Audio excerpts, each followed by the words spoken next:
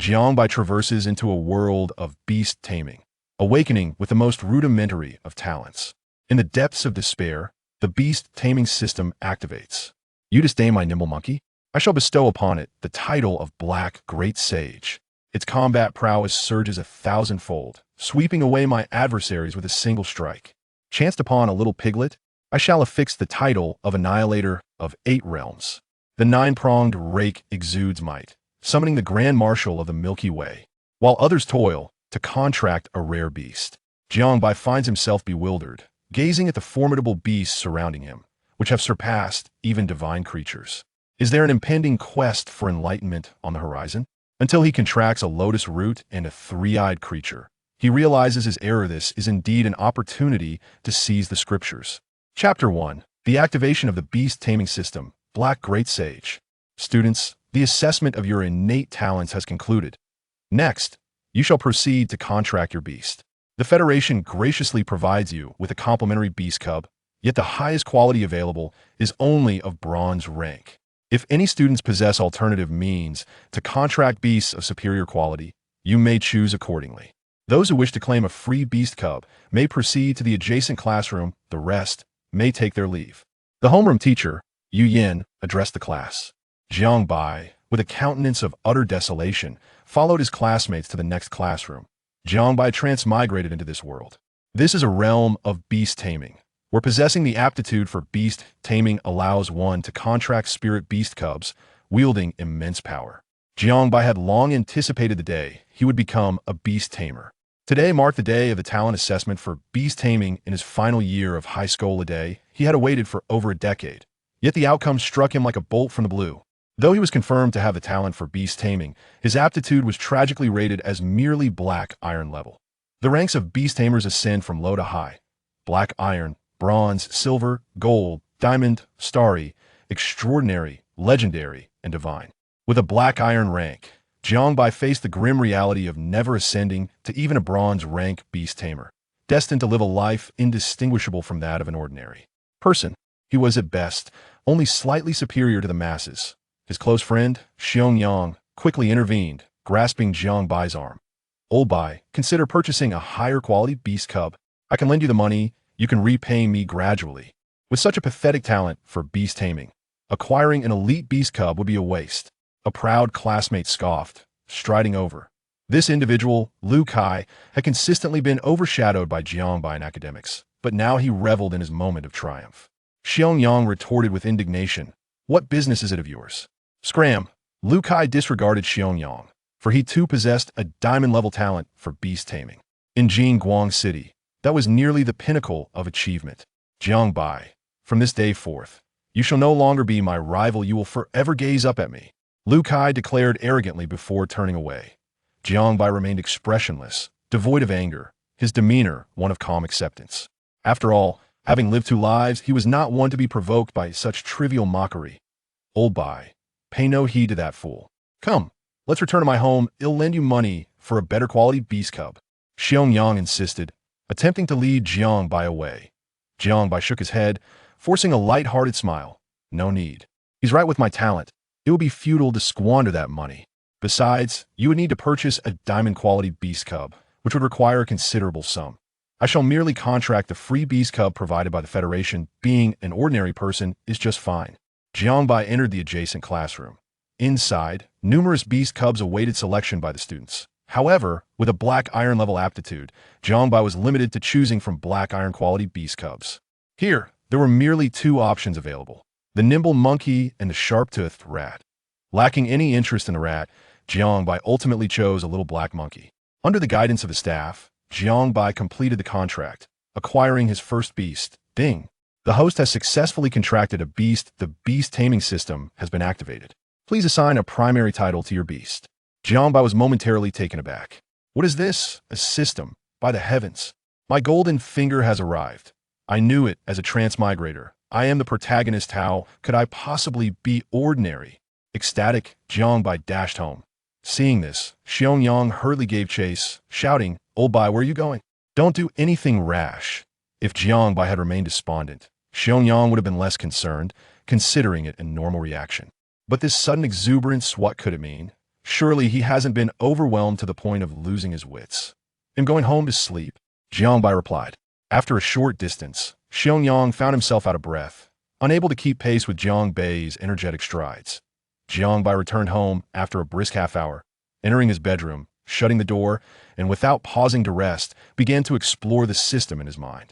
After a brief period, Jiang Bai finally grasped the functionalities of the beast taming system. Upon contracting a beast, he could bestow upon it a primary title, akin to a formal name. Subsequently, at each rank, the system would generate a corresponding subtitle for the beast based on the primary title assigned.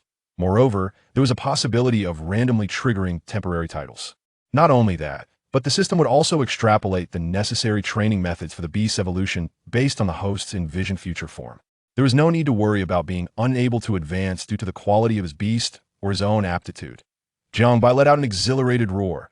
He immediately summoned his beast, the nimble monkey. Observing the little monkey joyfully bounding on the bed, Jiang Bai contemplated what primary title to bestow upon it. Given that the subtitles would derive from the primary title, the choice of primary title was of utmost significance. Since it's a monkey, the most formidable among them is undoubtedly Sun Wukong. It's also black in color. Should I call it Black Wukong? No, that lacks grandeur. How about it Black Great Sage? Jiang Bai's eyes sparkled. System, assign the primary title of Black Great Sage to the nimble monkey. System, assigning primary title to first beast, Black Great Sage. Is this confirmation? Once confirmed, it cannot be altered. Jiang Bai confirmed. Ding. The host has been granted their first beast mastery entry, Black Great Sage. A golden light flashed across the jumping monkey, and it seemed to sense something, filling it with immense joy. Ding. The Black Great Sage has been bestowed with a secondary entry, Law of Heaven and Earth. Secondary entry, Law of Heaven and Earth? Jiang Bai was momentarily taken aback, but he swiftly comprehended that although he had just forged a contract with a beast and was merely a novice beastmaster, he was indeed classified as a Black Iron level beastmaster.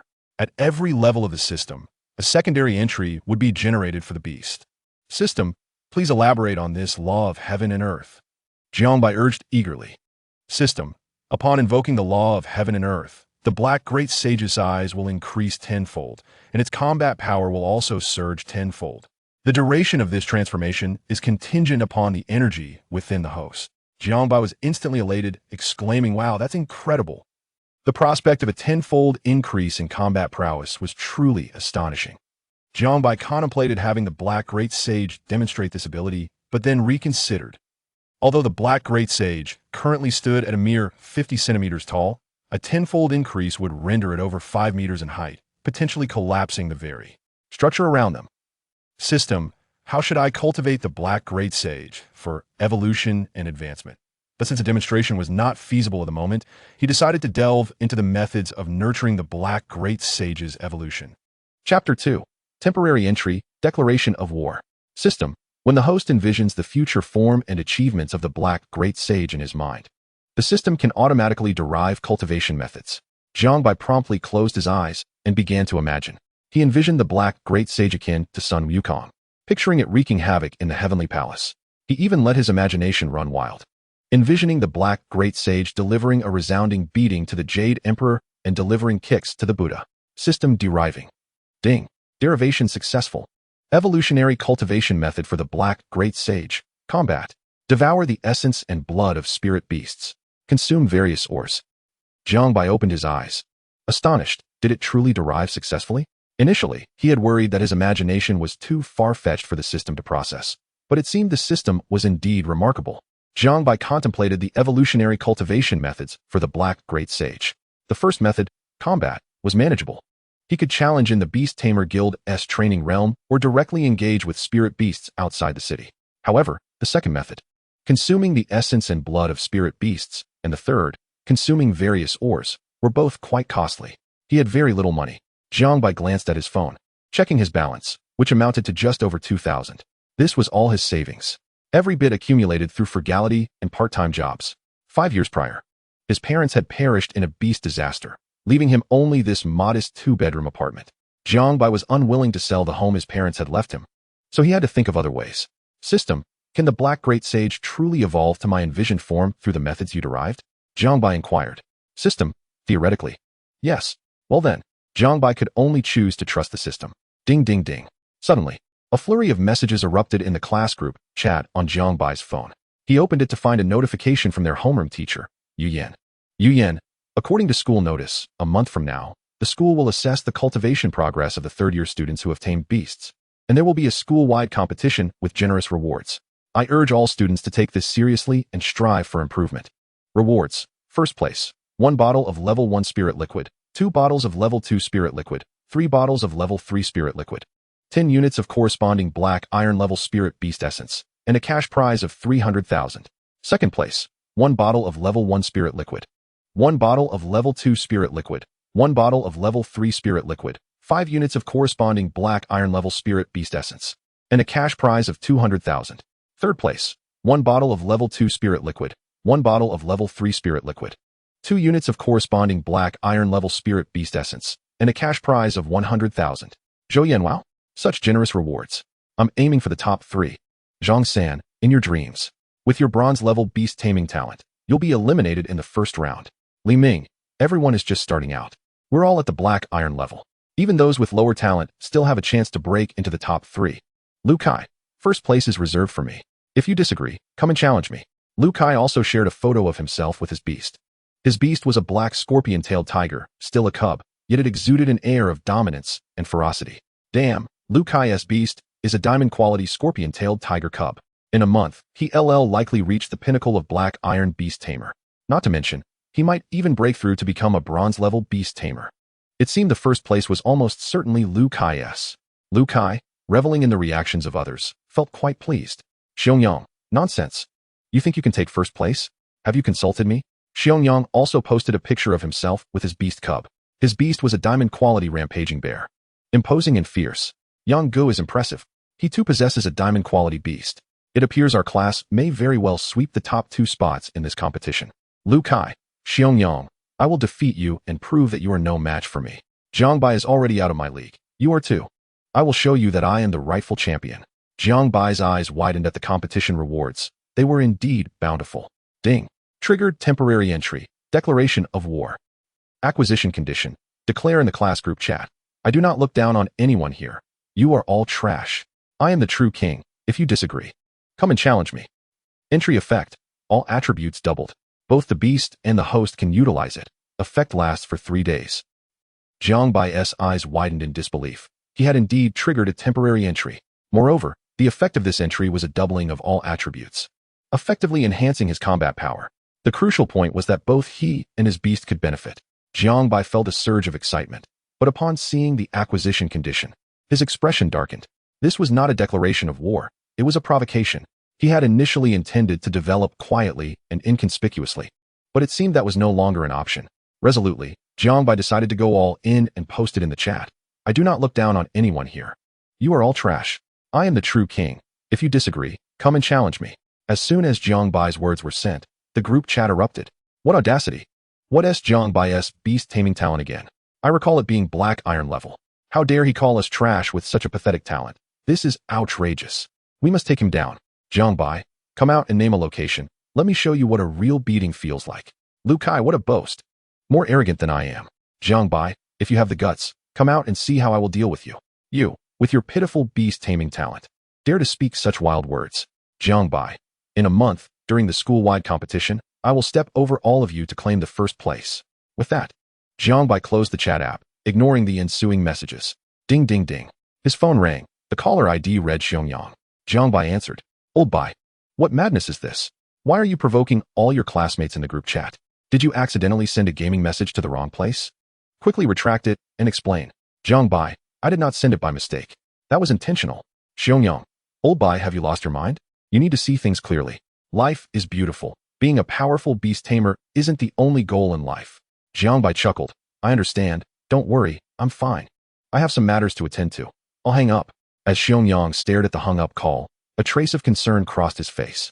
It seemed he would need to find time to take Old Bai to see a psychologist. Ding. Acquired temporary entry. Declaration of war. The entry effect is automatically conferred upon the host, who may also choose to transfer the temporary entry to their beast. Jiang Bai stretched his body and clenched his fists, feeling a surge of power coursing through him. Along with strength, his agility and punching speed had significantly increased. Jiang Bai was exhilarated. It had indeed enhanced his abilities.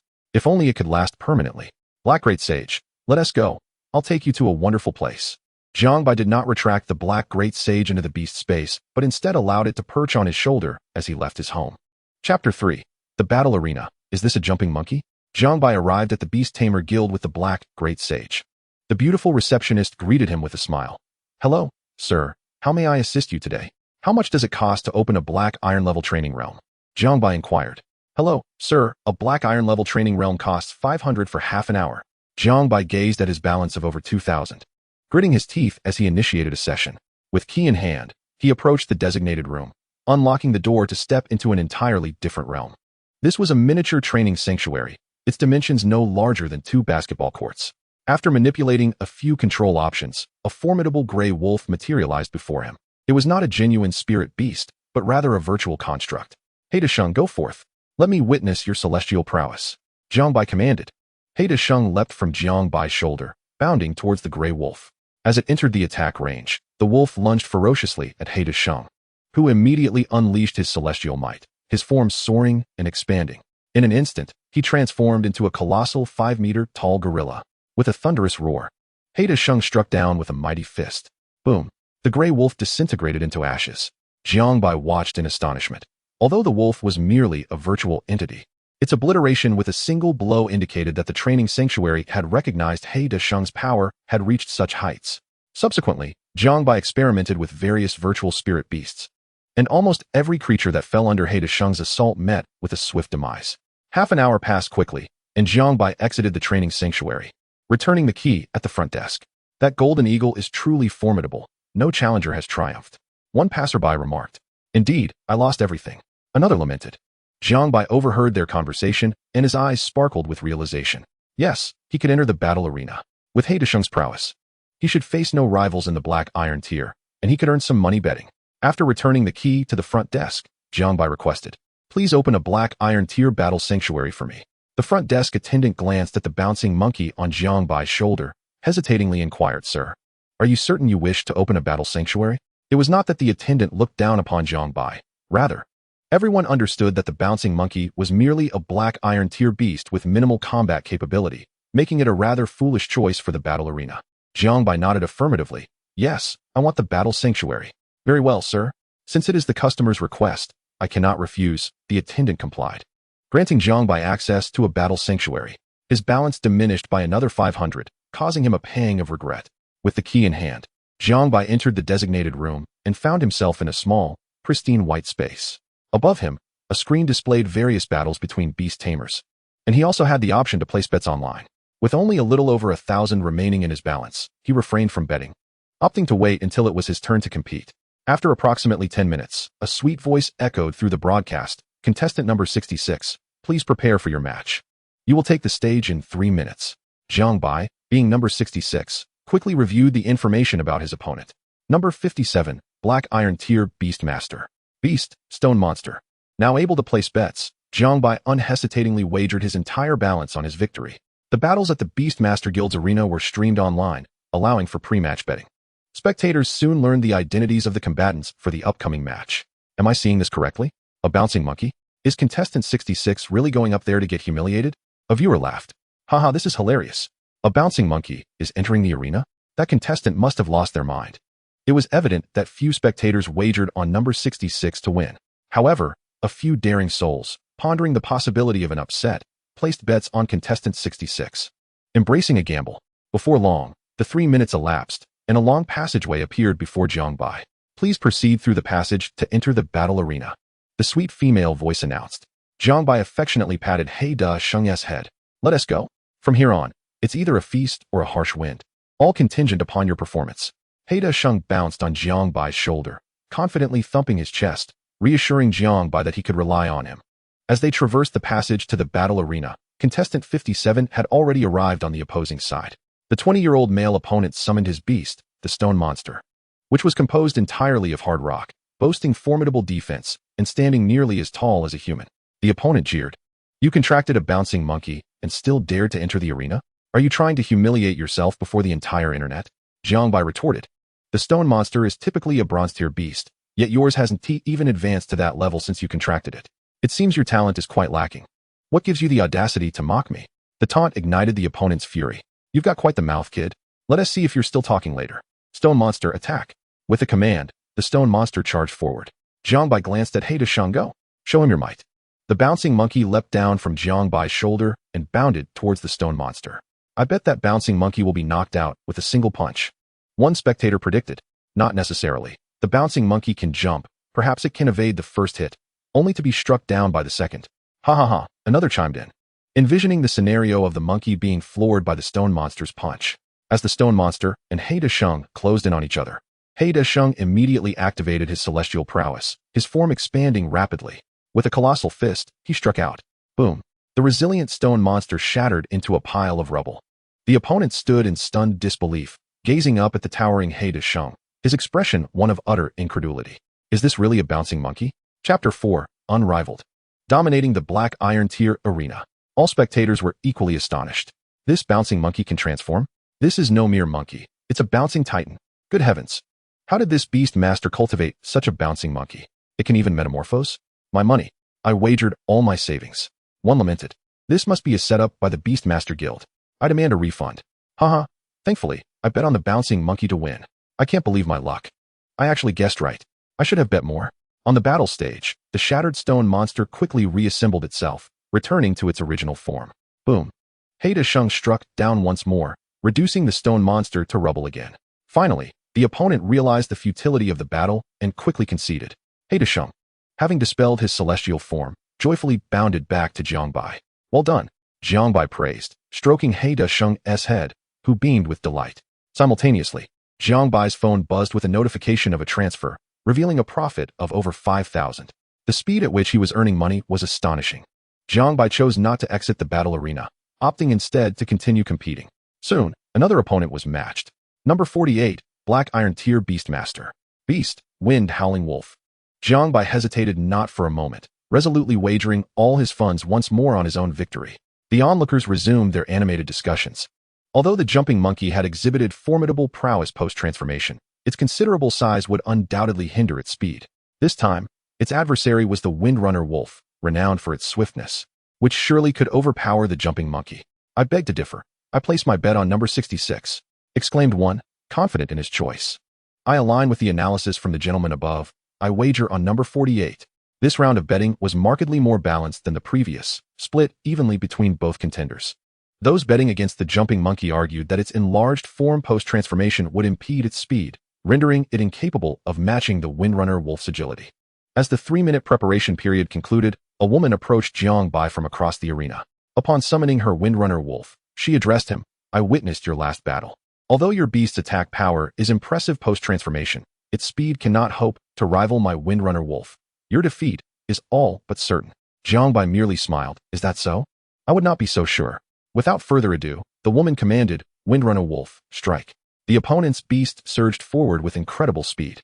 In response, the Black Great Sage unleashed the technique of heaven and earth, transforming into a colossal 5-meter-tall monkey, charging ahead. As the two beasts were poised to collide, the Black Great Sage swung its massive fist in a devastating blow. 48's Beastmaster urgently shouted, Windrunner Wolf, evade. The Windrunner Wolf deftly veered aside, narrowly escaping the Black Great Sage's assault. It then circled around to attempt a bite from behind. Jiang Bai's lips curled into a slight smile, exuding confidence. In an instant, the Black Great Sage's hefty tail whipped out, striking the Windrunner Wolf forcefully and sending it sprawling to the ground. The Black Great Sage swiftly turned and delivered a punch, causing the arena to tremble. The Windrunner Wolf lay on the ground, barely clinging to consciousness, blood pooling from its mouth. Windrunner Wolf. The 48th contestant hastily recalled his beast into its space, where it could recuperate effectively. With a furious glare cast at Jiang Bai, the contestant turned and departed. The Black Great Sage had once again claimed victory. Damn it, I bet wrong again. I told you to back that jumping monkey, but you wouldn't listen. You've lost it all, exclaimed a spectator, who knew that the jumping monkey's tail could be wielded like a whip. Huh. The jumping monkey I backed has triumphed once more. The crowd was divided, some despondent while others were elated. Jiang Bai received yet another notification of a successful transfer, this time earning a considerable sum of 10,000. He chose to continue his combat endeavors. Soon enough, he was matched with a new opponent, 72, Black Iron Level Beastmaster. Beast, Fire Featherbird. Jiang Bai placed all his remaining balance on his own victory. Once again, the spectators began their analyses. This time, the opponent wielded a flying beast. Capable of launching ranged attacks, it seemed unlikely that the jumping monkey could reach it. I refused to believe it. A mere jumping monkey cannot possibly turn the tide. I wager on number 72. I still have faith in the jumping monkey. I'll continue to bet on number 66. The odds had now equalized, indicating that even the Beastmaster Guild was uncertain of which contender held the advantage. The spectators began to waver in their decisions. As the 3-minute preparation time elapsed, the 72nd contestant, a young woman, approached the arena. Without a word, she summoned her fire feather bird and directed it toward the black great sage with haste. The black great sage, transforming into a giant monkey, roared as it charged forward. The fire feather bird soared high, its crimson wings flapping as it unleashed 2 fireballs toward the black great sage. The black great sage retaliated, shattering the fireballs with a punch, though the flames seared its fist painfully. With a furious roar, the black great sage leaped skyward, extending its enormous claws in an attempt to grasp the fire feather bird, which deftly evaded the assault. Observers who had bet on the fire feather bird reveled in their perceived advantage, declaring, "I told you the jumping monkey couldn't reach a flying beast. My analysis is spot on. The jumping monkey is outmatched. What use is raw power if it cannot land a blow?" The fire feather bird remained airborne, periodically launching fireballs at the black great sage, which grew increasingly irritable as it failed to connect. Observing this, Jiang Bai silently commanded, "System, bestow the challenge attribute upon the black great sage." Ding. Temporary attribute, challenge, bestowed upon the black great sage. In the next moment, the black great sage's aura surged, and it unleashed a punch that obliterated the incoming fireballs. It then catapulted upward like a cannonball, its speed astonishing, leaving the fire feather bird with no time to evade. The massive hand shot out, capturing the fire feather bird effortlessly. The 72nd contender cried out in panic, "I concede." Jiang Bai hastily shouted, "Black great sage, halt."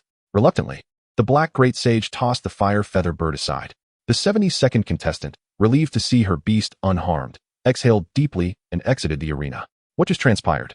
How did that jumping monkey suddenly exhibit such explosive speed? The fire feather bird had the upper hand just moments ago. How did it reverse so swiftly? Is this truly the jumping monkey? How can it be so formidable? In black iron level combat, it seemed no beast could rival the prowess of this jumping monkey. The spectators were left in a state of bewilderment and astonishment. The black great sage bellowed into the sky, pounding its chest as if to proclaim, "Who else dares challenge me?" Jiang Bai continued to seek opponents, yet each one that approached was swiftly defeated, unable to withstand the might of the black great sage. After yet another punch sent a bear-like beast flying, no one dared to challenge Jiang Bai any longer.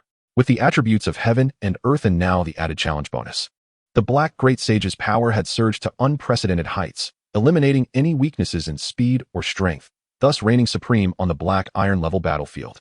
Chapter 5, a new temporary attribute. After yet another decisive victory, Jiang Bai found himself without challengers. Reluctantly, he exited the combat realm, gazing at his balance, which had swelled to nearly 100,000. "Come, black great sage, let us indulge in some fine delicacies." The black great sage gleefully leaped upon Jiang Bai's shoulder. Unbeknownst to him, footage of the black great sage's battles had gone viral online.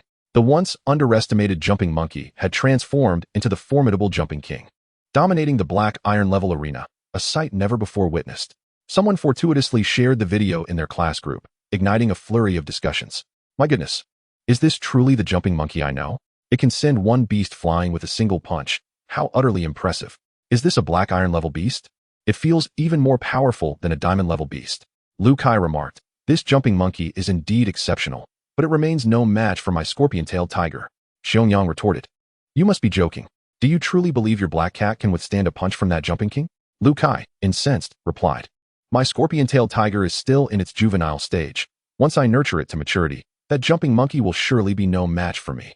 Furthermore, Xiaoyang, it would be prudent for you to speak to me with a modicum of courtesy. Otherwise, I shall ensure you face the consequences." Xiaoyang, "I am inherently handsome. No need for your commentary." Lu Kai, "Xiaoyang, do not rely solely on your verbal prowess. In the grand competition in a month's time, I shall decisively trample both you and Jiang Bai underfoot." Xiaoyang, "Who will trample whom remains to be seen." As Xiaoyang perused the video shared in the group, he recalled that Jiang Bai had also contracted with the jumping monkey. Should he send this video to Lao Bai to instill in him the hope that the jumping monkey too could achieve greatness? Perhaps bolster his confidence? Just as Xiaoyang was about to forward the video, he hesitated and retracted it. After all, This scenario is merely exceptionally unique. If he allowed Lao Bai to harbor hopes only to see them dashed later, it would be better for him to adjust to reality now. Meanwhile, Jiang Bai had arrived at the Beast Material Trading Center with the Black Great Sage. Order whatever you like, it's on me, Jiang Bai generously declared. The Black Great Sage leapt to a row of counters, chattering excitedly as it pointed at items, then turned eagerly to Jiang Bai. Upon closer inspection, Jiang Bai realized that the selections were all high-grade Beast Essence blood, with each vial starting at no less than 100,000. Feeling somewhat embarrassed, Jiang Bai cradled the Black Great Sage in his arms and gently stroked it. Little Black, you're still quite young. Those levels are too advanced. Consuming them could be overwhelming. Let us start with something a bit lower in grade, shall we? They then approached another counter where the offerings consisted of black iron and bronze grade Beast Essence blood. Hello, could you please fetch 2 vials of bronze grade Beast Essence blood and 3 vials of black iron grade? Jiang Bai requested of the attendant. The attendant, smiling, inquired, Sir, may I ask what attributes you require? Each beast master has different attribute contracts for their beasts, and the desired essence blood varies accordingly. Providing a beast with unsuitable essence blood could not only hinder its evolution, but could also severely damage its foundation. System, what attributes should the Black Great Sage's essence blood possess? Jiang Bai queried. The system responded, it is best to consume essence blood of various attributes. Jiang Bai was astonished. It seemed there were no dietary restrictions. Turning to the attendant, he stated, as long as the attributes are not duplicated, that will suffice. What? Sir, are you certain? The attendant looked at Jiang Bai with disbelief, as she was aware of the fundamental principles of beast nurturing. Jiang Bai nodded affirmatively, insisting, I am certain. Just fetch them for me. I assure you, I will pay. Given the customer's firm insistence, the attendant had no grounds to refuse and handed over 5 vials of essence blood with differing attributes. Jiang Bai completed the transaction, parting with 80,000 in an instant. He then proceeded to the counter selling spirit liquids, purchasing 1 second-grade spirit liquid and 3 third-grade spirit liquids. Spirit liquids are concocted from beast essence blood and aid beast masters in enhancing their cultivation speed. First-grade spirit liquids are the most effective but also the priciest, while second-grade is next and third-grade has the weakest effect. To elevate their level, beast masters must nurture their beasts to evolve, and they must also engage in their own cultivation. Having acquired these items, Jiang Bai found himself with only a few thousand remaining. Earnings come swiftly, yet expenditures are even swifter.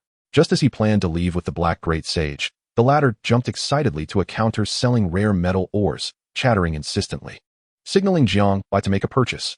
Jiang Bai noted the exorbitant prices and could only comfort the Black Great Sage. Little Black, these stones have likely been here for ages. They are long past their prime, and consuming them could lead to a stomachache. If you're eager to eat, I'll take you to the secret realm tomorrow, where we can dig up fresh ones, far more delectable. The Black Great Sage, somewhat understanding, nodded and was coaxed back home by Jiang Bai. Upon arriving, Jiang Bai presented the beast essence blood to the Black Great Sage. The latter eagerly opened all 5 vials and consumed every drop. The energy coursed through the Black Great Sage's body as it curled up on the sofa, gradually absorbing the essence blood's vitality. As a juvenile, the Black Great Sage would need time to assimilate such a substantial amount of essence blood. Jiang Bai placed the Black Great Sage in the beast space, ensuring a more conducive environment for absorption. By this time, night had fallen. Jiang Bai casually ate a little, washed up, and lay in bed, consuming a third-grade spirit liquid before commencing his cultivation. If only I could indulge like Little Black, eating and drinking to cultivate. Beep. Triggering temporary trait, laziness. Acquisition conditions, do absolutely nothing. Trait effect, under complete relaxation, automatic cultivation occurs at 3 times the usual speed. Effect lasts for 12 hours. Jiang Bai's heart leaped with joy. This was a stroke of fortune. He promptly reclined in bed, doing nothing. Soon, the system sent a notification. Beep. Acquiring temporary trait, laziness. Jiang Bai could immediately feel his body actively absorbing the surrounding spiritual energy, and the speed was significantly greater than during his active cultivation. Elated, he communicated with the system. System, I hope to see more similar traits in the future. No need for formality. Chapter 6. Becoming a civilized monkey. The following day, Jiang Bai awoke to find it was nearly noon, and he could distinctly feel an increase in energy within him. The sensation of rising in cultivation after a mere nap was delightful. Jiang Bai stretched comfortably. Unfortunately, the temporary trait of laziness had expired, and he could no longer afford to be idle. Right, let us check on Little Black. Jiang Bai summoned the Black Great Sage from the beast space. As soon as it emerged, the Black Great Sage joyfully leapt onto Jiang Bai. Get down. No cuddling with the skinny. Jiang Bai chuckled as he gently removed the creature from his person, immediately noticing that the black great sage had grown taller. Previously around 50 centimeters. It now stood nearly 70 centimeters tall. This indicated that the black great sage had transitioned from its juvenile phase into its growth stage. Additionally, its fur was now shinier and more vibrant, exuding a robust health. The black great sage squeaked excitedly, gesturing towards its mouth. Through their bond, Jiang Bai quickly understood that the creature was hungry. Jiang Bai sighed. You just devoured 80,000 yesterday. How are you already hungry again? Oh well. Since you are my monkey, I'll take you out for a buffet today. After grooming, Jiang Bai set out for a meal before boarding the transport heading out of the city. An hour later, he arrived at the entrance of the secret realm outside of Jingguang City. This secret realm was not a mere artificial micro-realm created by the Beastmaster Guild, but a natural one, resembling a miniature world. After registration and inspection, Jiang Bai successfully entered the secret realm. What he referred to as taking the Black Great Sage for a buffet entailed hunting spirit beasts within the realm. Whatever they desired, they could capture themselves. Moreover, the Black Great Sage needed continual combat for its training, making the secret realm the ideal setting. Although the Black Great Sage was already among the elite of Black Iron Grade Beast Masters, the upcoming school-wide competition in a month could see other talented students advancing to Bronze Grade. Therefore, Jiang Bai could not afford to relax. As they ventured deeper, Jiang Bai and the Black Great Sage finally encountered their first spirit beast, a Black Iron Grade striped giant tiger, measuring an impressive 3 to 4 meters in length. The colossal tiger lunged fiercely towards Jiang Bai and the Black Great Sage, perceiving these two diminutive beings merely as its next meal. The Black Great Sage also sprang into action, bounding forward. In an instant, the giant tiger leaped and pounced upon the Black Great Sage, who immediately invoked the heavenly transformation technique, morphing into a massive monkey and delivering a thunderous punch. Bang! The black iron-ranked striped giant tiger, still in midair, was abruptly struck down, crashing heavily onto the ground, blood streaming from its mouth and nose, barely clinging to life. The Black Great Sage approached, delivering a decisive kick that shattered its skull. Seizing the tiger's lifeless body, the Black Great Sage prepared to devour it, but Jiang Bai urgently interjected, "Wait, Xiaohei. Skin it first. I shall craft a tiger skin skirt for you. Otherwise, your casual demeanor post-transformation is far too conspicuous. Quite the eyesore." The Black Great Sage retracted its transformation, and together with Jiang Bai, they skinned the striped giant tiger before the Black Great Sage resumed its transformation and consumed the remains. Jiang Bai retrieved a needle and thread from his backpack, deftly stitching together the tiger skin to fashion a short skirt for the Black Great Sage. Upon donning the tiger skin garment, the Black Great Sage indeed exuded an air reminiscent of a true sage. Jiang Bai instructed the Black Great Sage, "Store the tiger skin skirt in your beast space, and remember to wear it when you transform. We must embody the essence of a civilized monkey." The Black Great Sage nodded earnestly, committing this to memory. As they journeyed onward, delving deeper into the wilderness, they encountered an increasing number of spirit beasts. Since they were on the periphery of a secret realm, the beasts they faced were primarily of the Black Iron rank, hardly a match for the Black Great Sage. With a single punch, they were dispatched. Should one punch prove insufficient, another would swiftly follow. After all, the temporary combat declaration was still in effect, and the Black Great Sage was proving to be exceptionally formidable. As their tally of defeated spirit beasts grew, the Black Great Sage began to exhibit pickiness, consuming only the essence from the hearts of the vanquished. Suddenly, a creature resembling a small dog, clad in iron armor, burst forth from the nearby underbrush, casting a fleeting glance at Jiang Bai and the Black Great Sage before scurrying away. "A gold-eating mouse," Jiang Bai exclaimed, hurriedly beckoning the Black Great Sage. "Xiaohei, quickly, catch it." The Black Great Sage, visibly disdainful, gestured in disapproval. Through their bond, Jiang Bai quickly grasped the Black Great Sage's sentiment. The creature's appearance was too unappealing, surely rendering it unpalatable. Jiang Bai urged, "That is a gold-eating mouse. It has a penchant for consuming ores. Its lair must harbor precious minerals. And weren't you yearning for some yesterday? If we catch it, fresh ores will be ours." The Black Great Sage, invigorated by this prospect, darted off in pursuit of the gold-eating mouse. Upon noticing the small monkey in hot pursuit, the gold-eating mouse halted and squeaked threateningly at the Black Great Sage, as if to say, "Little monkey, if you continue to follow me, I shall bite you." The Black Great Sage roared in response, invoking the heavenly transformation once more, though this time slightly moderating its size to just over 3 meters. With a nimble leap, it seized the gold-eating mouse, bellowing, "Feed me some ores." The gold-eating mouse, eyes wide with terror, trembled in fear, unable to escape, emitting frantic cries. Jiang Bai stepped forward, exasperated. "Xiaohei, that's not how communication works. Release it. Let me converse with it. The black great sage complied, crouching down to present the gold-eating mouse before Jiang Bai. With a warm smile, Jiang Bai addressed the little creature. Oh, dear mouse, you must have a trove of ores at home, yes? Let us strike a bargain. Guide us to your dwelling, provide us with some ores, and we shall release you. The gold-eating mouse continued to squeal in fright. Observing its distress, Jiang Bai's expression hardened as he declared, should you refuse, I will unleash this great monkey upon you. The black great sage opened its massive jaws, roaring menacingly at the gold-eating mouse, which quivered in fear. Jiang Bai swiftly tied a rope around the gold-eating mouse, warning, you'd best lead us to your home without resistance.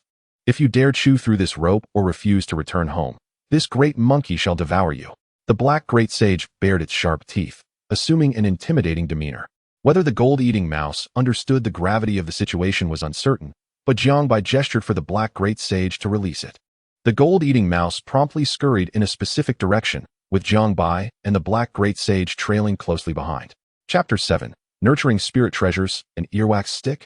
Jiang Bai led the way, tugging the rope as they traversed the secret realm.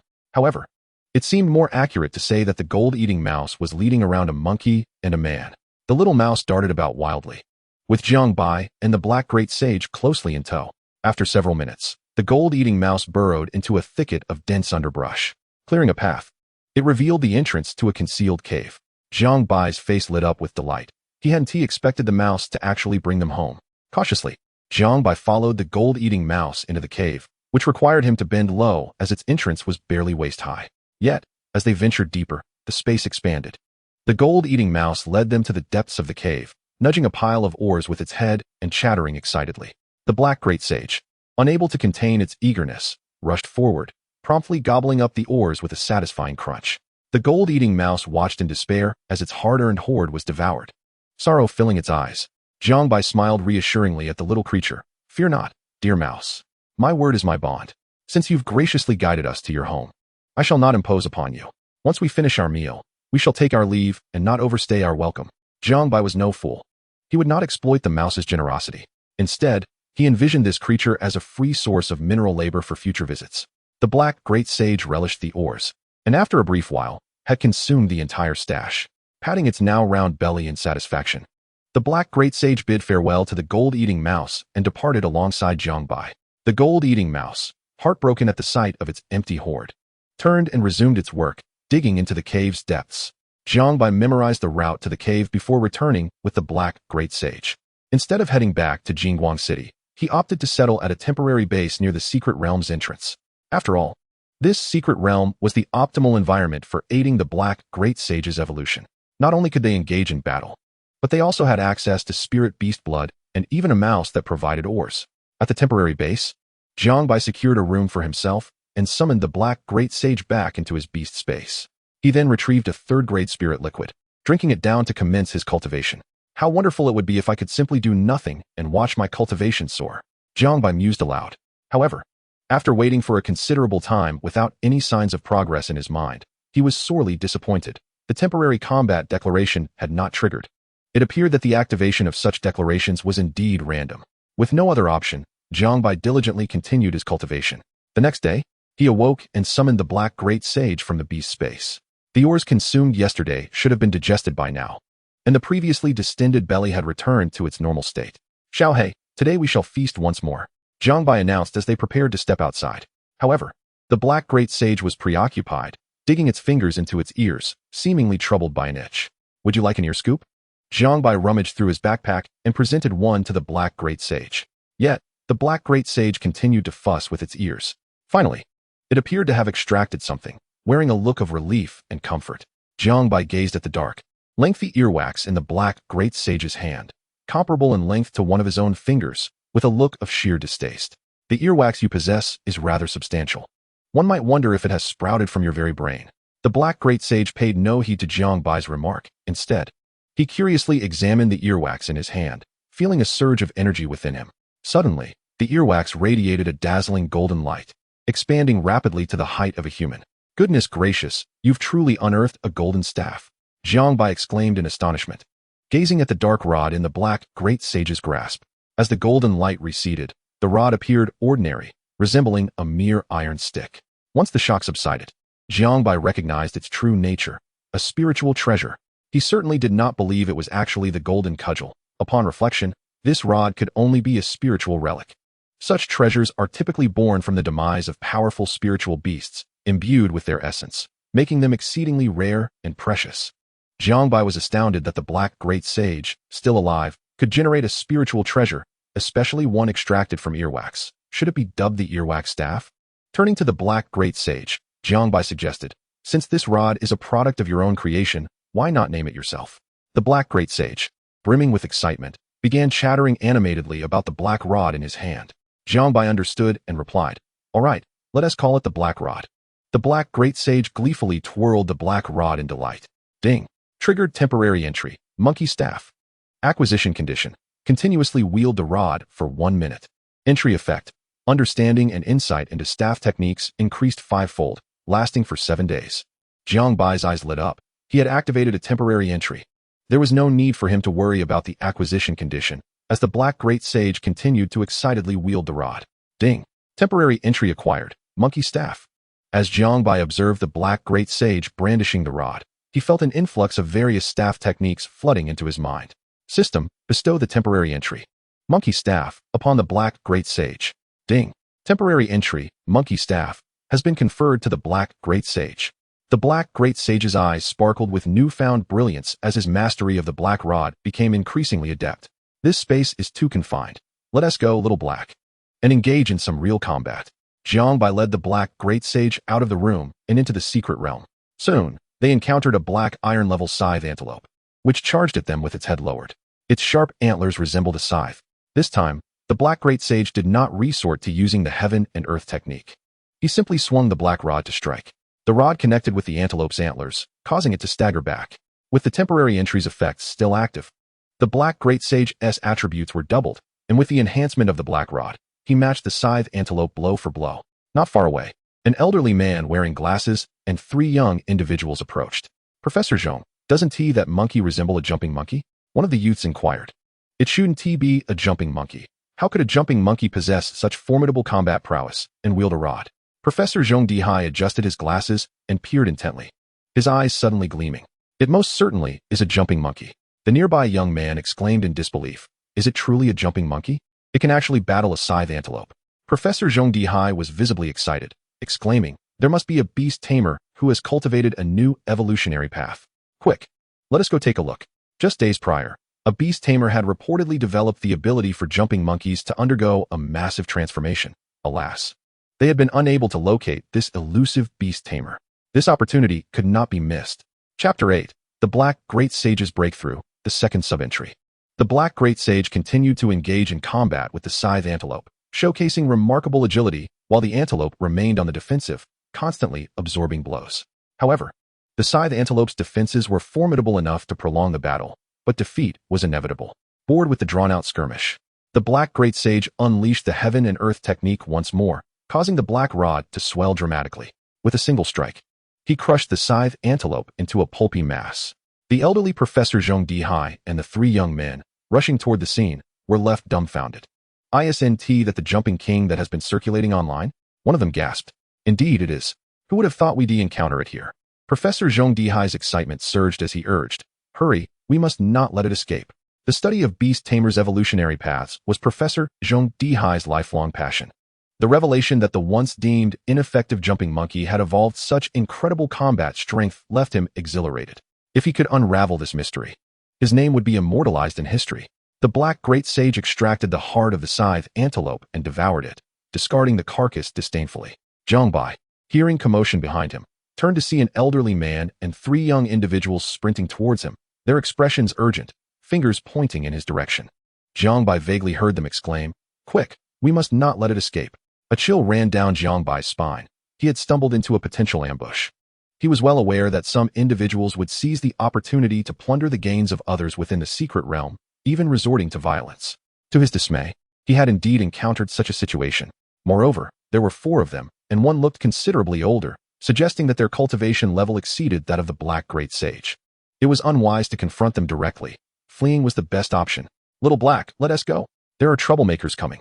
Jiang Bai called out to the Black Great Sage, and together they made a swift escape. As they fled, Professor Zhong Dihai grew increasingly frantic, shouting, "Do not run away, wait for me." Jiang Bai muttered to himself while running, "Why would I be foolish enough to wait for you to rob me, having trained rigorously since childhood?" Jiang Bai possessed an impressive physique, allowing him to quickly outpace the 4 pursuers. Professor Zhong Dihai, witnessing the target vanish from sight, turned angrily to the 3 young men. "What are you doing supporting me? Go chase after him." The 3 young men, looking aggrieved, replied, "Professor, that fellow runs too swiftly. Even we cannot keep up." Professor Zhong Dihai, exasperated, retorted, "Find him. We must locate that Beast Tamer. Otherwise, none of you will pass your graduation projects." The faces of the 3 young men turned glum as they realized the gravity of their predicament. In the blink of an eye, Jiang Bai had spent over half a month in the secret realm.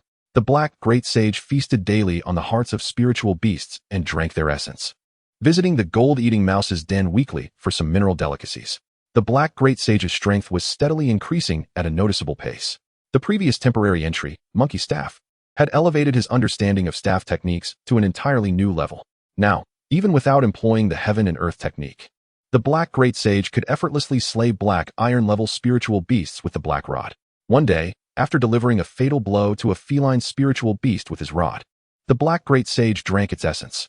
Suddenly, a surge of energy erupted from within him, causing his stature to swell dramatically. It was as if he had broken through some unseen barrier, unleashing a torrent of spiritual energy. Due to the bond they shared, Jiang Bai's energy responded in kind, drawing the surrounding spiritual energy into his own being, propelling him to a new realm. "I have broken through to the bronze level," Jiang Bai exclaimed joyfully. The Black Great Sage had grown taller still, reaching approximately 1.20 meters, and even the Black Rod had transformed, appearing smoother and more polished than before. Ding! The Black Great Sage has reached the bronze level, granting a sub-entry. 1 rod opens the heavens. Effect of the entry: utilizing special skills with staff-type weapons. One can accumulate momentum and energy within the staff and unleash it. The greater the accumulated momentum, the longer the duration, and the more energy gathered, the greater the power. Jiang Bai eagerly urged the Black Great Sage to give it a try. The Black Great Sage brandished his black staff, channeling momentum and energy into it. After 10 seconds, he struck down fiercely at a massive boulder. Boom! The boulder exploded instantly, shattering into countless tiny fragments. Even the ground was left with a substantial, deep crater. Jiang Bai was quite satisfied. The power was impressive. If 10 seconds of accumulation yielded such strength, one could only imagine the devastation if he were to accumulate for a longer duration or employ the law of heaven and earth before executing a strike. Moreover, this ability bore a crucial advantage. Even amidst battle, one could gather strength without having to remain stationary and vulnerable. Having now ascended to the status of a bronze-level beast master, Jiang Bai was poised to contract a new beast once more. Over the next 2 days, he and the Black Great Sage hunted several spirit beasts, extracting their essence to sell later. After all, acquiring a young beast also required financial means. Jiang Bai exited the secret realm and returned to Golden Light City. Without even returning home, he made his way directly to the Beast Trading Center. He first sold the spirit beast essence, receiving 200,000 in return, and then proceeded to the second floor to browse young beasts. "Sir, what quality of young beast are you looking for?" a beautiful waitress inquired with a smile. "As long as it catches my eye, any quality will suffice," Jiang Bai replied. With the entry beast system at his disposal, the quality of the beasts mattered little to him. All could evolve regardless. The waitress was somewhat speechless, as it was her first encounter with a customer who prioritized appearance over quality in purchasing a young beast. "Sir, have you considered what attributes you require in a young beast?" Jiang Bai shook his head. "I'll have a look first." He hadn't yet decided what kind of beast he wanted to contract as his second. Given the entry beast system, he needed to bestow the primary entry upon the contracted beast.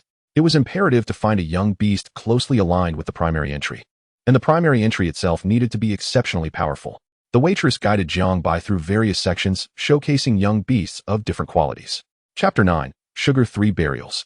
Great Might Heavenly Dragon, Two-Horned Rhinoceros, One-Eyed Beast, Golden Claw Eagle, Earthworm Beast, Winged Cicada. The waitress led Jiang Bai from one young beast to another. Yet none met his approval. Suddenly, Jiang Bai noticed a puddle of reddish-brown, semi-transparent, gelatinous substance crawling about in a display area. This creature could alter its form at will, sometimes resembling crawling creatures, other times taking on the shape of flying creatures, and even simulating a human form to walk upright.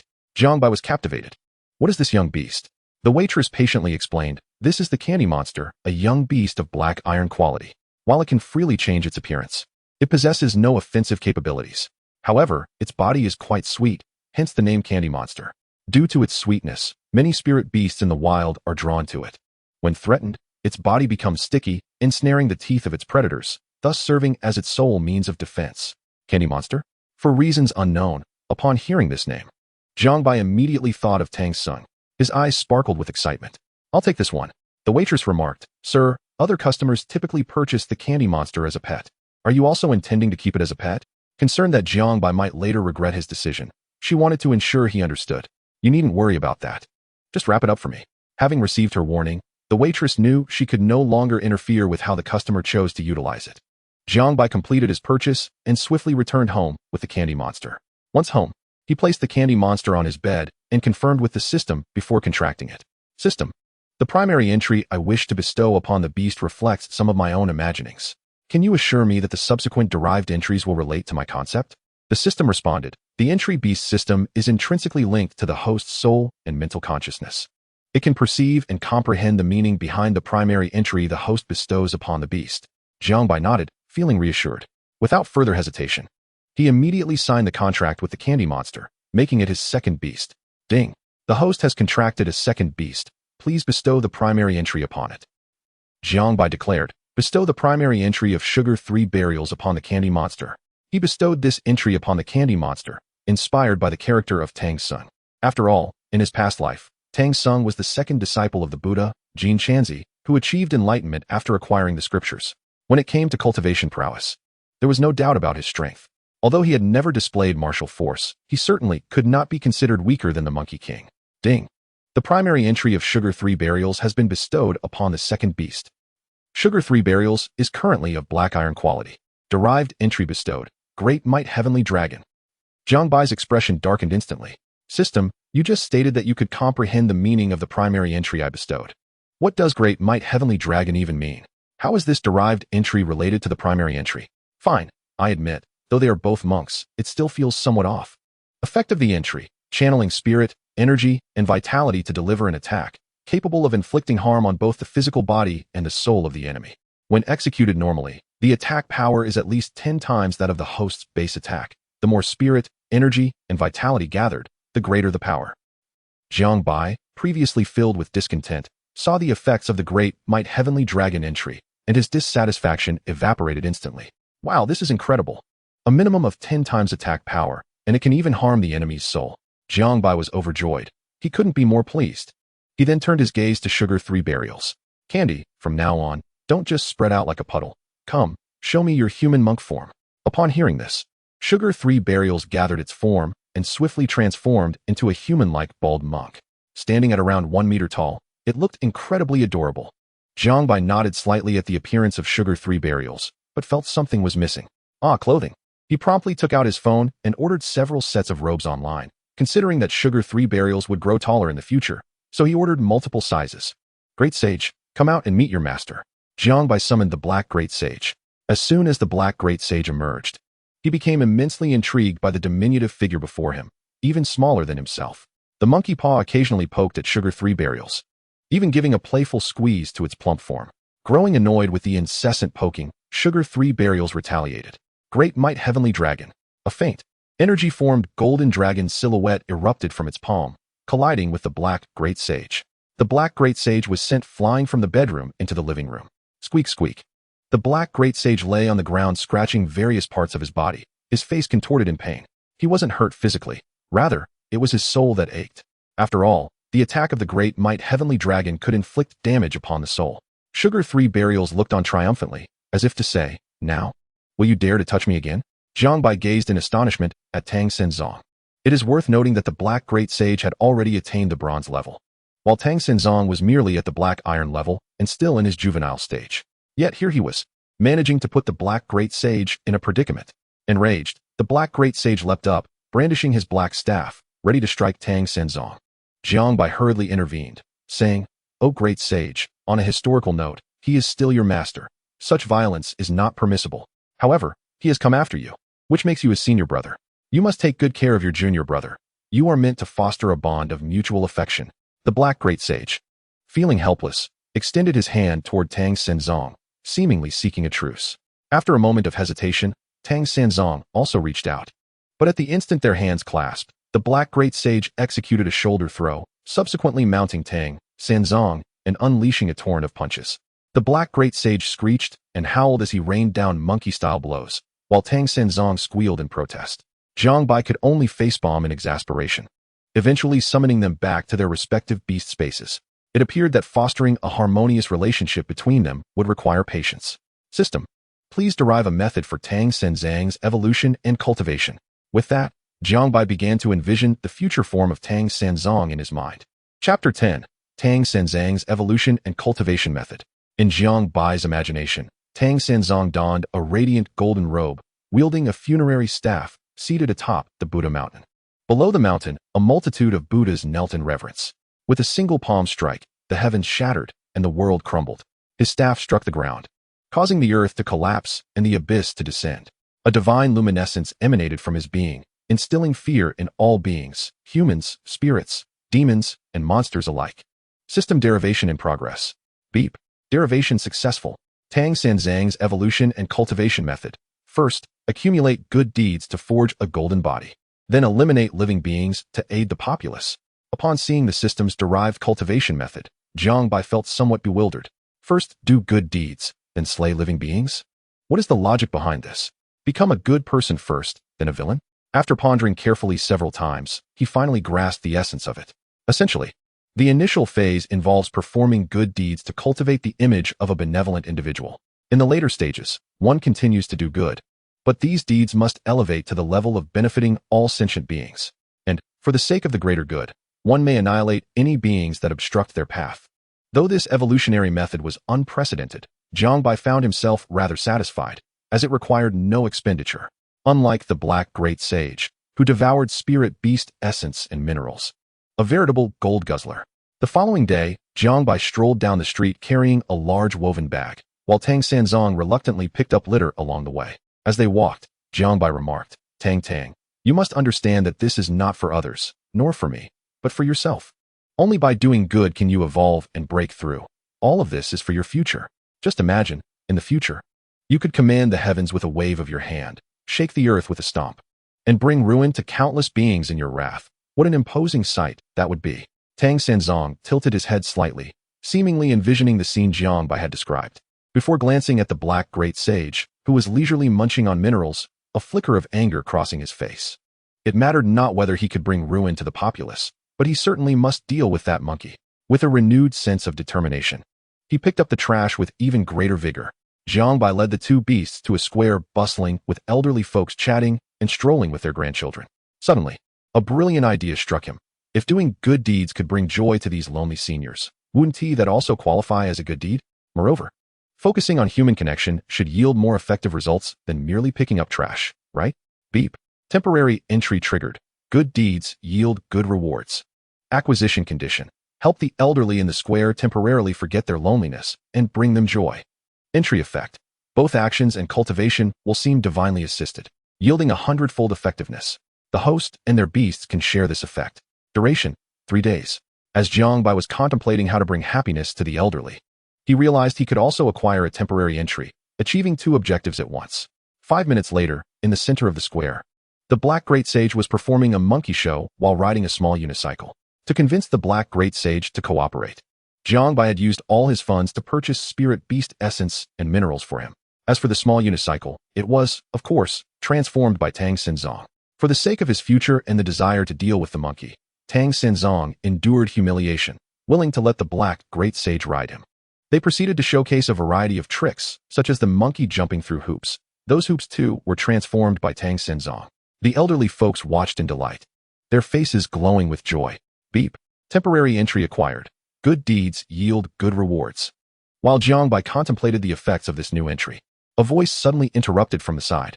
Jiang Bai, while other students are diligently cultivating their beasts, you seem to be enjoying yourself performing monkey tricks for money. But then again, with a jumpy monkey contracted, what else could you possibly do? Jiang Bai turned to see Lu Kai approaching with an air of superiority. Jiang Bai responded, since you have the leisure to stroll around, it seems your beast must be nearing its full cultivation. Lu Kai snorted dismissively, his nose in the air, of course. Let me tell you, my scorpion-tailed tiger is on the verge of breaking through to the bronze level tomorrow. In 5 days, during the school-wide competition, I shall trample you beneath my feet. I thought you were quite formidable with your earlier bravado in the group chat. But now it seems you are merely a bark before collapse, wholly unqualified to be my rival. Jiang Bai was at a loss for words. He hadn't expected to encounter such an annoying character while doing good deeds. Just as he was about to retort, a thought struck him, and a smile spread across his face. Lu Kai, how about we make a bet? Lu Kai's eyes widened. My name is Lu Kai, not Lu Kai Z. What sort of bet do you propose? Jiang Bai replied with a grin. Very simple. Let us wager on who will secure first place in the school-wide competition. The stakes will be the school's reward. Whoever loses must surrender all their rewards to the other. Do you dare? Lu Kai scoffed. You dare to challenge me with such a bet, so why should I hesitate? But, I must warn you, I fear you might end up at the bottom and receive no rewards, which would leave me at a loss. Jiang Bai, brimming with confidence, assured him, rest assured. If I lose and fail to obtain any school rewards, I shall give you 100,000. Fine. Although I have no interest in that 100,000. The prospect of defeating you brings me great satisfaction. But to ensure you don't backtrack later, I'll record a video and post it in the class group for everyone to witness. Lu Kai declared. Jiang Bai nodded in agreement. That works perfectly for me. The two then recorded a video of their bet and shared it in the class group, which immediately erupted with activity. What the heck? Jiang Bai actually dares to bet against Lu Kai? Does he think this is an academic competition? Who gave Jiang Bai such confidence? Does he believe his jumping monkey can secure first place in the competition? Let us all pity Jiang Bai. He was once the class champion. But now with the lowest beast talent, the psychological blow must be immense. He is likely on the verge of a breakdown. Lu Kai remarked, you're all mistaken. Jiang Bai is perfectly sane, currently entertaining the elderly with monkey tricks in the square. Then, a video of Jiang Bai performing with the jumping monkey was shared. Haha. Training the jumping monkey in juggling is indeed a splendid idea. At the very least, it alleviates future concerns about hunger. How dare they bet on securing first place in the school-wide competition? Truly a display of overconfidence. The class group chat was filled with mocking remarks directed at Jiang Bai. Jiang Bai sent just one message. All of you present are worthless. I will obliterate you with a single punch. He then exited the chat, fully aware that the messages would undoubtedly be filled with insults aimed at him. Jiang Bai, prepare to accept humiliation in 5 days. Lu Kai said vehemently before turning to leave. Chapter 11. Once again dominating the battle arena, the resplendent robe. Jiang Bai hardly regarded his opponent. He was acutely aware of the prowess of his own black Desheng. An elderly lady approached Jiang Bai, her expression warm and benevolent. Young man, you are quite young to be performing monkey tricks. Your family must be facing difficulties, am I right? Jiang Bai felt a stir of emotion. Could it be that good deeds were finally returning to him? Well, I'm the only one at home. I'm an orphan. Jiang Bai replied. The old woman patted Jiang Bai's cheek with compassion. This poor child. You're so handsome too. I simply must help you. Jiang Bai's heart swelled with joy. This lady clearly possessed wealth. Could she be a generous benefactor, perhaps planning to bestow upon him a few million? Would he accept such a gift? Auntie, how do you intend to assist me? Jiang Bai inquired. The elderly lady took Jiang Bai's hand, saying, I've always lacked a man at home. It feels so empty. Come home with me. I have several tens of millions in savings and multiple properties. As long as you come back with me, all of it will be yours. Jiang Bai scratched his head. Auntie, isn't that a bit inappropriate? Plus, I haven't even met your daughter. Even if you're willing, she may not be. The lady rolled her eyes at Jiang Bai. Don't worry, it's just me. I have no daughter, so there will be no objections. Of course, if you prefer daughters, I could consider having one for you. Jiang Bai was instantly horrified. You mean? I would be with you? Yes, of course, with me. Who else would it be with? The lady insisted, pulling Jiang Bai along. Come, let us go home. I'll shower you with the affection you've been missing. Terrified, Jiang Bai yanked his hand away and hurriedly fled with Black Desheng and Tang Senzong. The lady chased after him, calling, Young man, don't run. I genuinely like you. As he ran, Jiang Bai shouted back, Annie, we really aren't suited for each other. The lady, exasperated, replied, You're just too young to recognize my kindness. If you come with me, I guarantee you'll never regret it. Jiang Bai dashed home in a state of panic, slamming the door behind him in frustration. What a ridiculous turn of events. Was this the so-called reward for good deeds? Was this how karma repaid a young man, by introducing him to an elderly woman? However, in the next moment, he noticed that Tang Senzong had grown taller. Measuring revealed an increase of 5 centimeters. Moreover, Tang Senzong's energy had also noticeably increased. Jiang Bai was astonished. The effects of doing good were so immediate and pronounced. No, could it be the impact of the good karma entry? After all, it stated that both actions and cultivation would be significantly enhanced, and that the host and their beast could share this benefit. Jiang Bai's eyes gleamed with determination. He must make good use of this temporary entry. especially since it was only effective for 3 days. Over the next 3 days, Jiang Bai took Tang Sanzong everywhere to perform good deeds, pruning tree branches, helping elderly ladies cross the street, volunteering in the community, and visiting nursing homes to care for the elderly. With the backing of the temporary entry, the benefits of good deeds were swiftly apparent. Tang Sanzong's training progressed remarkably. Jiang Bai himself reaped numerous rewards as well. For instance, an elderly gentleman in his 80s offered to introduce Jiang Bai to his daughter, hoping Jiang Bai would become his son-in-law. An elderly lady in a wheelchair, having no children, wished to adopt Jiang Bai as her son, promising him endless parental love. In summary, various outlandish rewards poured in, moving Jiang Bai to tears. Nonetheless, the tangible effects of the good karma entry on Tang Sanzong were striking. Within 3 days, Tang Sanzong had reached a height of approximately 1.2 meters, nearly matching Black Dasheng. Tang Sanzong had also transitioned from its juvenile phase into a growth phase, steadily increasing in strength. With just 2 days remaining before the school-wide competition, today marked the final day for the temporary entry of good karma. Jiang Bai returned to the Beastmaster Association and opened a battle secret realm. This time, he again selected the Black Iron level arena, which meant he could not use Black Dasheng. He was to use Tang Sanzong instead. Soon, Jiang Bai's opponent was matched. Number 35. Black Iron level Beast, Blade Mantis.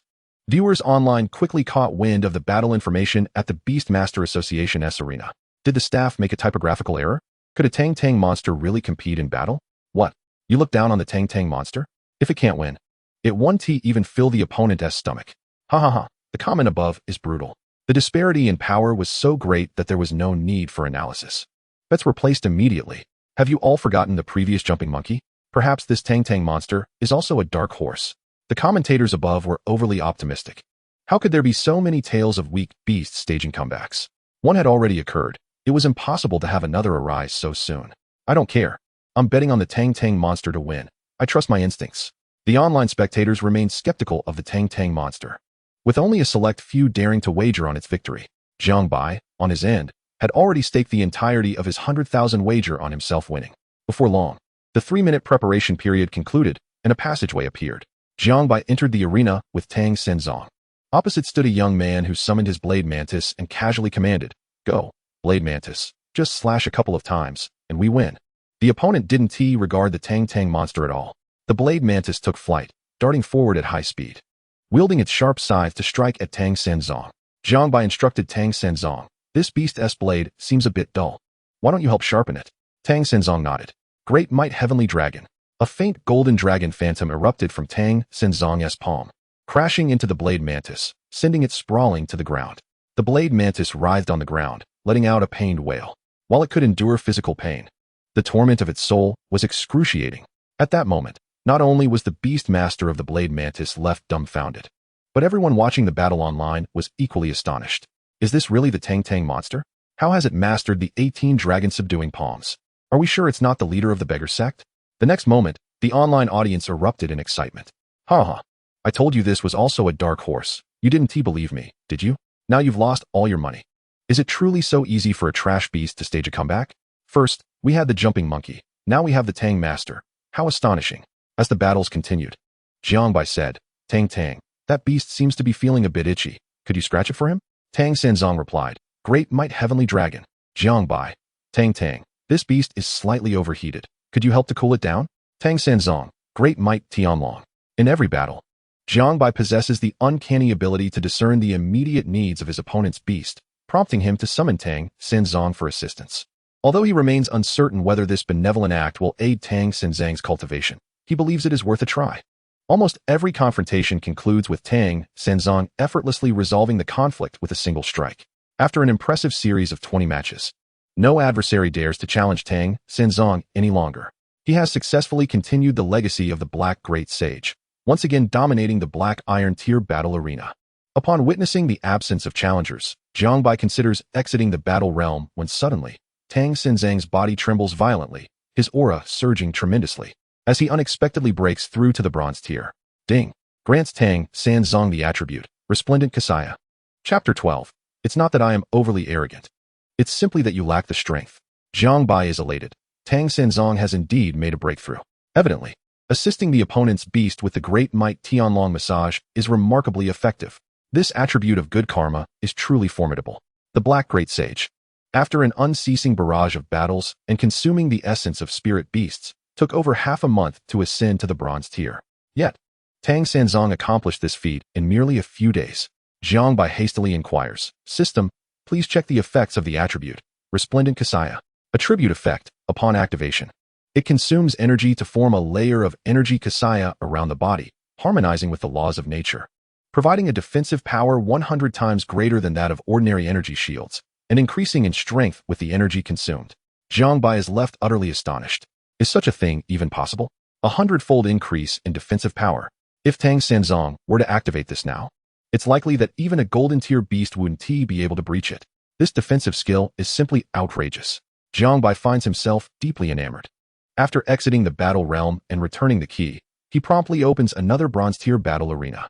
Having already triumphed in the black iron tier, he aims to conquer the bronze tier as well. At the Golden Light Beast University, in the research laboratory, Zheng Dihai is engrossed in devising a method to evolve the troublesome jumping monkey into its gigantic form when a student approaches excitedly with a phone in hand. "Professor Zheng, you must see this battle video." Zheng Dihai admonishes, "This is a time for research. How dare you scroll through your phone? Not only that, but you also wish for me to watch? Am I to understand that I have lost all authority here?" The student explains, "No, Professor. This battle video is astonishing. It's simply unbelievable." Zheng Dihai turns back to his work, pondering how remarkable it could possibly be. Could it surpass the jumping monkey, transforming into the jumping titan? Almost. Tang Tang monster transformed into the beggar gang leader and unleashed the 18 dragon subduing palms. Isn't that incredible enough? The student replies. Zheng Dihai furrows his brow. What is this Tang Tang monster? And the beggar gang leader?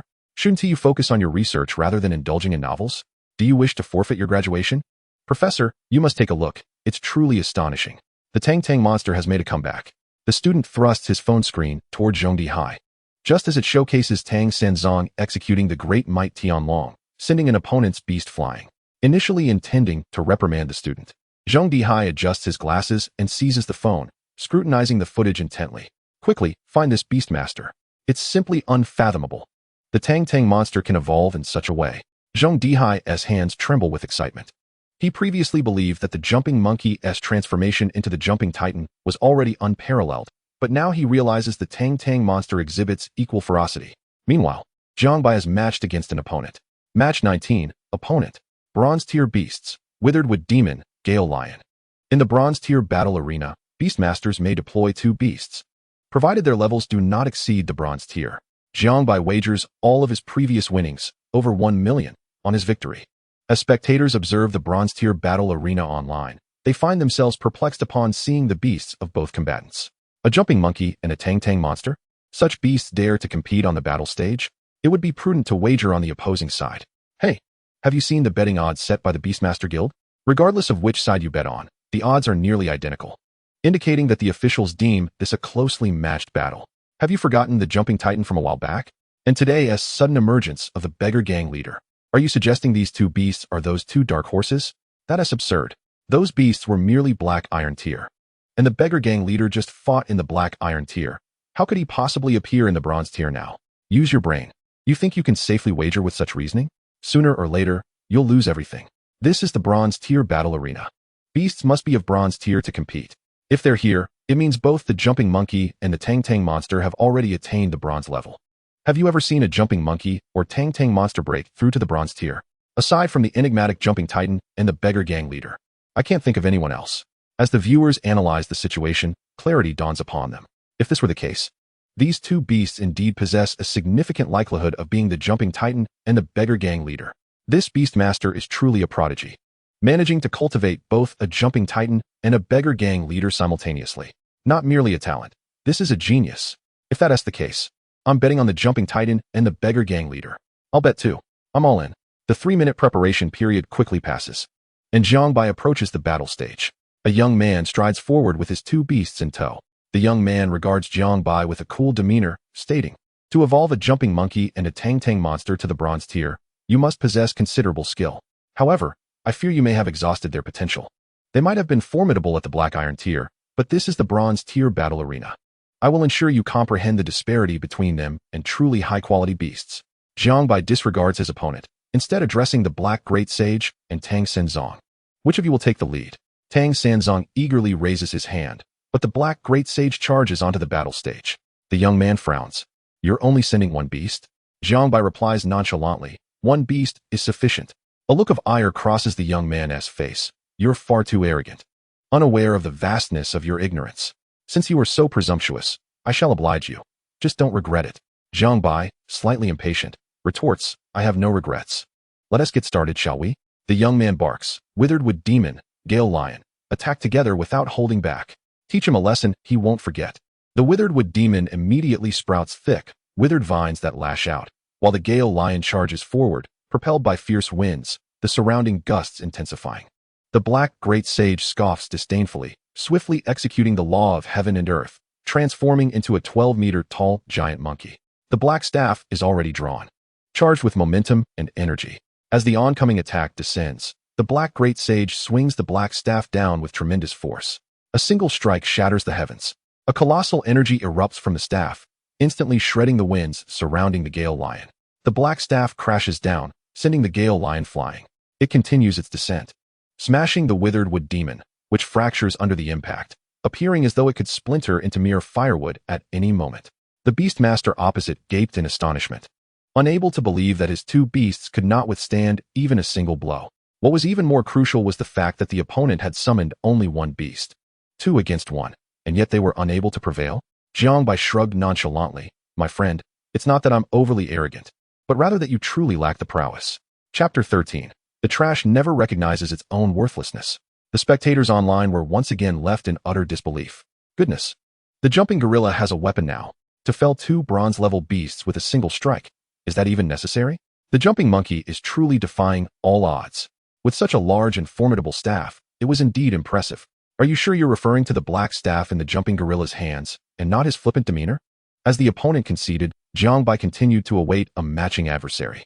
The Black Great Sage returned to Jiang Bai's side, wearing a look of pride, hoping for some praise. However, Jiang Bai reprimanded him. Little Black, have you forgotten what I told you earlier? You must embody a civilized monkey. Why did you not don your tiger skin skirt during your transformation? The Black Great Sage chattered animatedly. I forgot. I'm just not used to wearing it. Well, let it slide this time, but remember for next time. Jiang Bai replied. The nearby Tang Senzong chimed in. Stinky monkey, with no clothes on, aren't you ashamed?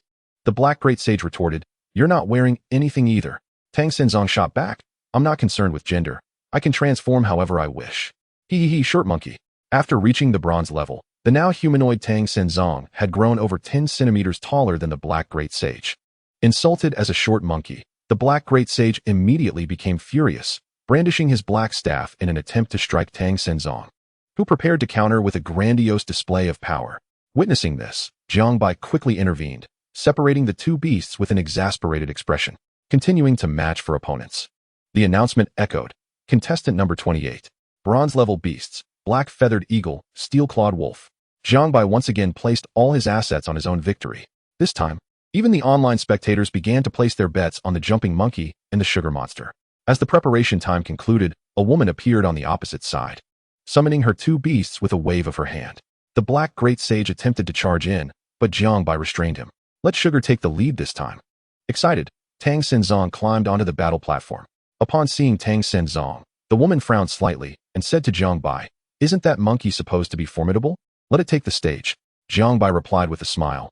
Defeat my second beast first, and then we shall see. The woman, incensed, spat, You foul-mouthed child. I will first deal with your second beast. Black Feathered Eagle, Steel-Clawed Wolf. Tear that sugar monster apart. Feigning innocence, Jiang Bai remarked, What is wrong with me? Am I foul-mouthed? The Black Feathered Eagle soared into the air, flapping its wings ferociously, unleashing a barrage of black feathers like arrows toward the sugar monster. The Steel-Clawed Wolf also charged forward with great speed, brandishing its sharp claws. The sugar monster remained utterly composed. Golden robe.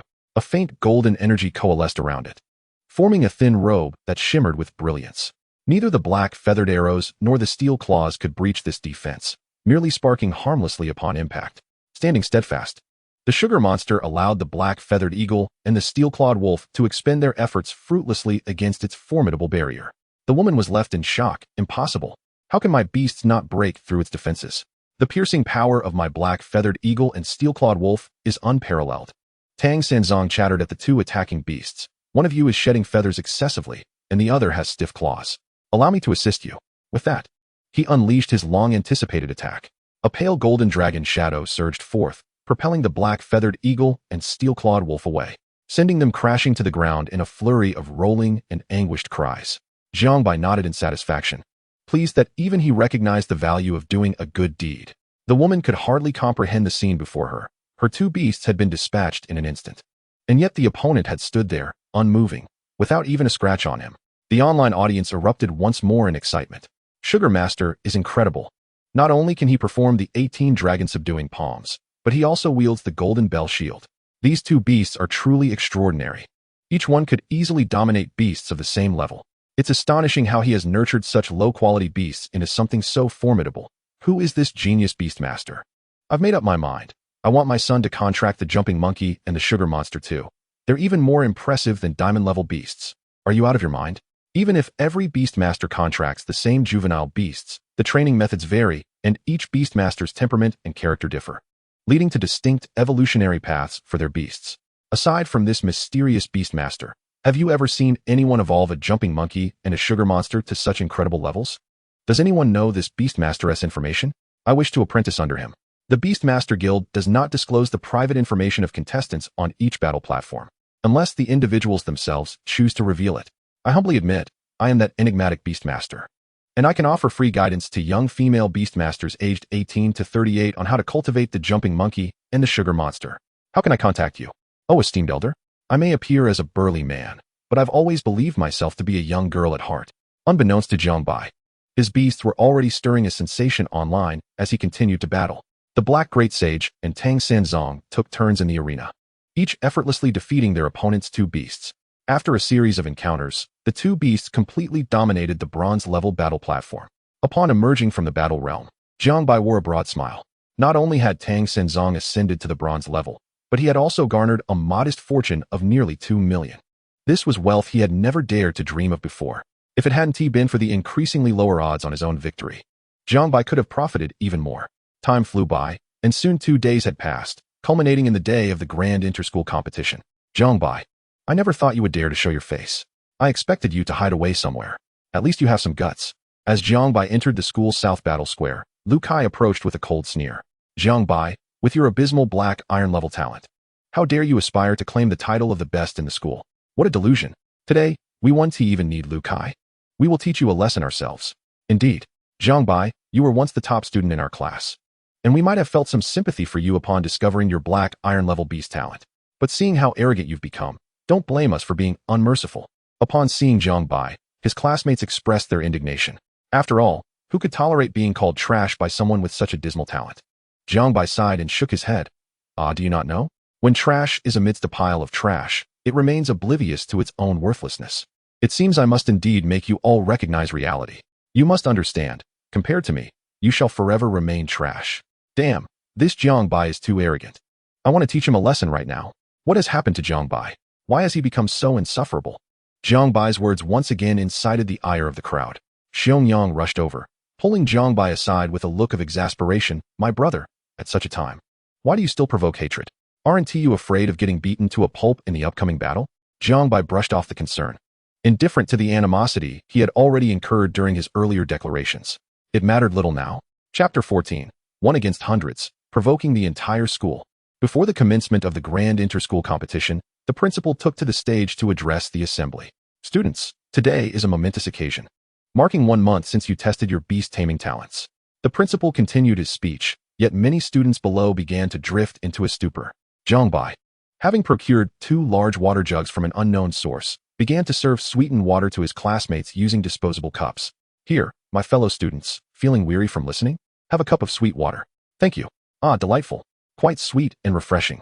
While the principal spoke on, Jiang Bai busily distributed cups of sweetened water among the crowd. The principal, noticing the commotion, chose not to intervene. After the distribution of the sweet water, Jiang Bai returned to his seat, where his curious companion, Xiong, inquired. Old Bai, where did you get that sweet water? It was sponsored by a benevolent beast, who noticed we didn't bring any and generously provided it for us. Xiong finished his cup quickly, exclaiming, this is quite tasty. That benevolent beast truly is a good soul, albeit with a rather peculiar name. If you like it, then drink more. I have plenty left, Jiang Bai said, shoving a jug into Xiong hands, who promptly began to drink directly from it. After more than half an hour, the principal's speech finally drew to a close. I hope all students will give their utmost, showcasing your fighting spirit. If your performance is commendable enough, you might even be exempt from the entrance examination 2 months hence, as esteemed institutions may reach out for early admission. Alright, I know you're all eager, so let's commence the draw for matchups. As the principal prepared to step down and hand the proceedings over to the host, a resounding voice interrupted. Wait a moment, principal. I wish to speak and inspire my fellow students. Without waiting for a response, Jiang Bai dashed onto the stage. Xiong turned in astonishment to his side. When did old Bai get up there? The principal regarded Jiang Bai with a smile. Does this student have something to share with us? Jiang Bai nodded enthusiastically. Yes, I wish to motivate my peers through my personal experience. Very well, your courage is commendable. I shall temporarily hand you the microphone, the principal said, passing the mic to Jiang Bai. The reason for Jiang Bai's sudden ascent to the stage was driven by a pressing need. Just moments earlier, he had received a notification from the system. Ding. Temporary entry triggered. 1 against hundreds. Effect. Consolidate will, killing intent, energy, and mental strength into an invincible force. Aids in comprehending and cultivating invincibility. Duration. 1 day. Acquisition condition. Ignite the righteous indignation of all beast taming students, and boldly declare before them, you are nothing but rubbish. I alone can take you all on. If you disagree, then let us fight together. Although the system did not elaborate on the utility of invincibility, its implications were evidently formidable. This temporary entry could assist in grasping and cultivating the essence of invincibility. Thus it was imperative to seize this opportunity. Resolute, Jiang Bai took the plunge. Having already offended his classmates, he decided to embrace the chaos and provoke the entire school without reservation. Meanwhile, on the guest panel, Zhong Dihai felt a surge of excitement upon seeing Jiang Bai. It's him. It's really him. Beside him, Professor Zhao Kongqing from the esteemed Fengguang Beast Taming University inquired, What is the matter, Lao Zhong? Do you know him? Zhong Dihai, struggling to contain his exhilaration, feigned calmness and replied, Yes, he is my nephew.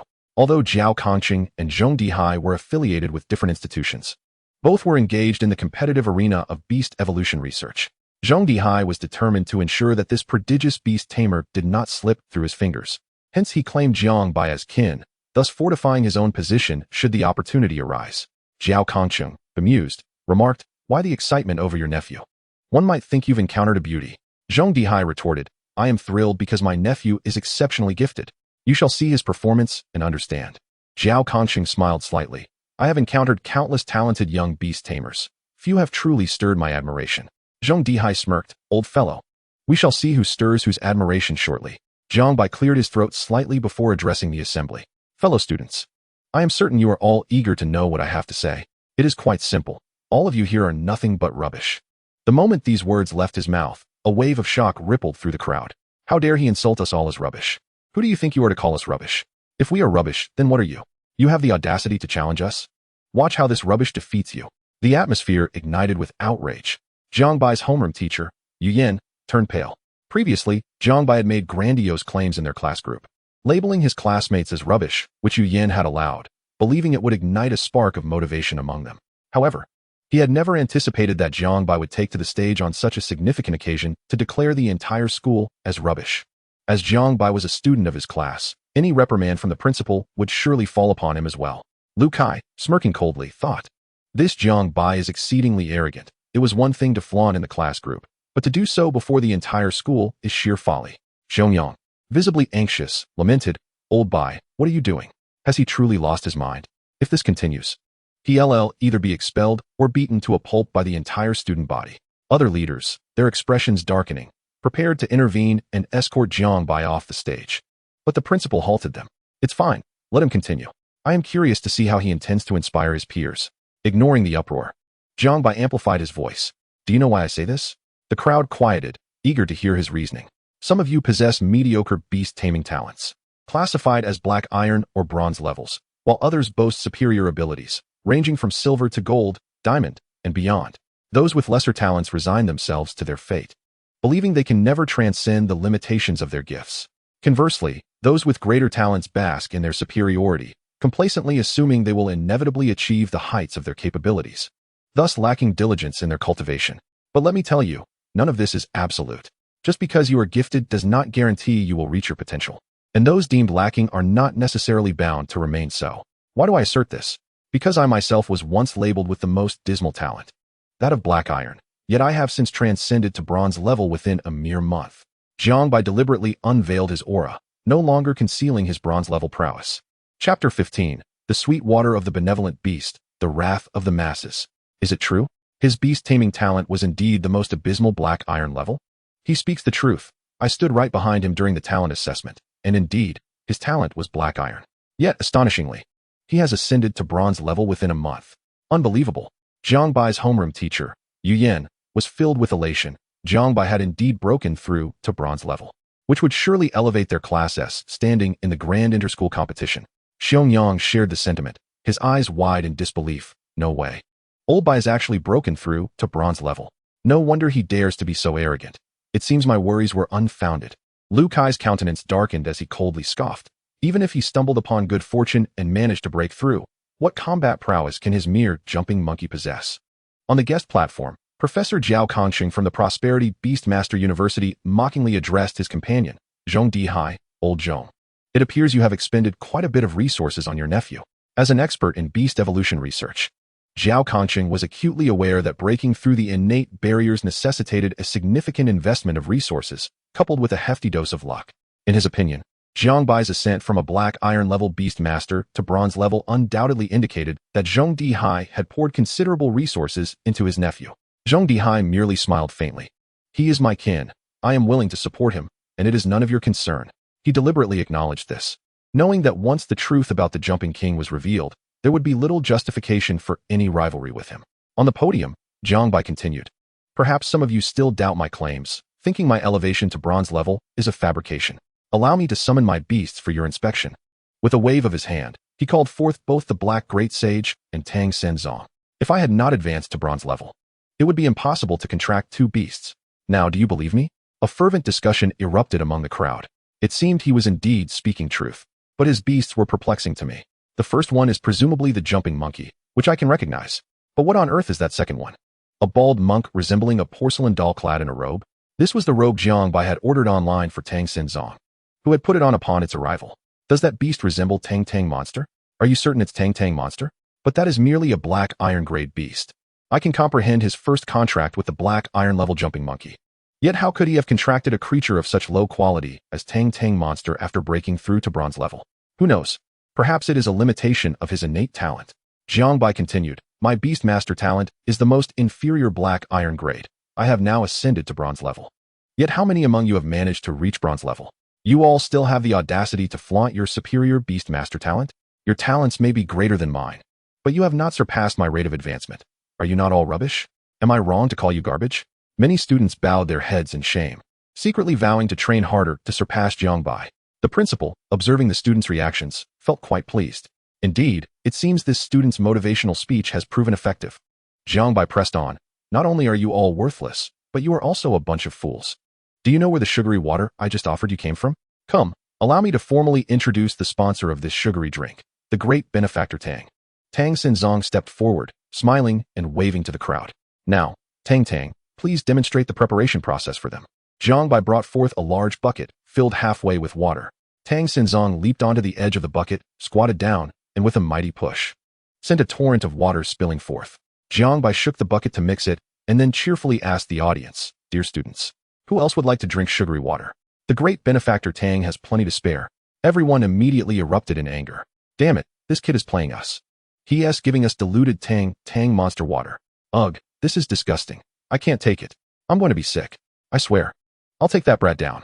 Xiong was equally agitated, cursing, I just drank an entire bucket of that diluted water. Damn it. Even my own brother is betraying me. Jiang Bai reveled in the crowd's furious emotions. What's wrong? Are you angry? Upset? Infuriated? What can you do besides thief?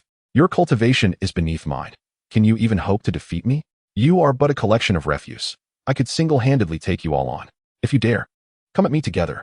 Jiang Bai had thoroughly provoked the ire of the crowd. This guy is insufferably arrogant. What is so great about being bronze level? Each of us could drown him in a spit. Kid, you're finished. I'm going to teach you a lesson and show you who the real garbage is. Not only does he insult us, but he also forced us to drink that diluted water. Brothers, can you tolerate this? Let us take him down together. The principal, observing the student's reaction, felt a headache coming on. You know, your earlier motivation was commendable, but what was that stunt with the sugary water? That's not motivation. That's courting disaster. Beep. Temporary entry acquired. 1 against 100. A system notification echoed in Jiang Bai's mind, and an overwhelming aura radiated from him, exuding a domineering presence that instilled both fear and suffocation. The students' furious outcry abruptly dwindled and then faded away. They looked at Jiang Bai in terror, as if confronting an undefeated champion. Numerous school leaders and guests on the platform exchanged glances, their expressions shifting. Professor Zhao Kanqing from Prosperity Beast Master University appeared slightly astonished. This young man possesses such a commanding presence at such a tender age. No wonder he could break through his innate limitations. Yet, he is still hampered by his low talent, which will inevitably prevent him from becoming a top-tier powerhouse. Chapter 16. A single strike to victory. Jiang Bai was astonished, feeling the power emanating from him.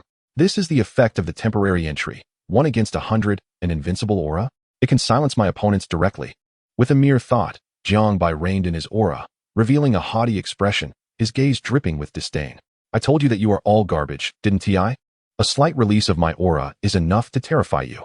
I see no need for a competition. Simply declare me the winner. However, to ensure your conviction, I shall grant you an opportunity. I will take you all on single-handedly. The principal quickly interjected, Student, your earlier motivation was commendable, but your subsequent remarks are less appropriate. Nevertheless, your courage and audacity deserve acknowledgement. Since this is a competition, there must be rules, and we will randomly assign combatants through the system. You may step down for now. Jiang Bai replied, Principal, please grant them this chance. Otherwise, they will never have the opportunity to compete against me again. This is their final chance to battle me. The principal's expression twitched slightly. Could you tone down the arrogance? It's making me want to smack you. The crowd was further incensed by Jiang Bai's words. Principal, don't hold us back. We must teach this kid a lesson. He is too damn arrogant. I won't be able to sleep unless I take him down. Let us get him. Let us get him. The principal felt a headache coming on. This was a school-wide competition. He couldn't possibly allow all the students to gang up on one individual. Just as he was about to sternly admonish them, Jiang Bai interjected. Principal, I know you think I'm being overly arrogant, but they truly are not on my level. In a one-on-one match, they have no chance against me. If you don't believe me, let me face the strongest among them in a duel, if I can win with a single strike. You must permit me to challenge everyone. Surely that is agreeable? The principal, observing Jiang Bai's continued arrogance, nodded in agreement. Very well, I shall make an exception this once. My dear student, remember this. While youth may indulge in pride, one must never become blind to the world around them, for such hubris will inevitably lead to great misfortune. Jiang Bai nodded, understood, principal. I shall forever maintain my pride. The principal nearly lost his temper and slapped Jiang Bai across the face, realizing that the young man had seemingly only absorbed the first half of his admonition. Suddenly, Lu Kai stood up, declaring, Principal, I wish to challenge Jiang Bai. He feared that if he did not act promptly, another might seize the opportunity to teach Jiang Bai a lesson. Moreover, having just suffered the indignity of tasting Jiang Bai's concoction, he was determined to avenge himself. The principal recognized Lu Kai as one of the few students in their school with diamond-level talent. Lu Kai did not conceal his aura, revealing that he had also advanced to the bronze level. Given his wealthy background, it was reasonable to assume that his contracted beast was formidable as well. It was indeed fitting for Lu Kai to humble Jiang Bai's arrogance. The principal nodded. Very well, you shall face Jiang Bai. Soon, the two arrived at the central arena. Lu Kai summoned his beast, the scorpion-tailed tiger. He refrained from summoning his second beast, as it was only of black iron level and would offer no significant advantage. He also doubted that Jiang Bai's second beast had reached the bronze level. Lu Kai regarded Jiang Bai with a flicker of excitement. Jiang Bai, I have awaited this day. Before the entire school, I shall trample you beneath my feet and prove that I am the superior one. Jiang Bai sighed, shaking his head slightly. Foolish child. With so many students around, why must you compare yourself to me? I genuinely fear you may become withdrawn. The other students began to murmur amongst themselves. Who do you think will win? Well, it's obvious that Lu Kai will prevail. His scorpion-tailed tiger is a diamond-quality beast, fierce and possessing a diverse array of attack methods. Whether it be the tiger's biting assault or its razor-sharp claws, the jumping monkey stands no chance. Not to mention the scorpion-tailed tiger's scorpion tail, which strikes with such speed that it is akin to lightning. Once hit, the toxins will swiftly incapacitate the opponent. Indeed, while it is astonishing that Jiang Bai could advance from black iron to bronze, the jumping monkey simply lacks combat prowess. Even wielding a stick would be futile. Many students were decidedly skeptical of Jiang Bai's chances. Although some had witnessed the Black Great Sage's battles on the Beast Guild's arena, They did not believe that the Jumping King was Jiang Bai's contracted beast. Professor Zhao Kongxing from the Light of Beast University turned to his colleague, Zhong Dihai. Old Zhong, do you believe your nephew can win? Zhong Dihai responded confidently. Of course he can. Zhao Kongxing chuckled. It seems you have great faith in your nephew. How about we make a wager for amusement? Zhong Dihai raised an eyebrow. What do you propose? Zhao Kongxing replied. Let us wager on whether your nephew can triumph. If he wins, I will serve as your assistant for a month. If he loses, you will assist me for a month. What do you say? Though the stakes were not high, the potential for embarrassment loomed large, as both were professors and their assistants were students from the school. The two had long been rivals, and the thought of serving the other was more unbearable than a bitter pill to swallow. Zhong Dihai grinned. Very well, let us wager, but no backing out. He felt a surge of joy. It was as if the other had willingly presented his face for a slap, and should embarrassment ensue, it would not be his fault. On the arena, Lu Kai pointed at Jiang Bai. Jiang Bai, enough chatter. Let us begin. I shall personally shatter your arrogance and pride. Little Black, be gentle. Don't use too much force. Jiang Bai casually remarked, clearly dismissive of Lu Kai. The black great sage nodded, brandishing its black staff as it charged forward. Scorpion-tailed tiger. Attack and tear him apart. Lu Kai's beast, the scorpion-tailed tiger, lunged forward with incredible speed. Black Great Sage concentrated its energy into the staff, swinging it with great force. One strike to shatter the heavens. The scorpion-tailed tiger roared as it leaped, its massive, sharp claws poised to strike. Lu Kai watched with confidence, believing that the tiger's immense strength would effortlessly send the monkey flying. When the staff and claws collided, a distinct crack echoed, followed by a dull thud as the scorpion-tailed tiger was sent crashing to the ground, motionless. Gasps filled the arena. In a single blow, the jumping monkey has defeated the scorpion-tailed tiger. The crowd was collectively incredulous, except for Zhong Dihai, who appeared entirely unfazed. However, even he was taken aback, as he had thought the Black Great Sage's greatest strength lay in its transformation, not realizing its prowess with the staff could be so formidable. Chapter 17. A singular defense that astonishes all. Lu Kai rushed over to check on the scorpion-tailed tiger, relieved to find it merely unconscious. He looked up at Jiang Bai in disbelief, his voice tinged with hysteria. Impossible. How can your beast be so strong? It is merely a jumping monkey. Jiang Bai mocked. Hey, Lu Kai, can you not take a loss?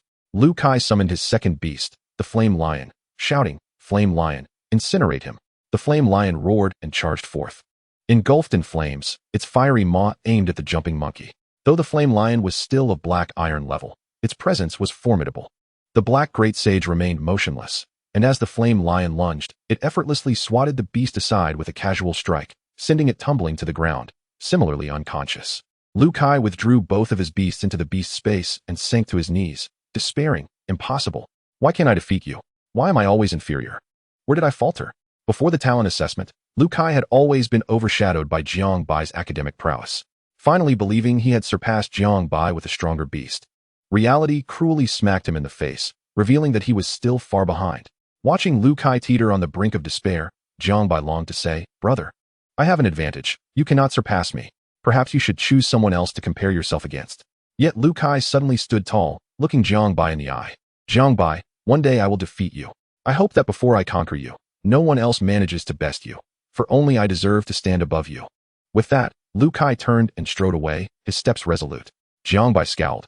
What do you mean only you deserve to stand above me? If you can't win, you resort to such absurdity? He turned to the principal. Principal, we had an agreement. You cannot go back on your word. Surely I can challenge all my classmates now. The principal was equally astonished. While he had considered the possibility of Jiang Bai winning, he never imagined it would be so effortless, as if it required no effort whatsoever. At the guest seating area, Zhong Dihai clapped Zhao Kongxing on the shoulder. Old Zhao, a bet is a bet. Don't forget to report to me after this. I trust you will make a splendid assistant. If you perform well, I might even reward you during the holidays. Zhao Kongxing's expression darkened, feeling as though he wanted to slap himself hard across the face. Why on earth are we placing bets? If we must gamble, why use this as the wager? In response to Jiang Bai's inquiry, the principal could only choose to honor his promise. The other students, filled with fury, ascended the battle stage one after another. What is there to fear? He stands alone. Can he truly contend against all of us? If he seeks his own demise, we shall oblige him. We must give him a thorough thrashing. Let this arrogant brat remember this day for all eternity. Jiang Bai gazed at the multitude of students filling the expansive battle platform, his heart already brimming with anticipation. His desire to challenge them all was not born from arrogance, but rather from a wish to test the limits of He Desheng and Tang Sanzong. You all have crowded the arena. How can we fight like this? Step down and summon your beasts, Jiang Bai declared. Although not every student in their senior year possessed the talent for beast summoning, the number of those who did amounted to several hundred. With so many standing on the stage, coupled with their beasts, it would truly become a chaotic clash of man and beast. As the crowd vacated the platform, they eagerly summoned their beasts.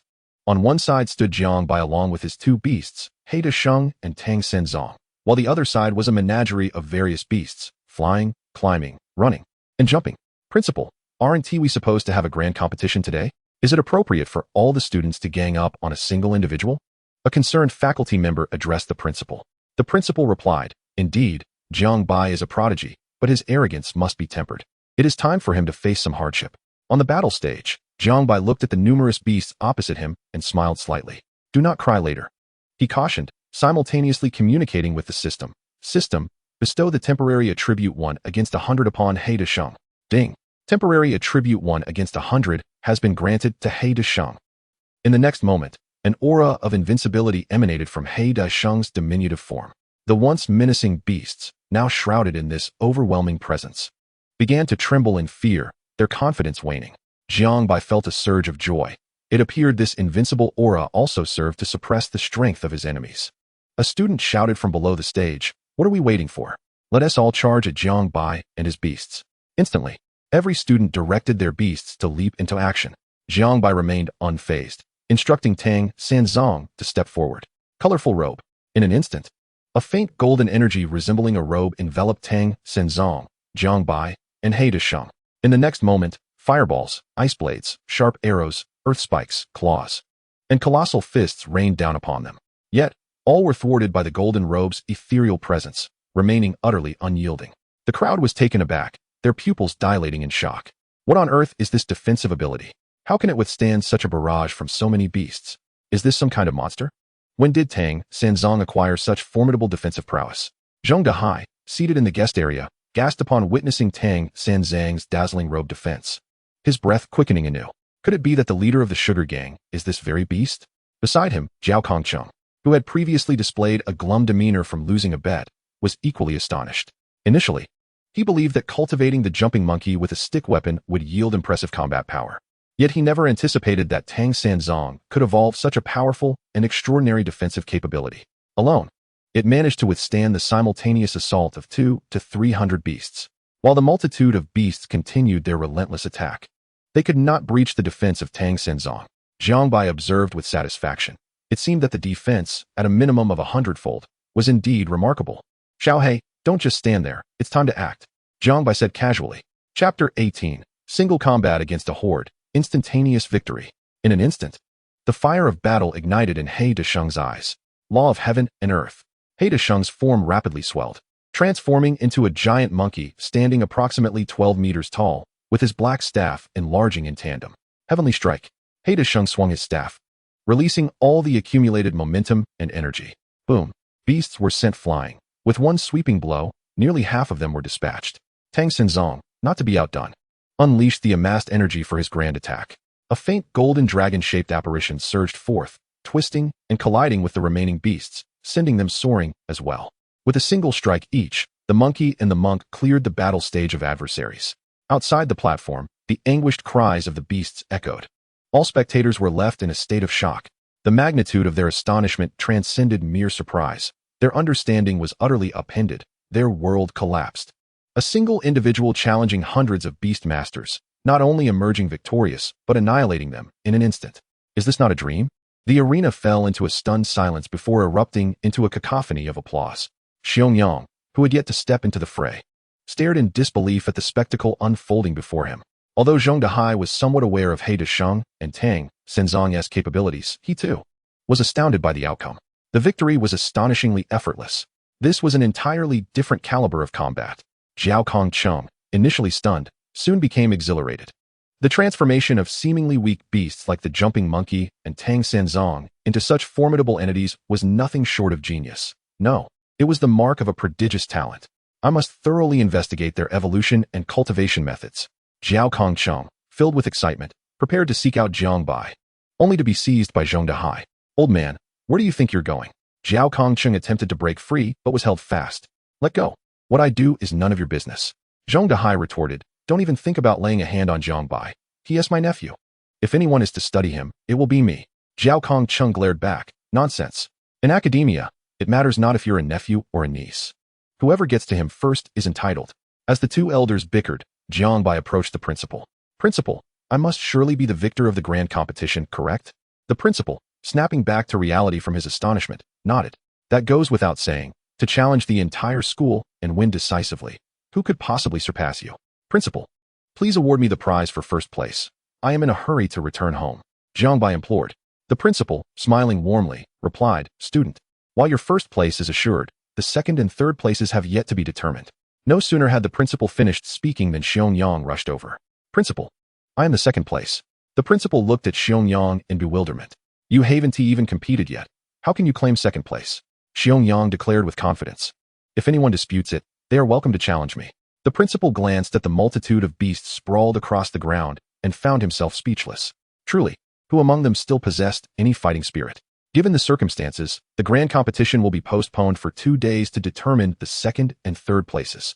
Xiong was instantly disheartened. It seemed his hopes of an easy win had evaporated. Do we really have to wait 2 more days for the rewards? Very well. I shall return in 2 days. Jiang Bai responded with resignation, turning to leave, with Xiong hastily following suit. Old Bai, please tell me how you became so incredibly powerful. Do you have any special methods for cultivating your beasts? Hurry and share with me. Jiang Bai implored. Each individual has their own unique approach to nurturing their beasts. My method may not be suitable for you, he replied. Oh, come on, just share a bit. I could learn from it. Xiong persisted in his inquiries. After a brief moment of contemplation, Jiang Bai finally said, well, eat well, fight often, do good deeds, and accumulate virtue. Xiong quickly jotted down the advice in his notebook. Classmate, wait. Don't leave just yet. A hurried voice called out from behind. Jiang Bai turned to see an elderly man rushing towards him. Good day, sir. What seems to be the matter? Jiang Bai inquired. The old man, Zhao Kongcheng, grabbed Jiang Bai's wrist and urged, come on, let's go. Zhong Dihai soon caught up, seizing Jiang Bai's other arm, and rebuked Zhao Kongcheng. You old fool. How dare you snatch my nephew? Recognizing Zhong Dihai, Jiang Bai was taken aback and filled with indignation.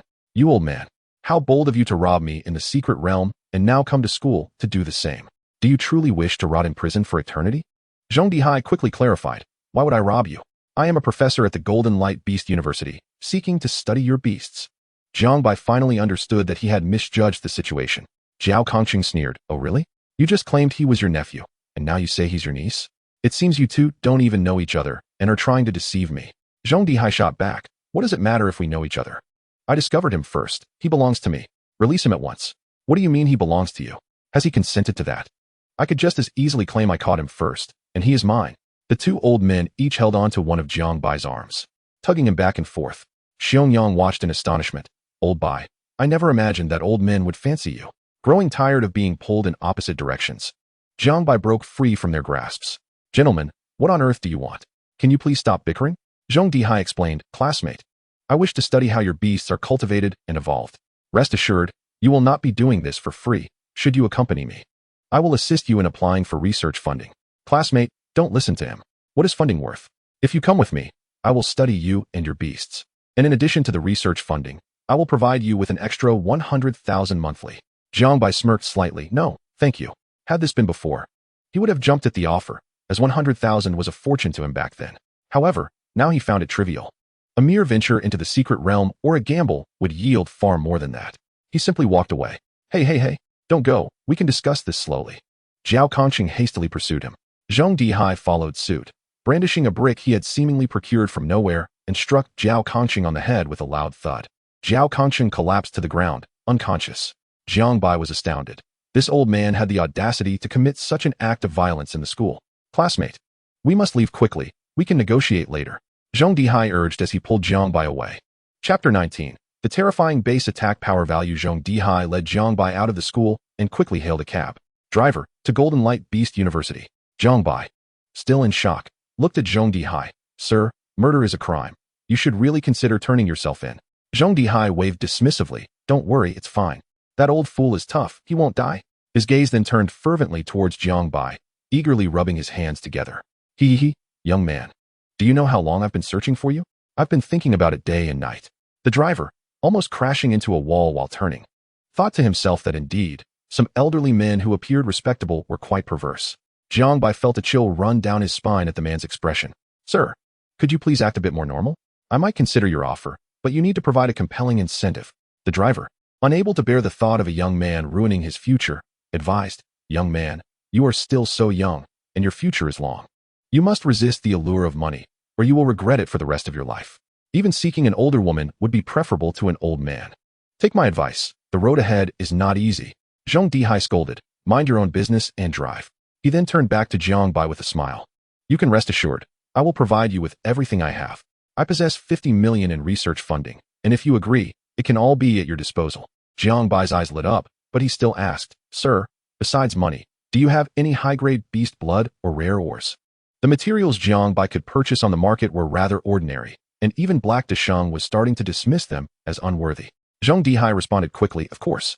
While I may not have diamond-grade materials, I do possess some starry-grade beast blood, and as for ores, I don't have much. But I can apply for some from above if you need. All right, I accept your offer. Jiang Bai nodded enthusiastically, as these were invaluable resources that could aid Black Desheng's evolution. Resources not easily acquired otherwise, let alone for free.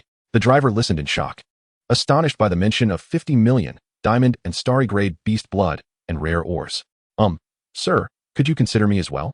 I'd like to take a different path too. Zhong Dihai glared. I have no interest in you. Just focus on driving. The driver, feeling dejected, regretted not being more sensible in his youth. 10 minutes later, they arrived at Golden Light Beast University. The driver looked at Jiang Bai following Zhong Dihai with envy as they exited the vehicle. Moments later, they reached the top floor of a building. Come in. This is my research lab. Jiang Bai gazed in astonishment at the expansive, transparent level. Is this entire floor yours? He asked. Zhong Dihai shook his head. No. The entire building is mine. Each floor has different research facilities. Jiang Bai's eyes widened in disbelief. Wow, this is truly impressive. You actually have an entire building for your research at the best beast university in Golden Light City. Zhong Dihai brought Jiang Bai to a device resembling a target. This is an instrument to test the base attack power of beasts. Could you summon your beasts for testing? Jiang Bai, intrigued by the basic attack power of his two beasts, summoned Black Desheng and Tang Sanjiang. As soon as Black Desheng appeared, his invincible aura, enhanced by the temporary attribute of 1 against 100, made Zhong Dihai take a step back in intimidation. Despite his advanced age, Zhong Dihai was merely a researcher, not a battle-type beastmaster. His silver-level cultivation was merely a result of accumulated time and resources, rendering his combat ability quite lacking. Black Desheng, initially eager to grasp the essence of his invincible state, was momentarily displeased to be summoned, feeling that Jiang Bai had interrupted his profound comprehension. Little Black, please strike this machine with all your might in your normal state, and after the test, you can return. Jiang Bai instructed. The formidable He Dashing approached the testing machine, and his previously casual gaze suddenly ignited with fighting spirit. With a mighty effort, he unleashed a powerful punch. Bang! A dull thud resonated as the machine trembled, and the numbers on the display screen surged rapidly. Ultimately, they settled at an astonishing 6,570. Zhong Dihai was utterly astounded. How could this be possible? He quickly became exhilarated, taking out a notebook to record the results. Jiang Bai returned He Dashing to the Beastmaster space, allowing him to continue grasping the essence of invincibility. How is it, my lord? Is this score acceptable? Did we pass? Zhong Dihai exclaimed with great enthusiasm. Absolutely. It's extraordinary. The highest base attack power for a strength-type bronze-level beast is 600, yet your beast has achieved over 6,000, already reaching the foundational power range of a golden-level beast. This is simply unbelievable. Jiang Bai was taken aback. While he knew He Dashing was impressive, he had only assumed that the beast's two skill attributes were exceptionally formidable. He had not anticipated that He Dashing's base attack power had already reached the golden level. Could it be related to the various spiritual beast essences and ores He Dashing had consumed? My lord, what is the maximum base attack power for silver and golden level beasts? Jiang Bai inquired with curiosity. Zhong Dihai, still brimming with excitement, replied, the maximum base attack power for silver level beasts is 4,000, while for golden level beasts, it is 50,000. Your beast, being only bronze level, has already preliminarily reached the foundational attack power of a golden level beast. It's simply monstrous. How did you cultivate him?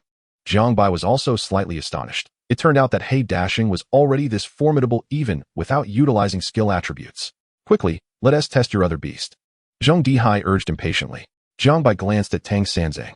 Tang, go ahead and give it a try.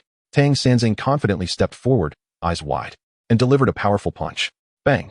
The numbers on the machine's display soared, finally settling at 3,621. Jiang Bai frowned and reproached Tang Sanzang. You are quite disappointing. Your score is merely half of Little Hayes. You need to work harder. Tang Sanzang lowered his head in shame, nodding vigorously in agreement to put in more effort. Zhong Dihai, standing nearby, couldn't help but twitch. Was this called disappointing? Although it was not as high as the previous beast's score, it was nearing the limits of a silver-level beast, and he was still only bronze level. While it may not be extraordinarily excessive, it was still impressive. Chapter 20. Senior, give it your all. Zhong Dihai meticulously recorded the data and then cautiously asked Jiang Bai. Shall we test their combat limits as well? Jiang Bai nodded in agreement. He had originally intended to test the limits of his two beasts during the grand interschool competition, but the other students had turned out to be rather lackluster. Now that he had the opportunity for testing, it was indeed fortuitous. Zhong Dihai promptly made a phone call. Please find me 2 students with commendable combat prowess, preferably those who have reached silver level. No, make that golden level students. Initially, Zhong Dihai sought silver level students for the test. But recalling Jiang Bai's earlier display of prowess and the impressive foundational attack values of his 2 beasts, he quickly changed his mind. Before long, the doorbell rang, and Zhong Dihai remotely opened the door. 2 young men entered. Hello, Professor Zhong. Director Zhou sent us. What year are you in? What is your cultivation level? Zhong Dihai inquired. Professor, we are both in our 3rd year, and we have already broken through to golden level. Furthermore, our 3rd beasts have also been cultivated to silver level. Zhong Dihai nodded. Very well, follow me. At Jingguang Beastmaster University, the typical cultivation level for 3rd year students is generally at silver level, and those who reach golden level are exceptionally gifted. After all, advancing through the ranks of beast masters becomes increasingly challenging. Moreover, each breakthrough requires forming a new contract with a beast, demanding time and effort to nurture the newly contracted beast, a process that is indeed time-consuming. One might think Lu Kai and Xiong Yang, who had just detected their talents and broken through to bronze level within a month, would consider these 2 third-year students to be subpar. However, it is essential to recognize that Lu Kai and Xiong Yang possess some of the highest talents in Jingguang City. Zhong Dihai led Jiang Bai and the 2 third-year students down to the basement level via the internal elevator. This area is specifically designed for combat testing, with an exceptionally robust structure capable of withstanding full-force attacks from starry-level beasts. Zhong Dihai turned to Jiang Bai with a warm smile. Which beast shall we test first? The 2 university students exchanged surprised glances, astonished to witness Professor Zhong speaking so kindly to someone so young. Jiang Bai gently squeezed Tang Sanzang's plump, smooth head. Let us test him first. Zhao Liang, please assist with the testing, said the other student.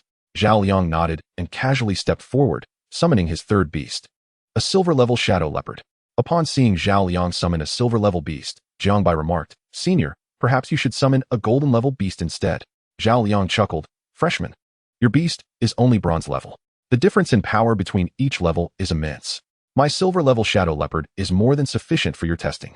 Jiang Bai shrugged. All right then. Zhong Dihai remained silent, eager to see if a silver-level beast could break through Tang Sanzang's defenses. Shadow leopard go. But be careful not to injure your opponent. Zhao Liang commanded. Tang Sanzang was currently in human form, donning a robe, and although Zhao Liang couldn't recognize what kind of beast this was, he assumed it was merely a bronze-level beast, thinking it could not possibly contend with his shadow leopard. Jiang Bai also cautioned Tang Sanzang, be gentle, don't hurt him. Zhao Liang frowned slightly. This freshman was a bit too arrogant. At that moment, the shadow leopard charged forward with lightning speed. Tang Sanzang immediately activated the magnificent robe for defense. The shadow leopard's claws struck the light golden robe, yet the robe remained utterly unyielding. Both Zhao Liang and the other student, Wang Hao, were taken aback, astonished that the shadow leopard failed to breach the opponent's defenses. Shadow leopard, unleash your full power. Zhao Liang commanded. The shadow leopard circled around, accelerating once more, and raised its paw to exert all its strength. Bang! The claws slammed heavily against the light golden robe. But the robe still stood firm. Tang Sanzang wore a look of disdain, as if to say, is that all? It's my turn now. Time for me to strike. Great divine dragon. A faint golden dragon silhouette erupted forth, swiftly biting the shadow leopard and sending it flying to the distance. The accompanying soul attack from the great divine dragon caused the shadow leopard to writhe on the ground, howling in pain. Zhao Liang and Wang Hao gazed in shock, their eyes wide. Their silver-level shadow leopard had been taken down in a single blow by a bronze-level beast. Zhong Dihai nodded slightly, finding the outcome rather normal. Jiang Bai smiled at Zhao Liang. Senior, you should summon your golden-level beast now. Zhao Liang's expression turned serious. Freshman, I apologize for underestimating you earlier. However, I won't hold back any longer. Come forth, Ice White Wolf. As Jiang Bai observed the summoning gestures and incantations of his senior, he felt a slight twitch at the corner of his mouth. How could someone older than him still exhibit such juvenile exuberance? Suddenly, a colossal white wolf, exuding an aura of frigid air, made its appearance. Icebound White Wolf, go forth and vanquish him. The icebound white wolf lunged forward, its massive paw striking down towards Tang Sanzang. In response, Tang Sanzang unleashed his resplendent robe. The enormous claw of the icebound white wolf slammed heavily against the pale golden fabric of the robe, causing it to quiver slightly, yet it remained steadfast. Zhao Liang was once again taken aback. Even a golden tier beast's assault could not shatter it. Icebound White Wolf, unleash an ice sphere. The icebound white wolf immediately opened its maw, gathering cold air and energy to form an ice projectile the size of a fist, which it shot forth with great force. The ice sphere collided with the pale golden robe, resulting in a resounding explosion, scattering countless sharp ice shards upon the fabric. The robe trembled violently, but remained unbroken. However, as the ice sphere detonated, the frigid aura it released encased the struck area of the robe in a layer of ice. The icebound white wolf continued to bombard Tang Sanzang with ice spheres, causing the robe to shudder incessantly, with an ever-increasing number of areas frozen solid. Eventually, the pale golden robe enveloping Tang Sanzang was entirely encased in ice. Zhao Liang spread his arms wide, calling forth, come forth, great-toothed hyena. A massive hyena with sharp, protruding teeth appeared. Great-toothed hyena, crush his defenses. The hyena's greatest strength lay in its biting power. Even a steel block would succumb to its jaws. At this moment, Zhao Liang was indifferent to the fact that he was deploying two golden tier beasts simultaneously. The great-toothed hyena charged towards the now frozen robe, opening its grotesque mouth wide before biting down ferociously. Zhao Liang was confident that, having been relentlessly attacked by the icebound white wolf and now frozen, the defenses of Tang Sanzang's robe would be considerably weakened. As the great-toothed hyena bit down, the sound of cracking filled the air. Zhao Liang's eyes gleamed with excitement. It had broken through. With a loud crash, the surface of the robe, now encased in ice, developed a web of fissures before shattering and falling away. However, the inner pale golden robe remained intact. Jiang Bai smiled faintly. Senior, you must put in more effort. You are hardly making an impression. Chapter 21. Is this really a high school student? Upon hearing Jiang Bai's words, Zhao Liang felt as though he had been grievously insulted. Icebound white wolf, great-toothed hyena, attack together with all your might. The two golden tier beasts surged forth, launching a frenzied assault on Tang Sanzang. The pale golden robe swayed violently. Although it had yet to be breached, it was surely nearing its limits. Tang Sanzang's face twisted in fury. Chirp chirp, it's my turn to strike. The immense power he had been accumulating manifested as a thick pale golden dragon shadow that lunged at the two beasts. Block his attack, Zhao Liang shouted. The pale golden dragon shadow moved with remarkable speed. Evasion was impossible, and they could only brace for impact. The icebound white wolf continued to unleash ice spheres, while the great-toothed hyena opened its enormous mouth to bite at the dragon shadow. Boom! The pale golden dragon shadow collided with the two beasts, sending them flying. They landed with agonized cries, yet they had not lost their fighting spirit and quickly scrambled back to charge at Tang Sanzang in anger. Great Power Dragon! Great Power Dragon! Tang Sanzang unleashed a relentless barrage of great power dragon attacks. Although the frequency of the strikes was high, the accumulated power was limited. The soul-attacking nature of the strikes inflicted profound anguish upon the two beasts. Unable to retaliate, they could only writhe in torment on the ground. Stop! I concede. Seeing this, Zhao Liang hastily admitted defeat. Though he had a fourth beast, it was newly contracted and only at the black iron level, merely a token presence in this contest. Jiang Bai gestured for Tang Sanzang to cease his assault, and Zhao Liang, filled with sorrow, recalled his beasts to their space. Zhong Dihai excitedly documented Tang Sanzang's performance nearby. Jiang Bai also grasped the current limits of Tang Sanzang's power. In terms of defense, simultaneous attacks from two golden tier beasts were nearing their breaking point.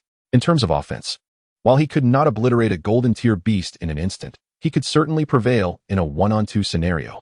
Zhao Liang and Wang Hao stared in shock, unable to comprehend how a single bronze tier beast could best two golden tier beasts.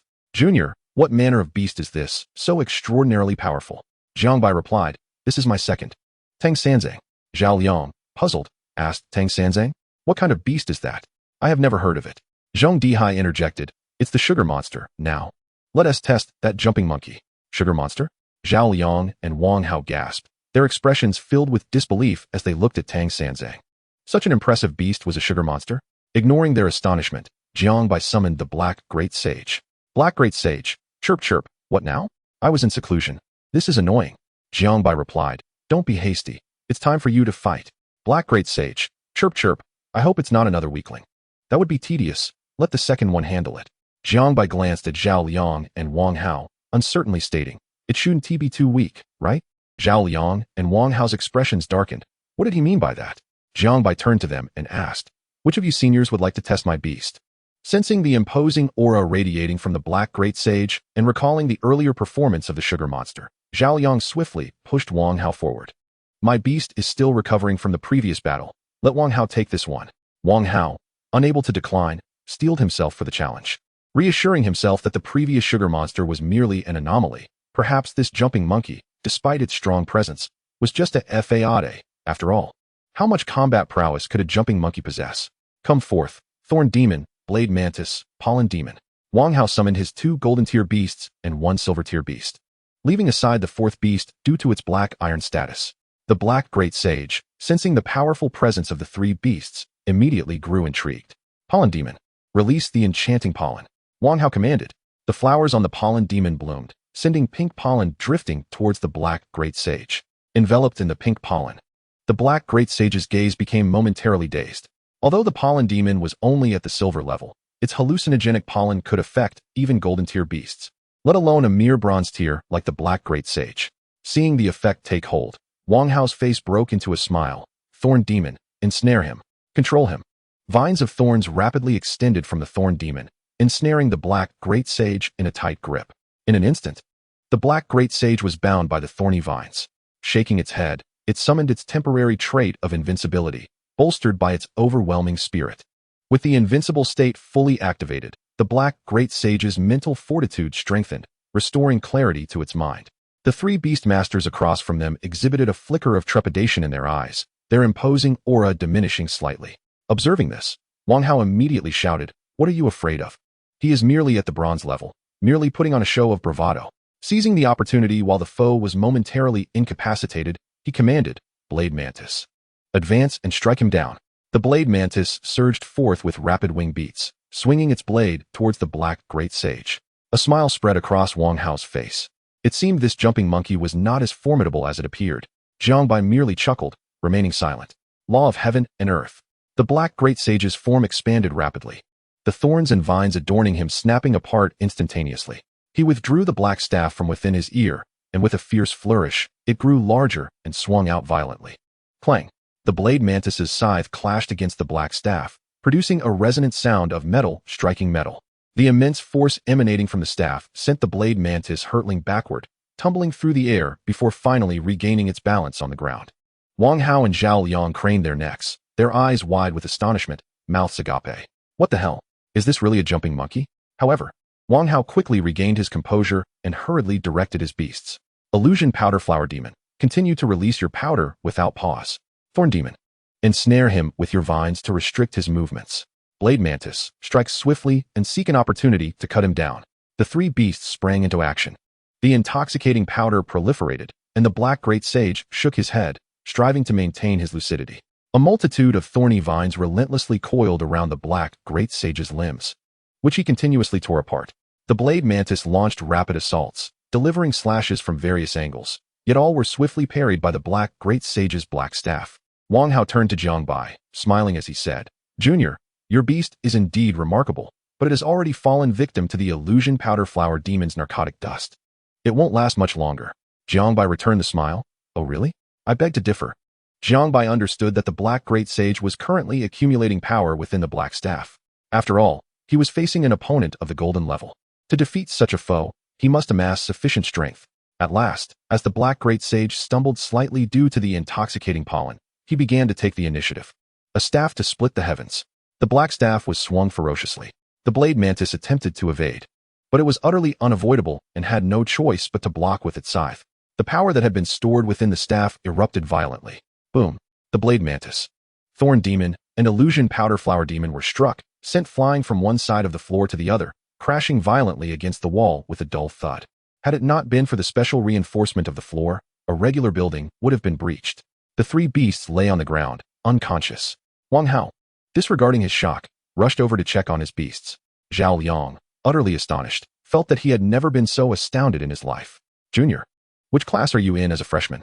How come I've never heard of such a prodigy before? After his astonishment subsided, Zhao Liang curiously inquired of Jiang Bai. For Jiang Bai appeared younger than him and was only at the bronze level, suggesting he was likely a first-year student. Jiang Bai, picking his nose, replied, "What freshman? I'm still in high school." Both Zhao Liang and the returning Wang Hao stared in disbelief, their eyes wide. Is this guy really a high school student?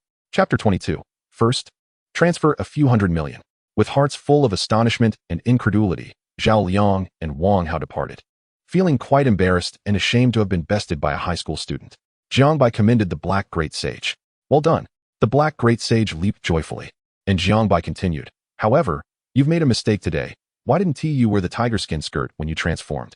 The Black Great Sage paused, then looked quite aggrieved. "Chirp chirp. I'm sorry, I forgot again. Next time, he must remember not to be so careless. It is simply unacceptable." Jiang Bai gently tapped the Black Great Sage's head. The Black Great Sage nodded vigorously. Zhong Dihai watched the Black Great Sage and Sugar 3 burials with immense excitement. After testing the combat abilities of the two beasts, Zhong Dihai was even more exhilarated. Incredible, truly extraordinary. I must find a stable method to cultivate their evolution. Little Jiang, how about we draw some blood from the two beasts for a health check?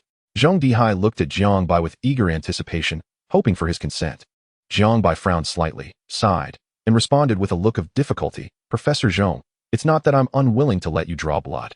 It's just that their cultivation methods are unique, and losing even a small amount of blood may require substantial resources for recovery.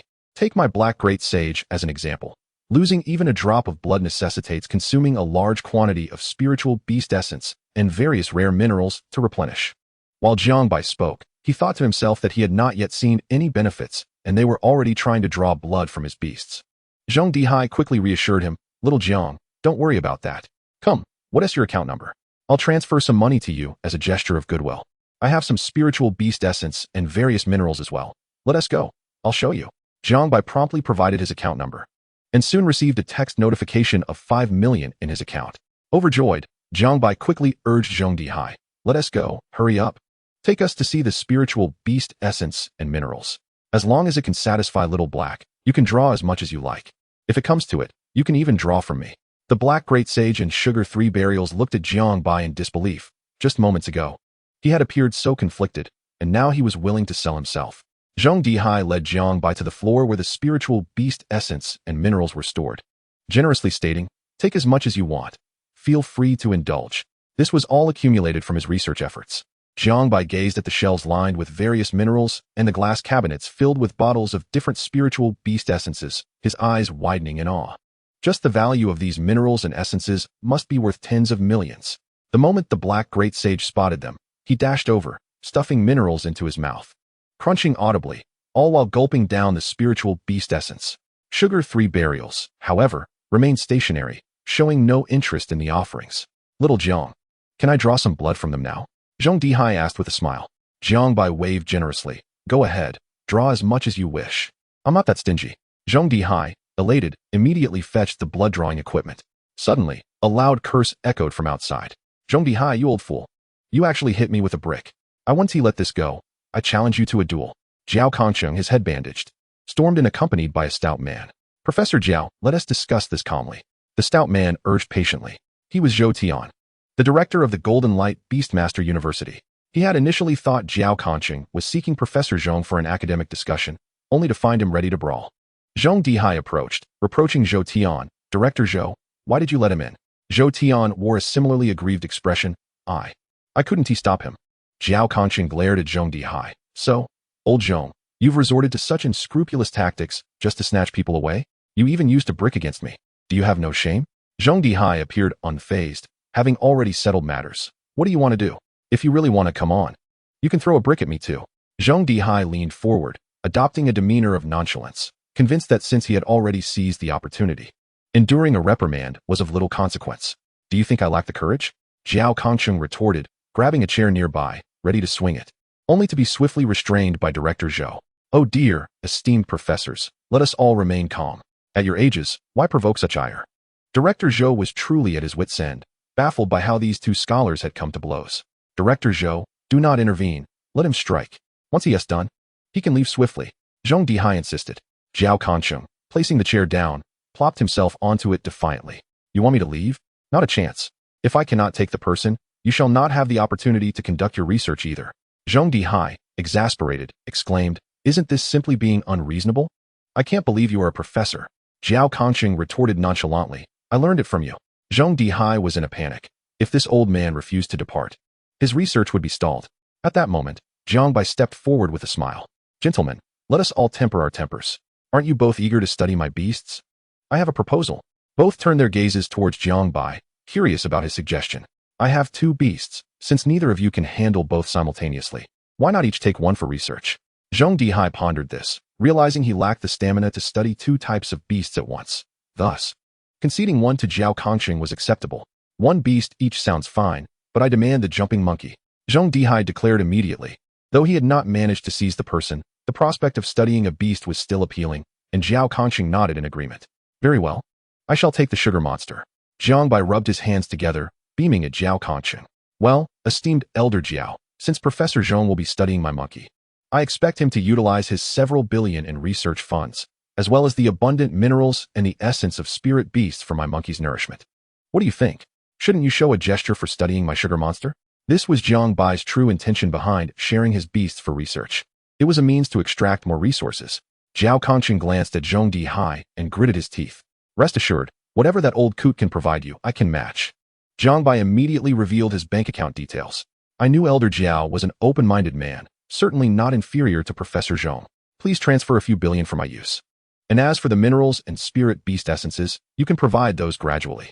Zhao Kongqing's lips twitched. Transfer a few billion for your whims? Do you think I'm a money printer? Chapter 23, Black Gold Stone, Prototype of Battle Armor. Zhao Kongqing, lacking the billions, could only transfer over the 1,000 or so 10 million he had on hand to Jiang Bai, promising that he would send more research funds once they made progress. Having completed the transfer, he eagerly inquired, now tell me, how do you cultivate your beasts? Jiang Bai smiled. It's quite simple, for the Black Great Sage. I feed him various essence of spirit beasts and minerals, and let him engage in combat to his heart's content. Jiang Bai asked, perplexed. He consumes all kinds of spirit beast essences and minerals? Won't the differing energy attributes cause him to explode? Jiang Bai shook his head. Other beasts might, but my Black Great Sage is unique. Jiang Bai marveled at the Black Great Sage, still voraciously consuming minerals and spirit essences. Truly extraordinary. Could it be a mutated variant? What about the cultivation method for the sugar monster? Speak on that. Zhao Kongqing pressed eagerly. Jiang Bai chuckled. The method for cultivating sugar 3 burial is even simpler. He is a benevolent creature, and all he requires is to continually perform good deeds and accumulate virtue. Both Jiang Bai and Zhao Kongqing appeared utterly bewildered. The cultivation method for the jumping monkey, while peculiar and thrilling, was at least somewhat understandable. But the notion that the sugar monster could become so formidable merely by doing good deeds? Wasn't he that a stretch, a farce? Zhao Kongqing scrutinized Jiang Bai. Are you jesting with me? Jiang Bai wore a look of sincerity. Elder, you have been so generous to me, transferring over 10 million upon our first meeting. More than my own grandfather. How could I possibly deceive you? If you doubt me, feel free to inquire directly with my beast. Zhao Kongqing, attempting to probe Sugar 3 Burial, asked, is your evolution method really just doing good deeds? Sugar 3 Burial clasped his hands together, adopting a monk-like posture, and nodded slightly. Zhao Kongqing turned to Jiang Bai. Does he need to dress as a monk? Well, that largely depends on personal preference. He can wear whatever he likes. Even nothing at all, and it wouldn't affect his progress. Jiang Bai responded. Subsequently, Jiang Bai and Zhao Kongqing conducted more detailed examinations of the Black Great Sage and Sugar 3 Burial, including blood tests for research. Jiang Bai had no qualms about sharing the evolution and cultivation methods of both beasts. If they managed to uncover something remarkable, it would be their triumph, and if not, he bore no responsibility. However, Jiang Bai was confident they would not be able to fully replicate the Black Great Sage and Sugar 3 Burial. After all, their evolution into their current forms was not simply a matter of following a formula, but was instead rooted in the core attributes and sub-attributes bestowed upon them. With the assistance of a system, the very essence of these 2 beasts had fundamentally transformed. Zhao Kongqing decided to remain, setting up residence with Jiang Bai. As the research facilities were readily available, Jiang Bai also chose to stay over the next few days, facilitating the research while ensuring the Black Great Sage had access to free minerals and various spirit essences. One day, a shipment containing various precious minerals and spirit essences arrived from Zhao Kongqing's laboratory. Before the boxes were even opened, the Black Great Sage became animated, chirping excitedly and bouncing around. What has got you so riled up, Black Great Sage? Jiang Bai inquired. The Black Great Sage pointed at a locked small box, exclaiming, "Chirp, chirp. It smells delicious. I want to eat it." Jiang Bai was taken aback. Over the past few days, perhaps due to the abundance of food, the Black Great Sage had become so accustomed to gourmet offerings that he refused to eat ordinary minerals, only selecting the rarest to consume. And now, merely the scent was enough to entice him. Jiang Bai was curious to see what lay within. He procured tools and forcefully opened the box, revealing 2 small stones, each the size of a fingernail, dark in color with a golden sheen. The Black Great Sage swiftly snatched them up, devoured them with delight, clearly savoring the taste. However, they were too small and quickly disappeared. "I want more," the Black Great Sage clamored. Jiang Bai patted the creature's head. "All right, let us go ask the 2 esteemed gentlemen if they have any more." Jiang Bai first led the Black Great Sage to the research floor where Zhao Kongqing was stationed. Upon entering, they were greeted by meticulously arranged glass cabinets housing numerous sugar monster offspring. Zhao Kongqing was engrossed in his research. "Elder Zhao, do you have any more of those minerals from the small box?" Jiang Bai asked, presenting the box for Zhao Kongqing's inspection. Zhao Kongqing glanced over and replied, "Ah, that black gold stone, we've run out. Those 2 little pieces were all that remained from my previous research on a petrified beast. How about it, Elder Zhao? Can you think of anything else? Otherwise, I cannot guarantee that sugar will cooperate with your research going forward." Jiang Bai pressed. Zhao Kongqing's face instantly contorted in distress as he lamented, "I truly have nothing left. I have already had my students send over all the ores from my research lab at the Radiant Beast Tamer University. Moreover, the ores in question are rare black gold stones, and it took me an extensive period to secure those 2 small pieces." Jiang Bai chuckled slyly. "Well then, why not apply for more?" Zhao Kongqing could only nod in agreement. "All right, I shall make another application, though I cannot guarantee its approval." Satisfied, Jiang Bai departed with the Black Great Sage and made his way to the floor where Zhong Dihai was located. Upon opening the door, he was met with a cacophony of chattering monkey calls. In his pursuit of researching the jumping monkey, Zhong Dihai had transformed half the floor into a breeding ground for these creatures. Jiang Bai directly inquired if Zhong Dihai possessed any black gold stones, and to his delight, Zhong Dihai indeed had one that he had kept in his collection. Under Jiang Bai's gentle persuasion, Zhong Dihai ultimately relinquished the stone. However, the moment it was extracted, the Black Great Sage snatched it away and promptly devoured it, crunching audibly. Not long after, a faint glow of black gold radiated from the Black Great Sage, and an ethereal black gold battle armor began to coalesce around him. Zhong Dihai was taken aback. Could this be a result of consuming the black gold stone? Jiang Bai remained notably calm. After all, if one could give birth to a black rod from their ear, it was not too far-fetched to manifest a suit of armor as well. Nevertheless, it appeared that the armor was still in its nascent form, lacking any substantial solidity. With a cheeky grin, Jiang Bai said, "Zhong Dihai, how about granting a bit more black gold stone?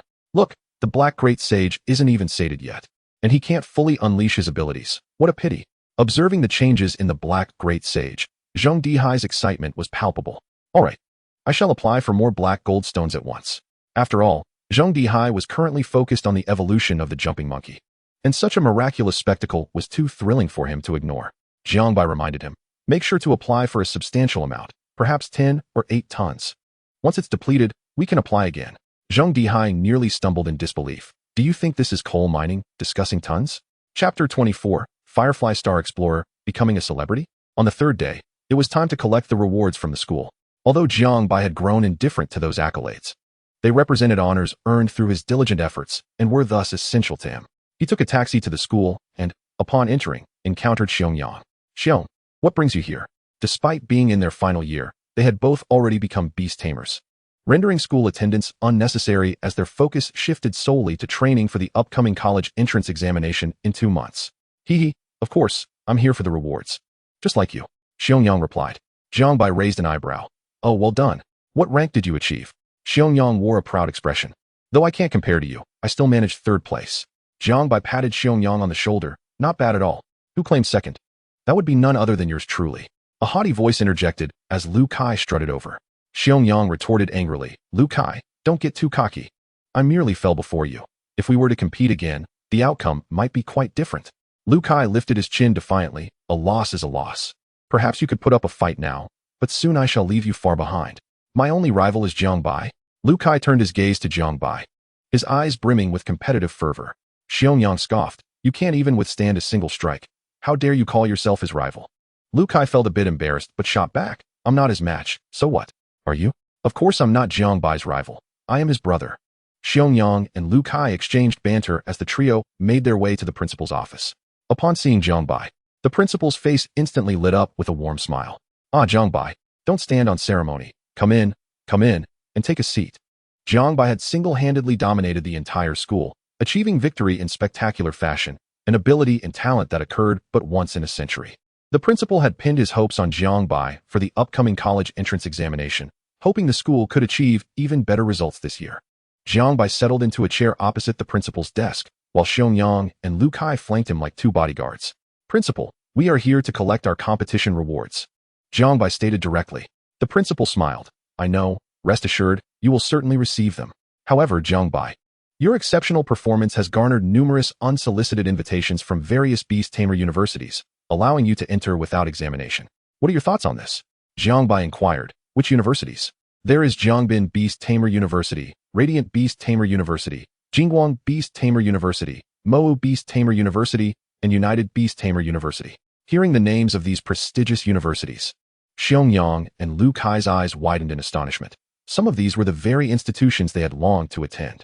Jiang Bai listened to the list, and while some were indeed well known throughout the Federation, none were to his liking. He aspired to become the king of Beast Tamers, and thus, he must attend the most illustrious university. Jiang Bai shook his head. I shall not be attending any of those. Upon hearing Jiang Bai's outright refusal, Xiangyang hastily urged, Old Bai, think it over carefully. Don't rush into a decision. Some of these are top-tier Beast Tamer universities in the Federation.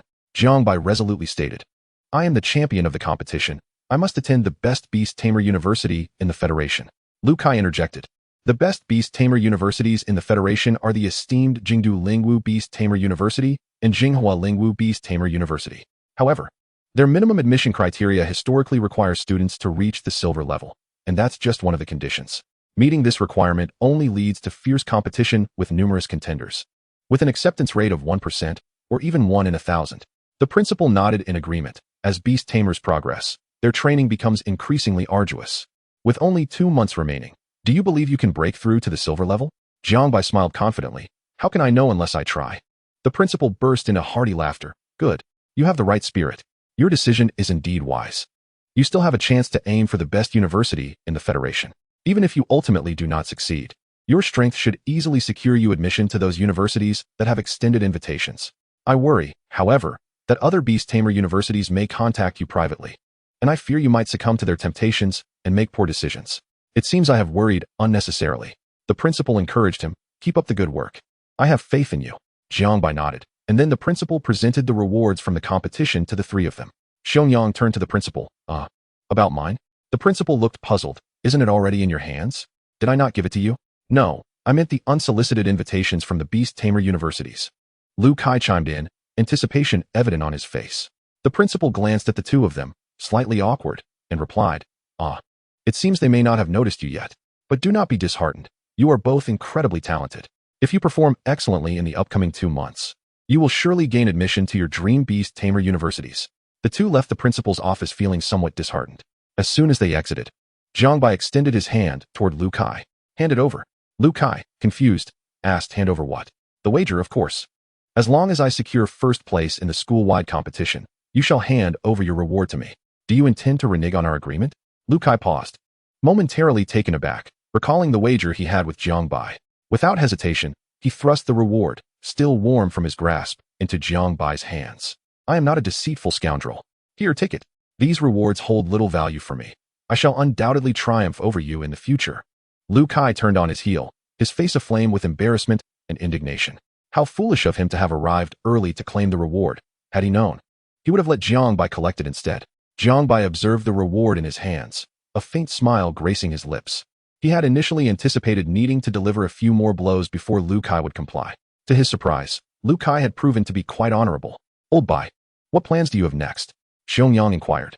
Of course, I intend to train diligently and strive to break through to the silver level before the college entrance examination. Xiangyang nodded. Though I recognize I am far from your match, I will not concede. One day, I shall defeat you, Old Bai. Jiang Bai chuckled. Very well. I look forward to that day. Upon exiting the school gates, Xiangyang hailed a taxi to return home and continue his training. Jiang Bai contemplated whether to return to his own abode or visit the two elders when a figure suddenly appeared before him. Hey there, young man.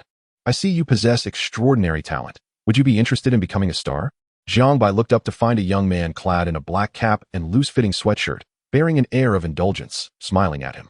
And who might you be? Jiang Bai queried. I am Jiang Wei, a talent scout specializing in discovering gifted individuals like yourself. Not interested. Before Jiang Wei could finish, Jiang Bai interrupted, turning to leave. What nonsense is this? I am a renowned beast master. You want me to become a star? Don't be hasty. Once you learn more, you might just find it appealing. The young man reappeared before Jiang Bai in an instant, placing a hand on his shoulder, and in a blink, they vanished from the spot. Chapter 25, Qualification for the Selection Tournament. Jiang Bai felt a wave of dizziness wash over him, and when his vision cleared, he found himself in an entirely different landscape. He quickly summoned He Desheng and Tang Senzong, warily eyeing the man before him. Who are you really? Jiang Bai recognized that they were now in the wilderness outside the city, his heart racing in shock. The man had transported him from the entrance of his school to this place in the blink of an eye. He could not fathom the depths of the man's power. He was evidently a formidable opponent far beyond his own abilities. The man smiled. Allow me to introduce myself. I am Jiang Wei, currently a talent scout. But you may call me Brother Wei. Brother Wei? Jiang Bai responded, his expression guarded. I have already stated that I have no desire to be a star. Please seek out others. Jiang Wei chuckled. The stars I refer to are not the ones you see on television, but rather the illustrious stars of the Firefly Academy. Whether it be Firefly Academy or any other institution, I have no interest. What is a star, if not merely a figurehead? Jiang Bai scoffed. Jiang Wei's expression darkened. It is Firefly Academy, not some trivial place you imagine. I still refuse to go. What is this Firefly Academy? I have never heard of it. It must be a sham institution, and you shall not deceive me. Jiang Wei, with an air of arrogance, replied, that is merely a reflection of your ignorance. Are you familiar with the Federation's greatest warrior, Jiechua? Jiang Bai, intrigued, responded, of course. What of it? Has he also patronized this so-called academy? Jiang Wei suppressed the urge to pummel Jiang Bai, proudly declaring, Jiechua, the Federation's greatest warrior, is a graduate of Firefly Academy, as are many renowned figures, including the Federation's leading healer, Bao Nai, and several other prominent powers. Jiang Wei glanced at Jiang Bai, expecting astonishment, only to see him disdainfully curl his lip. Uft, anyone can boast. I could just as easily claim they all graduated from my high school. If there is nothing else, I must take my leave. I am too busy to listen to your grandiose tales of stardom. Jiang Bai turned to depart, but Jiang Wei smirked. If you wish to leave, let us see if you possess the strength to do so. In an instant, Jiang Wei blocked Jiang Bai's path, delivering a powerful punch. Anticipating the attack, Jiang Bai had already readied He Desheng, who wielded his black staff, ready to counter. Heavenly strike. The staff met Jiang Wei's fist with a resounding thud. Jiang Wei staggered back, astonishment etched on his face. You managed to force me back, quite impressive. But now, I shall engage more seriously. Jiang Wei grinned. His arms suddenly adorned with thick, black scales. Jiang Bai's expression shifted. He was now certain that Jiang Wei possessed at least diamond-level power, for only a beast master of that caliber could merge with their beast and wield its strength in battle. Jiang Wei lunged forward once more. Tang Senzong stepped up. Colorful robe. In an instant, a faint golden energy robe materialized, intercepting Jiang Wei's scaled fist. However, the robe was riddled with cracks, threatening to shatter at any moment. Jiang Wei was astonished. Though he had only exerted a fraction of his strength, it was sufficient to breach golden-level defenses. Yet, he found it utterly inconceivable that the bronze-level beast master could withstand it. He Dasheng roared, transforming into a colossal monkey towering 12 to 13 meters tall. This time, he remembered to don a tiger-skin skirt, modestly concealing his form. Heavenly strike. The staff descended like a mighty pillar towards Jiang Wei. With a thunderous crash, the ground trembled as the enormous staff aimed for Jiang Wei's head, yet it was halted by Jiang Wei's scaled hand. The earth beneath his feet buckled, indicative of the immense power behind the strike. Jiang Bai was astonished. He Desheng's attack in his transformed state had been thwarted. Jiang Wei, too, was secretly taken aback, feeling his arm tingle as the force of the blow equated to that of a diamond-level beastmaster. Nonetheless, he maintained a casual demeanor, proclaiming, "Not bad. Your strength is commendable." At that moment, Tang Senzong unleashed his pent-up energy. Mighty Dragon. A faint golden dragon emerged, charging towards Jiang Wei. Jiang Wei merely smiled, his scales enveloping him, showing no intention of evasion. Jiang Bai smirked slightly. You've asked for this. The golden dragon collided with Jiang Wei, engulfing him. However, Jiang Wei's expression shifted from amusement to horror. What the hell? That hurts. Oh, it hurts so much. Jiang Wei bolted away, contorting in agony. Seizing the opportunity, Jiang Bai signaled his beasts to retreat. No one has ever escaped from my brother Wei. As the pain subsided, Jiang Wei gritted his teeth and vanished. Reappearing directly in front of Jiang Bai, He Desheng transformed back, launching another strike. Do you truly believe that your size makes you invincible? Jiang Wei countered with a powerful swing, his scaled fist colliding with the black staff. To Jiang Bai's astonishment, the enormous He Desheng was sent flying. At this moment, Tang Sanzang unleashed a powerful attack dubbed Great Might of the Heavenly Dragon towards Jiang Wei. Jiang Wei dared not face it head-on any longer. He swiftly evaded, disappearing from his original position, only to reappear right before Tang Sanzang, launching a punch. The Jinlan Kasaya materialized as a faint golden cassock phantom. With a resounding thud, Jiang Wei's armored fist struck the phantom, shattering it into fragments. His punch continued unabated, crashing into Tang Sanzang and sending him flying. Jiang Bai was astounded. Both the Black Great Sage and Tang Sanzang were rendered utterly defenseless before this individual, unable to withstand even a single blow. Jiang Wei approached Jiang Bai with a broad smile, declaring, "Young man, you cannot escape." Jiang Bai withdrew his two beasts into the beast space, resigning himself. "Come on. Do as you please, whether to kill or to maim." Jiang Wei patted Jiang Bai on the shoulder. "Why would I kill you? I told you I'm here to recruit you as a star. You possess immense potential, and I have high hopes for you." He then produced a black piece of paper, scribbled something upon it, and handed it to Jiang Bai. "This is the qualification notice for the selection competition. In a month and a half, the selection will take place. I hope you can arrive on time and not miss this rare opportunity." Jiang Bai gazed at the notice in his hand, and when he looked up again, Jiang Wei had vanished without a trace. Chapter 26, Firefly Academy, The Light of Humanity. Is this truly an academy? Stars and trainees? Could it be a scam? Jiang Bai scrutinized the black notice, which bore his name, stating that he was to arrive at a designated location to participate in the new student selection for Firefly Academy. I should return and ask the two elders if they know anything about this. Upon returning to the city, Jiang Bai headed straight to Jingguang Beast University to find Zhong Dihai.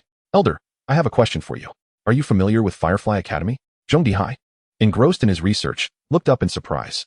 "How do you know about Firefly Academy?" Jiang Bai explained. "Today, a person who claimed to be Brother Impotence approached me, stating he was a talent scout looking for stars, and handed me a qualification notice for the Firefly Academy selection competition. I can't help but wonder if he is a fraud trying to deceive me into selling myself. Quick, let me see that notice." Jiang Bai handed over the black piece of paper. As Zhong Dihai infused his energy into the black sheet, it immediately radiated tiny flickering lights, resembling fireflies. Excitement illuminated Zhong Dihai's face. "This is indeed the Book of Firefly." Observing Zhong Dihai's fervor, Jiang Bai pondered, "Elder, that Brother Impotence also mentioned that the Federation's top war god, the foremost healer, and the Federation's greatest defenders all graduated from Firefly Academy and later became stars. Is that true? Do those powerful figures really enjoy acting?" Zhong Dihai replied with fervor, "What he said is correct. Not only them. Many powerful individuals from various military branches and the Federation Congress are graduates of Firefly Academy. The so-called Firefly stars are not merely celebrities on screen, but champions defending humanity. Firefly Academy is not just an ordinary beast taming university. It embodies the light of humanity. It has existed since the inception of the Federation, nurturing countless strong individuals. To receive an invitation to participate in the new student selection is an incredibly rare opportunity. You must seize it. The light of humanity? How does that academy compare with the Federation's top beast taming institutions, such as the Kyoto Lingwu Beast University and the Jinghua Lingwu Beast University?" Jiang Bai inquired. Zhong Dihai chuckled. "The institutions you mentioned rank among the top 3 in the Federation, but they pale in comparison to Firefly Academy. It can be said that any student from Firefly Academy could easily overpower all students from those top 3 universities." Jiang Bai was taken aback. "If Firefly Academy is so formidable, why have I never heard of it before?" Because Firefly Academy does not recruit through conventional channels. They have specialized scouts in various cities seeking individuals with immense potential, then issue them the Book of Firefly to participate in selections. Moreover, Firefly Academy maintains a very low profile, never promoting itself externally, and much of the training for its students is kept confidential, which is why so few are aware of it. As for their criteria, no one knows, or rather, there are no fixed standards. However, one thing is certain. Anyone discovered by Firefly Scouts must possess extraordinary abilities in some respect." Jiang Bai's eyes sparkled with realization. "So, the students at Firefly Academy are all exceptional?" Zhong Dihai nodded affirmatively. "Indeed, over half of the Federation's powerful figures hail from there. It's quite remarkable." Jiang Bai promptly made a decision. "All right, I've made up my mind. I shall attend Firefly Academy. I have a penchant for exceptional individuals. Jiang Bai's resolution stemmed from his belief that the students at other universities were far too weak, leaving him devoid of any motivation to challenge himself. Moreover, he felt the need to retaliate against that brother impotence for the affront to the Black Great Sage and Tang Sanzang. Zhong Dihai cautioned earnestly, Jiang Bai. While you've trained Jumping Monkey and Tang Tang exceptionally well, enabling them to battle beyond their level, you must not become blindly arrogant. For the students of Firefly Academy, battling beyond one's level is merely the most basic standard. Each and every one of them should not be underestimated. Otherwise, you will surely suffer losses. Jiang Bai recalled Brother Impotence, who could vanish without a trace and effortlessly defeat both the Black Great Sage and Tang Sanzang with mere punches. If even a talent scout possessed such prowess, he realized he could not afford to be careless. Jiang Bai nodded, I understand, Elder. I will diligently train and strive to achieve a breakthrough before the selection. By the way, Elder, has the application for the Black Goldstone not yet been approved? Zhong Dihai replied, the Black Goldstone is exceedingly rare, and the approval process is stringent. It will likely take at least half a month to complete. Jiang Bai frowned. That is far too long. It delays my plans. The Black Great Sage had become quite finicky, now refusing ordinary minerals and beast essence, demanding only the most precious. He had already spent a significant portion of the funds given by the two elders on rare minerals and beast essences. The next day, Jiang Bai took the Black Great Sage and Tang Sanzang into the secret realm. He could not afford to wait idly for half a month for the Black Goldstone's approval. Besides, there was a chance it might not even be approved. Furthermore, the secret realm was the optimal training ground for both beasts. Let us go visit the gold-eating mouse. The Black Great Sage led the way, with Jiang Bai in the middle and Tang Sanzang bringing up the rear. Now that the Black Great Sage had lost interest in ordinary minerals, Jiang Bai sought out the gold-eating mouse, hoping it could guide them to locations where rare minerals could be found. After half an hour, the trio arrived at the gold-eating mouse's dwelling with ease. Upon seeing the imposing figure of the Black Great Sage, the gold-eating mouse hurriedly shielded its meager collection of minerals. The Black Great Sage, displaying disdain, tossed a piece of mineral towards the gold-eating mouse. Chirp chirp. Here, a gift for you. The gold-eating mouse's eyes sparkled upon receiving the mineral, quickly shoving it into its mouth. The Black Great Sage scoffed. Chirp chirp. You're a real dullard. Before leaving the city, Jiang Bai had spent all his money on rare minerals, beast essences, and some training elixirs. The Great Black Sage had grown weary of consuming those monotonous ores. Jiang Bai tossed several rare stones to the golden-eating mouse and then beckoned the Great Black Sage to translate. Do you know of any places where even more precious stones can be found? The Great Black Sage chirped excitedly. The golden-eating mouse, clutching a few rare stones, nodded vigorously. Jiang Bai urged, lead us there. If we find it, all of this will be yours. Jiang Bai produced a small pouch filled to the brim with the rare ores that the Great Black Sage was on the verge of regurgitating. Upon seeing the stones in the pouch, the golden-eating mouse was visibly thrilled, though a hint of hesitation crossed its face. Chirp, chirp, chirp, danger. You might be eaten. The Great Black Sage thumped its chest. Chirp, chirp, fear not, my brother. I shall protect you. Chapter 27, A Fortunate Day. Under the duress and persuasion of the Great Black Sage and Jiang Bai, the golden-eating mouse finally consented to lead Jiang Bai and his companions in search of a location with even more delectable stones. As they exited the cave, Jiang Bai inadvertently stepped into a pile of excrement. His face contorted in disgust as he vigorously rubbed his foot against the grass nearby. Ding. Temporary entry triggered. Fortunate day. Entry effect. Exponential luck, 100-fold. Effect lasts for 1 day. Acquisition condition. The host must step in 100 piles of excrement.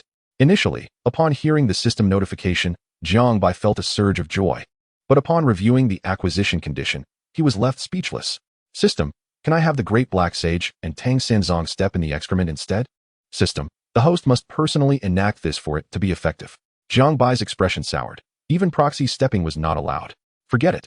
I can do without this temporary entry. The thought of stepping in 100 piles of excrement was utterly repulsive to him. System, a gentle reminder to the host. Luck is an elusive yet profoundly impactful force that can influence fate. The effects of Fortunate Day may bestow unimaginable benefits upon you. Please consider carefully and do not miss out. Hearing this, Jiang Bai hesitated once more. Excrement. Is it merely stepping in 100 piles? So be it. I shall see just how fortunate I can become after this. Ultimately, Jiang Bai resolved to acquire this temporary entry, Fortunate Day. He promptly instructed the Great Black Sage and Tang Sanzang, you too, immediately produce a pile of excrement. The two beasts looked bewildered. You want us to defecate here? You have the audacity to eat it. We are too embarrassed to do so.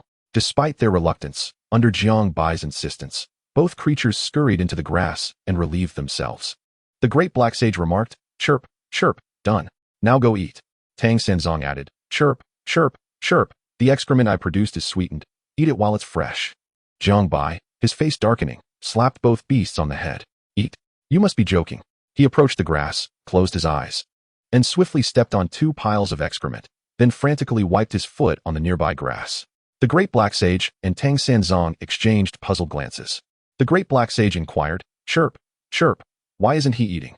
Tang Senzong speculated, "Chirp, chirp, chirp, perhaps he desires a different flavor of excrement."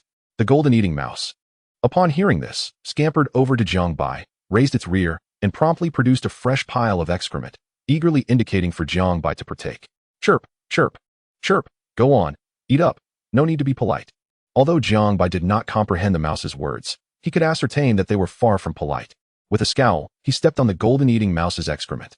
He then turned to the great black sage and instructed, "Have the golden eating mouse lead the way to the stones. And keep an eye out for spirit beast excrement along the route."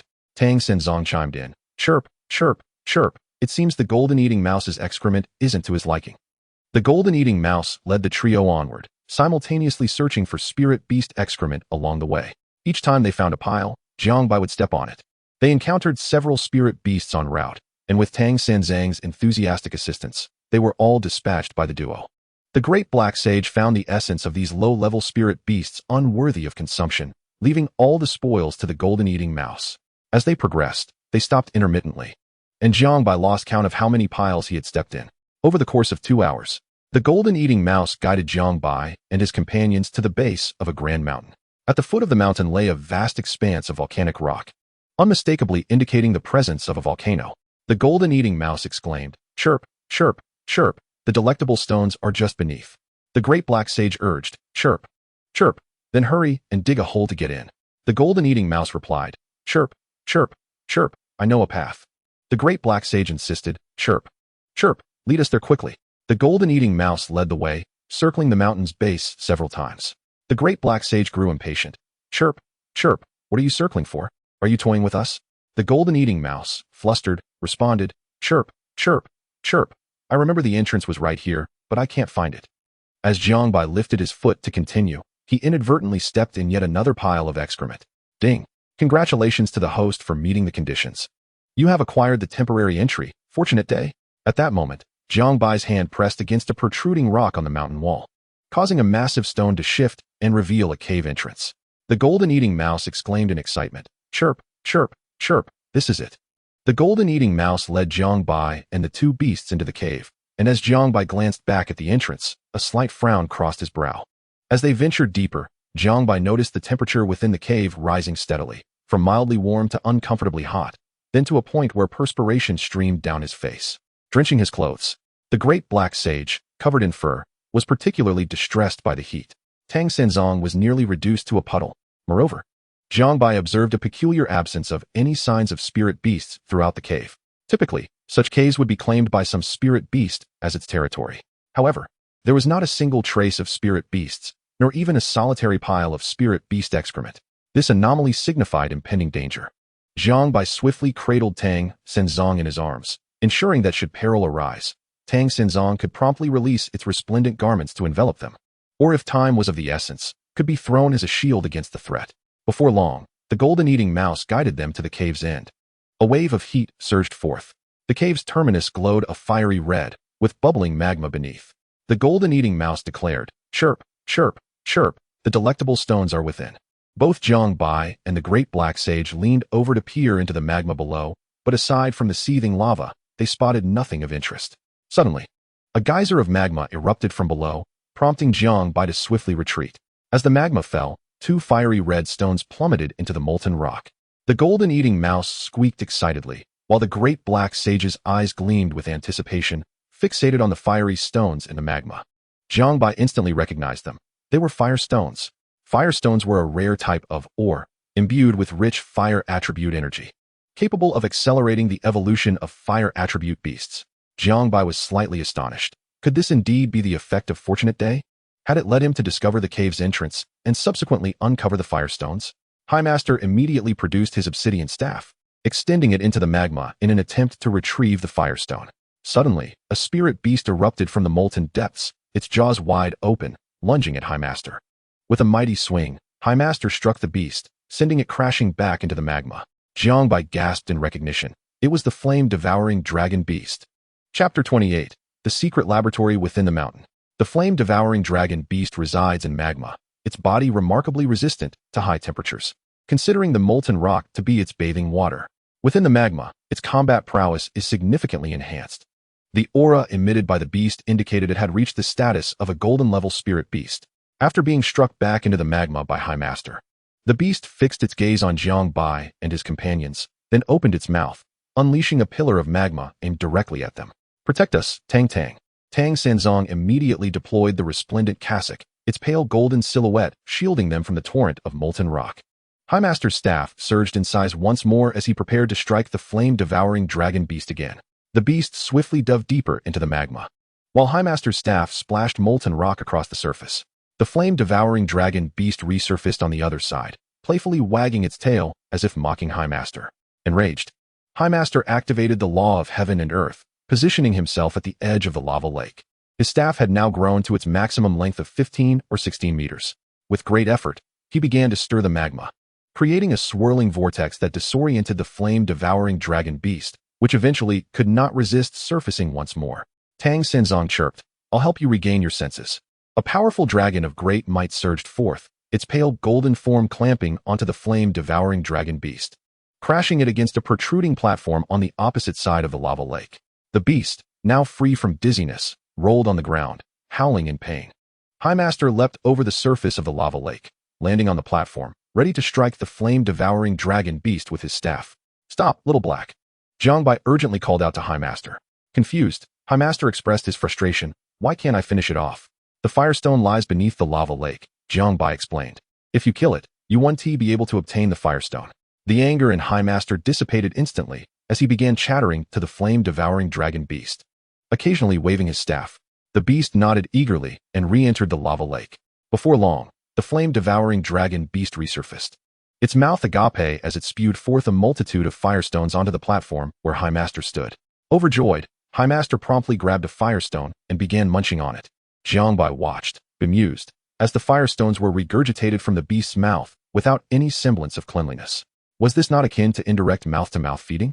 The flame-devouring dragon beast dove into the lava lake several times, bringing forth a plethora of firestones. During its final emergence, only a few remained. The beast whined at High Master, "There are no more stones below. It will take some time for them to regenerate." High Master chirped in response, "Well done. I shall let you off this time. Stay here in the magma, and I shall return as a guest." Just as the flame-devouring dragon beast was about to dive back into the lava, it paused to communicate something to High Master before vanishing once more. High Master gathered the firestones in his tiger skin skirt and jumped back to Jiang Bai's side. The golden-eating mouse promptly scampered over, excitedly chattering at High Master. After a moment's hesitation, High Master tossed a firestone to the mouse. Jiang Bai also offered the small bag of minerals he had promised. The golden-eating mouse gleefully scurried away with its prize. High Master continued to consume the firestones as if they were mere snacks. Curiously, Jiang Bai inquired, "What were you and the flame-devouring dragon beast whispering about?" Tang Senzong chimed in. They were undoubtedly flirting. With a swift strike, High Master knocked Tang Senzong flat. While munching on a firestone, he casually communicated through their bond. It mentioned that behind that platform is a concealed cave where someone resides, and it asked if I recognized them. I said I didn't. Jiang Bai was taken aback. "What? There's a cave behind that platform, and there are people inside?" High Master looked up at Jiang Bai. "What is wrong? Do you know someone in there?" Jiang Bai covered his face, pondering whether this was merely a matter of recognition. However, he soon realized a possibility. Could this be the effect of a temporary keyword? The Lucky Day effect? Might the hidden cave harbor great treasures? The more he contemplated, the more convinced he became. The Lucky Day keyword had initially guided him to the entrance of this cave. Then the flame-devouring dragon beast appeared to assist him in retrieving firestones. And now it revealed the existence of another secret cave. "Stop eating. Take me there at once," Jiang Bai insisted, stowing the firestones in his backpack for High Master to carry. High Master then leapt once more to the platform across the lava lake. Jiang Bai meticulously searched the mountain wall and soon discovered a protrusion similar to the entrance he had entered through. Pressing it revealed a massive stone that shifted, unveiling a hidden opening. It appeared that both this location and the initial cave entrance were designed by human hands. Otherwise, such a movable and concealing door would not exist. Summoning Tang Senzong once again, He cradled it as they ventured into the cave. After walking a distance, a light beckoned from ahead. Soon, Jiang Bai arrived at the end of the cave, where a large stone blocked the exit, though not securely. Light streamed through the crevice. Jiang Bai leaned closer to peer inside. Beyond the stone lay an expansive chamber, roughly the size of a football field. Numerous lighting fixtures adorned the walls, illuminating the interior as bright as day. Astonished, Jiang Bai realized that someone had excavated such a vast space within the mountain, resembling a secret laboratory filled with enormous glass vessels containing liquids, some housing various spirit beasts and even humans. At the center of the room lay an operating table, upon which a glistening human figure rested. An elderly man in a white lab coat, his thinning hair distinguished, pushed a glass vessel next to the table, using various instruments. He connected the spirit beast floating within the vessel to the human on the table. After preparing everything, the old man began etching symbols onto the human with a spirit liquid. Jiang Bai instantly recognized this as the method for contracting spirit beasts. Was the old man assisting that person in forming a contract with a spirit beast? Contemplating, he quickly dismissed the notion, as the spirit beast within the glass vessel was not a juvenile, but rather an adult. Furthermore, contracting a spirit beast wouldn't necessitate such clandestine efforts. There was definitely something amiss. Yet, where would his fortune lie? After all, Jiang Bai still bore the fortunate keyword, lucky day, indicating he would be exceptionally fortunate today. Since it had led him to discover this place, surely it would bestow some valuable reward upon him. Chapter 29. From Fortuitous Day to Fateful Day. Jiang Bai peered through a narrow gap, intently observing the elderly man in the white lab coat. After completing his operations, the old man distanced himself from the platform and activated the apparatus. A faint aura enveloped both the human on the platform and the spirit beast within the nearby petri dish. The contract inscribed on the human's body was set into motion, its power cascading over the spirit beast in the dish. The spirit beast began to tremble and writhe, mirroring the violent convulsions of the human on the platform. The struggle intensified, culminating in a resounding crash. The petri dish shattered under the spirit beast's fervent thrashing, spilling the nutrient solution across the ground. Suddenly, the human on the platform convulsed violently, blood seeping from his mouth, nose, and ears, until he lay motionless. It was evident that he had perished. The spirit beast on the ground met a similar fate, blood flowing from its mouth, nose, and ears, ultimately falling still. The elderly man in the white coat approached, sighing and shaking his head. Another failure. A robust man, whose body was encased in a layer of gray-brown rock, materialized from the side of the rocky wall. Crazy doctor. How goes the research? The old man shook his head in response. It's still not working. The subject is too old. We should ideally capture healthy males under the age of 19. The rock-encased man appeared somewhat troubled. There are scarcely any males under 19 in the secret realm. It's nearly impossible to find one. The crazy doctor dismissed the concern. If there are none in the secret realm, surely there are plenty in the city. The robust man replied, the Federation is currently searching for you everywhere. If I show myself now, I might not return. The crazy doctor looked at him sharply. You all promised to meet my various experimental requirements in exchange for my cooperation. Now, without any subjects, how am I to proceed with my experiments? Rest assured, crazy doctor. Once this tempest passes, I will escort you back to headquarters, where the experimental conditions are exceptionally well equipped, and subjects will be in ample supply. The crazy doctor lowered his head to record data. Then do hurry. The conditions here are utterly inadequate. Trust me, crazy doctor. I will venture out and procure a few subjects for you. The robust man turned and melded back into the rocky wall. Jiang Bai, observing from his concealed vantage point, was horrified. These two were conducting experiments on living beings. I must swiftly exit the secret realm and report this. There could be substantial rewards for my whistleblowing, or else I would be remiss in my temporary title of Fortuitous Day. Just as Jiang Bai turned to leave, a figure emerged from the rocky wall, blocking his escape route. It was the robust man, entirely encased in rock. He regarded Jiang Bai with a smile. A young subject, how fortuitous. The great black sage promptly drew out his black staff, but the confined space of the cave limited his movements. He could only extend the staff to jab at the man. Bang! The robust man was pushed back by the staff's thrust. He smiled slightly, and, in an instant, merged into the stone wall, reappearing right before Jiang Bai, delivering a powerful punch. Jinlan rope.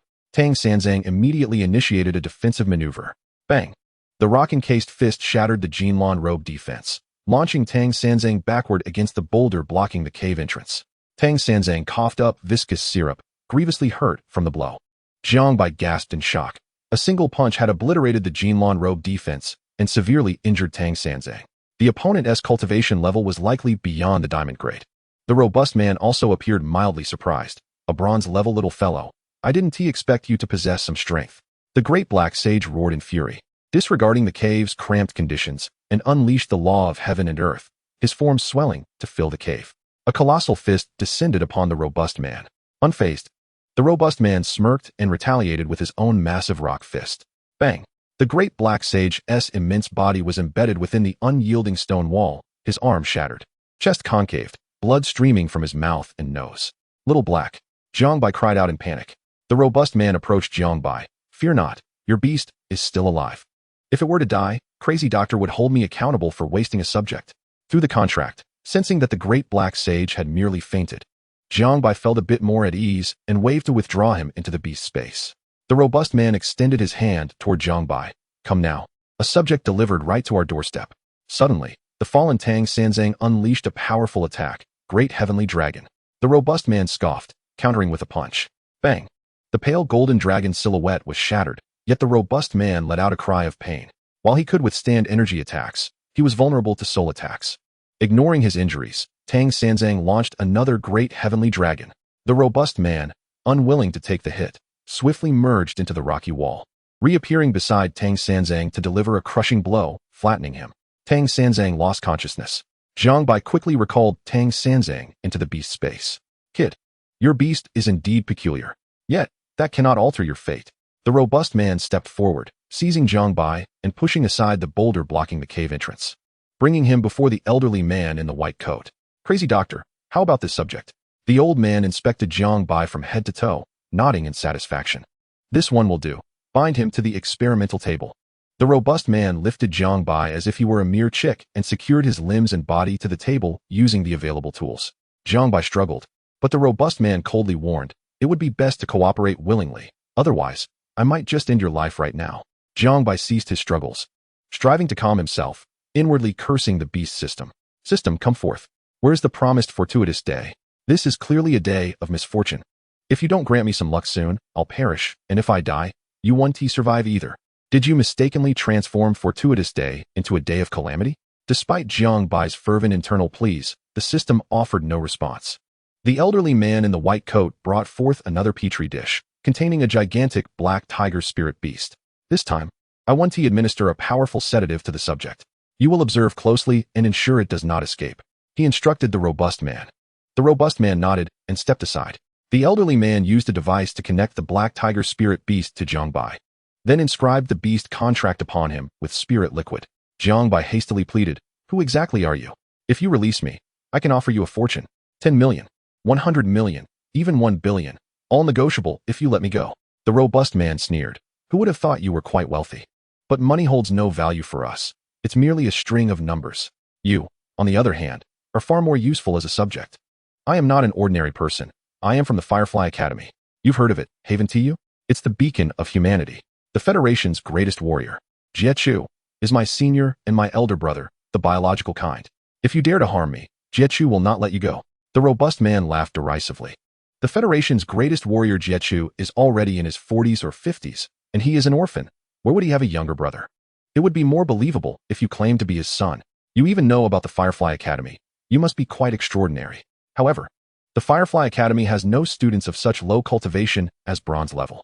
Even if you are truly a student of the Firefly Academy, it would not matter to us at the Beast Creation sect. Jiang Bai was taken aback by how effortlessly his deception was unveiled. Nonetheless, he hastily inquired, what is the Creation Beast God sect? The burly man gazed at Jiang Bai and replied, if your experiment succeeds, you shall soon discover the answer. If it fails, then knowing will be of no consequence. The elderly man in the white lab coat, having prepared everything, interjected, cease your conversation with him. The experiment is about to commence. Panic surged within Jiang Bai as he thought, damn it, I'm truly going to die this time. My lucky day is about to turn into a day of doom. Chapter 30, Activation of the Fusion Factor. The elderly man in the lab coat stepped back a few paces and activated the apparatus. Jiang Bai immediately felt the contract inscribed upon him come to life, a surge of spiritual energy enveloping him, while a peculiar force emanated from the black tiger spirit beast on the other end of the instrument, penetrating into his body. An excruciating pain erupted, one that seemed to emanate from within, burrowing deep into his very marrow. Jiang Bai could not suppress a cry of torment. He struggled violently, prompting the burly man to swiftly restrain him. The power of the contract enveloped both Jiang Bai and the Black Tiger spirit beast in the culture dish, and astonishingly, the body of the Black Tiger began to wither away. The elderly man in the lab coat exclaimed in delight, "It's working." His excitement was palpable as he fixed his gaze on Jiang Bai. Gradually, a shadow of the Black Tiger emerged from Jiang Bai, roaring frantically, yet unable to break free from his form. It's almost there. Success is imminent. The elderly man was beside himself with joy. In the next instant, the Black Tiger shadow plunged into Jiang Bai's body, causing protrusions to manifest all over him, as if something were thrashing about within. Jiang Bai was engulfed in agony, feeling as though his very soul was being gnawed upon, while the essence within him rapidly diminished, as if being devoured. The elderly man grew anxious, realizing, this spirit beast is far too powerful. The subject cannot endure. Despair washed over Jiang Bai. Damn it. I believed in that wretched system's lucky day. It's truly about to become a day of misfortune. Beep. Detection of the host's soul and body being consumed by an external spiritual entity, actively summoning beast companions for a counterattack. In the next moment, the Black Saint and Sugar 3 Burial were summoned. But the two beast companions did not appear in the external world. Rather, they manifested within Jiang Bai. The two beasts immediately engaged in combat with the Black Tiger shadow inside Jiang Bai. Suddenly, black fur sprouted from Jiang Bai's arms, his hands morphing into those of a monkey before rapidly reverting to their original form. His body transformed into a reddish-brown sugar monster, only to change back again. Then, his hands morphed into Black Tiger claws. Jiang Bai's body oscillated between these three beast forms, astonishing both the elderly man in the lab coat and the burly man. The latter asked, "Mad Doctor, what is happening to him?" The elderly man was equally perplexed, realizing his beast companions are resisting the Black Tiger within him. But how is he exhibiting a fusion state with only a bronze rank? Despite having studied countless beast tamers and spirit beasts, the Mad Doctor had never witnessed a beast tamer achieving fusion with a beast before reaching the diamond rank. The burly man remarked, "Could this be a consequence of your experiment?" The Mad Doctor's eyes sparkled with excitement. "It's highly probable. I seem to have stumbled upon a method to enable beast tamers to achieve fusion with their beasts prematurely. However, the specifics require further investigation." At that moment, Jiang Bai was in immense pain, tormented both physically and spiritually, feeling as though he were enduring a fate worse than death. Beep. Congratulations to the host for an explosive stroke of luck. Under special circumstances, the fusion factor has been successfully activated, allowing for fusion with beast companions. Instantly, black fur erupted from various parts of Jiang Bai's body, transforming him into a monkey-like figure. Yet, his form was remarkably pliable, akin to jelly, effortlessly breaking free from the confines of the experiment table. As the burly man prepared to intervene, a woman suddenly appeared, her fist covered in crimson scales. Launching a fierce strike, the burly man hastily defended himself, but was sent hurtling away. Jiang Bai immediately unleashed the great majestic dragon, a robust, pale golden dragon shadow surged into him, and then lunged at the illusory Black Tiger. Jiang Bai reached into his ear, retrieving a black staff that expanded in size. One strike to split the heavens. The hefty black staff descended, shattering the Black Tiger shadow into fragments. The newly appeared woman gazed at Jiang Bai in astonishment. This bronze rank cultivator can actually achieve fusion with a beast? The burly man rose, his expression shifting as he caught sight of the woman's attire. Members of the sword-wielding legion. He melded into the rocky wall, reappearing beside the elderly man, intent on making their escape. Jiang Bai, seething with anger, thought, "You nearly killed me, and now you wish to flee?" He bellowed, "Take this." As he swung the black staff, he suddenly felt his strength drain, the fusion state rapidly dissipating, leaving him weak and collapsing to the ground, unconscious. The burly man, with the elderly man in tow, rushed towards the exit when the woman reappeared, blocking their path, and once more hurled a punch toward the burly man. He retaliated with a swift strike of his own. A thunderous impact ensued, causing both to stagger backward. A man, enveloped in a translucent bubble, emerged from the wall, approaching the burly man. "Lord Yan, are you all right?" The burly man quickly instructed, "You take the Mad Doctor and leave first." Chapter 31, Dragon Core, Creation Beast God Sect.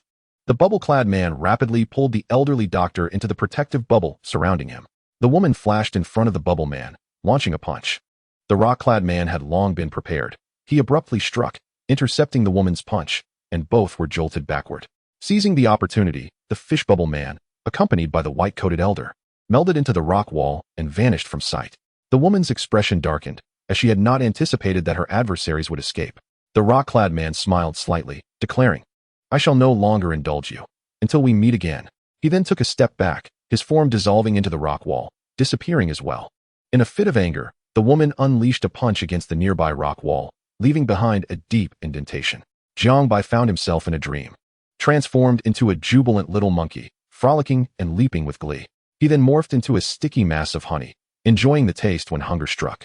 Subsequently, a monkey captured him and placed him upon a pedestal, where he was dissected and devoured. Startled, Jiang Bai awoke abruptly. As he surveyed his surroundings, he realized he was indeed lying on a platform, enclosed by stark white walls adorned with imposing scientific instruments. It was evident that he was in a laboratory, with numerous electrodes affixed to him, connecting him to the surrounding apparatus. What if that old man has transported me to another laboratory? He pondered. Noticing the absence of personnel in the room, Jiang Bai hastily tore off the electrodes and donned a white lab coat he found nearby. Approaching the door, he tugged gently at the handle. It was unlocked. He cautiously opened it, glancing left and right to ensure no one was present, and swiftly slipped out. Navigating carefully around a corner, he spotted someone approaching and quickly concealed himself. Raising his gaze, he observed several photographs of white-coated doctors on the wall, which sparked an idea. He would attempt to summon the fusion of Tang Senzong. Instantly, his body transformed into a gelatinous, jelly-like consistency. Elated, he realized he could indeed merge. He then altered his appearance to resemble one of the elderly figures in the photographs. After some adjustments, he checked his reflection against the glass of the photo wall and felt satisfied with the resemblance. With his mind steeled, Jiang Bai strode out with an air of calm confidence. Just as he reached the staircase, a figure clad in a pristine white lab coat approached him. A wave of anxiety washed over him, yet he feigned composure. As their proximity diminished, his tension escalated, uncertain if his disguise would hold. When they were about to cross paths, his heart raced. Professor Gu. The individual greeted him with a slight nod and a smile. Jiang Bai merely returned a brief nod, not pausing in his stride. The person he was impersonating was named Gu Ji, a professor as stated in the information accompanying the photograph. The other party remained oblivious to any anomaly as they passed each other. Once the figure had vanished from sight, Jiang Bai exhaled deeply, feeling a surge of relief. He had never experienced such anxiety, not even during his first action film viewing. Having successfully deceived one person without detection, his confidence soared as he made his way towards the lobby.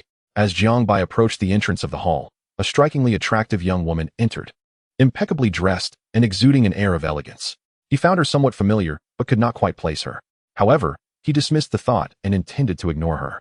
Yet, she approached him directly, inquiring, "Director Gu, how is that individual faring?"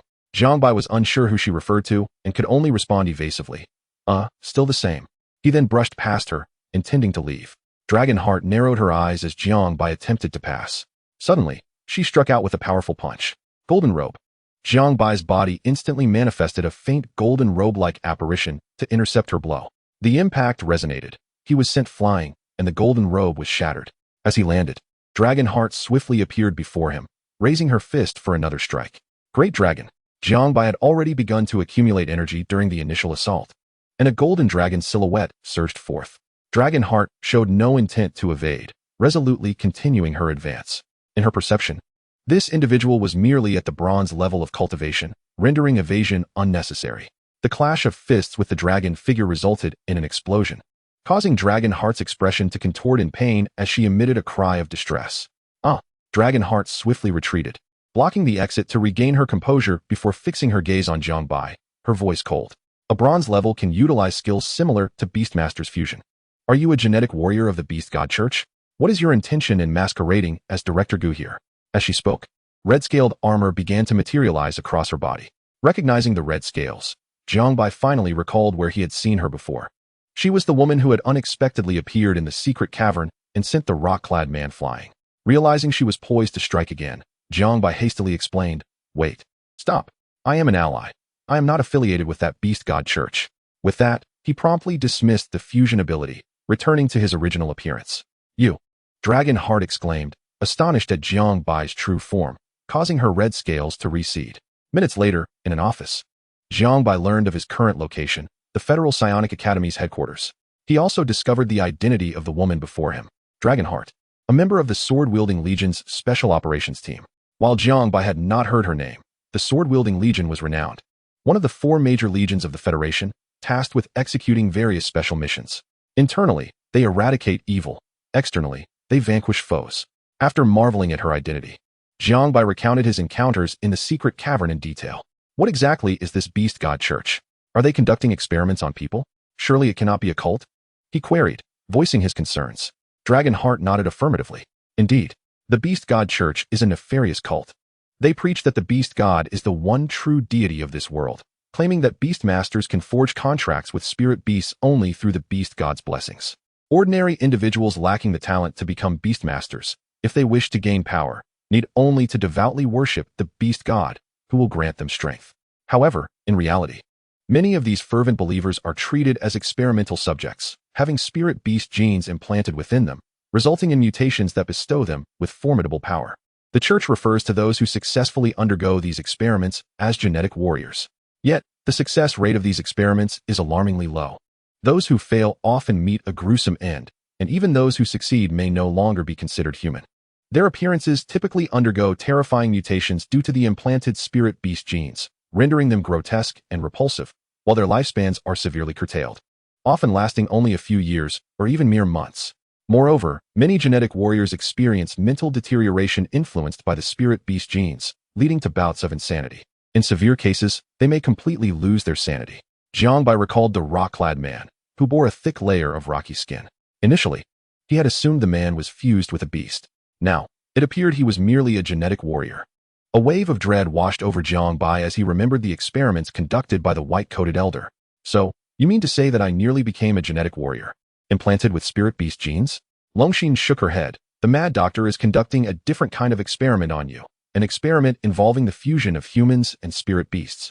The mad doctor? Is he the old man in the white coat from the cave? Jiang Bai inquired, astonished.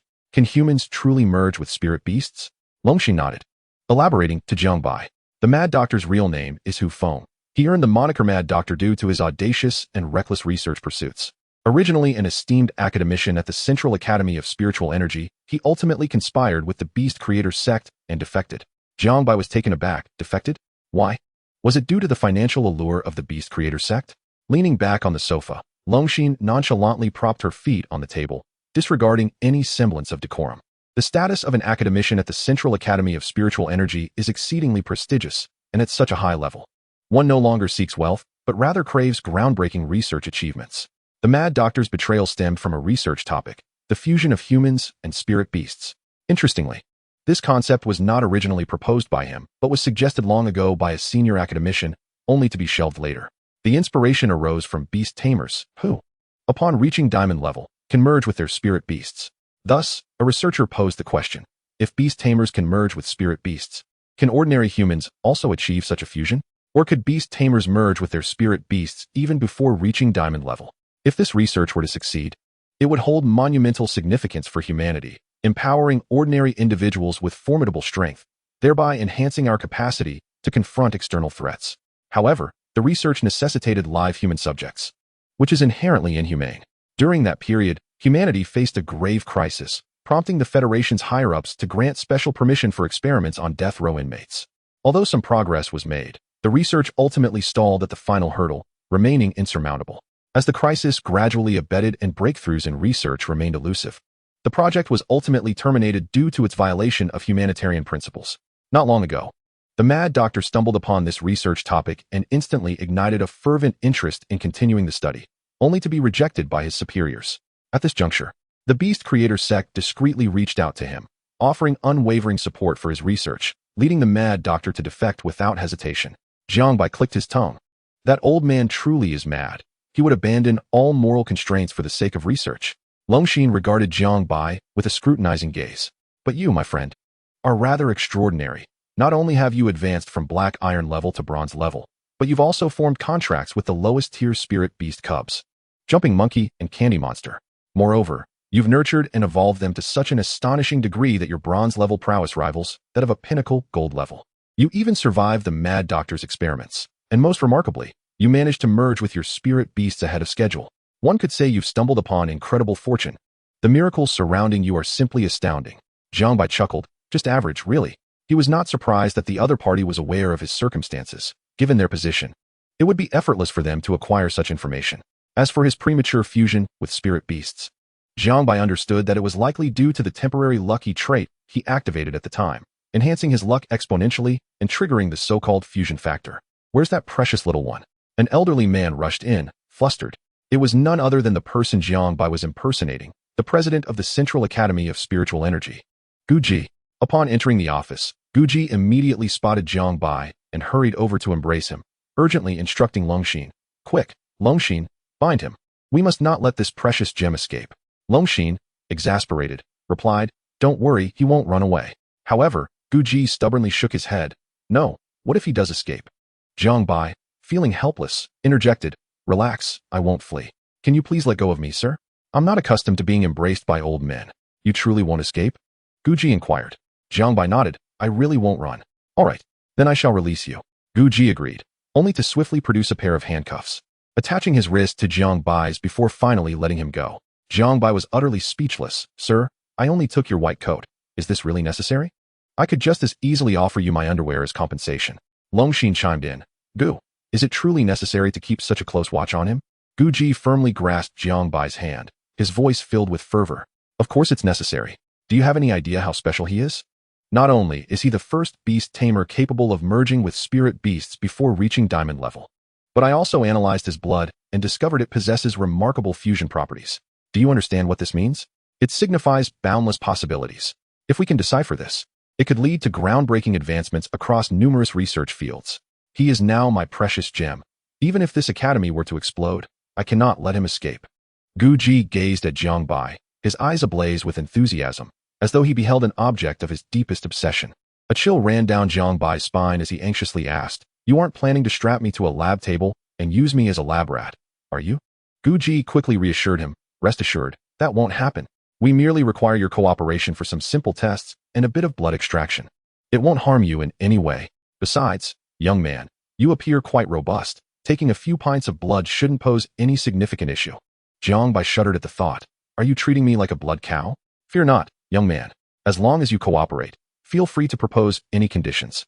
I assure you, I will fulfill them as long as it is within my power."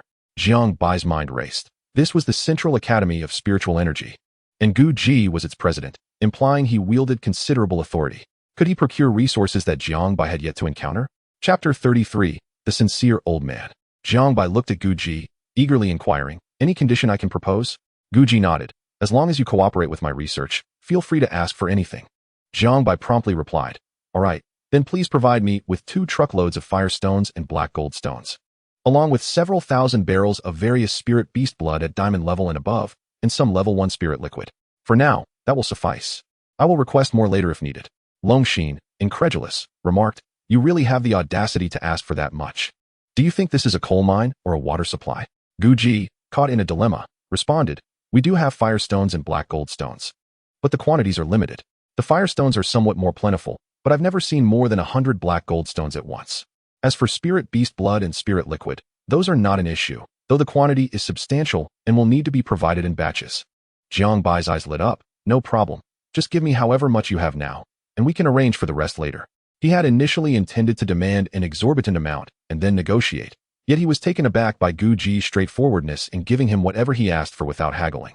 Guji nodded. "All right, I will provide you with the Academy's current stock and then seek approval from above.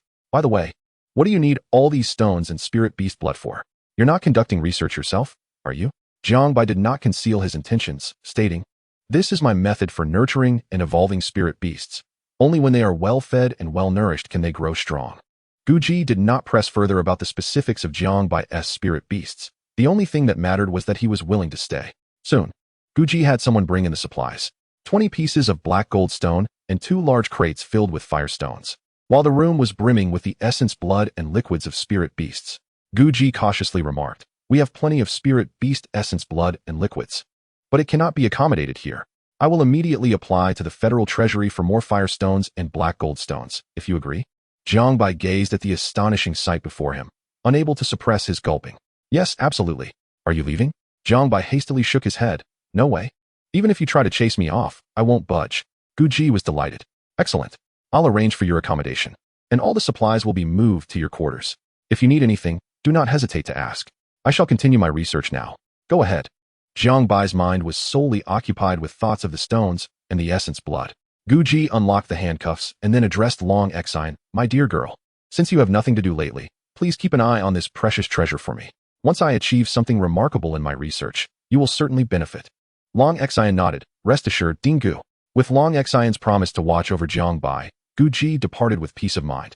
Eager to delve deeper into his study of Jiang Bai's blood, Jiang Bai promptly summoned the Black Great Sage, who, upon seeing the treasures laid out before him, was instantly mesmerized, darting towards the black gold stones and fire stones, stuffing them into his mouth. Jiang Bai contemplated for a moment and summoned Tang Sanzong as well. Tang, since Xiao He is working so hard, could you assist him by handing over the stones and the spirit beast essence blood? Although reluctant to help the monkey, Tang Sanzong begrudgingly obliged, knowing that doing good is a part of his cultivation, and thus delivered the stones and essence blood to the Black Great Sage with a sour expression. Long Xian observed the duo with mild astonishment. So these are your two spirit beasts? They seem quite ordinary, yet possess such formidable strength, without the need to seek resources elsewhere. Jiang Bai settled comfortably in the accommodation arranged by Guji. 2 days later, the black gold stones Guji requested from the Federal Treasury arrived, totaling 280 pieces, which was the current limit since other researchers also required them. Additionally, another 20 crates of fire stones were delivered to Jiang Bai. As for the liquids and essence blood of spirit beasts, there was an inexhaustible supply. One could have as much as desired. However, the essence blood was primarily of diamond grade, with very few at the starry level, and only 2 specimens of extraordinary grade were available. Nevertheless, these were already sufficient for the Black Great Sage's needs. After consuming the spirit liquid, Jiang Bai reclined on a lounge chair to meditate when his phone rang. Upon checking, it was Uncle Zhong Dahai calling. "Hello, Uncle Zhong. What is the matter?" The voice on the other end carried a hint of embarrassment and guilt. "Jiang Bai, the application for the black gold stones you requested has been denied. They said the inventory quota has already been allocated." Old Jiao was similarly rejected. Jiang Bai shrugged it off. "That's all right. I don't need them urgently." He understood perfectly well why the quotas were exhausted. It was all due to Uncle Gu's applications. He couldn't help but marvel at the convenience of power. While Uncle Zhong and Uncle Jiao had long submitted their requests for black gold stones, they had to endure layers of approval, whereas Uncle Gu's request was almost immediately processed, with delivery occurring just 2 days later. "How is your research progressing, gentlemen? Any breakthroughs?" Jiang Bai inquired. Excitement resonated in Zhong Dahai's voice on the other end. "Yes, indeed. I feel we are on the brink of success. I am confident I will uncover the evolutionary trajectory of the jumping monkey." Jiang Bai was astonished. "Are you truly close to evolving the jumping monkey into something like my Black Great Sage?" Zhong Dahai sighed. "I wish. I have prepared nearly 100 experimental monkeys. The most promising group only shows slight resemblance in evolutionary direction, yet the efficacy is less than 1,000th. Nevertheless, we have made some groundbreaking progress." Jiang Bai understood. This was the norm. If anyone could stumble upon a way to replicate the Black Great Sage's prowess so easily, his own unique advantages would be rendered futile. Zhong Dahai continued. "Jiang Bai, once my research yields results, your contributions cannot be overlooked. I will ensure your name is included in the published paper." Jiang Bai took no offense at this, and after a few more exchanges, they hung up. A month and a half later, the Black Great Sage had consumed all the black gold stones and fire stones. Suddenly, its body trembled, and a faint black-red battle armor emerged upon its surface, radiating a soft golden-red glow. Although the armor had yet to solidify, its majestic presence was unmistakable. The Black Great Sage then retrieved a black staff from its ear, which now gleamed even more brilliantly, adorned with intricate golden-red lines that formed mystical patterns. The weight of the staff had also dramatically increased, surpassing 1,000 pounds. Jiang Bai looked on with satisfaction. "Well done, Xiao He. Your cultivation has indeed improved." He then turned to Tang Sanzong. Tang. "It's time for you to step up." Tang Sanzong sighed in disappointment, wishing his evolution could be as straightforward as that of the monkey. Despite having assisted others in various capacities within the academy during this time, his progress remained lagging compared to that of the Black Great Sage. "It seems your spirit beasts have grown stronger." Long Xian entered Jiang Bai's courtyard, noticing the state of the Black Great Sage with a hint of surprise. Jiang Bai smiled slightly. "You arrived just in time. Care for a spar?" Long Xian's fists began to shimmer with red scales. "If you wish to be beaten, I shall gladly oblige." Chapter 34, Mechanical Nanobacterial Swarm. Over the past month and a half, aside from consuming spirit liquids and cultivating, Jiang Bai had engaged in battles with Long Xian while merging with his spirit beasts. This not only aided the Black Great Sage's training, but also enhanced his own practical experience. Jiang Bai rose, and the Black Great Sage along with Tang Sanzong transformed into beams of light, merging into his body. Instantly, black fur sprouted from Jiang Bai's skin as he reached into his ear to retrieve the black staff. With the staff in hand, Jiang Bai swiftly charged forward, aiming to strike Long Xian. She effortlessly blocked the blow and remarked, "Your strength has certainly increased. Enough with the pleasantries. We have tested this countless times before. Let's unleash our full power." Jiang Bai responded. Upon hearing this, he invoked the power of heaven and earth, rapidly expanding to over 3 meters in height, with the black staff also growing correspondingly. While he could have increased his size further, doing so would reduce his agility. This particular form had been determined to be the optimal size for maximizing his strength after numerous experiments. Energy and momentum surged into the black staff. Once he felt it was sufficient, Jiang Bai roared, one strike to split the heavens. The ferocious black staff descended like a colossal pillar. In response, Long Xian whispered to herself, "Dual fusion, diamond scale dragon, heavy bone dragon elephant." The red scales on her body transformed into diamond armor, and her form, along with her arms, swelled slightly. Her fist, now covered in diamond dragon scales, met the descending black staff with tremendous force. The impact resounded as the black staff was sent flying. Jiang Bai had anticipated this and had prepared the great celestial dragon technique, which he unleashed in an instant. A faint golden dragon shadow surged toward Long Xian. A smirk graced Long Xian's lips, as if she had foreseen this moment. She vanished in a flash and reappeared directly in front of Jiang Bai, her diamond-scaled fist barreling toward him. Immediately, a translucent golden robe appeared around Jiang Bai. Yet as the fist made contact, the robe shattered. The diamond dragon-scale fist continued its advance, and just as it was about to strike Jiang Bai, a phantom of black-red battle armor emerged, shimmering with a soft golden-red glow. The diamond dragon-scale fist was momentarily halted, but only for an instant before the armor too was obliterated. The diamond dragon-scale fist struck Jiang Bai with tremendous force. Yet Long Xian felt as though she had merely collided with a mass of jelly. The area of Jiang Bai's body impacted by the punch caved in slightly, dispersing the shockwave throughout his frame, causing the other parts of his body to ripple like waves, effectively dissipating the residual force. Jiang Bai was sent flying, twisting midair before landing gracefully on his feet. Long Xian gazed at Jiang Bai in astonishment. "Well done, kid. I can't believe I didn't harm you this time. Is that suit of armor a new skill?" "No. Wait. You're still at the bronze level. Your beast mastery hasn't progressed at all. How could you possibly possess a new skill?" This sparring session was reminiscent of their previous encounters, with the sole exception being Jiang Bai's new armor. First, the illusory Kasaya absorbed half of her strength, then the armor mitigated the majority of the remaining force, and finally, Jiang Bai utilized the unique properties of the sugar monster's body to dissipate the last vestiges of power, leaving him entirely unharmed. Jiang Bai chuckled. It's a secret. He certainly couldn't reveal that the Black Great Sage had gorged on stones, first birthing a staff, and then crafting an entire set of armor. Oh well, you're already astonishing enough. What's one more surprise? Jiang Bai sighed and shook his head. Unfortunately, I still can't defeat you. Long Xian smacked Jiang Bai's head. What are you thinking? It's perfectly normal for a bronze level to be unable to best a diamond level, though your combat prowess is formidable, allowing you to fight above your level. I'm not just some ordinary diamond level pushover. Jiang Bai scratched his head. That is true, but I believe that once I break through to the silver level, I will surely triumph over you. Long Xian rolled her eyes, as if I would just stand still. However, she continued, I might not be able to spar with you for a while. What is the matter? Are you dying? Thud. Long Xian's fist landed on Jiang Bai's head, causing him to grimace in pain as he muttered to himself. What a tyrannical woman. Long Xian gritted her teeth. You're the one in danger. I have a new mission to undertake, and I don't know when it will conclude. I came specifically to inform you. What mission? Is it dangerous? Long Xian turned away. The details are classified. No task from the sword-wielding legion is devoid of peril. I hope that by the time I return from my mission, you will have successfully passed the trainee selection for the Firefly Academy. Then I can come find you at the academy to continue our sparring. Oh, be careful out there. Before Jiang Bai could finish his sentence, Long Xian's figure vanished. Safety.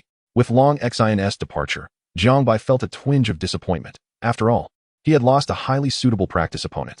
In the blink of an eye, over 10 days had passed, and there remained more than half a month until the trainee selection date at the Firefly Academy.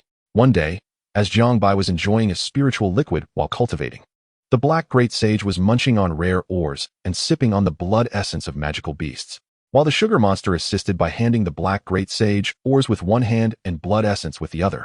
Suddenly, Uncle Gu appeared in a flurry. Precious gem. Come with me quickly. Uncle Gu grasped Jiang Bai's hand and hurried outside. Jiang Bai quickly pulled away. Uncle, you're not going to check or draw blood again, are you? Didn't Tiwi just do that yesterday, drawing 5 large vials of blood? Do you want to bleed me dry?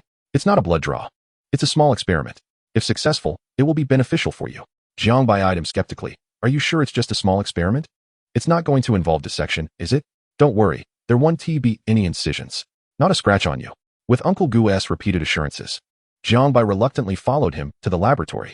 Upon entering the lab and completing a series of sterilization and preparatory steps, Uncle Gu declared, "Take off your trousers and lie on the table."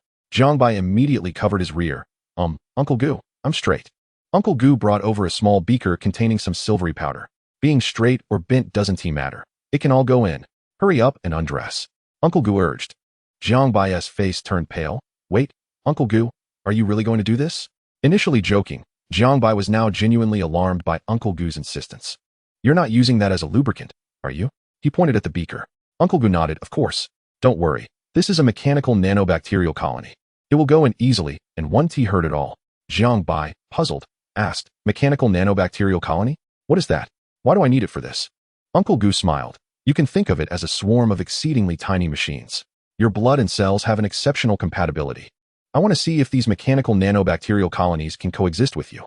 If successful, we could harness the unique properties of your blood to perfectly integrate mechanical prosthetics with disabled warriors, allowing them to regain a normal life and even enhance their survival rates on the battlefield. If this works, it would be a tremendous boon for humanity in both civilian and military applications. Chapter 35. The Function of Nanobacteria, Long Xian Captured. After hearing Uncle Gu's words, Jiang Bai wasted no time and promptly removed his trousers, lying down on the table. Let us go, Uncle Gu. For the sake of humanity's progress, I shall sacrifice myself for science, but please take it easy. It's my first time. Uncle Gu nodded. Rest assured, it will be over quickly.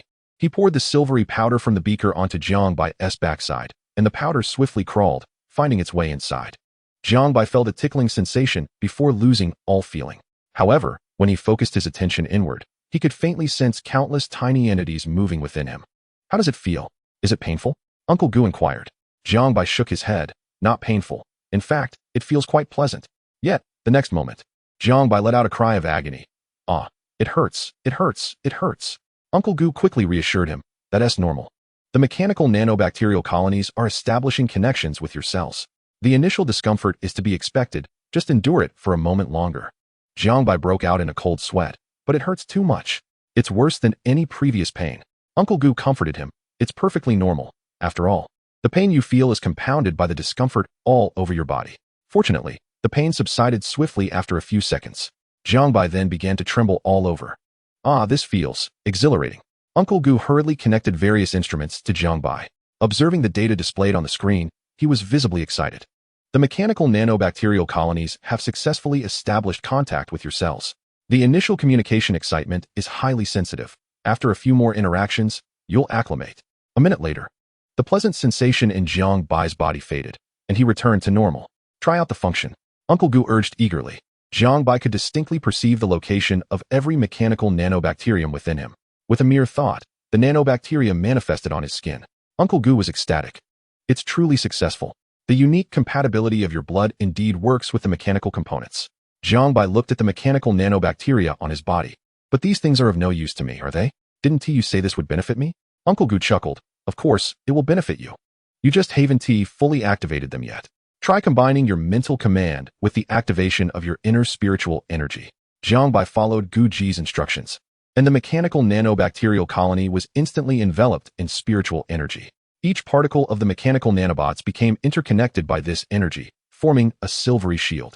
Jiang Bai struck it with his fist, producing a resonant sound, and found it surprisingly sturdy. With a subtle shift in his thoughts, the nanobots morphed into a silver spear, and under his mental control, transformed into various other forms. Jiang Bai remarked, "This is indeed intriguing, yet it lacks significant utility. I can merge with my beast, and the combat effectiveness of these weapons pales in comparison to my black staff." Gu Ji chuckled, suggesting, "Gather them onto your hand and attempt to channel your internal energy through the mechanical nanobacterial colony." Jiang Bai complied. The nanobots surged into his right hand, and he directed his internal energy through them. Instantly, the nanobots on his hand illuminated, and a beam of energy shot forth, striking the opposite wall and creating a gaping hole in the hard surface. Jiang Bai was astonished. He had managed to compress energy.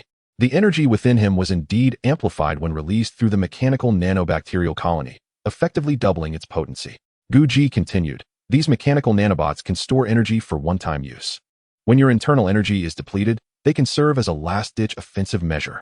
Jiang Bai nodded, considering it a valuable safeguard. Moreover, there were additional applications. Guji produced a small laboratory knife and made a tiny incision on Jiang Bai's arm. Now, move the mechanical nanobacterial colony near the wound and activate it with energy. Jiang Bai followed the instructions and was astonished to see the small cut healing at a visibly accelerated rate. It can even heal injuries, he exclaimed in disbelief. Guji explained, the mechanical nanobots stimulate the surrounding cells through specific vibrations, accelerating metabolism to promote rapid healing. Jiang Bai grinned. It was indeed a commendable ability. Guji smiled, saying, I told you it would be beneficial. You should explore its capabilities further. You might uncover additional functions. I must now focus on extracting that unique fusion factor from your blood. Once extracted, the mechanical prosthetics will undoubtedly integrate seamlessly with your body. Guji hastily exited the laboratory to pursue his research. Jiang Bai gazed at the now healed wound on his arm, smiling to himself, realizing that his sacrifices had not been in vain. Over the next 2 days, Jiang Bai practiced diligently while investigating other potential uses of the mechanical nanobacterial colony. One day, while he was training, Guji reluctantly brought a middle-aged man to Jiang Bai's courtyard. This is the person you need to meet. Before Jiang Bai could speak, the middle-aged man introduced himself. Hello, I am Yin Shi, the captain of the Sword Legion at the Vice Corps level. Jiang Bai was taken aback and quickly stood up, feeling a surge of nervousness. Hello, I don't believe I've done anything wrong recently. The only offense I committed was peeking at a beautiful sister bathing in the building opposite mine last year, but she left her window open. It wasn't my intention to intrude. Even if you were to apprehend me, surely there's no need for someone of your rank to come personally? Yin Shi's face twitched slightly as he reassured him. Rest assured, I am not here to arrest you. I require your assistance with a matter. What sort of assistance? Are you interested in extracting my blood for research, or perhaps studying my beasts? Jiang Bai pondered, unable to fathom how he could be of help to the Sword Legion. Yin Shi shook his head. Neither. Longxin has been captured during a mission, and I seek your help to rescue her. Longxin has been captured. Jiang Bai's initial shock gave way to resignation as he replied, if you cannot rescue her, how could a mere bronze-level beastmaster like myself possibly succeed? Yin Shi explained, the enemy has many formidable warriors, and deploying our stronger fighters would easily expose them. Conversely, sending those of lesser strength could lead to failure. According to our intelligence, while your cultivation is only at the bronze level, your combat prowess rivals that of an average diamond-level warrior. Moreover, your ability to merge with beasts and disguise yourself makes you the ideal candidate for infiltration. Am I truly the only option? Jiang Bai inquired. Yin Shi affirmed, at present, there is no one more suitable than you. If you decline, I won't force you, but Longxin likely won't survive much longer. A smile crept onto Jiang Bai's face as he declared, who said I would refuse? After all, Longxin is a friend. And how could I not come to the aid of a friend in need? Chapter 36. The True Enemy of Humanity. A subtle smile flickered at the corner of Yin Shi's lips. He had prepared numerous strategies to persuade Jiang Bai to assist, but he had not anticipated that a mere emotional appeal would suffice. Very well, let us depart now. I will explain the details on the way. Yin Shi insisted, pulling Jiang Bai along, but Guji quickly intervened. No, he is my prized possession. You cannot take him. Yin Shi replied, Director Gu. I only need him temporarily to assist with a task, and he will return once we have rescued her. Guji retorted, nonsense. How many of your captives ever return? Jiang Bai felt a twinge of concern. Had none of those taken by Yin Shi ever come back? Yin Shi hastily clarified, the individuals I took were all criminals. So of course, they wouldn't return. But you needn't worry. You are different. You will certainly come back. Guji scoffed, recognizing that while Jiang Bai was not a criminal, the missions undertaken by the Sword Legion were fraught with peril, making his return somewhat uncertain. Yin Shi reassured him, he can merge with beasts and alter his appearance, making him less likely to be captured. You needn't be concerned. Guji understood that since Yin Shi had come personally, he was determined to take Jiang Bai, and he could not impede their departure.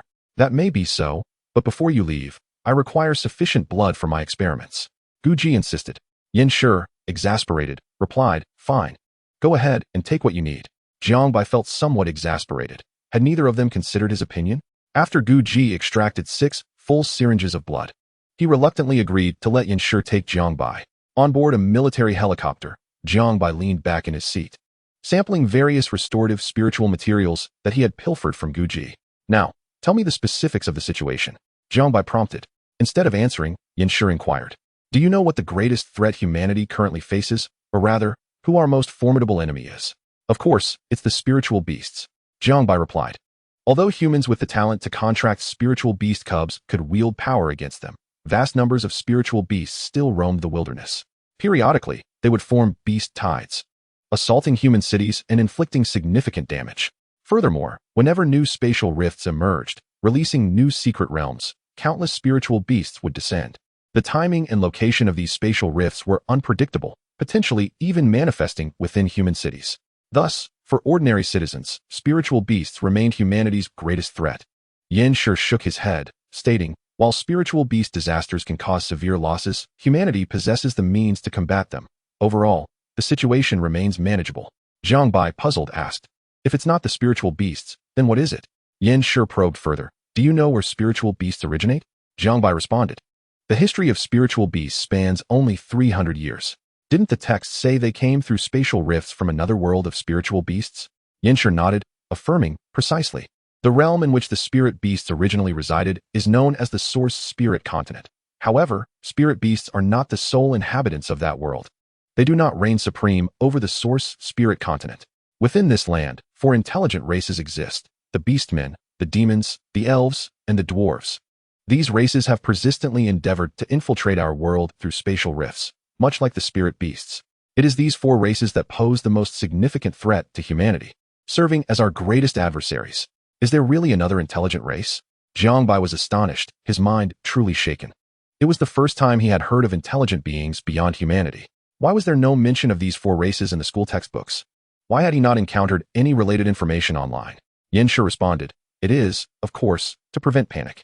Moreover, we humans have already established a forward base on the Source Spirit Continent, opening the Source Spirit battlefield, keeping these 4 races at bay. They currently cannot breach our world. Recovering from his shock, Jiang Bai asked, so, is the place I am heading related to these 4 races? Was Longxin also captured by them? Yanshi nodded. Longxin was seized by a tribe of pig-headed men. At the time, she was on a mission, but when her companions were discovered, she was captured while covering their retreat. How can I infiltrate their ranks to rescue her? Jiang Bai inquired. It's quite simple, Yanshi replied. You will first disguise yourself as a pig-headed man. We will arrange for you to be transported alongside some captured pig-headed men, and then we will deliberately encounter a patrol team from the pig-headed men-esh tribe, allowing you to seize the opportunity to escape. Yanshi handed Jiang Bai a round, soft, jelly-like white object. Jiang Bai held it in his hand, feeling its softness and elasticity. What is this? He asked. This is a spirit treasure, a product of a high-level slime's demise. We refer to it as a slime treasure. When spread over the body, it can alter one's appearance, Yanshi explained. Jiang Bai, puzzled, remarked, if you possess such a transformative spirit treasure, why do you still need me? Yanshi elucidated, we only have this one. If we use it to rescue Longxin, she will be unable to disguise herself thereafter, making escape exceedingly difficult. Jiang Bai nodded in agreement. Yanshi then produced a black earring and handed it to Jiang Bai. This is a spatial equipment spirit treasure, containing 8 cubic meters of space. Wear it on your ear, and you can store the slime treasure inside. I have also prepared some items for you, which I will teach you to use shortly. Additionally, if the rescue of Longxin proceeds smoothly, it would be splendid to accomplish another task alongside it. Another task? What is it? Jiang Bai queried. Yanshi replied, your primary mission is to rescue Longxin. Once you have done so, she will assess whether to continue with the other task based on the circumstances. If she decides to proceed, you shall cooperate with her. Jiang Bai nodded and promptly donned the black earring. How do I look? Am I not dashing? Just give it to me. Yanshi chuckled. If you successfully rescue Longxin and complete the other task, it would not be out of the question for me to gift you this spatial earring. Jiang Bai brimmed with confidence. All right, it's settled. Though he was unaware of the nature of the other task, he felt that as long as he rescued Longxin, he would secure some reward. Chapter 37, Forward Base and Pig-Headed Men. On the helicopter, Yanshi shared further precautions with Jiang Bai. 2 hours later, the helicopter descended. Jiang Bai observed his surroundings, noting the numerous soldiers stationed at attention, surmising that they were at a military base. Yanshi guided Jiang Bai through a series of stringent checkpoints, where their identities were meticulously verified at each juncture. After navigating nearly 10 checkpoints, they finally arrived before a colossal and magnificent structure. The reason for its grandeur was the walls, which towered over 100 meters tall, and the gate, which loomed at an imposing height of 20 to 30 meters, remarkably thick. Yanshi informed Jiang Bai, this is the gate of Source Spirit. Passing through this portal will grant entry into the Source Spirit Continent. Jiang Bai gazed upwards, his heart filled with awe. What metal is this gate made of? Can it be consumed? His question stemmed from the agitation of the black, great sage, who seemed eager to devour the gate. Yanshi responded, the construction of this gate utilized highly precious metallic ores, not only incredibly resilient, but also capable of sealing spirit energy. Within 5 meters of the gate, The energy within beast masters and spirit beasts will be confined and cannot be mobilized. Of course, if your teeth are strong enough and you wish to eat it, you may lean against the gate and take a bite. As they moved forward, upon entering within 5 meters of the gate, Jiang Bai immediately felt as though the energy within him had been shackled, rendering it impossible to wield even the slightest amount. They approached the soldiers on guard, and after presenting certain documents, the soldiers meticulously checked and confirmed their identities before opening a small door at the corner of the main gate, akin to a standard room door. "Vice Captain Yen, please enter," the soldier announced. Yanshi nodded slightly and stepped through the small door alongside Jiang Bai. With a resounding thud, the door behind them closed, and Jiang Bai felt a momentary dizziness. Upon opening his eyes again, he found himself in a vast plaza. Soldiers were stationed at every corner. Yanshi introduced, "This is the forward base we constructed at the entry point to the Source Spirit continent, serving as the rear base for the human army in the Source Spirit battlefield, and it stands as the last bastion protecting the human realm." Jiang Bai nodded. His curiosity piqued as he observed the surroundings. Yanshi turned to him. "Would you like to rest a moment before commencing the mission?" Jiang Bai shook his head. "Longxin's fate remains uncertain among the beast men. The sooner we embark, the sooner we can find her." Yanshi agreed. "Very well. I shall now take you to the patrol team." As Yanshi grasped Jiang Bai's shoulder, the scenery around them began to blur and retreat at an astonishing speed. Jiang Bai was astonished. "Are we flying? This speed is incredible. I can hardly keep up with my eyes." Yanshi laughed. "We are not flying. We are merely walking." Jiang Bai hastily glanced at Yanshi's legs. "Are you part centipede? How many legs do you have to move this swiftly?" Yanshi, wearing a serious expression, did not respond, but instead produced a photograph and handed it to Jiang Bai. "This is a picture of a pig-headed man. Examine it closely so as not to expose your disguise." Jiang Bai took the photograph and observed the stout, hairy figure of the pig-headed man. "This looks just like the second senior brother. I wouldn't even need makeup to portray Zhu Beiji." After a moment, Yanshi inquired, "So, can you transform accordingly?" Jiang Bai nodded confidently. "Just watch." He immediately merged with Tang San's spirit, then began to mold his face and body in accordance with the pig-headed man's likeness captured in the photograph. Several minutes later, a brand new Jiang Bai emerged. He had not completely altered his appearance to match the photograph. Rather, he retained his youthful essence while adopting the form of a pig-headed man. "How do I look? Is it convincing?" Jiang Bai asked Yanshi. Yanshi scrutinized him and nodded. "You do bear a resemblance. In a moment, I will allow you to have close contact with the pig-headed man. You can make further subtle adjustments then." After a brief interval, Yanshi halted. Yet Jiang Bai looked around, still perceiving the surroundings as a mere illusion, lacking clarity. Yanshi waved his hand, and a group of pig-headed men, numbering around 20 to 30, materialized ahead. However, what puzzled Jiang Bai was that while they could see the pig-headed men, those creatures appeared completely oblivious to their presence. Jiang Bai, feeling uncertain, took a couple of hesitant steps before the swine-headed beings and waved his hand. Yet, they remained unresponsive. Yanshi remarked, "There's no need to test further. They cannot see us. Quickly, assess what other aspects of yourself are conspicuously different from them." Jiang Bai hastily scrutinized the pig-headed creatures up close and indeed discerned a glaring distinction. He was far too clean, while each of the pig-headed beings was rather disheveled and filthy. Without delay, Jiang Bai tore his clothing, lay on the ground, and rolled about, tousling his hair into a chaotic mess. After some meticulous adjustments, both Jiang Bai and Yanshi were thoroughly satisfied. Yanshi instructed, "Prepare yourself. Shortly, a squad of human warriors will arrive, and they will engage in combat with the pig-headed beings. In the ensuing chaos, blend in among them and flee alongside them." Jiang Bai interjected, "Shouldn't I first pretend to be captured, become a prisoner, gain the trust of the other pig-headed captives, and ultimately seek an opportunity to escape with them?" Yanshi shook his head. "No need for that. It's too cumbersome. Simply follow the fleeing pig-headed beings." Jiang Bai nodded. "All right then." Indeed, mere moments later, several human patrol vehicles appeared in the distance, roaring toward them. The pig-headed creatures, upon sighting them, immediately charged forward with furious roars. The human patrol vehicles came to a swift halt, and massive cannon barrels emerged from within. Spiritual energy gathered at the barrels' mouths, and energy projectiles were abruptly unleashed. The squad of pig-headed beings rushing toward the vehicles was instantly thrown into disarray. Jiang Bai was astonished. "What kind of weapon is this?"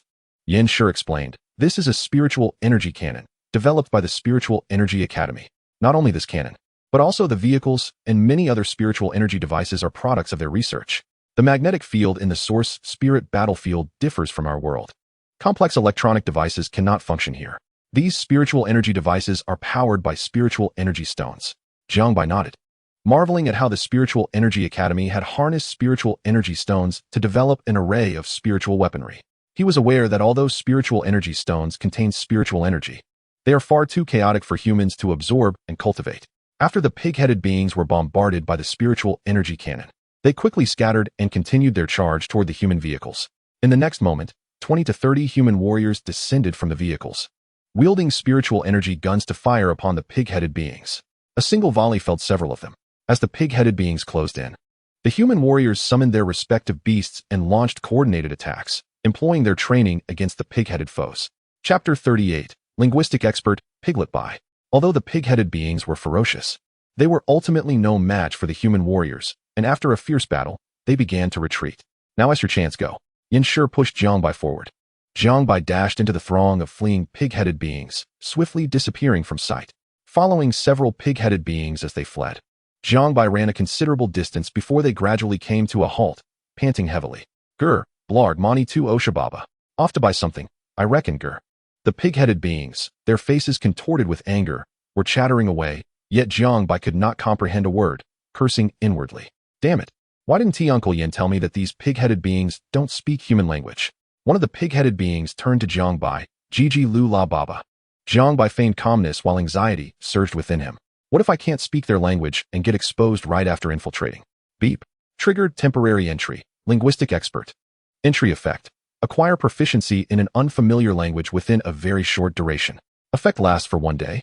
Acquisition condition. Deliver a resounding smack to the head of the creature speaking the unfamiliar language, inciting them to reveal more of their alien tongue. Jiang Bai's heart leaped with joy. This temporary entry was incredibly timely. Yet, he pondered whether the acquisition condition was somewhat inappropriate. Glancing at the pig-headed being before him, he steeled himself. Sorry, pig bro. With a leap, he delivered a sharp slap to the creature's head, producing a resounding crack. Balulu, probably something about lava beans. The pig-headed being clutched its head, glaring at Jiang Bai with rage, mumbling incessantly. Jiang Bai mentally questioned, System, I've smacked its head, why isn't it working? The system remained silent. It seemed the slap hadn't been sufficient. He would have to continue. The pig-headed creature continued to angrily utter something at Jiang Bai, who wasted no time in kicking it down and mounting it, relentlessly slapping its head.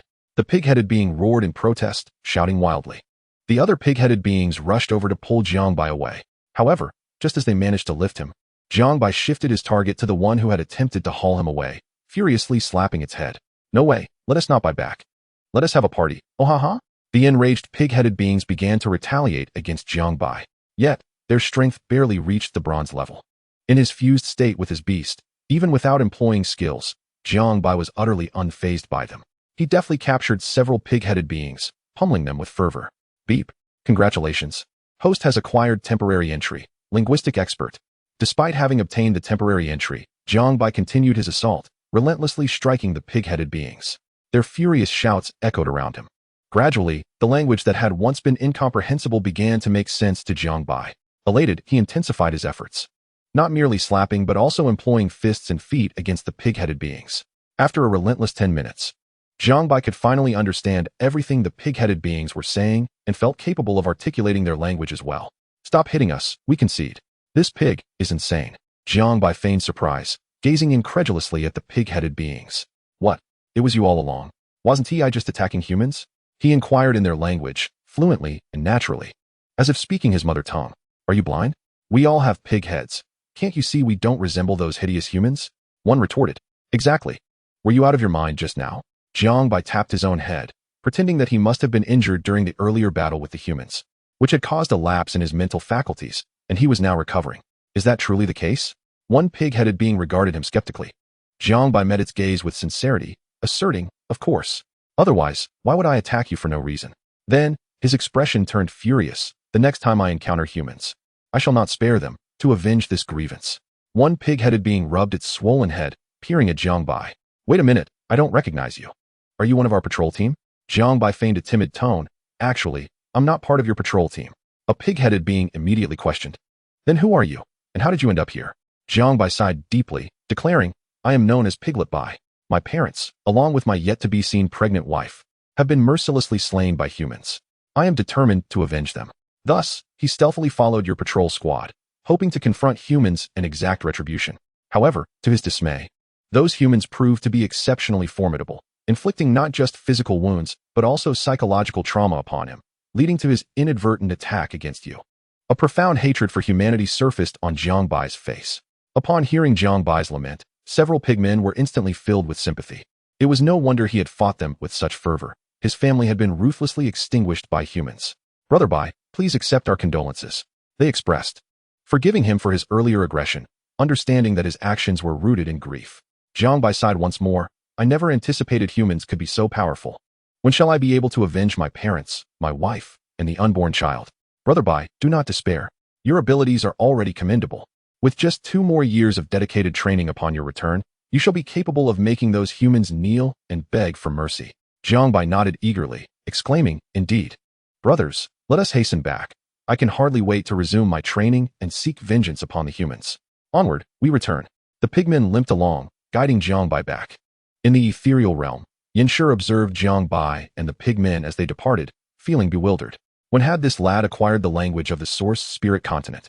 He had intended to deliver a translation device, but it now seemed unnecessary. Only moments after parting ways with Jiang Bai, Yanshi recalled that the latter was unfamiliar with the language, prompting his hurried return to provide assistance. Yet, he was astonished to find Jiang Bai conversing fluently with the pigmen. Reassured by Jiang Bai's seamless integration, Yanshi departed with a sense of relief. Chapter 39. The Pigmen Tribe. After more than half an hour, Jiang Bai and the pigmen returned to their encampment. Jiang Bai surveyed the surroundings, which were teeming with pigmen. Why have only you returned? Where are the others? A commanding pigman inquired sternly. One of the pigmen beside Jiang Bai, brimming with excitement, responded, My lord, we encountered an ambush by human patrols, but through our valiant efforts, we triumphed, even capturing a human patrolman. The commanding pigman turned to the others. And where is the human captive? The pigman continued. While escorting the captive back, we were ambushed once more by hundreds of humans. After a fierce battle, we managed to slay half of them before escaping. The commanding pigman's expression grew serious. Are you implying that your patrol squad fell into 2 ambushes and managed to kill half of the humans? The pigmen nodded in unison. Indeed, my lord. The commanding pigman, elated, proclaimed, Well done. You are heroes, the pride of our kind. I hereby reward each of you with 100 pounds of prime meat and grant you leave to rest with the pigmen rotating tomorrow. The pigmen cheered. All for the glory of the pigmen. Jiang Bai, astonished, thought to himself, These pigmen have inflated their own achievements to heroic proportions without even consulting me. Do they truly place such trust in me, or is this merely their tradition? He resolved that anyone who dared to call him a fool in the future would face his wrath. Which of these pigmen could be deemed foolish? Jiang Bai followed the pigmen to receive his reward. The so-called prime meat was merely boiled spirit beast flesh, unseasoned and bland. The other pigmen savored it eagerly, devouring large chunks ravenously. Jiang Bai, however, found himself unable to partake. Brother Bai, why do you not eat? One pigman asked curiously as he noticed Jiang Bai's lack of appetite. With a pained expression, Jiang Bai replied, The thought of my inability to avenge my family fills me with self-loathing, leaving me without an appetite. Brother Bai, the past is past. We have achieved a great feat. Upon our return, we shall be celebrated by the other pig women. You can find another then. If you do not eat this meat, it will spoil by tomorrow. Jiang Bai shook his head. No, I cannot eat. You all enjoy it. Are you truly not eating? They pressed. I truly cannot eat. Please enjoy it. Then we shall not be polite. The pigmen quickly descended upon Jiang Bai's portion, devouring it with gusto. As Jiang Bai observed them, he marveled at the notion that pigs could evolve into humanoid beings.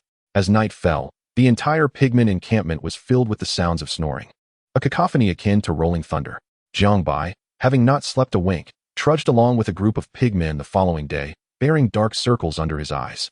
Brother Bai, you seem rather fatigued. Did you not sleep well last night? One pigman inquired. Jiang Bai, feeling exasperated, thought to himself, Not slept well? I didn't sleep at all. He replied, Until I avenge my parents and children, I cannot find peace in sleep. The pigmen expressed their admiration. Brother Bai, your dedication is profound. You are truly a passionate soul among us pigmen. Pray tell, how far is it to the tribe from here? Jiang Bai asked a nearby pigman. Dragonheart had been captured in the pigman tribe, and according to Jiang Bai and Yanshi's original plan, Jiang Bai was to infiltrate the pigman ranks and seek an opportunity to return to their tribe. Fortune smiled upon him, as he would return to the pigman tribe almost immediately after joining their ranks. It is not far, merely over 200 miles. We shall arrive by evening. Brother, are you eager to meet the pigwomen? The pigman leered at Jiang Bai with a mischievous grin. Jiang Bai chuckled, offering no denial. As they journeyed, Jiang Bai observed the pigmen closely. Their physical prowess was undeniably formidable. Even untrained pigmen exhibited strength at the black iron level. Those who had undergone training boasted at least bronze-level strength. Thankfully, they could only enhance their physical capabilities through training, had they, like humans, the ability to forge contracts with spirit beasts and harness various powers. Humans would likely stand no chance against these formidable beings. The group of pigmen continued their journey, pausing only briefly at midday for sustenance. They advanced swiftly, finally arriving at the pigman tribe before sunset. "Brother Bai, care to join us for some fun?" The braggadocious pigmen invited with lewd grins. Jiang Bai, well aware of their intentions to frequent the pig brothels, declined their offer, having no interest in such pursuits. As the pigmen dispersed, Jiang Bai found himself standing at the entrance of the pigman tribe, unsure of where to go. The architectural style of the tribe was rustic and crude, primarily constructed of wood or stone, resembling a vast settlement rather than a fortified city. "I shall explore aimlessly for now," Jiang Bai mused, wandering about. Almost every 100 meters, he witnessed pigmen engaging in brawls. The pigmen's culture was undeniably fierce. Every citizen was a warrior. As he continued to observe, Jiang Bai couldn't help but ponder whether other races among the beastmen shared similar traits. After more than half an hour, Jiang Bai arrived at a relatively secluded area, where a sight in the distance instantly invigorated him.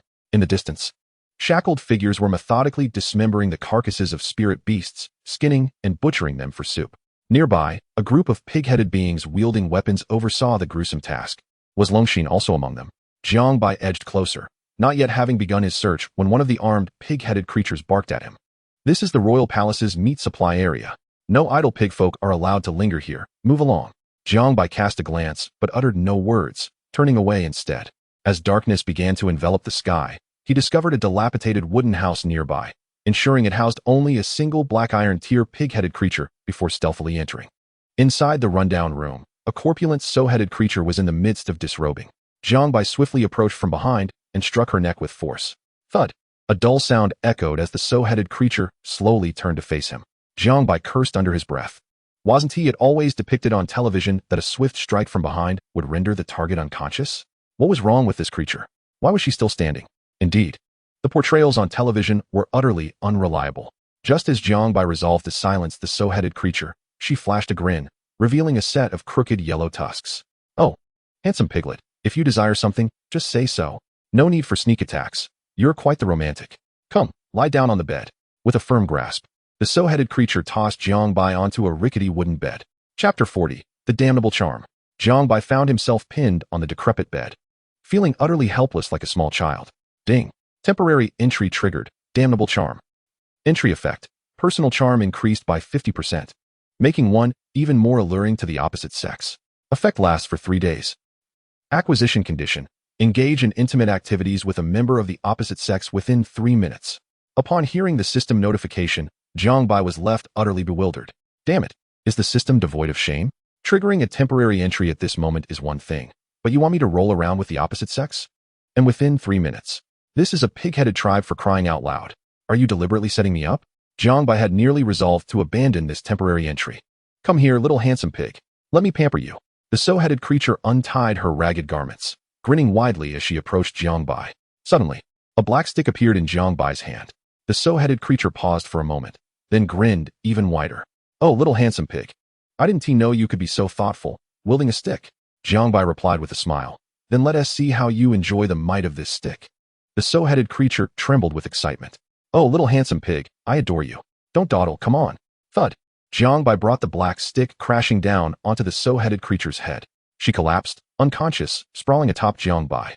He nearly suffocated under her weight, gritting his teeth. Jiang Bai thought, "It's just rolling around. I can manage this." 3 minutes later, Jiang Bai was drenched in sweat. Simultaneously, the system chimed in his mind. Ding. Congratulations. Host has acquired the temporary entry, Damnable Charm. To his astonishment, it actually worked. Jiang Bai felt elated. Naturally, he hadn't truly engaged in intimate activities with the sow-headed creature. Rather, he had merely rolled her about on the bed, emphasizing the word roll. To his surprise, the system had accepted it. Jiang Bai summoned a swarm of nanobots from within to form a small mirror, inspecting his face. There was no significant change. It seemed the effect was only applicable to the opposite sex. He pushed the sow-headed creature to the ground and sat on the broken bed, resting while releasing the nanobots to search for Longxin. A night passed without any leads. As dawn broke, Jiang Bai exited the dilapidated house, determined to continue his search. As he walked, he garnered an impressive amount of attention. Every sow-headed creature he passed would stare at him, drooling with desire. "Hey, handsome pig, want a date?" A besotted sow-headed soldier approached him. Jiang Bai quickly declined. "I have a partner. No thanks." "No worries, I don't mind." The creature attempted to embrace him. "I mind." Jiang Bai hastily pushed her away and fled. "Handsome pig, come to my place, I'll treat you well. Come to my house for some fun." A chorus of sow-headed creatures surrounded him, attempting to drag him back to their homes. Some even took the opportunity to grope him. "Whoa, whose hand is that? You can't touch there. Who is squeezing my butt?" Jiang Bai found himself ensnared by a throng of sow-headed beings, as if they intended to devour him. Summoning all his strength, he broke free and fled several streets, finally escaping their clutches. "Damn it, this cursed charm." Jiang Bai cursed inwardly. It even attracted creatures of different species. "Attention, all male pig-headed beings. Gather at the square for the selection of the young princess's personal guards." A band of female pig-headed soldiers beat drums and shouted, causing the male pig-headed beings to march in a single direction. Jiang Bai, intrigued, followed along. "What a handsome pig." A soldier suddenly spotted Jiang Bai, her eyes lighting up as she rushed over. "Come with me. You must meet the young princess. She'll surely be delighted with you." Jiang Bai offered no resistance. He decided to make the best of this damned charm to captivate the young princess, hoping she could assist him in locating Longxin. Given that she was referred to as young princess, she would likely be younger and perhaps more pleasing to the eye. The female soldier led Jiang Bai through winding paths until they arrived at a grand stone gate, adorned with the words, "Golden Pig Royal Court." Entering the gate, the layout became more orderly, with tall stone houses far superior to those of the common pig-headed folk outside. Soon, the soldier brought Jiang Bai into an imposing stone palace. At the far end, an exceedingly corpulent sow-headed creature sat upon a hide, gnawing on a leg of roasted meat from an unknown spirit beast. "Young princess, I present to you a remarkably handsome pig. You will surely be pleased," the soldier announced to the rotund, sow-headed creature. Jiang Bai was taken aback. This was the young princess? For heaven's sake, how was this considered young? She was larger than 4 or 5 of him combined. How could one label her as such? Upon hearing the soldier's words, the young princess finally lifted her head. The moment her eyes fell upon Jiang Bai, they sparkled with excitement. "So handsome. He is the one. I declare him my personal guard." Jiang Bai mused. Indeed, no female pig-headed creature can resist this damned charm. "You, come here and feed me." The young princess commanded Jiang Bai. "What are you waiting for? Hurry and serve the young princess," urged the soldier, giving Jiang Bai a nudge. Jiang Bai approached the young princess, suppressing his revulsion as he offered a large piece of meat. The young princess opened her enormous mouth, devouring the entire chunk. Even engulfing Jiang Bai's finger, he felt a wave of nausea wash over him. One can only continuously hypnotize oneself into believing that they are merely feeding a pet pig. In pursuit of Longxin, I must temporarily sacrifice my own body. Bring forth the wine. Simply indulging in meat feels insufficient, the young princess exclaimed. Soon, someone entered carrying a wine jar. Upon seeing the newcomer, Jiang Bai was taken by surprise. It was none other than Longxin. However, at that moment, Longxin was adorned with heavy black bracelets on both arms and legs, giving her a somewhat cumbersome appearance. Longxin approached the young princess and poured her a drink. The young princess consumed meat and wine voraciously, displaying an appetite that surpassed even that of a burly man. Longxin stood nearby, dutifully serving and occasionally stealing glances at Jiang Bai. Naturally, Jiang Bai noticed Longxin's persistent glances and mused to himself that it was no surprise she recognized him, even in disguise, given her affiliation with the sword-bearer corps. Yet, what puzzled Longxin was why this seemingly hideous pig-headed individual appeared so strikingly handsome and pleasing to her eyes. Could it be that her aesthetic sensibilities had been altered after spending so much time among the pig-headed tribe? Jiang Bai discreetly winked at Longxin, conveying a silent message. Longxin's heart raced, filled with a mixture of embarrassment and anger. How dare this insufferable pighead entice me? To her dismay, she found herself strangely moved. Chapter 41, The Source Spirit Saint Tablet. Jiang Bai and Longxin, one serving the young princess's meal and the other pouring her drinks, continued their tasks. After half an hour, the young princess, satiated and inebriated, commanded, "Assist me to rest, and no one shall enter without my permission." The tipsy princess clung to Jiang Bai, leaning heavily against him. With great effort, Jiang Bai lifted her, guiding her towards the inner chamber. He turned to Longxin and signaled, "I will seek you out shortly." Longxin felt her heart race, shot Jiang Bai an annoyed look, and hastily tidied the table before leaving. As Jiang Bai escorted the drunken, odorous young princess into the inner room and tossed her onto the bed, he intended to depart. "Where do you think you're going?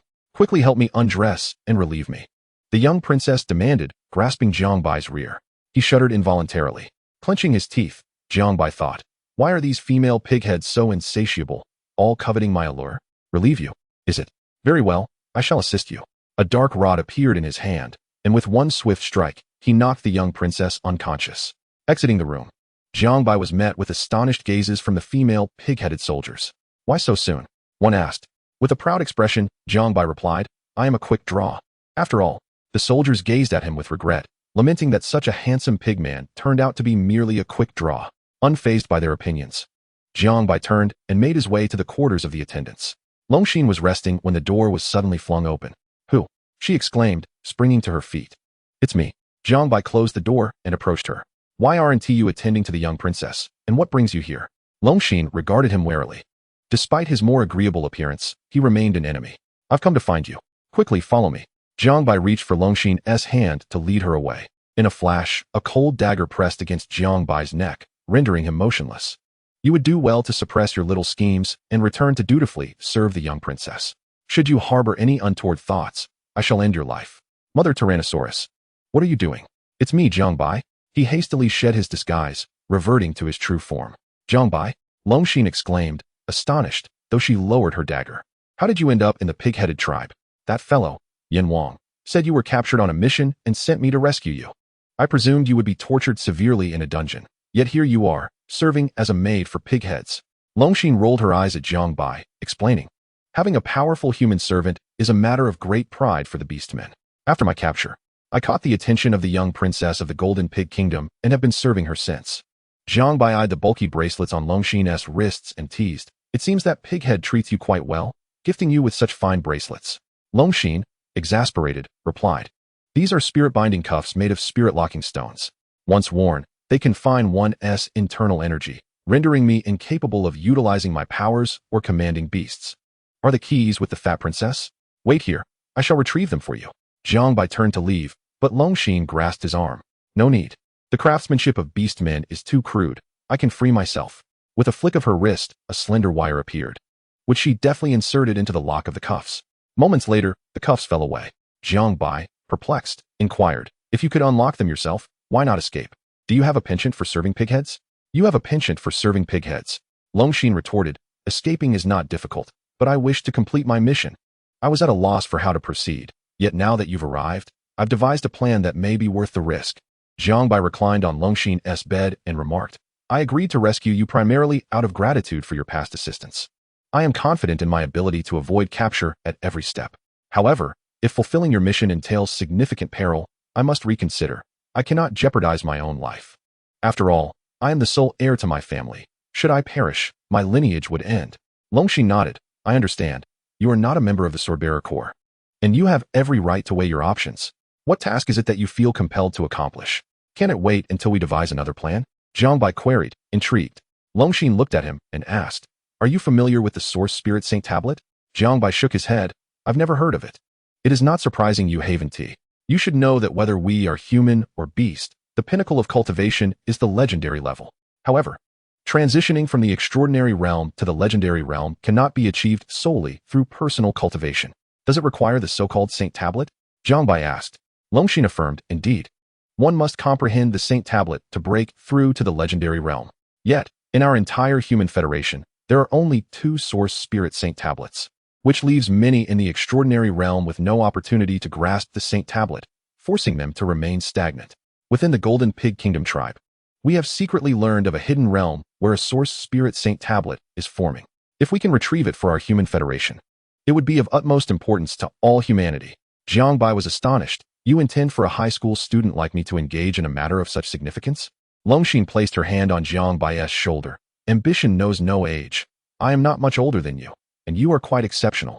Believe in your capabilities. Jiang Bai brushed her hand away. Don't flatter me.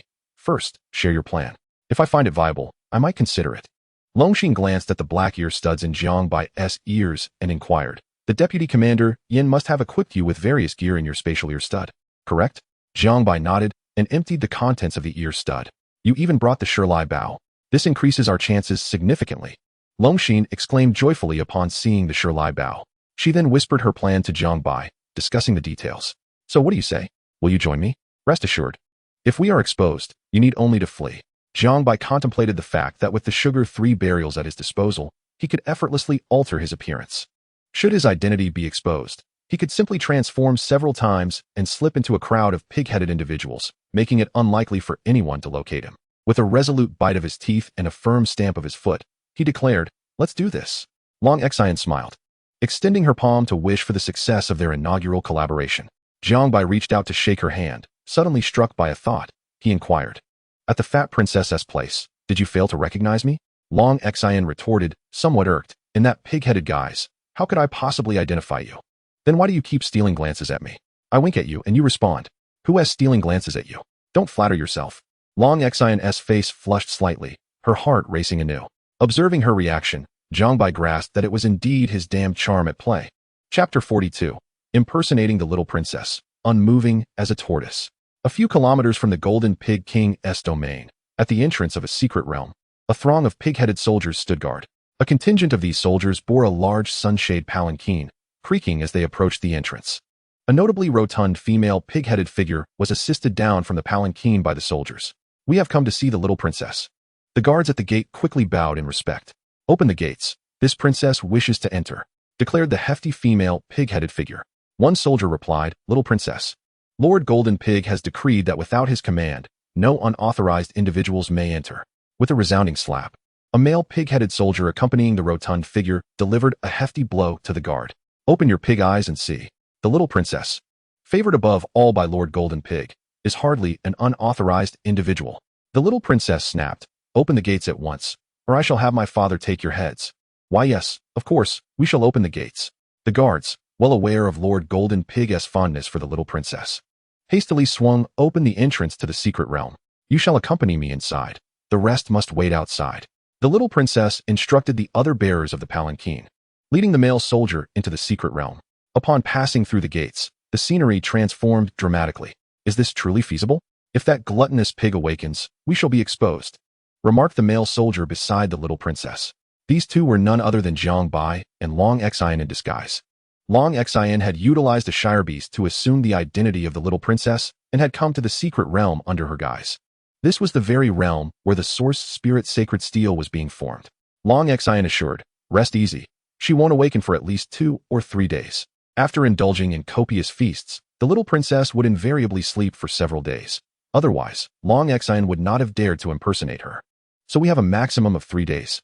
Jiang Bai concluded. Long Xian nodded, expressing hope that Lady Luck would favor them, allowing the source spirit sacred steel to coalesce and be successfully acquired within that time frame. "Are there no formidable pig-headed guardians within this secret realm?" Jiang Bai inquired. Long Xian explained. Lord Golden Pig refrained from sending any strong warriors to prevent the news of the sacred steel from leaking and attracting the covetous eyes of other beast factions. He deliberately avoided drawing attention. Jiang Bai's spirits lifted at this revelation. If that were the case, acquiring the sacred steel should be relatively straightforward. Long Xian shook her head. While Lord Golden Pig did not send anyone, the pig-headed royal court has dispatched individuals. Jiang Bai, puzzled, asked, "What do you mean by the royal court?" Long Xian elaborated. Each beast faction possesses a royal court, beneath which are various noble courts.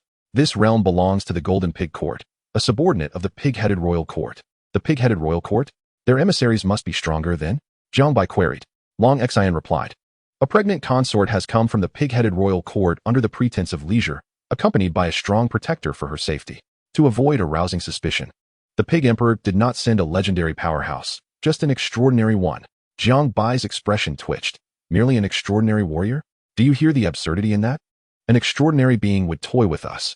The situation was already far better than anticipated, and since they were disguised as the little princess, there remained a considerable chance for success if they executed their plan carefully. But why select a pregnant consort for this venture? Jiang Bai questioned, perplexed. Long Xian clarified. During the formation of the sacred steel, certain atmospheric fluctuations will occur, enriching the surrounding spiritual energy. In such an environment, the potential of the unborn child can be enhanced. As the two ventured deeper into the secret realm, their conversation continued. This secret realm harbored no spiritual beasts, thus alleviating their concerns about potential attacks. Moments later, they spotted a rudimentary wooden hut in the distance, housing two pig-headed figures. One was ornately dressed, her large belly unmistakable. Jiang Bai knew instantly that she was the pig emperor's consort. The other, a robust figure wielding a golden-ringed greatsword, was likely her formidable protector. Approaching, Long Xian respectfully greeted the rotund female, pig-headed figure. "I have the honor of meeting Consort Balaka." Jiang Bai followed suit in greeting. "I remember you. You are the little princess of Lord Golden Pig. What brings you here?" Consort Balaka inquired of Long Xian. "My father mentioned that the spiritual energy here is abundant, allowing me to cultivate, while also keeping you company to alleviate your boredom." Long Xian responded. Consort Balaka nodded. "I am indeed quite bored here. Do stay and keep me company." "Certainly, consort," Long Xian replied, taking a seat beside Balaka with Jiang Bai.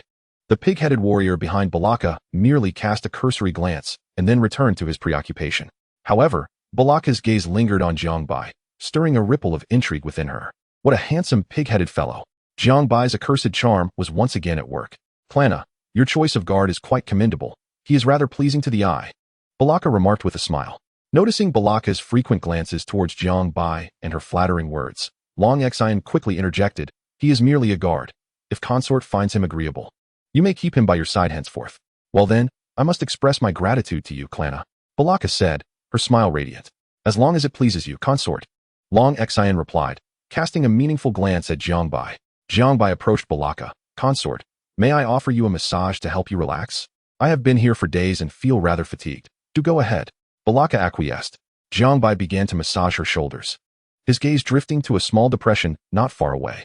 Within the pit, an ethereal light flickered, occasionally forming the ghostly outline of a small steel, the source spirit sacred steel in the process of coalescing. The ambient spiritual energy within a radius of several hundred meters was notably richer than elsewhere, particularly around this wooden hut, where it was 4 or 5 times denser than the outside world. Half an hour later, Balaka declared, "Enough? I shall commence my cultivation now. No need for further massage." Jiang Bai nodded, stepping aside. As Balaka began her cultivation, spiritual energy surged into her body, nourishing the life within her womb. Her intention to cultivate was primarily for the enhanced development of the unborn child. Otherwise, she wouldn't find such tedium worthwhile. Meanwhile, as Jiang Bai stood, he seized the opportunity to absorb the concentrated spiritual energy, sensing that a breakthrough to silver rank was imminent. After all, he and the Black Great Sage had consumed considerable resources at the Academy of Spiritual Sciences. Ding. Temporary entry triggered. Immovable tortoise. Entry effect. When remaining perfectly still, gain the protection of a tortoise shell, impervious to any attack.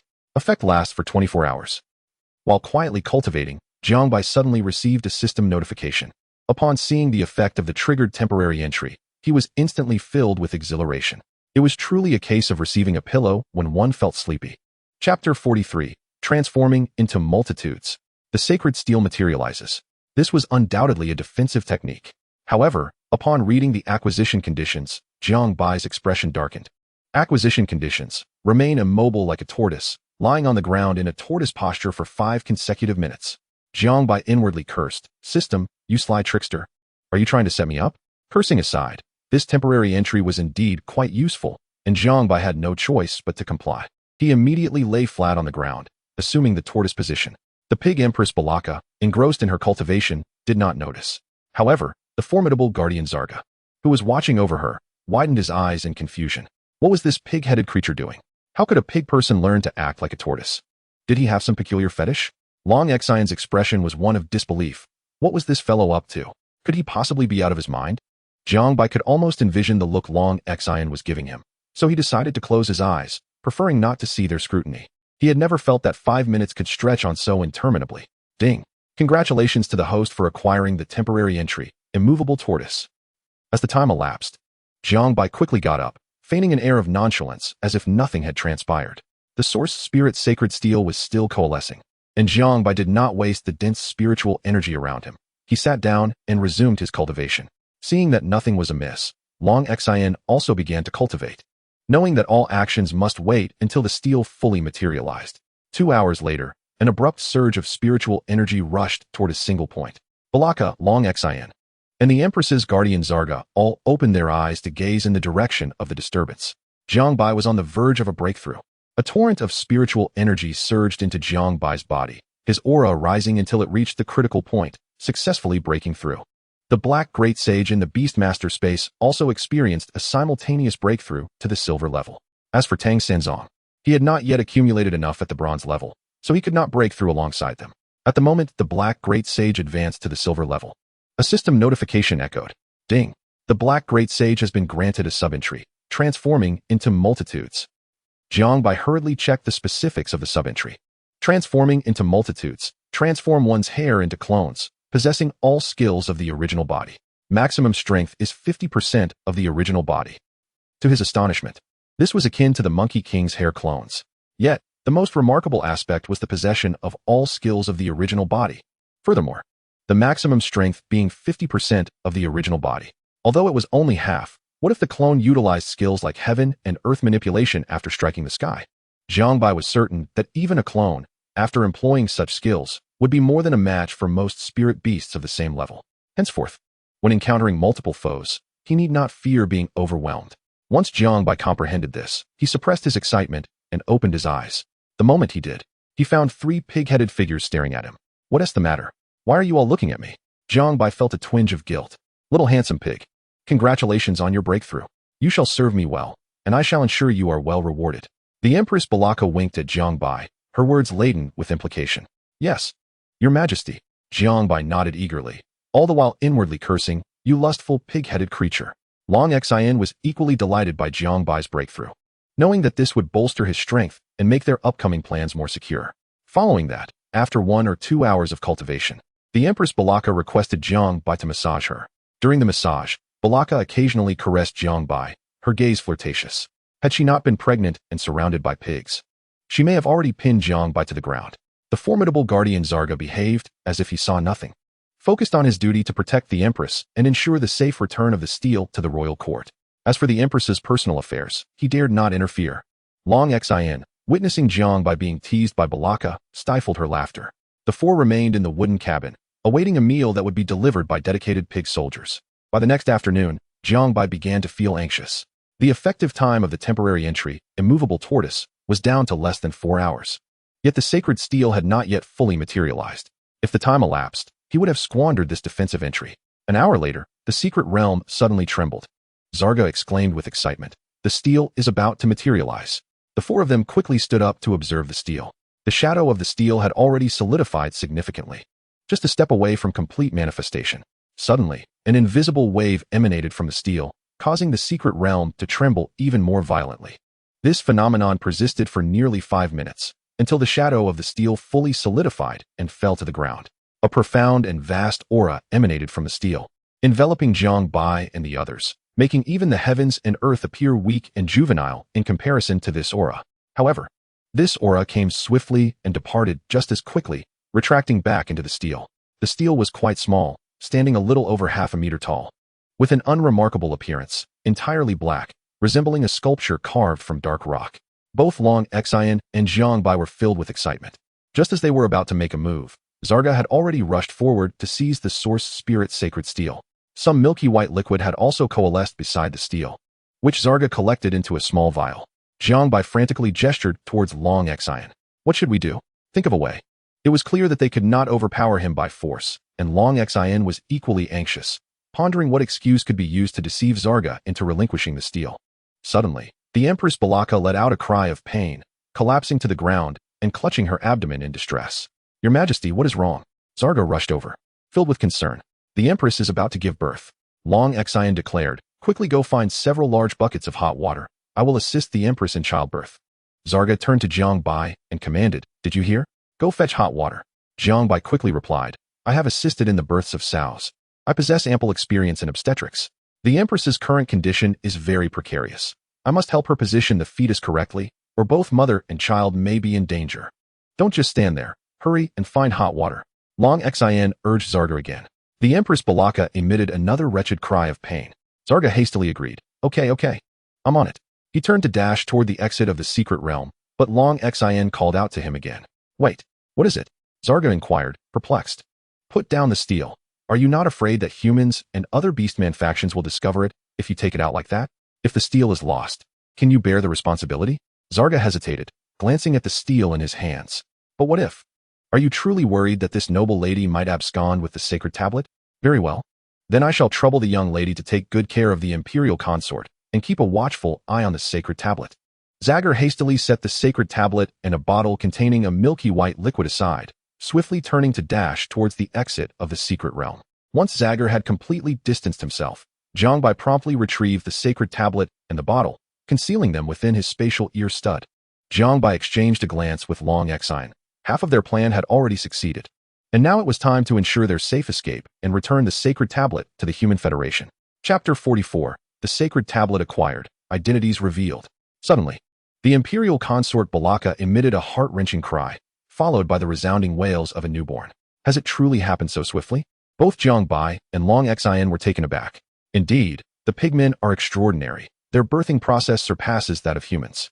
The Imperial Consort Balaka cast a comforting glance at her newly born piglet infant before succumbing to unconsciousness. Now's our chance. We must hurry, Long Exine urged, pulling Qin Shi to leave. Yet Jiang Bai paused to scoop up the wailing pig-headed infant. What are you doing? Are you overwhelmed by paternal instincts? We must make haste. Long Exine pressed anxiously. Strangely enough, the moment Jiang Bai cradled the pig-headed infant, the cries subsided. Let us take this one along. It may prove useful, Jiang Bai declared. He then shed his outer garments to wrap the pig-headed infant securely, and together with Long Exine, they dashed toward the exit of the secret realm. Upon reaching the exit, the two exchanged a glance, steadying their breaths and expressions, and stepped out with an air of composure. Young lady. The pig-headed soldier guards promptly bowed upon seeing Long Exine. Ignoring them, Long Exine strode forward with an air of arrogance, followed closely by Jiang Bai, who held the pig-headed infant. How did you both emerge?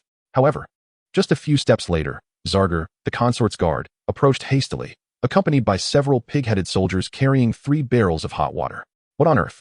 How can these pigmen be so efficient? Jiang Bai muttered under his breath. Why are you holding an infant?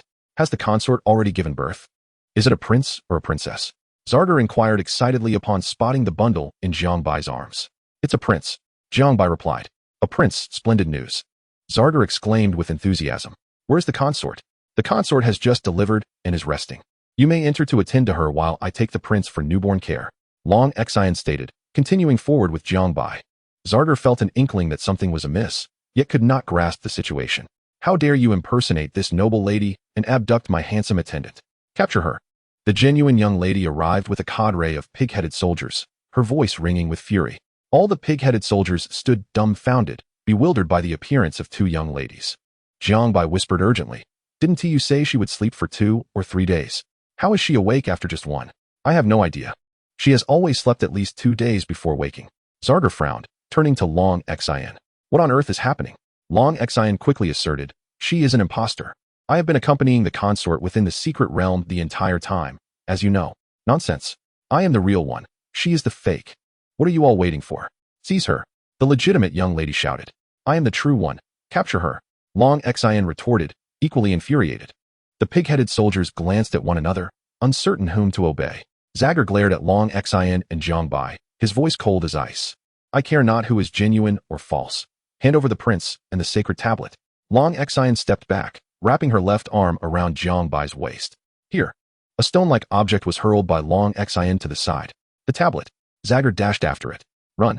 Long Exine immediately fused with her 5th beast, the jumping dragon, unleashing her leaping ability to cover hundreds of meters in an instant. Seize her. The young lady bellowed in anger. All the pig-headed soldiers charged toward Long Exine. Just as she was about to confront the soldiers blocking their path, Jiang Bai smiled slightly. You focus on fleeing. Leave the rest to me. Jiang Bai merged with the black sage, his body sprouting dark fur as he unleashed a flurry of fine hairs. With the activation of his technique, the hairs transformed into numerous identical figures, each wielding a black staff. These figures surged toward the obstructing pig-headed soldiers, each morphing into towering giants over 10 meters tall.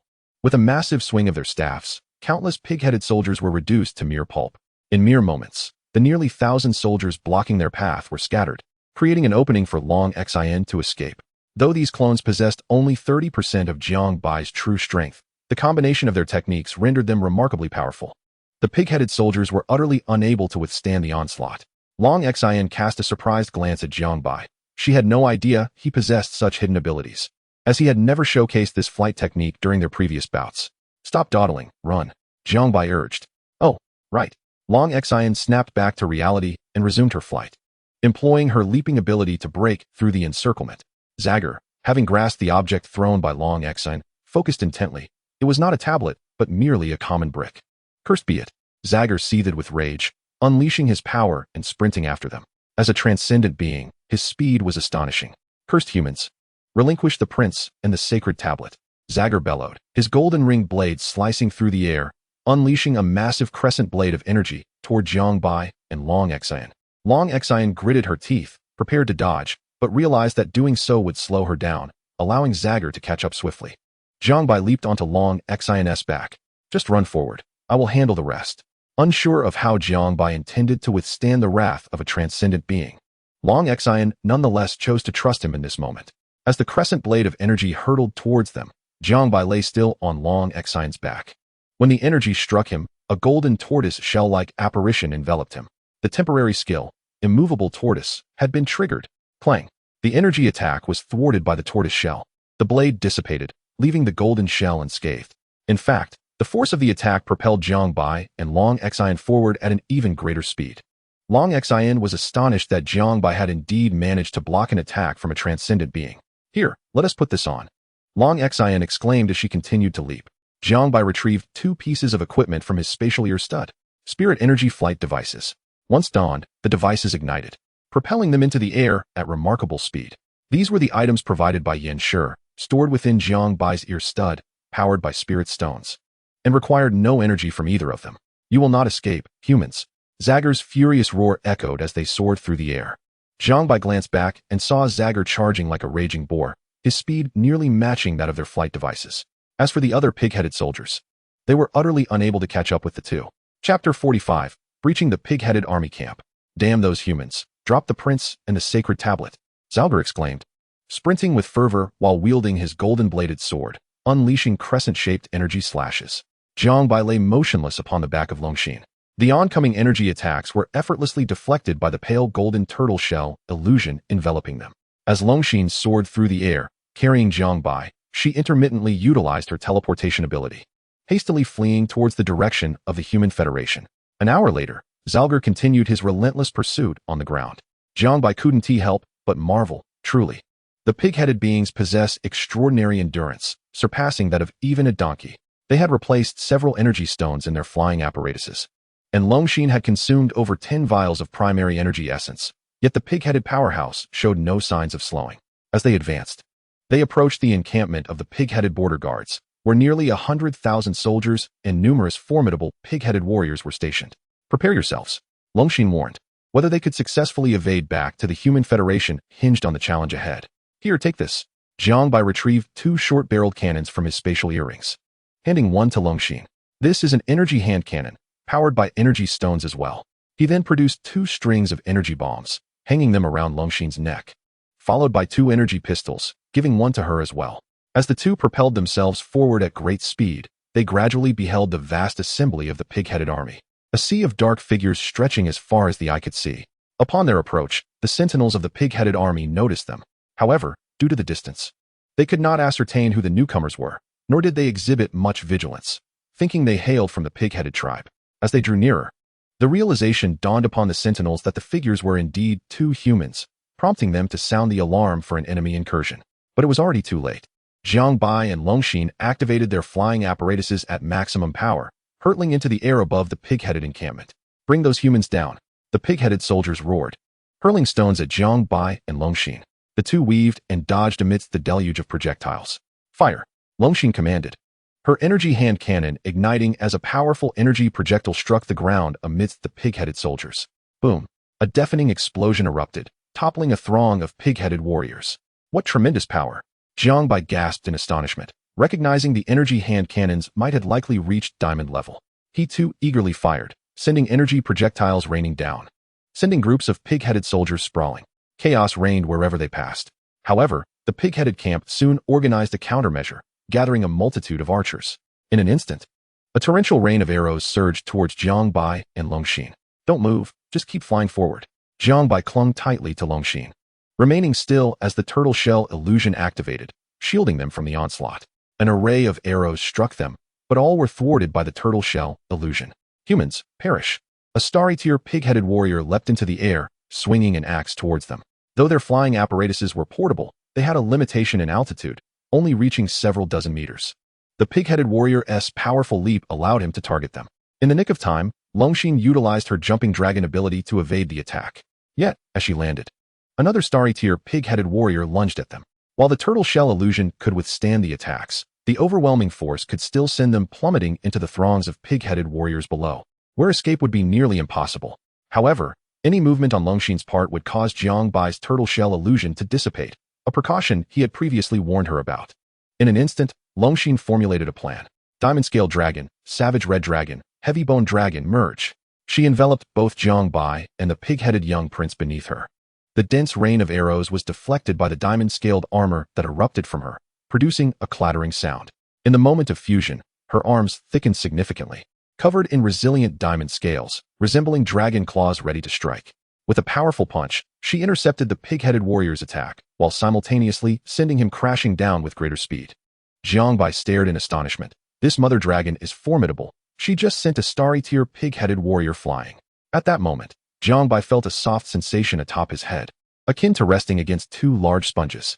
Without needing to turn, he instinctively knew what it was. A hint of regret welled within him. If only he were facing forward. Clang, clang, clang. An incessant barrage of arrows rained down on Longxin, some equipped with armor-piercing tips, causing the diamond scales upon her to crack. The relentless assault broke Jiang Bai's concentration. Get away, get away. Jiang Bai continued firing the energy hand cannon while dropping energy bombs, sending groups of pig-headed soldiers sprawling. Yet, against the overwhelming numbers of the pig-headed army, these efforts felt insignificant. The starry-tier warriors relentlessly leapt to attack, forcing Longxin to retaliate, leaving Jiang Bai unable to utilize his turtle shell ability. Under the incessant barrage, the diamond scales on Longxin began to shatter, blood seeping forth. No, if this continues, she won't last. Jiang Bai fretted. Just then, Zalgar, the pursuing pig-headed powerhouse, caught up, bellowing at the archers, "Drop your bows. If you injure the young prince, you will all pay with your lives." With a mighty swing of his golden-bladed sword, Zalgar felled numerous pig-headed archers. Under his command, the archers immediately relinquished their bows, halting their fire. With the rain of arrows ceasing, Longxin finally relaxed. Jiang Bai looked at the peacefully sleeping pig-headed young prince in her grasp and chuckled. Thank goodness we brought this little fellow. He is proving quite useful as a shield, though the stronger pig-headed warriors could leap and attack. Their inability to fly limited them significantly, and each of their assaults was deftly avoided or deflected by Longxin. The two traversed swiftly above the chaos of the pig-headed encampment, where the soldiers below could only shout in frustration, unable to reach them. Just as Jiang Bai believed they would pass through the pig-headed camp unscathed, a series of piercing howls echoed through the air. Following the sound, Longxin's expression shifted dramatically. This is bad. It's the pig-headed aerial division. Jiang Bai was taken aback. The pig-headed army has an aerial division? Longxin quickly explained. The orcs have trained a type of spirit beast known as the howling sky bat. They are massive and possess great carrying capacity, serving as their airborne combat mounts. Jiang Bai looked up to witness several colossal bats soaring towards them. These creatures were enormous. With wingspans of approximately 15 meters, their muscular bodies resembling that of a wild wolf, adorned with oversized ears and protruding fangs, presenting a terrifying visage. On the backs of these howling sky bats sat pig-headed warriors, exuding an imposing aura, reaching diamond level. Chapter 46, A Certain Hit. Who cares about those bats? Take this, Jiang Bai shouted, brandishing his energy hand cannon and firing at the approaching howling sky bats. The psychic cannonball soared rapidly, but the howling giant bat effortlessly evaded it with a flap of its wings. Use the psychic pistol, Longxin exclaimed swiftly, her psychic handgun already discharging several rounds in quick succession. The speed of the psychic bullets far surpassed that of the cannonball, and one unfortunate howling giant bat, unable to dodge in time, was struck in the wing, its flesh perforated. It struggled desperately, flapping its wings as it plummeted, taking the pig-headed warrior on its back down with it. Jiang Bai hastily switched to his psychic pistol, but having never wielded a handgun before, his aim faltered, and several shots went astray. After much effort, he managed to land a hit, only for the pig-headed warrior on the bat's back to deflect the psychic bullet with his weapon. Two howling giant bats had now approached, their mouths agape with sharp fangs, charging at them, while the pig-headed warrior on one of their backs raised his massive sword, eager to sever the heads of both Jiang Bai and Longxin. Hold tight, Longxin instructed Jiang Bai, who was clinging to her. In an instant, as one of the howling giant bats drew near, she deftly maneuvered her body to evade the onslaught of both the bat and its rider. Simultaneously, her fist, resembling a dragon's claw, struck out, sending the second howling giant bat and its pig-headed rider flying. Huh, these little bats are nothing. Jiang Bai smirked with pride, but his smile faded in the next moment. A cacophony of piercing bat shrieks filled the air and a dense swarm of howling giant bats appeared in the distance, with the pig-headed warriors on their backs roaring in excitement. Jiang Bai's face paled. What the hell? There are so many. The number of howling giant bats was at least in the thousands. They must have launched their aerial forces from the pig-headed camp. Longxin deduced. The pig-headed warriors and their howling giant bats began to encircle them from the front and sides. Jiang Bai and Longxin continued firing their psychic hand cannons and pistols, as the sheer number of bats rendered aiming unnecessary. One after another, howling giant bats along with their pig-headed riders plummeted from the sky. However, their efforts were in vain, as the swarm quickly closed in, intent on attacking.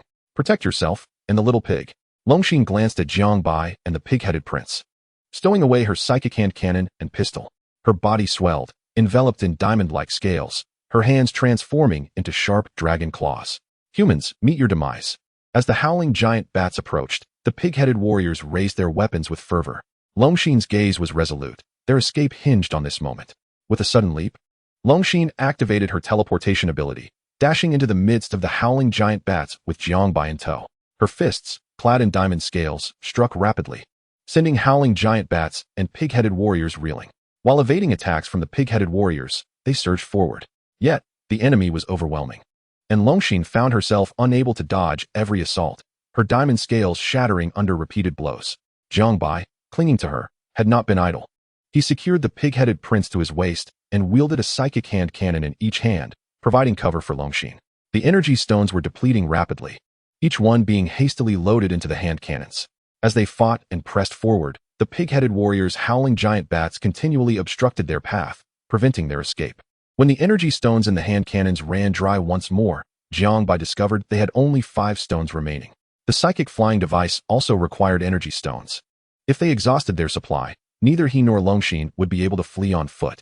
Stowing away the hand cannons and pistols, Jiang Bai resorted to using his black staff. With a swift swing, he brought it crashing down on one howling giant bat's head, which screeched in agony as it fell. The pig-headed warriors riding the howling giant bats were typically of diamond-tier strength, and Jiang Bai's own power was insufficient for a single decisive blow. Thus, he focused on striking the bats. If he could bring down their mounts, the pig-headed warriors would follow suit. The black staff swung relentlessly, sending howling giant bats plummeting one after another. Ding! Temporary entry triggered, guaranteed to hit with the stick. Entry effect. When using this entry to swing the stick, the target will inevitably fall prostrate and receive the blow with their head. Effect lasts for 1 hour. Acquisition condition. Strike the heads of 100 enemies with a stick-type weapon. Jiang Bai was taken aback. He had unexpectedly triggered a temporary entry, though its immediate utility seemed limited. Ignoring it, he continued to pound the heads of the howling giant bats with fervor. The duo relentlessly expended their internal energy, replenishing it with low-grade spirit liquid as needed. Jiang Bai lost count of how many times he swung the staff, but during another strike, Longxin activated her leap ability once more, propelling them out of the encirclement of the pig-headed aerial forces. The pig-headed warriors atop the howling giant bats roared in anger, urging their mounts to give chase. Let me ride on your back. You just fly, and leave the rest to me, Jiang Bai called out. Longxin quickly set him upon her back, and he tossed aside his psychic flying device, stacking it atop her. He then turned to face the pursuing pig-headed aerial forces. Big! With a decisive shout, the black staff in his hand extended rapidly as he charged up its power. Heavenly Strike. The enlarged staff crashed down upon the pursuing pig-headed warriors and their howling giant bats, instantly striking down several of them. The staff swept across the air, sending more howling giant bats and pig-headed warriors tumbling to the ground.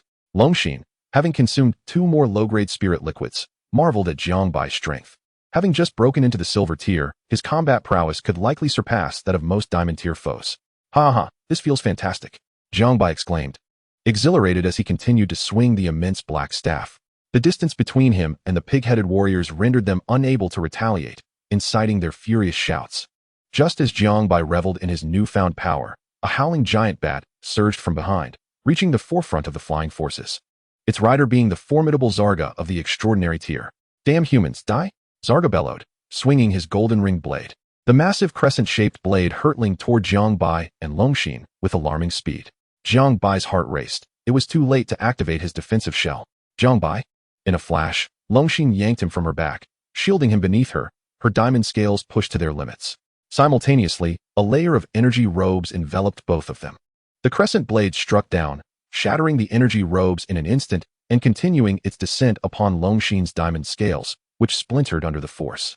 Blood splattered as Longxin let out a muffled groan, her body faltering as she began to plummet diagonally.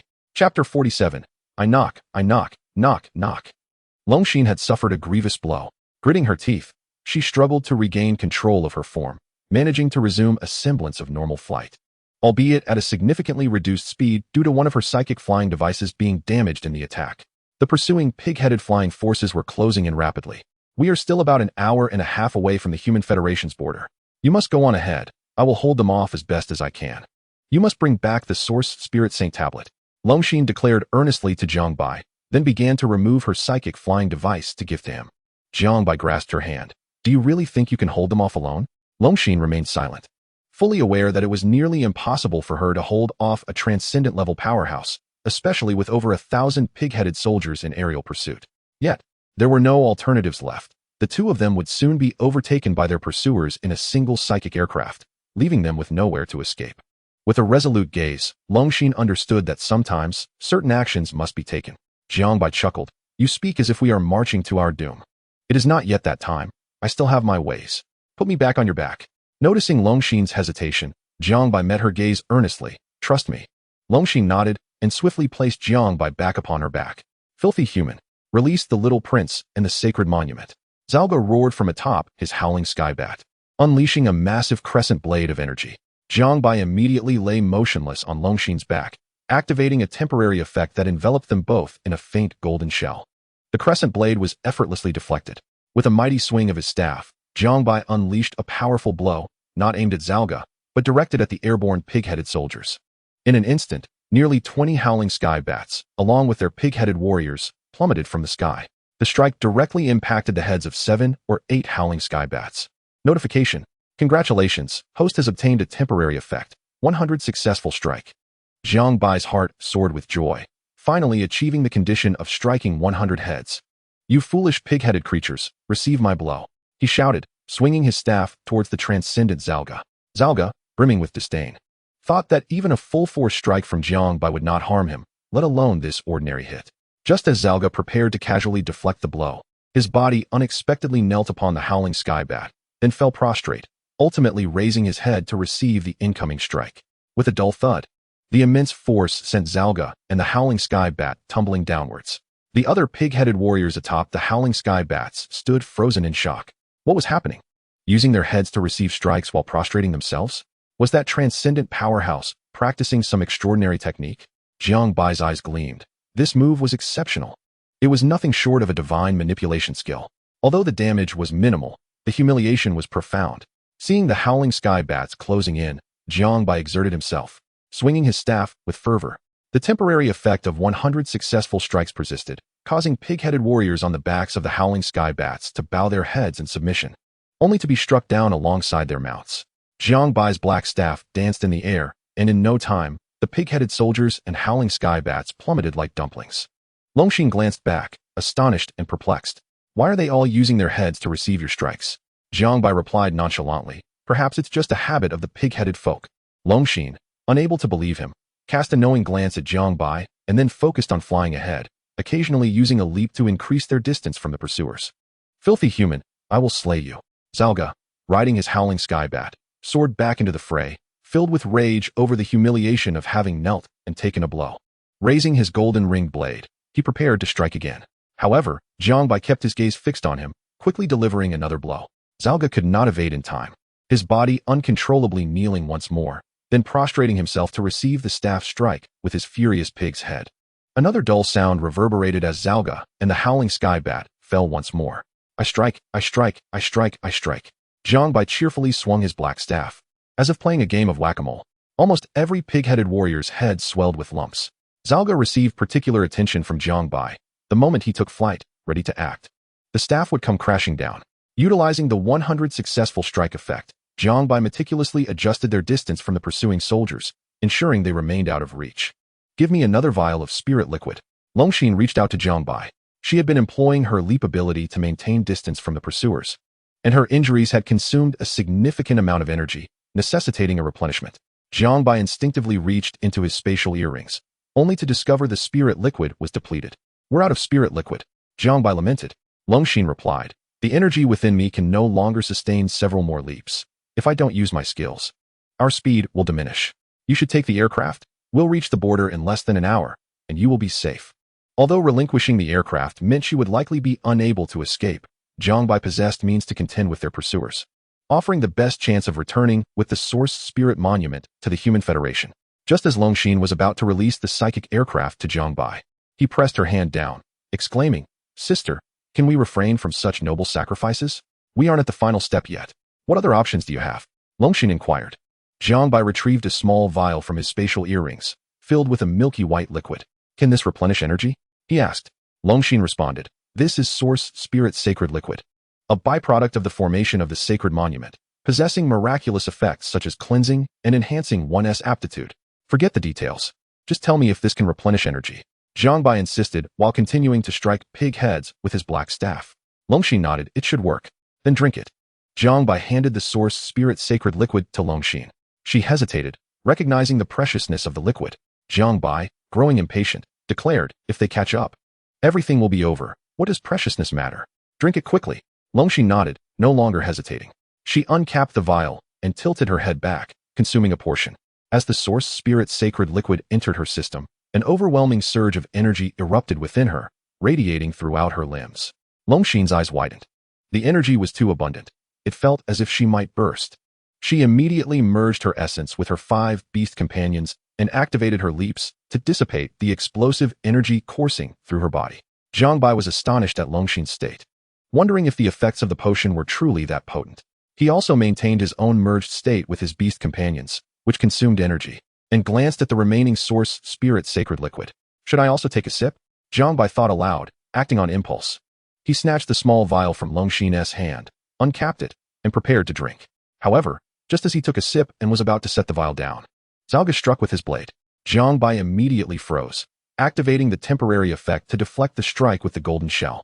Unfortunately, his position caused the remaining Source Spirit Sacred Liquid to spill entirely into his mouth. In an instant, a torrent of pure energy erupted within Jiang Bai. "Not good. I'm going to explode." Jiang Bai felt his body flush with energy, brimming with untapped vigor. "You foolish pig-headed creature, it's your fault. Get down." Jiang Bai shouted furiously, swinging his black staff at Saga. Once again, Saga was forced to kneel and receive the blow in humiliation. Saga and the howling giant bat were forcefully hurled to the ground, leaving Saga dazed and with an increasingly swollen bump on his head. Jiang Bai, in a frenzy, swung his staff wildly, fervently releasing the explosive energy within him. The black staff even seemed to conjure phantoms as howling giant bats and pig-headed humans continuously plummeted to the earth. Jiang Bai swore that he had never wielded such speed. Yet, even with this velocity, it remained insufficient to alleviate the surging energy within him. His other hand was not idle either, relentlessly unleashing the grand celestial dragon technique to expend energy. Nevertheless, it proved ineffective. Jiang Bai waved his hand again, sending forth numerous clones, each manifesting the celestial technique and engaging in fierce combat with the fallen pig-headed humans wielding black staffs. However, these clones could not utilize temporary attributes, and thus, the full effects of the staff connection were unattainable. Otherwise, the pig-headed humans would stand no chance of rising. Nonetheless, the clones, capable of utilizing all skills, possessed formidable combat prowess, ensnaring the downed pig-headed humans and preventing them from mounting the howling giant bats to ascend. Several clones wielded their black staffs, preparing to strike at the transcendent Saga. "Despicable human, perish!" Saga roared in fury, effortlessly dispatching the charging clones with his golden-bladed sword. Just as Saga intended to mount the howling giant bat to pursue Jiang Bai and Long Exine, a multitude of clones descended from the sky, rushing towards him. Jiang Bai, disregarding energy consumption, continued to conjure clones. In the air, he realized it was becoming untenable. He was on the verge of overflow. Jiang Bai opened his mouth, and the surging energy erupted from his mouth, ears, and nose. Moreover, the energy within him was still increasing. The rate at which he consumed it was far slower than the rate at which the Source Spirit Holy Liquid generated energy. His body began to swell painfully as his limbs and organs felt excruciatingly stretched. No, I'm going to explode." Jiang Bai lamented in utter agony. Long Exine, who had been diligently refining energy, urgently suggested, "Merge with your beast to transfer the energy into its body." Upon hearing this, Jiang Bai hastily directed the energy within him towards the bodies of the Black Great Sage and Tang Sanzang. With an outlet established, the energy within Jiang Bai surged forth like a torrential flood into the two beasts. He felt a slight relief as his bloated body eased. What bliss! Jiang Bai's face lit up with a look of profound relief, akin to the sensation of finally finding a restroom after holding in a pressing need. After a while, Tang Sanzang's voice resonated through their mental link. Chirp, chirp, chirp. Boss, I'm full. I can't eat anymore. Jiang Bai severed the energy supply to Tang Sanzang and focused on channeling energy to the Black Great Sage. Moments later, the voice of the Black Great Sage came through the mental connection. Chirp, chirp, wah, wah. Boss, I'm also full. Any more and I'll burst. Am I eating more than my second brother? With a proud expression, Jiang Bai cut off the energy supply to the Black Great Sage as well. However, the energy within him remained overwhelmingly full, far beyond his capacity to absorb. The energy flooded every meridian in Jiang Bai's body, causing excruciating pain. If this continued, his meridians would surely burst, and he would be doomed. What to do? The beasts are already full. Am I destined to burst? Jiang Bai's mind raced with anxiety. If only he had more beasts. More beasts? A flash of inspiration struck Jiang Bai. Indeed, although he had no other beasts, he had just broken through to become a silver-tier beastmaster, allowing him to contract another beast. Yet, he had no means to acquire a beast now. Jiang Bai became despondent once more. In a moment of frantic thought, he caught sight of the pig-headed prince bound in his arms. Shouldn't a pig-headed human qualify as a type of pig? If it belongs to the pig category, wouldn't it qualify as a spirit beast? If it qualifies as a spirit beast, could he contract it? Moreover, the appearance of the pig-headed human aligns perfectly with that of Marshal Tianpeng. Whatever the case, it was worth a try. With no other options remaining and time running out, Jiang Bai decided to take the plunge. He immediately initiated the contracting process on the pig-headed prince, and as the contract power slowly merged into the pig-headed prince, a new mental link blossomed in Jiang Bai's mind. Success! Jiang Bai felt elated. Ding! The host has contracted the third beast. Please assign a primary attribute. Jiang Bai had already contemplated this and promptly declared, assign the primary attribute to the third beast, Extermination of the Eight Realms. The name was inspired by Marshal Tianpeng, and of course, he had exaggerated his imagination of the extermination of the Eight Realms just a tad. Ding! The primary attribute Extermination of the Eight Realms has been assigned to the third beast. Extermination of the Eight Realms is currently at the Black Iron level, with the secondary attribute, Devour the Heavens and Earth. The effect of the Devour the Heavens and Earth attribute instantly materialized in Jiang Bai's mind. Attribute effect contains an infinitely large stomach space capable of devouring everything and converting it into energy for storage. The stored energy can be released as an attack, with the potency determined by the amount of energy. Although Jiang Bai was in immense discomfort from being overstretched, he was still astonished by the effect of this attribute. While it appeared ordinary at first glance, upon deeper contemplation, it was utterly remarkable. The ability to convert everything devoured into energy for storage and then unleash that energy as an attack, if the stored energy was substantial enough. Could it not unleash an attack comparable to that of the Transcendent Realm or even Legendary Realm? After all, its stomach space was infinite. Theoretically, there was no limit, solely dependent on the quantity consumed. After the initial shock, Jiang Bai hastily channeled the overflowing energy within him into Extermination of the Eight Realms, who possessed the capacity to devour without concern for being overstuffed. Chapter 49, Covering the Retreat. Long Xin was diligently refining the energy within her, while intermittently using her teleportation ability to hasten their escape, entirely unaware of Jiang Bai's actions upon her back. If she were to discover that Jiang Bai had contracted a pig-headed human as a beast, she would likely be so astonished that she would tumble off. Extermination of the Eight Realms could indeed consume. The energy Jiang Bai emitted was already several times that given to the Black Great Sage and Tang Sanzang combined. Yet Extermination of the Eight Realms showed no signs of discomfort whatsoever. Through their mental connection, Jiang Bai could even sense Extermination of the Eight Realms' excitement and joy. After several minutes, the energy within Jiang Bai finally subsided to a manageable level. He then ceased the energy supply to Extermination of the Eight Realms, who, in turn, seemed somewhat discontented due to the lack of food. Be good. Once we return, I'll treat you to something delicious. Jiang Bai gently patted Extermination of the Eight Realms' small head, offering reassurance. After consuming a considerable amount of energy, Extermination of the Eight Realms had grown somewhat, now resembling a creature of 7 or 8 months in size. At that moment, Saga had eradicated Jiang Bai's numerous clones and, alongside a multitude of pig-headed warriors, resumed his pursuit on the howling giant bat. Just as Jiang Bai prepared to resume his assault on the pig-headed humans, the energy level of his spiritual energy flying device suddenly triggered a low-energy warning. He attempted to retrieve a source stone from his spatial earring for a replacement, only to discover that the source stones had been depleted. Swiftly, Jiang Bai removed the spatial earring and handed it to Long Xin, urgently instructing her. You take the source spirit holy tablet and flee. I'll hold them off. Longxin objected vehemently, declaring, no way.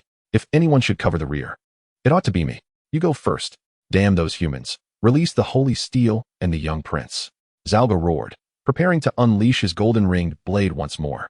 In a swift motion, Jiang Bai struck with his staff, sending Zalga sprawling to the ground, his head meeting the staff with a resounding thud. Turning to Longxin, Jiang Bai said, Mother Tyrannosaurus, it's not that I underestimate you, but do you truly believe you can withstand a blow from that colossal pighead? If you cover the rear, the likelihood is that you'll perish before I do. Should I take the rear, I have ways to stall them. We are not far from the human borders. Once you return, seek reinforcements to rescue me, and we both stand a chance of survival. Understanding the gravity of the situation, Longxin nodded in agreement without further hesitation. Very well, you must hold your ground. I will certainly find someone to save you. Jiang Bai grinned widely, reassuring her, fear not. I possess a remarkable resilience. I shall not perish. Longxin descended in altitude, allowing Jiang Bai to alight, before continuing her flight with the spatial earrings. The holy steel and your young prince are in my possession. Descend at once. Should anyone dare pursue that woman, I will slay your young prince. Jiang Bai brandished the black source spirit holy steel at his feet, one hand gripping the Zubaji, the other brandishing a dagger pressed against the forehead of Zubaji, shouting towards Zalga and his fellow pig-headed beings. Zubaji, with his wide eyes and foolish grin, gazed at Jiang Bai. Seeing the source spirit holy steel and the young prince in the grasp of the human below, Zalga led his pig-headed troops down from the skies. Human, should you dare to harm the young prince, your demise is assured. Zalga proclaimed, advancing towards Jiang Bai. Stop. Remain where you are. If anyone dares to move forward, I will slay this little pig head. Jiang Bai raised the dagger menacingly, poised to strike. Hold. Do not act rashly. Zalga quickly halted in fear. Jiang Bai threatened. You big-headed pig, your young prince is in my hands. Behave yourselves, or I may inadvertently let my hand slip, and your young prince, newly born, may find himself reincarnated. Zalga, suppressing his rage, replied, Human, if you return the holy steel and the young prince, I may spare your life and even allow you to leave. Jiang Bai scoffed, his expression one of derision. Do you take me for a fool, easily deceived? Among the ranks of the pig-headed warriors, one expressed discontent. What of being a fool? A pig's brain is quite clever. Jiang Bai and the pig-headed beings faced off, Jiang Bai maintaining the dagger against Zubaji's head, while the pig-headed warriors dared not advance. After nearly 10 minutes of stalemate, Zalga could no longer contain himself. Human, if you are waiting for rescue, abandon all hope. The orcs have just signed a temporary ceasefire agreement with your kind. No formidable human dares to cross the border. He continued, if you do not surrender, even with your threat of the young prince, I will reclaim the holy steel. The holy steel was of utmost significance to the pig-headed beings. Even at the cost of a young prince, they were determined to retrieve it. Seeing that further stalemate was futile, Jiang Bai proposed, let us consider a resolution. Hear me out. Zalga grumbled, speak then. Let us engage in a contest. If you win, I shall return the young prince and the holy steel. If you lose, you must allow me to depart without pursuit. Jiang Bai gazed at the assembly of pig-headed warriors. No way. Zalga promptly rejected. I shall not permit you to take the young prince and the holy steel. A nearby pig-headed warrior interjected, my lord, we could agree initially. If we win, he must return the steel and the prince. Zalga glared, and if we lose, we cannot simply let him depart. If we lose, we can deny it. We stand to lose nothing. The pig-headed warrior insisted. Indeed, why did I not think of that? Zalga pondered, rubbing his swollen head in realization. A nearby pig-headed warrior exclaimed in frustration, it's all that human's fault, knocking sense out of my lord. Zalga nodded in agreement. Yes, it is indeed that human's fault. All right, I shall concede a point. Jiang Bai continued. If I lose, you may take the holy steel and the young prince. If you lose, you may pursue me. But without riding bats, you must chase me on foot. Zalga considered this and found it acceptable. Very well, how shall we compete? Jiang Bai smiled. You may choose any one of your warriors. If they can withstand a single strike from my staff, I shall concede. You may even participate yourself. Zalga, nursing his swollen head resembling a bun, quickly shook his head. No way. Who knows what sorcery you might employ? Jiang Bai nodded. Very well, let us change the terms. I shall remain stationary while you send forth one of your own. Should they land a blow upon me, I shall concede. A pig-headed warrior cautioned Zalga, my lord. This human appears to possess a defensive spirit treasure. It may be ineffective. Zalga recalled the shell-like apparition that had appeared around Jiang Bai earlier, his brow furrowing slightly. What of it? When I strike, you dare not receive. Now that I propose you strike me, you still hesitate. So, the pig-headed warriors are so cowardly. Jiang Bai taunted. Who says the pig-headed warriors are cowardly? We are the most valiant fighters. Saga, goaded by Jiang Bai's mockery, agreed to the challenge. A nearby pig-headed warrior urged, "My lord, he possesses the shell." Saga waved dismissively. "I refuse to believe he can withstand my full force." "Then let us begin," Jiang Bai declared. Saga stepped forward, gripping his golden-ringed blade. Chapter 50. Big Pig Head, you are incapable. Saga summoned all his energy, channeling it into the golden-ringed blade, his aura as formidable as ever. "Kill!" Saga bellowed, the blade slicing downwards, unleashing a colossal arc of energy, twice the size of the previous. Saga watched coldly. "Boy, let us see if you survive this." Jiang Bai stood steadfast, his expression calm as the massive blade arc descended, the faint golden shell enveloping him, effortlessly absorbing the strike. "Impossible, it cannot be shattered." Both Saga and the pig-headed warriors were taken aback. Jiang Bai casually brushed off non-existent dust from his attire, smiling faintly. "Big Pig Head, you are indeed lacking." Saga, infuriated, retorted, "Have the audacity to refrain from using your spirit treasure for defense." Jiang Bai shrugged. "I assure you, I am not employing a spirit treasure. Let us honor our wager. I have one. When I run, you shall not pursue on your bats." "Oh, and as an extraordinary being, surely you would not be so untrustworthy as to chase me on bats?" Jiang Bai provocatively inquired. Saga, enraged, exclaimed, "Nonsense. I am not that kind of pig." "Very well. I trust that as a pig-headed extraordinary being, you are indeed a reliable pig. I shall take my leave now. You may count to 100 before pursuing me." Jiang Bai waved his hand, making the source spirit holy steel vanish, and then, gripping Zubaji, he sprinted away. "My lord, must we truly refrain from pursuing on the giant bats?" A pig-headed warrior queried Saga. Saga roared in anger. "Do you take me for a fickle pig? Besides, he's merely at the silver rank. He cannot fly. What is there to fear in catching him?" "My lord speaks wisely. A mere silver-ranked human cannot outrun us." "How far have you counted?" Saga inquired. "Counted to? That is not right, my lord. We never agreed to count to 100 before pursuing him," exclaimed one of the pig-headed warriors, suddenly realizing the deception. "Damn it, we've been tricked. Quick, chase after him." Enraged, Saga launched into a furious sprint, his legs propelling him forward, followed by a frenzy of other pig-headed warriors. At that moment, Jiang Bai had already dashed away, only able to glimpse a hazy silhouette. However, as a formidable being of extraordinary prowess, Saga was undeniably swift, and it wasn't long before he was closing in on Jiang Bai. With a scornful sneer, Saga thought, "A human? Competing in a race with me? You are sorely mistaken." Jiang Bai turned and was slightly taken aback to see Saga gaining on him. "Damn, that big pig is fast." Despite having fused with He Dashing and Tang Sen Zong, and exerting all his strength, Jiang Bai still found himself unable to outpace Saga. In a moment of desperation, he pulled out his black staff, extending it, and swung it behind him. "Big pig, catch this." The temporary effect of 100 stick reception activated immediately. As Saga sprinted, he suddenly dropped to his knees, skidding along the ground, his entire body sliding several meters, leaving a long mark on the earth. The massive pig head lifted just in time to catch the black staff, further swelling the already prominent bump on his head. "Curse it, not this vile skill again." Saga seethed with humiliation and anger, yet felt utterly helpless. Jiang Bai continued to run with all his might, while the other pig-headed warriors gradually closed in. After all, most of these warriors had diamond-level strength, ensuring their speed was formidable. Jiang Bai handed the black staff to Zhu Beiji, who was resting on his shoulder. "Beiji, keep banging that staff against them, nonstop." Simultaneously, he transferred the temporary effect of 100 stick reception for Beiji to utilize. Beiji nodded excitedly and immediately began smashing the oversized staff at the pursuing pig-headed warriors. With each thud of the staff, one by one, the pig-headed warriors were sent sliding to the ground, each head meeting the staff. No warrior could escape the onslaught. Those who ran fastest were hit the most. Beiji, thrilled, continued to strike, while Jiang Bai pushed himself to the limit. Surely the mother Tyrannosaurus must be nearing the human border now, Jiang Bai pondered. Meanwhile, at the border where humans and orcs met, the Swordbearer Legion had assembled. 100,000 warriors stood ready along the border, vigilant against any potential attack from the pig-headed horde. Countless bodies lay sprawled upon the earth, consuming the horizon. Longxin had returned to the Swordbearer Legion with the Source Spirit Sacred Tablet and was receiving treatment, while Yen Shi promptly organized the Legion at the border.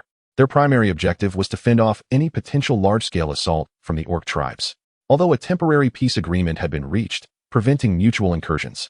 The significance of the Source Spirit Sacred Tablet was too great to dismiss. There was always a chance the pig-headed warriors might act irrationally and instigate conflict. Secondly, they awaited Jiang Bai. According to Longxin, Jiang Bai had instructed her to flee first while he held back the horde of pig-headed warriors, even facing an extraordinary opponent. Despite Yin Shi and the others hoping Jiang Bai could hold out until they reached the border, they understood the likelihood of this was slim to none. After all, Jiang Bai was merely a silver-level beastmaster. No matter how gifted he was, it was impossible for him to withstand the onslaught of 1,000 pig-headed warriors, along with an extraordinary foe. Yet, even with such faint hope, they remained resolute in their wait. Should Jiang Bai appear, even if only in death, Yin Shi would fight tooth and nail to retrieve him. Yin Shi's gaze remained fixed on the orc border, his fists clenched tightly. He had initially sought out Jiang Bai merely to request assistance in rescuing Longxin, as Jiang Bai's ability to alter his appearance made the task seem manageable. The notion of continuing their previous mission to seize the Source Spirit's sacred tablet after rescuing Longxin seemed far-fetched, and he had not held any real hope for success. Yet, to his astonishment, Jiang Bai and Longxin not only had the audacity, but actually succeeded in bringing back the Source Spirit's sacred tablet, an unexpected turn of events. However, Jiang Bai had not returned. The very reason he became involved was due to Yin Shi's search for him, and if Jiang Bai were to perish, Yin Shi would bear the weight of that responsibility. At that moment, Jiang Bai, empowered by the effect of 100 stick reception, found no pig-headed warrior capable of escaping unscathed, each one sporting a significant bump on their heads, their foreheads raw and bloodied. Saga was faring even worse. As the fastest runner, he had drawn the most attention. Not only was his forehead bloodied, but the fine hair on his chest had also been ground away. Chapter 51, Nano Projection. Once again toying with the big pig. Jiang Bai's legs moved with remarkable speed, yet he still could not create distance from the pursuing pig-headed warriors, each one of them a fierce competitor, sprinting with ferocity. Human, I will have your life. Saga bellowed furiously as he once again rose from the ground. His once magnificent chest hair had been reduced to nothing, leaving him questioning his future allure to female pig-headed warriors.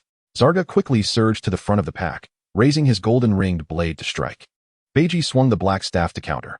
Damn, here it comes again. Saga realized he could not evade, so he surrendered to the inevitable, halting his attack to avoid the humiliation of being forced to slide on the ground again. As Saga stopped, the black staff descended upon his head. Huh, why is this different from before? Saga rubbed his head, realizing that while the staff had struck him, he had not been compelled to kneel and slide on the ground this time. Beiji continued to swing the staff with unbridled enthusiasm. The black staff repeatedly struck the heads of the pig-headed warriors, who soon discovered they were no longer forced to bow down. Saga shouted in excitement. That human's trick has worn off. Charge and seize him. Jiang Bai was taken aback and quickly checked the temporary effect, realizing that the time limit had indeed expired. As Beiji swung the staff again, the pig-headed warriors were now able to dodge. Ha ha ha, human, prepare to die? Saga cackled as he unleashed a fierce slash towards Jiang Bai. Jiang Bai immediately halted, summoning a faint, golden turtle shell to block the attack. However, this delay allowed the pursuing pig-headed warriors to close in even further. Jiang Bai hastily employed the ability of Hidashing to conjure a multitude of hairy clones, wielding the black staff to obstruct the advancing pig-headed forces. Saga, wielding his golden-ringed blade, relentlessly struck down clone after clone with alarming speed. Panic set in for Jiang Bai, logically. Longxin should have reached the human border by now. Where was the support? Am I being sold out? Before long, all of Jiang Bai's hairy clones had been dispatched. The pig-headed warriors were closing in with alarming speed. In a moment of desperation, Jiang Bai drew a dagger and pressed it against Beiji's neck. Everyone stop. If you pursue me further, I will slay this little pig. Saga raised his hand, signaling the others to halt, and looked at Jiang Bai. Human, I give you one last chance. Drop the young prince and the sacred tablet, and I shall spare your life. But if you believe you can threaten me with the young prince, you are gravely mistaken. For the sake of the sacred tablet, I would not hesitate to sacrifice the young prince. But know this, the moment you do, your demise will be most gruesome. The proximity to the human boundary was alarmingly close, and Zalga understood that hesitation was no longer an option. The sacred monument must not be compromised. Jiang Bai chuckled. Very well, I shall place both the sacred monument and the little pig head right here. With a flick of his hand, the sacred monument materialized on the ground alongside Zhu Beiji, while 2 energy bombs were set beside them. To ensure that you won't renege on our agreement and apprehend me, I have placed 2 remote-controlled bombs, operable from a distance of 10,000 meters. You must wait until I have fled that far before you approach. If I see any of you advance prematurely, I will detonate the bombs. While it may not destroy the sacred monument, your little prince will undoubtedly perish. Agreed. Zalga replied grimly. One of the pig-head warriors protested, My lord, he has slain so many of our warriors and left us bloodied. Are we truly to let him go? With a sharp crack, Zalga struck the protesting pig-head warrior, sending him sprawling to the ground. Do you think I wish to let him go? What other choice do I have? This is the only way to safeguard both the sacred monument and the little prince. Jiang Bai began to retreat, issuing a warning to the pighead warriors. Remember, 10,000 meters. If I observe any of you approaching before that, I will detonate the bombs. After retreating a safe distance, Jiang Bai turned and fled at full speed. The pighead warriors could only watch in furious silence as he escaped. 3 minutes later, Saga inquired of a nearby pighead warrior.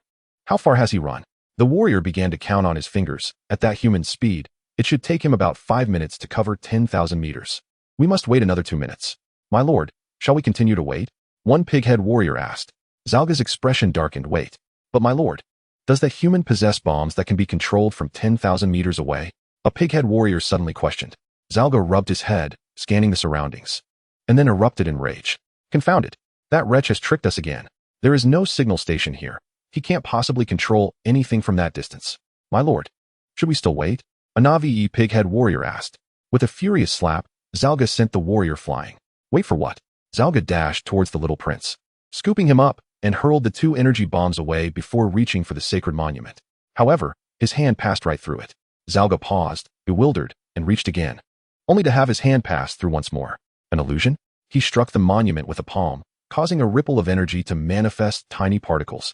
But the monument's illusion flickered and vanished. My lord, it appears we have been deceived once more, a pighead warrior exclaimed. In a fit of rage, Saga unleashed a powerful punch, obliterating the warrior. Suddenly, Zhu Beiji, cradled in Zalga's arms, delivered a resounding slap to Zalga's face, delighting in the chaos.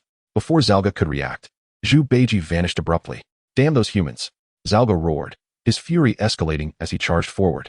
Meanwhile, Jiang Bai, sensing that Zhu Beiji had returned to the Beastmaster space, realized his ruse had been uncovered. After parting ways with Longxin, Jiang Bai had employed the projection capabilities of the nanobacterial colony within him to deceive the pigheads, leaving behind a portion of the nanobots to project the monument and allowing Zhu Beiji to contact him through their mental bond. He then recalled Zhu Beiji back to the Beastmaster space. Jiang Bai sprinted desperately. The earlier delay of 3 minutes had given the formidable Zalga ample time to close the distance. Die! Zalga's furious voice echoed. Jiang Bai glanced back to see Zalga charging at him like a frenzied wild boar. So fast, Jiang Bai gritted his teeth and employed his technique, transforming into countless identical clones that circled around him. Then, all the clones dispersed, each racing in different directions. Chapter 52, The Final Approach to the Border. Zalga watched as the 20-odd identical Jiang Bai clones scattered, momentarily unable to discern which was the true body. Opting for the first, he pursued one. Upon catching up, he swung his golden-bladed knife down, only for the Jiang Bai he struck to vanish in a puff of smoke. Damn it, a decoy! Zalga growled, pivoting to chase the nearest clone again, only to find it too was an illusion. Thus, Zalga relentlessly pursued each clone, granting Jiang Bai precious time to escape. Finally, after Zalga had dispatched a dozen clones, he located the real Jiang Bai. With a powerful swing of his golden-bladed knife, he aimed for Jiang Bai, but was met by the defensive illusion of the turtle shell. As Zalga closed in, Jiang Bai threw the sacred monuments in various directions with all his might. Zalga sneered. Foolish human, you think you can deceive me? I know those are mere illusions. Ignoring the thrown monuments, he continued his relentless pursuit of Jiang Bai. Jiang Bai turned to Zalga, a triumphant smile gracing his lips. Big pig head, you've fallen for it again. The remaining clones rushed back, each seizing a monument and fleeing. Cunning human, Zalga bellowed in fury, forced to abandon his chase of Jiang Bai to pursue one of the clones. Upon dispatching a clone, he reached for the monument, only to have his hand pass through it once more. Another illusion. Zalga spun to chase another clone, only to discover that monument was also a mere projection. Zalga frantically shifted targets, obliterating each clone, only to find that every monument was an illusion. Once again, he had been tricked. Why, you devious human. I will see you dead. With each deception, Zalga's composure teetered on the brink of explosion. Jiang Bai, hearing Zalga's enraged roar from behind, could surmise that the pig head was at the end of his tether. As Jiang Bai continued his sprint, he suddenly spotted a dark line emerging on the horizon. As he drew nearer, it transformed into the shapes of countless figures. Jiang Bai's heart soared with joy. He was nearing the border, and if he could just break through, he would be safe. Simultaneously, Yanshi and Longxin also caught sight of Jiang Bai. Longxin was elated. Jiang Bai, he is alive. And hasn't he been captured? Yanshi smiled. It seems this lad possesses some skill. Just then, Zalga charged from behind, unleashing a furious strike that sent a massive blade of energy hurtling towards Jiang Bai. Instantly, Jiang Bai held his ground, a faint golden turtle shell illusion enveloping him. As the blade struck, it began to dissipate, but the illusion abruptly vanished. The temporary effect of the turtle shell had expired, before the energy blade could completely dissipate. It struck Jiang Bai, sending him flying. Puff! As he landed, Jiang Bai coughed up a mouthful of blood. His back bore a deep gash. Flesh ripped open to reveal glistening bone. Yet, gritting his teeth, he forced himself to rise and run with all his might. You cannot escape, human. Zalga's voice boomed behind him. Zalga's expression contorted in fury as he closed the distance to a mere 5 meters behind Jiang Bai. Yet, he refrained from further assault. Killing Jiang Bai was secondary to his primary objective, the sacred tablet and the young prince. Jiang Bai, undeterred, stumbled forward, his eyes resolutely fixed on the horizon, where the banner of the Human Federation fluttered amidst the throngs of soldiers. Humans, he had declared, you cannot escape. Zalga extended his colossal hand, reaching for Jiang Bai. In a flash, Longxin arrived in the nick of time, utilizing a leap to snatch Jiang Bai away, then pivoting to sprint with all her might. Damn it, stop! Zalga roared in wrath, wielding his golden-hilted blade to unleash a vicious arc of energy towards Longxin. The blade's arc, potent and swift, closed in with alarming proximity, leaving Longxin no chance to evade. Instinctively, she enveloped herself in a diamond-like scale armor while shielding Jiang Bai as best as she could, using her own body as a barrier. Jiang Bai, straining against the onslaught, activated the resplendent energy cloak, which momentarily enveloped Longxin. Thud! The blade's arc struck, shattering the energy cloak in an instant. Almost immediately, Longxin's diamond scales began to splinter, the formidable defense crumbling under the onslaught. A gruesome gash tore through her back, extending from her shoulder to her waist. Jiang Bai could bear no more, his head lolled to one side as he succumbed to unconsciousness. Longxin appeared impervious to pain, desperately activating another leap, disregarding the backlash that followed from her relentless exertion. Yin Shi and the ranks of the Sword-Bearer Legion watched anxiously, each one yearning to rush forth and assist, yet they remained restrained. Crossing the border would ignite war.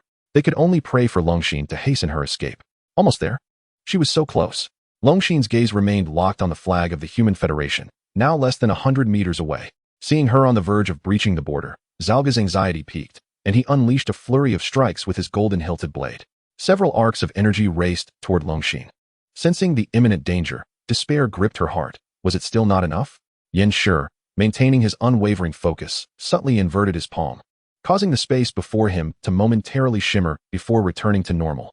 As the arcs of energy bore down on Longxin, the space behind her flickered, and an invisible force emerged, intercepting the lethal attacks. One by one, the arcs dissipated into nothingness. Seizing the opportunity, Longxin executed another leap, propelling herself over the borderline. Upon witnessing Longxin and Jiang Bai cross the threshold, Zalga furiously swung his blade, sending powerful arcs towards the border. Yin Shi snorted disdainfully, raising his hand to manipulate the space at the border, rendering it insubstantial. All arcs that penetrated this ephemeral space vanished without a trace. None could breach the border. Intruders at the Human Federation border shall perish. Yin Shi's commanding presence resonated across the boundary. Chapter 53, A Fierce Confrontation. The moment Longxin and Jiang Bai crossed the border, they were immediately lifted by warriors of the Sword-Bearer Legion, who summoned healers to attend to them. Zalga halted 3 meters beyond the human border, seething with impotent rage as he watched Longxin and Jiang Bai being rescued. Soon after, a contingent of pig-headed warriors from the Flying Brigade arrived at the border. Zalga, the prodigious being of the Pigman Empire, do you intend to breach the truce and reignite hostilities with our humankind? Yin Shi was the first to question, asserting dominance in the exchange. Zalga, incensed, bellowed, nonsense. It is you who seeks battle. Return the sacred tablet and the young prince, or my legion will trample your borders. Yin Shi's mind raced with confusion. What was this young prince? Was Zalga attempting to shift blame onto them? Regardless of the specifics, he could not concede. What nonsense about the sacred tablet and the young prince? Withdraw at once, or the Sword-Bearer Legion shall annihilate you all. Kill, kill, kill, roared the 100,000 warriors of the Sword-Bearer Legion, their collective cry shaking the heavens. The color drained from Zalga's face and that of his pig-headed warriors. A direct confrontation would spell their doom. Rumbling thunder echoed as the ground trembled on the pig-headed side of the border, a dark mass rapidly advancing on their position. Soon, a grand host of pig-headed warriors arrived at the border. A colossal beast, resembling a small house, stepped forward, a gigantic armored boar, nearly 12 meters long and 5 meters tall, its body adorned in glimmering silver scales. Perched atop this behemoth was a pig-headed figure clad in rugged golden armor, the king of the Golden Boar Court. A being of extraordinary prowess. Saga, the king addressed, the sacred tablet and the newborn prince have been taken by humans. His gaze bore down on Yanshi. If you wish to avoid war, return the sacred tablet and the young prince. Yanshi met the king's glare with cold resolve. King of the Golden Boar. Should you desire conflict, the Sword-Bearer Legion will oblige. There is no need for baseless excuses. Saga's voice rose in indignation. Yanshi, do not feign ignorance. Those two stole the newly formed sacred tablet and the newborn prince from the Golden Boar Court. I have pursued them relentlessly. He pointed towards Yanshi's rear, where Chunshi and Longxin were receiving care. Yanshi's expression twisted into a scornful smile. You assert that a silver tier and a diamond tier human snatched the sacred tablet and the so-called young prince from your grasp. Let us set aside when your Golden Boar Court acquired a sacred tablet. Given their capabilities, do you truly believe it possible? Do you think anyone would believe such a tale? Do you take us for fools? But it is the truth. Saga insisted. Yanshi replied coldly. Truth is substantiated by evidence, not mere words. Saga found himself at a loss for words, his tongue tied in frustration. The king of the Golden Boar, too, wore a grim expression. Even he found it hard to believe that the sacred tablet and the prince had been taken by two comparatively weak humans. Were it not for his daughter, Jinkina, being present at the time, he might have suspected that Saga had hidden the sacred tablet himself. Yanshi, the king declared. Enough of this idle chatter. Will you surrender the sacred tablet and the young prince or not? I have never possessed the sacred tablet or the young prince you speak of. How could I surrender what I do not possess? If you wish for war, then let it be so. No need for such elaborate justifications. Yanshi stepped forward, the space before him shimmering slightly under the weight of his formidable presence. The atmosphere was charged, both sides poised for confrontation, the specter of war looming ominously. A lion-eagle-like roar reverberated through the air as a massive figure descended swiftly from the skies above the Sword-Bearer Legion. It was a creature of immense power, a griffin, with an elder standing upon its back. Shintong, the true commander of the Sword-Bearer Legion, a figure of half-legendary stature. Shintong, our Orcish kin and your human race have long upheld an agreement. Legendary beings must not interfere in warfare. Do you wish to incite a conflict beyond the extraordinary? The king of the Golden Boar's face darkened upon seeing the newcomer. Shintong regarded the king with an imperious gaze. King of the Golden Boar, you demand the return of the sacred tablet? Either provide evidence or retreat to your den. Otherwise, I shall obliterate your Golden Boar Court today. Do not preach to me about refraining from interference in warfare. I am merely a half-step away from the legendary realm, strictly speaking, not yet a legend. Even should I choose to act, it would not constitute a breach of contract. Shintong's words resonated with authority, unperturbed by the prospect of conflict. The Golden Pig King tightened his grip on the mighty hammer in his hand, yet hesitated to make a move. I shall report the matter of the sacred tablet to the Pig Emperor, who will make the final decision. However, the young prince must be returned to us. Keeping him with you serves no beneficial purpose. After much contemplation, the Golden Pig King conceded. Everything hinges on the strength of our fists. Shintong turned his gaze towards Yanshi, a question lingering in his eyes. Have you truly captured their little piglet? Yanshi then glanced at Long Xin and Jiang Bai, seeking their confirmation with a similar look. It was only then that Long Xin, her injuries healed, realized the little pig-headed creature that Jiang Bai had been holding was now absent. Having treated her wounds, Jiang Bai rose, brushed off the dirt from his attire, and swaggered confidently to the borderline, standing beside Yanshi, and retorted at the Golden Pig King. What nonsense are you babbling, you big pig? Who captured your piglet? Saga glared furiously at Jiang Bai. You human brat, it was you who captured the little prince. Just moments ago, while he was fleeing. You even used him to threaten me. Jiang Bai chuckled. Oh, is that what you're referring to? With a flick of his wrist, he summoned Zhu Beiji. Having absorbed and refined some previously stored energy, Zhu Beiji had grown larger, now standing a meter tall and capable of moving independently. This is him, but something seems off. Saga observed the little pigman bouncing on the ground, scratching his head in confusion. Shut your big pig mouth. Jiang Bai retorted vehemently. Open your pig eyes and see clearly. This is my contracted beast, the pig monster. Moreover, you previously claimed your little prince was just born. Could he possibly be this large right from birth? Your royal consort must be something else. The Golden Pig King directed a sharp, displeased inquiry at Saga. Is this truly the little prince? Indeed, this is him. I witnessed him being held all along. Saga replied anxiously. Jiang Bai interjected. You big pig head, you lost your little prince. Do not place the blame on me. It is utterly shameless to assert that my beast is your little prince. Shintong, from a position of authority, coldly stated, works cannot be contracted by us humans. This is common knowledge. Depart at once. Persist in this nonsense, and I shall obliterate you with a single strike. The Golden Pig King's complexion turned ashen as he mounted the colossal armored beast and turned to retreat. Withdraw. Return to the palace. Saga panicked. Golden Pig King. You cannot leave like this. How will we explain to the royal consort and the pig emperor? The sacred tablet is lost, and the little prince is missing. Upon our return, the pig emperor will surely flay us alive. The Golden Pig King snorted derisively. How to explain? That is your problem, fool. With a menacing air, the Golden Pig King led his pig-headed army back, leaving in frustration. Chapter 54. The Evolution and Cultivation of Zhu Beiji. On Blue Star. At the headquarters of the sword-wielding legion, Shen Tong, Yin Shi, and Long Xian gazed in astonishment at Zhu Beiji standing before Jiang Bai. Are you certain he is indeed the newly born pig-headed prince? Long Xian asked incredulously, repeating her query. Jiang Bai, exasperated, replied, You have asked this hundreds of times.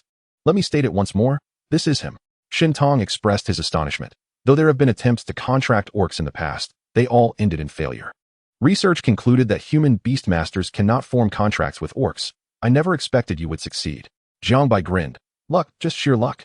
Although he was unsure why he had successfully contracted the pig-headed creature, he suspected it was related to the source spirit holy liquid he had consumed earlier. Yin Shi chuckled. No wonder Director Gu dotes on this lad. He truly is extraordinary. Shen Tong cautioned Jiang Bai. You must keep the fact that your beast is a pig-headed creature to yourself. Otherwise, trouble will surely follow. The pig emperor will not let it go easily if he finds out. Jiang Bai nodded in understanding. This is my beast, Zhu Beiji, contracted as a pig monster. There exists a spirit beast, the pig monster, whose appearance resembles that of a pig-headed man, making it the perfect disguise. Shen Tong then addressed Yin Shi. Long Xian and Jiang Bai have successfully brought back the source spirit sacred tablet, a tremendous achievement that warrants a substantial reward.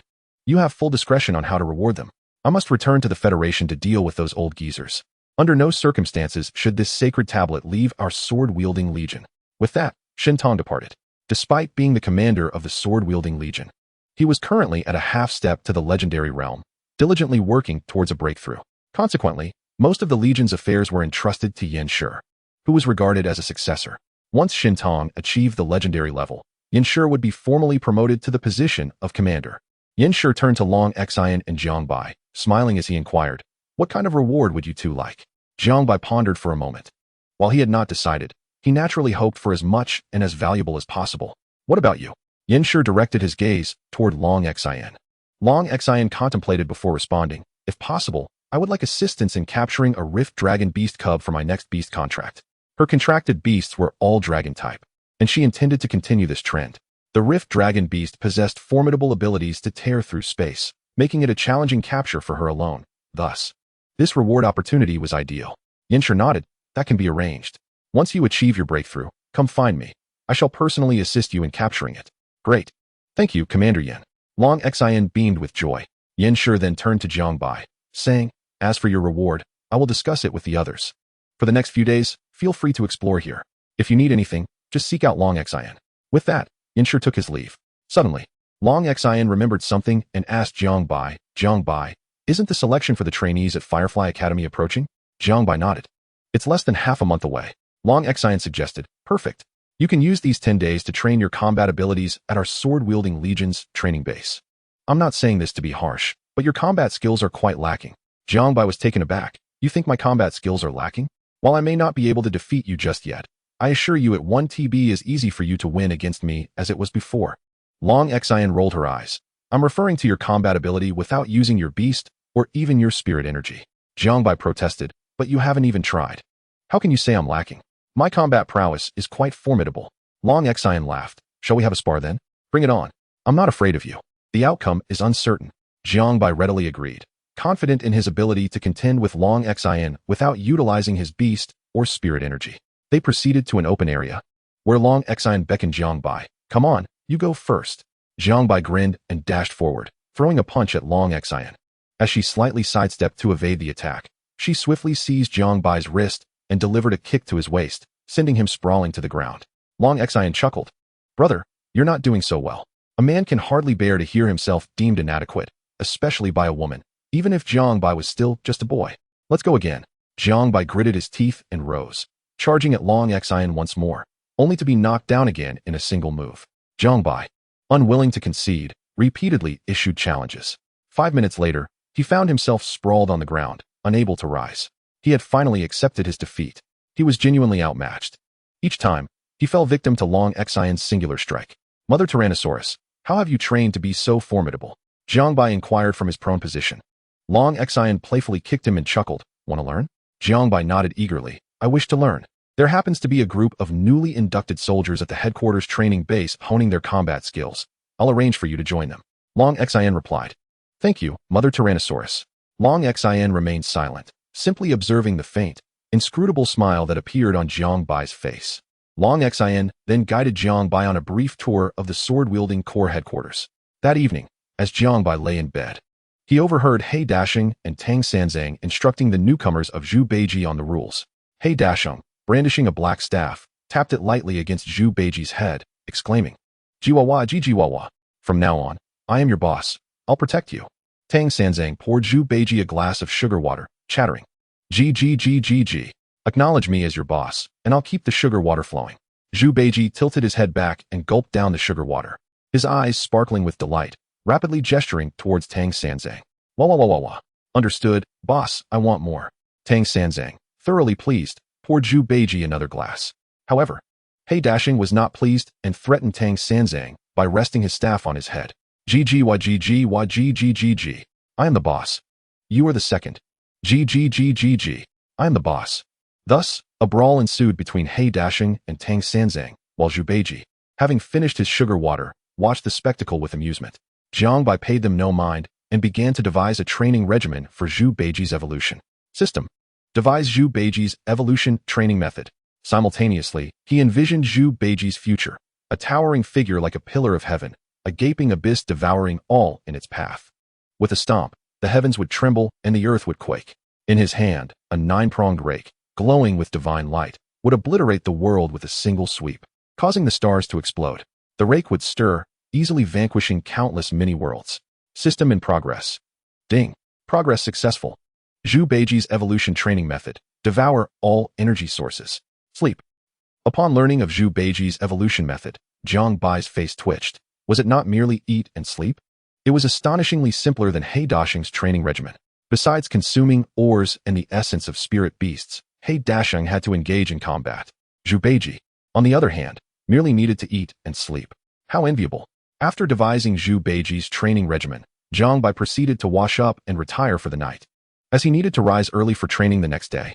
The following morning, Jiang Bai awoke to find himself smeared with a thin layer of foul-smelling black mud. Who dared to smear me with excrement while I slept? Wait, could this be the legendary cleansing of the marrow? He suddenly recalled Long Xian's earlier mention of the source spirit sacred liquid, which purportedly enhanced aptitude and cleansed the marrow. Jiang Bai promptly called Long Xian to inform her of his predicament. She reassured him, stating it was merely the effect of the source spirit sacred liquid, expelling impurities accumulated in his meridians. Long Xian confirmed that she experienced the same. Relieved, Jiang Bai meticulously cleaned himself before donning the new recruit training uniform that Long Xian had provided and made his way to the training grounds, locating Training Group 6. Upon arrival, he found an instructor addressing the recruits. Hello, I'm here to train, Jiang Bai announced as he approached the instructor. The instructor scrutinized Jiang Bai and said, You must be the temporary recruit, Jiang Bai. Jiang Bai nodded affirmatively. The instructor immediately reprimanded. Late on your first day? If you don't want to train, get lost. Jiang Bai was taken aback. Long Xian had not informed him of the time, and he had even arisen early, yet he was still late. Just as he attempted to explain, he was cut off. What do you mean what? Do you not know to report before speaking? This is your first and last warning. If you're late again, get lost. And you lot are no exception. Anyone late will also be dismissed. The instructor turned to address the others. Then, focusing on Jiang Bai once more, he said, I don't care which prominent family you hail from or whether you're here to gild your reputation or not. Since you're under my command, you'll train diligently. If you don't comply, I won't hold back. And if you can't handle my training, just go back to where you came from. I am Zhou Wu. You may address me as Instructor Zhou. You will heed my instructions for all your training henceforth. Jiang Bai silently chuckled to himself, realizing the instructor had mistaken him for a pampered scion of a powerful family. Zhou Wu handed Jiang Bai a spirit-locking bracelet, instructing him to fall into formation. Jiang Bai noticed that this bracelet was far more exquisite than those used by the Pighead clan. It resembled a watch and, once donned, bound his spiritual power, rendering him unable to summon beasts. Zhou Wu continued, combat capability encompasses not only offensive and defensive skills, but also, most critically, your ability to withstand blows. When you find yourself at a disadvantage, only with sufficient resilience can you seize opportunities for counterattack. I will now call upon a student to demonstrate. Scanning the group, Zhou Wu's gaze fell upon Jiang Bai. Jiang Bai, step forward. Jiang Bai complied and approached the instructor. Zhou Wu instructed, I will attack you. You may evade, counterattack, or employ any means necessary. The longer you can endure, the better. Jiang Bai inwardly cursed.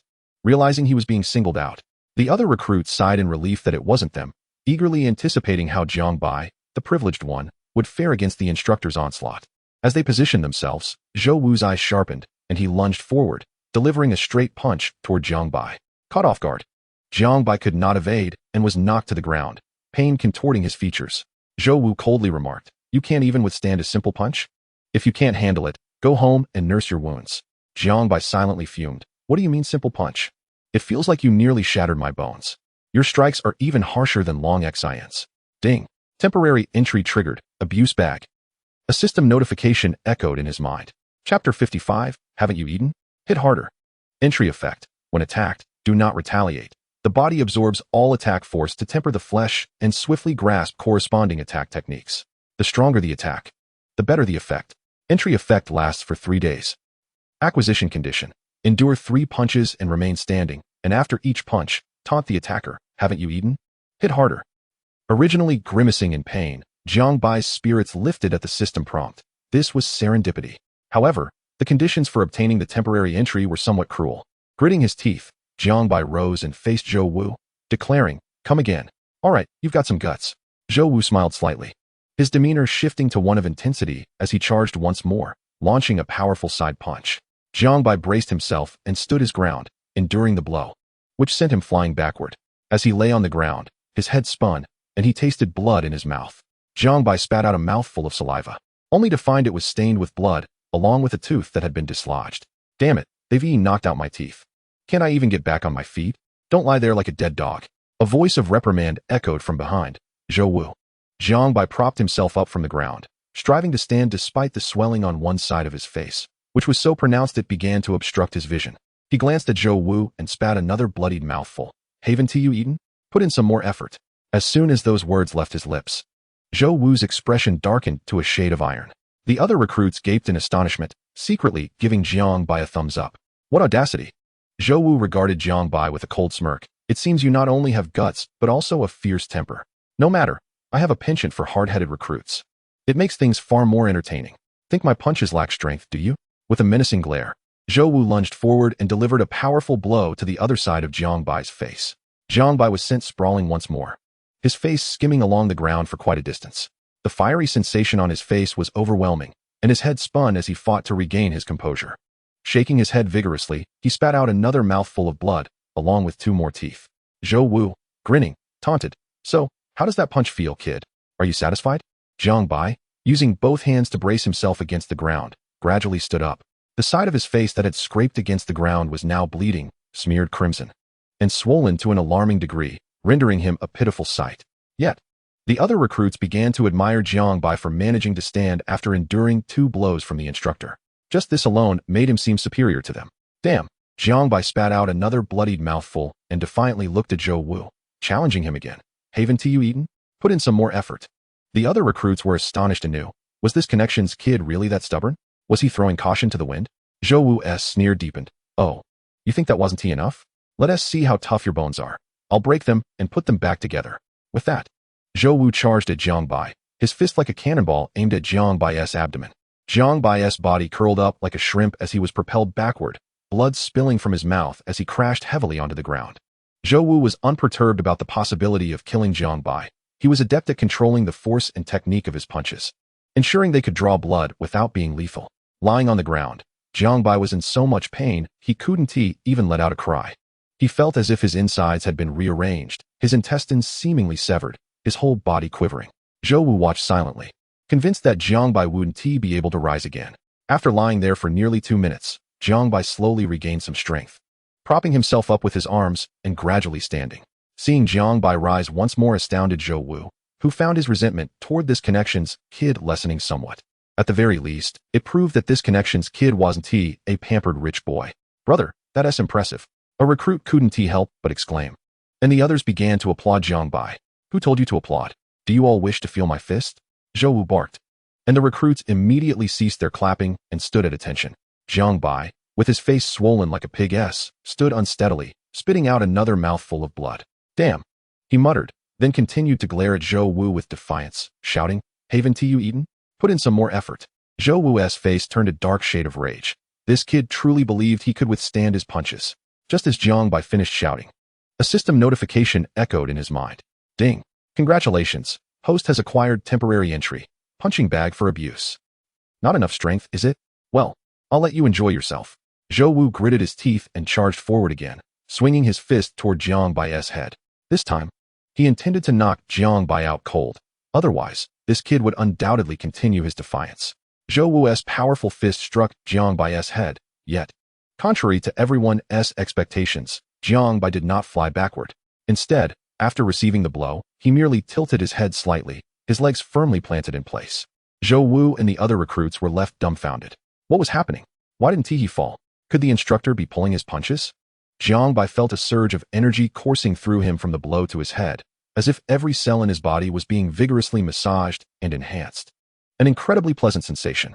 Simultaneously, a unique understanding of punching techniques flashed through Jiang Bai's mind, which he swiftly grasped. This effect is phenomenal. Jiang Bai couldn't help but exclaim in excitement, feeling no pain from the blow, as if he had merely received a gentle tap. Zhou Wu, still bewildered, misinterpreted Jiang Bai's reaction as mockery, his face burning with embarrassment. How could a mere connections kid look down on him, a training officer? This was intolerable. With renewed fury, Zhou Wu unleashed another punch, striking Jiang Bai's swollen face. Jiang Bai's pig-like visage merely swayed slightly, yet he remained steadfast. The immense force from the blow surged into his body, massaging every cell, and astonishingly, the swelling on his face began to subside. Likewise, the technique from Zhou Wu's punch infiltrated Jiang Bai's mind, which he quickly mastered. Comforting, let us have more. Jiang Bai shouted in delight. However, Zhou Wu perceived this as a tremendous insult. He was hitting Jiang Bai with all his might, yet the boy had the audacity to claim it felt good? Was he insinuating that Zhou Wu's punches were feeble? All right, if it feels good, I'll make sure you enjoy it even more. Zhou Wu gritted his teeth and continued to attack Jiang Bai from various angles. Yet no matter how he struck, Jiang Bai remained unyielding, his expression betraying nothing but comfort. The other recruits began to murmur among themselves. What was the instructor doing? Was this some kind of performance? Though Jiang Bai was a connections kid, Zhou Wu's leniency was too blatant. Zhou Wu grew anxious. What was happening with this kid?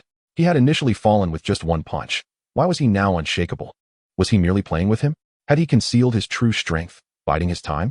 No, he had to bring this kid down. Otherwise, how could he face the other recruits? Zhou Wu ceased holding back and launched a full frontal assault. As Jiang Bai absorbed and mastered more techniques, he no longer stood idly by. He began to evade and counterattack. Initially, Jiang Bai couldn't land a single punch on Zhou Wu. However, gradually, he began to connect with his strikes. Eventually, he found himself exchanging blows with Zhou Wu. Boom. Jiang Bai and Zhou Wu landed a simultaneous punch, both recoiling 2 steps. Jiang Bai grinned and said, Instructor, you're lacking. Perhaps you should call for some backup? Chapter 56. Too brutal. Jiang Bai had nearly mastered Zhou Wu's combat techniques and experienced a significant enhancement in physical fitness. Zhou Wu could no longer provide him with substantial improvement. Watching Jiang Bai, Zhou Wu felt immense regret for having brought this kid up. It was nothing short of a slap in the face. No matter. Even if he was embarrassed, he had to subdue this kid. Jiang Bai, I didn't expect you to be so hidden in your talents. Possessing such strength at a young age. You are indeed impressive. However, remember this. There are always greater talents beyond your own, and the heavens hold their own grandeur. Do not let arrogance consume you. My abilities among the training instructors are merely average. Since you are so prideful, I will show you the strength of the other instructors. Jiang Bai nodded with a smile. Great, just what I needed. Zhou Wu retrieved his communicator and said, Hello, is this brotherly? Could you come over here? I've encountered a cadet I can't handle. It would be a great help if you could come and spar with him. Within moments, a robust instructor with dark skin rushed over. Zhou Wu, what on earth are you doing? You can't even manage a rookie? What a disgrace to our instructors. The moment he arrived, he berated Zhou Wu. Zhou Wu's face turned crimson. No, that kid is just pretending to be a fool. His strength is genuinely formidable. Which kid? I must see how impressive he really is. Zhou Wu pointed to Jiang Bai. It's him. Jiang Bai? Instructor Zhou says you're quite something. Huh? Come on. Let's have a match. The newly arrived instructor looked at Jiang Bai, assumed a stance, and beckoned with his hand. Without a moment's hesitation, Jiang Bai charged forward, throwing a punch, but Li quickly dodged while delivering a short, straight punch to Jiang Bai's ribs. Jiang Bai was struck, yet a look of sheer delight spread across his face. Witnessing Jiang Bai's nonchalant reaction to his blow, Instructor Li felt slighted and launched another fierce attack against Jiang Bai. Instructor Li's prowess indeed surpassed that of Zhou Wu, and Jiang Bai found himself at a disadvantage, enduring relentless blows. However, with each strike, Jiang Bai rapidly grasped the techniques employed, honing his physique even as he absorbed the punishment. Li soon realized the predicament. Although this rookie was no match for him, he could not bring him down. It was as if his punches landed without consequence. After more than 10 minutes, Jiang Bai felt he had fully comprehended Instructor Li's every move and technique and began to counterattack. This shift placed immense pressure on Li, who gradually found it increasingly difficult to land hits on Jiang Bai, acutely aware of his rising combat skills. The two engaged in a fierce struggle for another 5 minutes, neither able to gain the upper hand. After exchanging another blow, Jiang Bai took the initiative to create distance. Instructor, it seems you're struggling. Perhaps you should call for some backup. Jiang Bai provocatively taunted. You little brat, don't get cocky. Someone will take you down. Instructor Li retorted angrily. Yet he understood he was outmatched and glared at Zhou Wu before stepping aside to summon help. Seeing that Instructor Li could not subdue Jiang Bai, Zhou Wu felt a sense of relief. The shame of failure was no longer solely his to bear. Soon, another instructor arrived, immediately unleashing a torrent of reprimands upon Zhou Wu and Li, and then squared off against Jiang Bai. The scene repeated itself. Jiang Bai absorbed blows to build up his anger, retaliated, and reached a stalemate. After yet another round of taunting from Jiang Bai, the cycle of summoning reinforcements continued. Gradually, the training grounds of Class 6 became filled with instructors and cadets. The onlookers were thrilled, for what could be more exhilarating than witnessing instructors falter? Initially, the instructors wore expressions of embarrassment and discomfort, but as they observed that none could best Jiang Bai, their spirits began to lift. With a resounding thud, Jiang Bai repelled his opponent once more, taunting, Instructor, you two seem inadequate. Why not call for some assistance? Zhou Wu, his expression dark, interjected, there are no more. All the new instructors are already here. Jiang Bai felt a twinge of disappointment, gazing at the multitude of instructors before him, and suddenly broke into laughter. Instructors, why not all come at me together? Zhou Wu retorted, you handle your own students. In an unspoken agreement, all instructors turned and left, casting glares at Zhou Wu as they departed. Although they could have undoubtedly defeated Jiang Bai together, the notion of a group of instructors ganging up on a rookie was far too humiliating to bear. What are you all staring at? Training is over. Get back and do 2 hours of impact resistance training. One instructor barked at the gathered cadets. The cadets, groaning in dismay, dispersed and returned to their respective training areas. Once everyone had left, Zhou Wu approached Jiang Bai and asked, Kid, what exactly is your background? At such a young age, you possess nearly golden-level physical attributes. Your combat skills are not at all inferior to ours. Though these instructors were not beast masters, they were seasoned veterans from the Beastman battlefield, having dedicated years to honing their physical prowess and combat techniques to achieve comparable strength to that of a golden level. Yet, here was Jiang Bai, seemingly not even 20, matching them effortlessly. Jiang Bai chuckled and replied, I'm just an ordinary high school student about to graduate. Zhou Wu waved his hand dismissively. All right. If you don't want to share, then be off with you. Don't disrupt my training with the new recruits. Zhou Wu could scarcely believe Jiang Bai was merely a typical high school student. The resources required to cultivate such near golden-level physicality and combat finesse were far beyond what an average affluent family could provide. Furthermore, gaining entry into the Sword-Bearer Corps training was not something an ordinary noble could achieve. Jiang Bai was taken aback. Are you saying you're not going to train me? Zhou Wu swore. Damn it, I might not even be able to beat you, so what training could I possibly provide? Just get lost. Zhou Wu resumed training the new recruits, while Jiang Bai made his way to an open area of the training grounds. After removing his soul lock bracelet, Jiang Bai summoned his 3 beasts. Great Sage, unleash the heavenly manifestation and then strike me fiercely with your staff. Jiang Bai instructed the black Great Sage. The Great Sage, momentarily taken aback, asked, Are you sure you want me to hit you? Jiang Bai nodded. Don't worry, go all out. No need to hold back. With Jiang Bai's assurance, the Great Sage executed the command without hesitation, transforming into a massive beast several meters tall. It produced a colossal black staff and swung it down upon Jiang Bai. Boom. The tremendous force surged into Jiang Bai's body, ruthlessly refining every cell within him. A look of pure bliss adorned Jiang Bai's face. Recognizing that he could not further advance his combat techniques in this setting, he resolved not to waste the temporary buffs and the effectiveness of being a training dummy. Thus, he devised a plan for the Black Great Sage to continuously attack him. thereby honing his physique and enhancing his physical attributes. The Black Great Sage swung the staff without reservation, the thudding strikes causing Jiang Bai to lie on the ground, reveling in the sensation, as if each cell in his body were being caressed by invisible hands. Jiang Bai even found standing to be tiring, opting instead to lie flat, absorbing blows to both his front and back.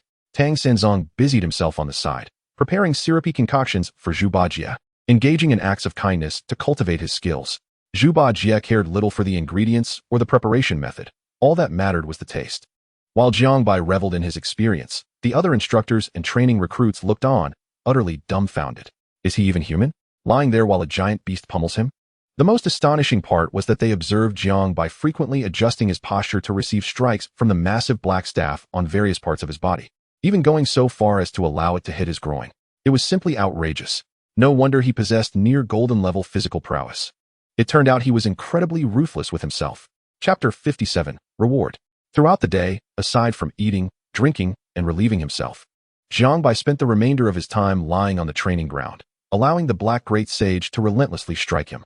In a mere day, Jiang Bai's reputation and exploits had spread like wildfire among the soldiers at the sword-wielding legion's headquarters. The following morning, he was abruptly awakened by a splash of cold water. As he opened his eyes, he beheld the imposing figure of Black Great Sage and the mischievous Tang Senzong, each wielding a basin, while Zhu Bajie remained sprawled on the bed, blissfully asleep. Last night, Jiang Bai had opted not to summon the three beasts into the beast-controlling space, as they preferred to remain in the open. Upon noticing Jiang Bai's awakening, the two beasts began chattering animatedly. Black Great Sage exclaimed, "Chirp, chirp, boss, you've been knocked silly. You're smeared with filth, and it stinks to high heaven." Tang Senzong chimed in, "Chirp, chirp, chirp, boss. That stinky monkey has made quite a mess of you. Teach him a lesson and make him eat his own filth." Jiang Bai then realized that he was indeed coated in a layer of black muck. Even more so than the previous morning, its odor utterly repugnant.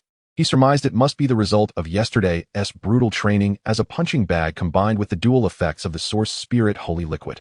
With a bemused expression, he addressed the two beasts, "This is not filth."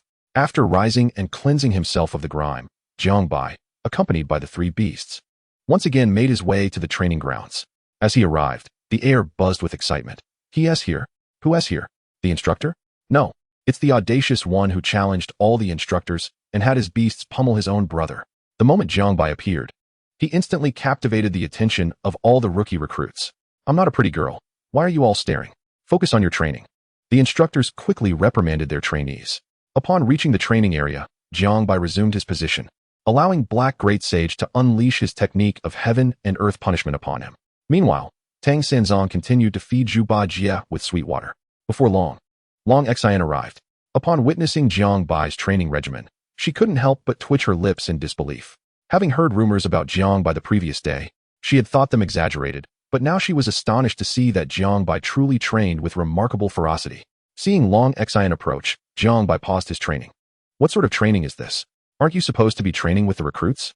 Long Xian inquired. Jiang Bai replied, "It's not that I am unwilling to train with them. It's simply that the instructors have nothing left to teach me."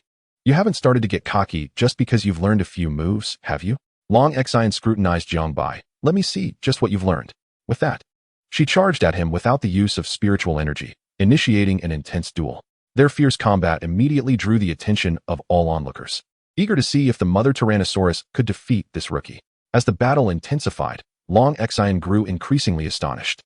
She had initially believed Jiang Bai had merely picked up a few tricks, intending to teach him a lesson. However, after an intense exchange, she realized that Jiang Bai's combat skills were on par with her own, and his physical condition had improved exponentially since their last encounter.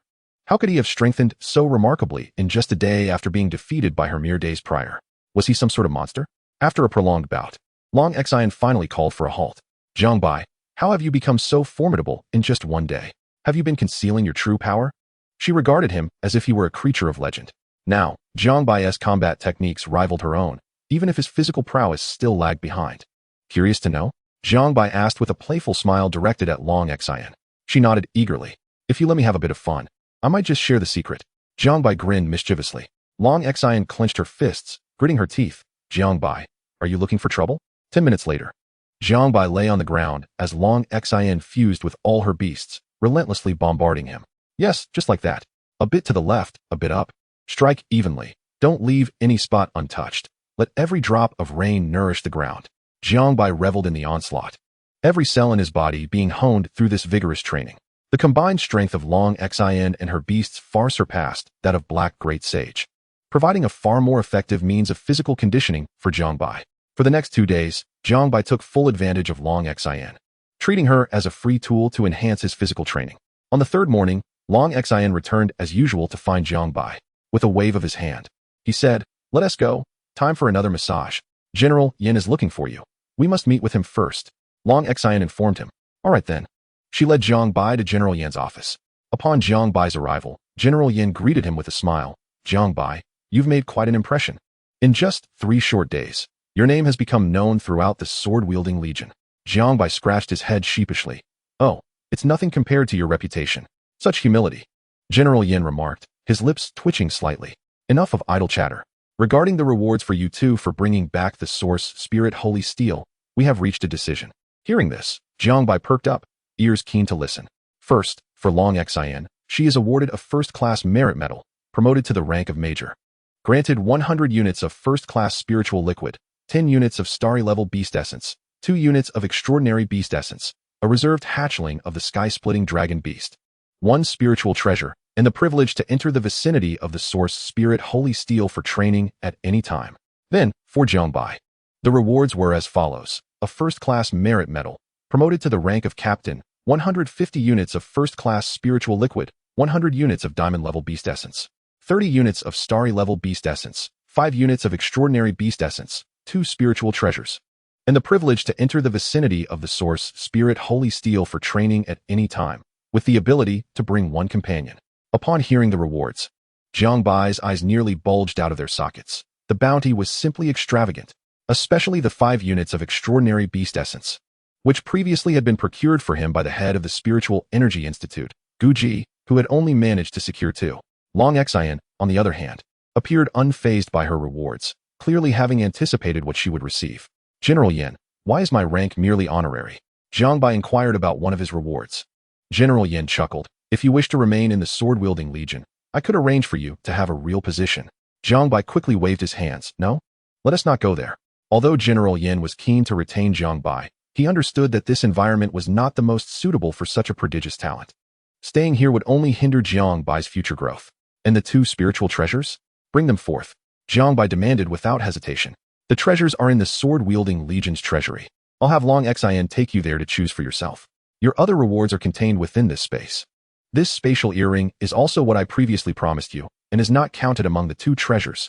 General Yin handed Jiang Bai a black earring, the very one he had worn during his time in the Pighead tribe. "You certainly keep your promises." Jiang Bai smiled as he accepted the spatial earring, channeling his spiritual energy to connect with it, revealing its contents in an instant. Chapter 58, Selecting Spiritual Treasures. After exiting General Yan's office, Long Xin led Jiang Bai to the sword-wielding legion's treasury. After passing through several layers of security and confirming their identities, a heavy door swung open, allowing them entry.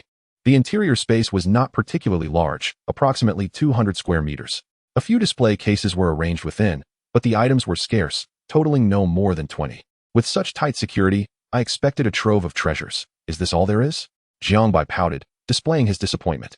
Long Xin shot him an exasperated glance. "Do you think spiritual treasures are as common as cabbages?" "Fair point." Jiang Bai summoned all 3 of his beasts. "Take a look, see if any of you fancy something." The Black Great Sage and Tang Sanzong curiously explored their surroundings, while Zhuba Jia was utterly disinterested, simply lying on the ground in slumber. Jiang Bai pondered whether all pig-headed creatures were simply inclined to eat and sleep in their youth, or if it was due to the evolutionary nurturing methods they underwent after becoming his beasts. Nevertheless, he was too indifferent to investigate further and instead wandered about in search of suitable spiritual treasures.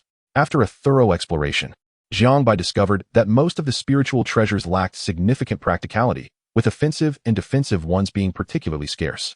After examining all the treasures, the Black Great Sage returned to Jiang Bai, gesticulating animatedly.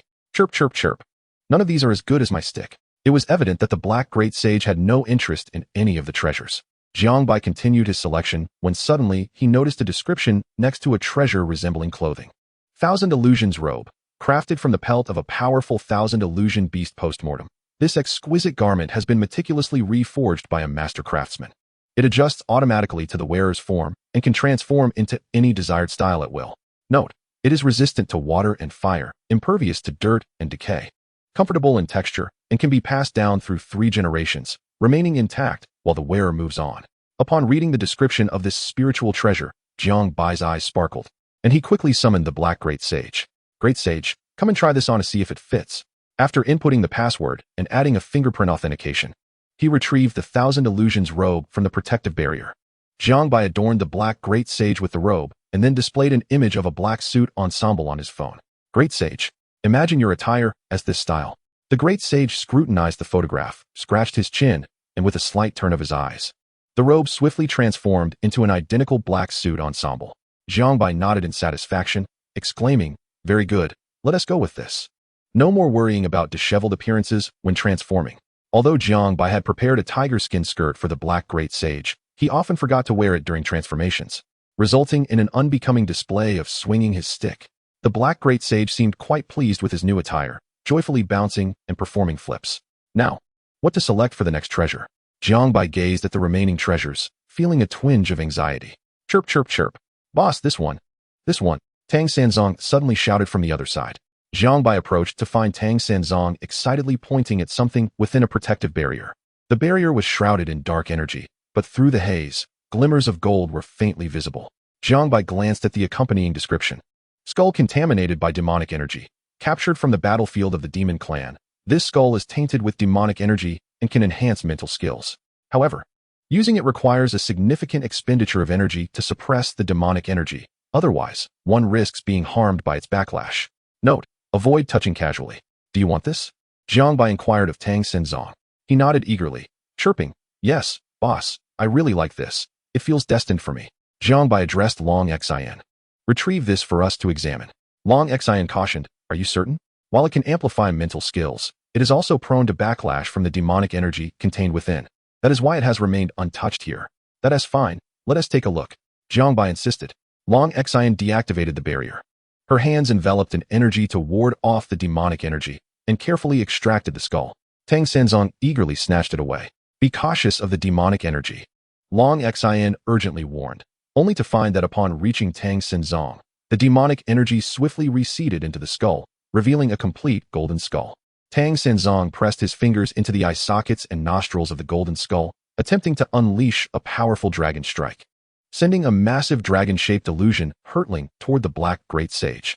Startled, the Great Sage quickly dodged, well aware of the pain such an attack could inflict. "Chirp, chirp, chirp. Baldy, how dare you ambush me? Come here." The Black Great Sage brandished his black staff, ready to retaliate, but Jiang Bai intervened. "Hold on. Now how does it feel?"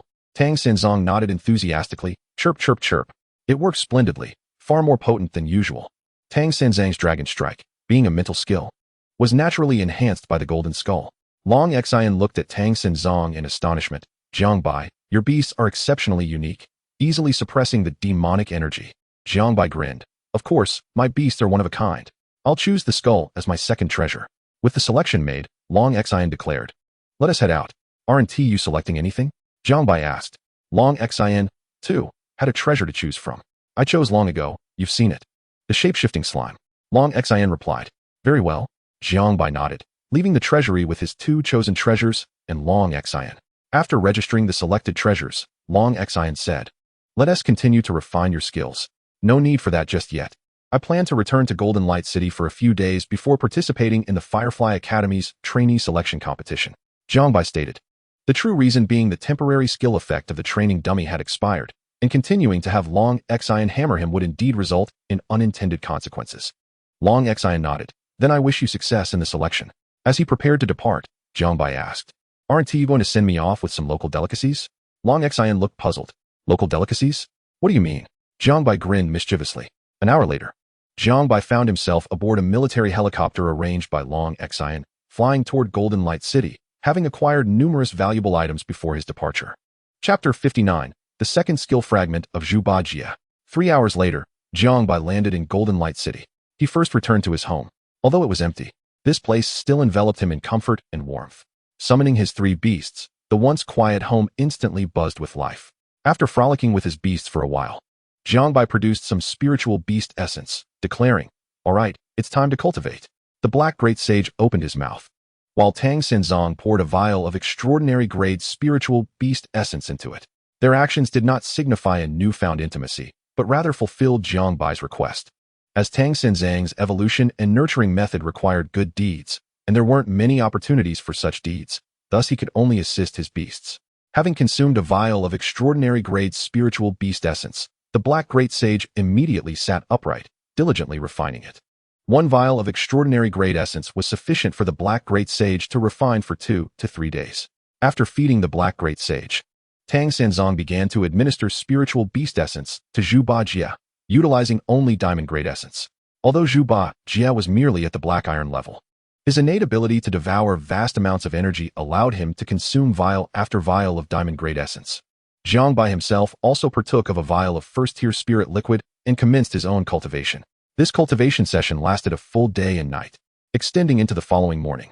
Just as Jiang Bai was about to venture out in search of sustenance, a sudden surge of energy radiated from the slumbering Zhu Ba Jia, causing the surrounding spiritual energy to be voraciously absorbed into his being. Jiang Bai was taken aback. Was this the moment of breakthrough? Concerned about the insufficient spiritual energy surrounding him, he hastily produced the essence of starry-grade spirit beasts, prying open the mouth of Zhu Beiji to pour it in.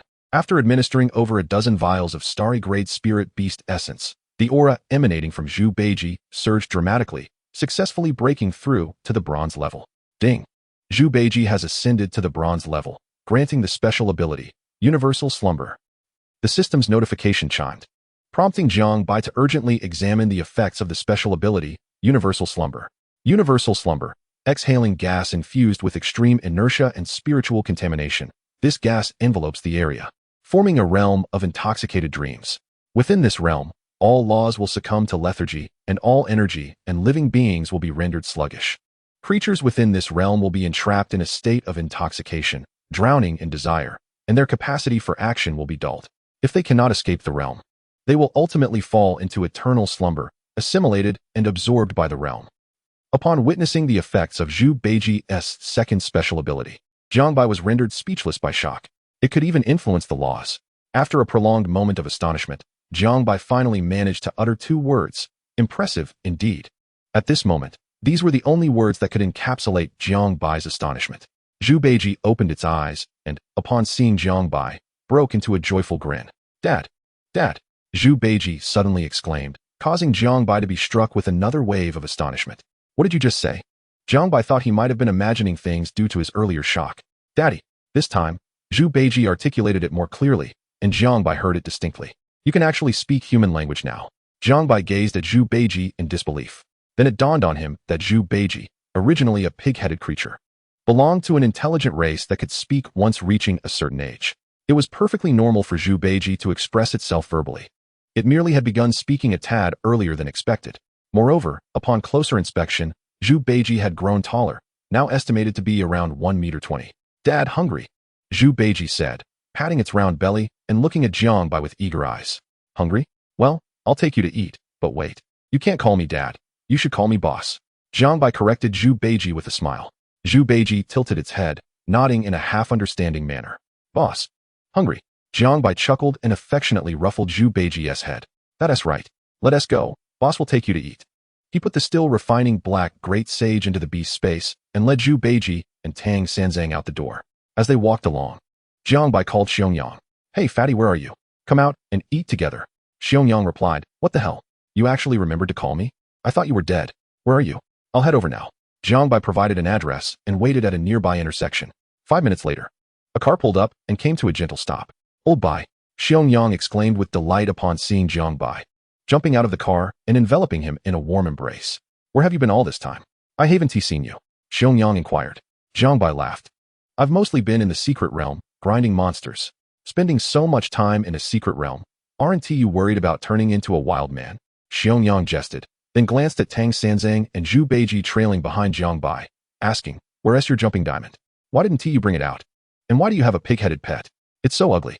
At that moment, Tang Xinzang swung a golden skull and smashed it into Xiongyang's stomach. Chirp, chirp, chirp.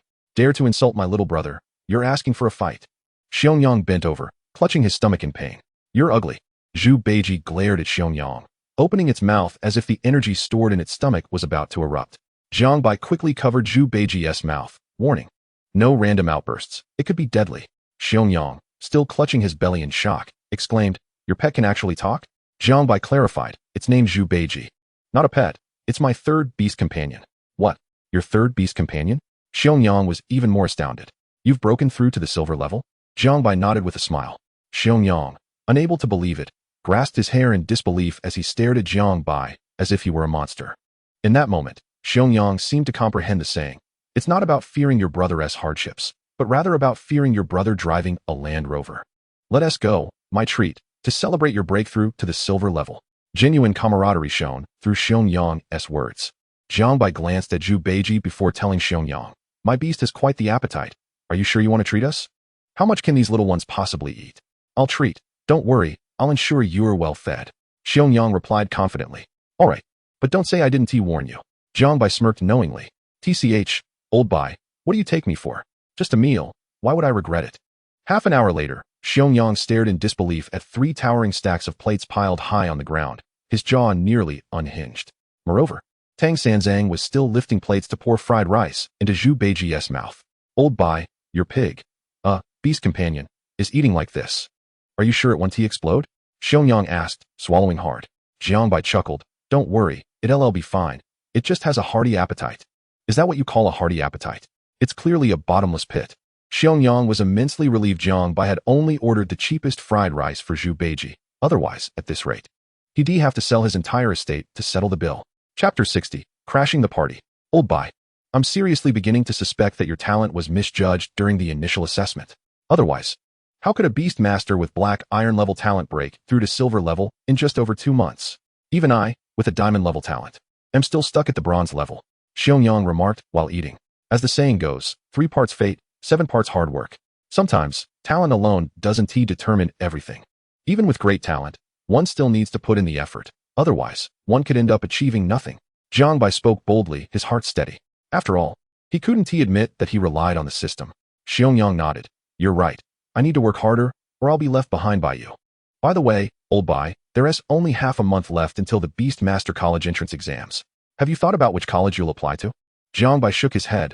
No, I'll wait to see the exam results. Although he was highly likely to attend Firefly Academy, he couldn't share this with Xiong, as most people hadn't heard of it. Come on, let us hurry. The finals of the Golden Light Cup Beast Master competition are about to begin. Oh crap, I nearly forgot. Suddenly, the diners around them hurriedly vacated the premises. Jiang Bai was astonished. The finals of this year's Golden Light Cup Beast Master competition were already underway. Every year, Golden City hosted the Golden Light Cup Beast Master competition, open to all Beast Masters under the age of 24. Jiang Bai had watched this competition religiously every year. I actually signed up this year too, but I was unfortunate to face a silver-level opponent in the preliminaries and got eliminated. Xiong quickly shoveled the remaining rice in his bowl. Waiter, check please. Xiong set down his bowl and called for the waiter to settle the bill. Let us go see. Without caring whether Zhu Beiji was full, Xiong pulled Jiang Bai along. Zhu Beiji could only follow reluctantly behind. Xiong and Jiang Bai arrived at the exclusive arena for the Beast Master competition in Jingguang City, which was already teeming with spectators, a veritable sea of humanity. However, thanks to Xiong's imposing stature and Jiang Bai's physical strength, they managed to squeeze their way in and found a spot towards the back to observe the contest. After waiting for over 10 minutes, the battles commenced. Following a series of intense clashes, 2 contenders emerged victorious, securing their places in the final showdown. One was a young man who had recently graduated from Jingguang Beast Master University, while the other was a young woman who had completed her studies a year prior.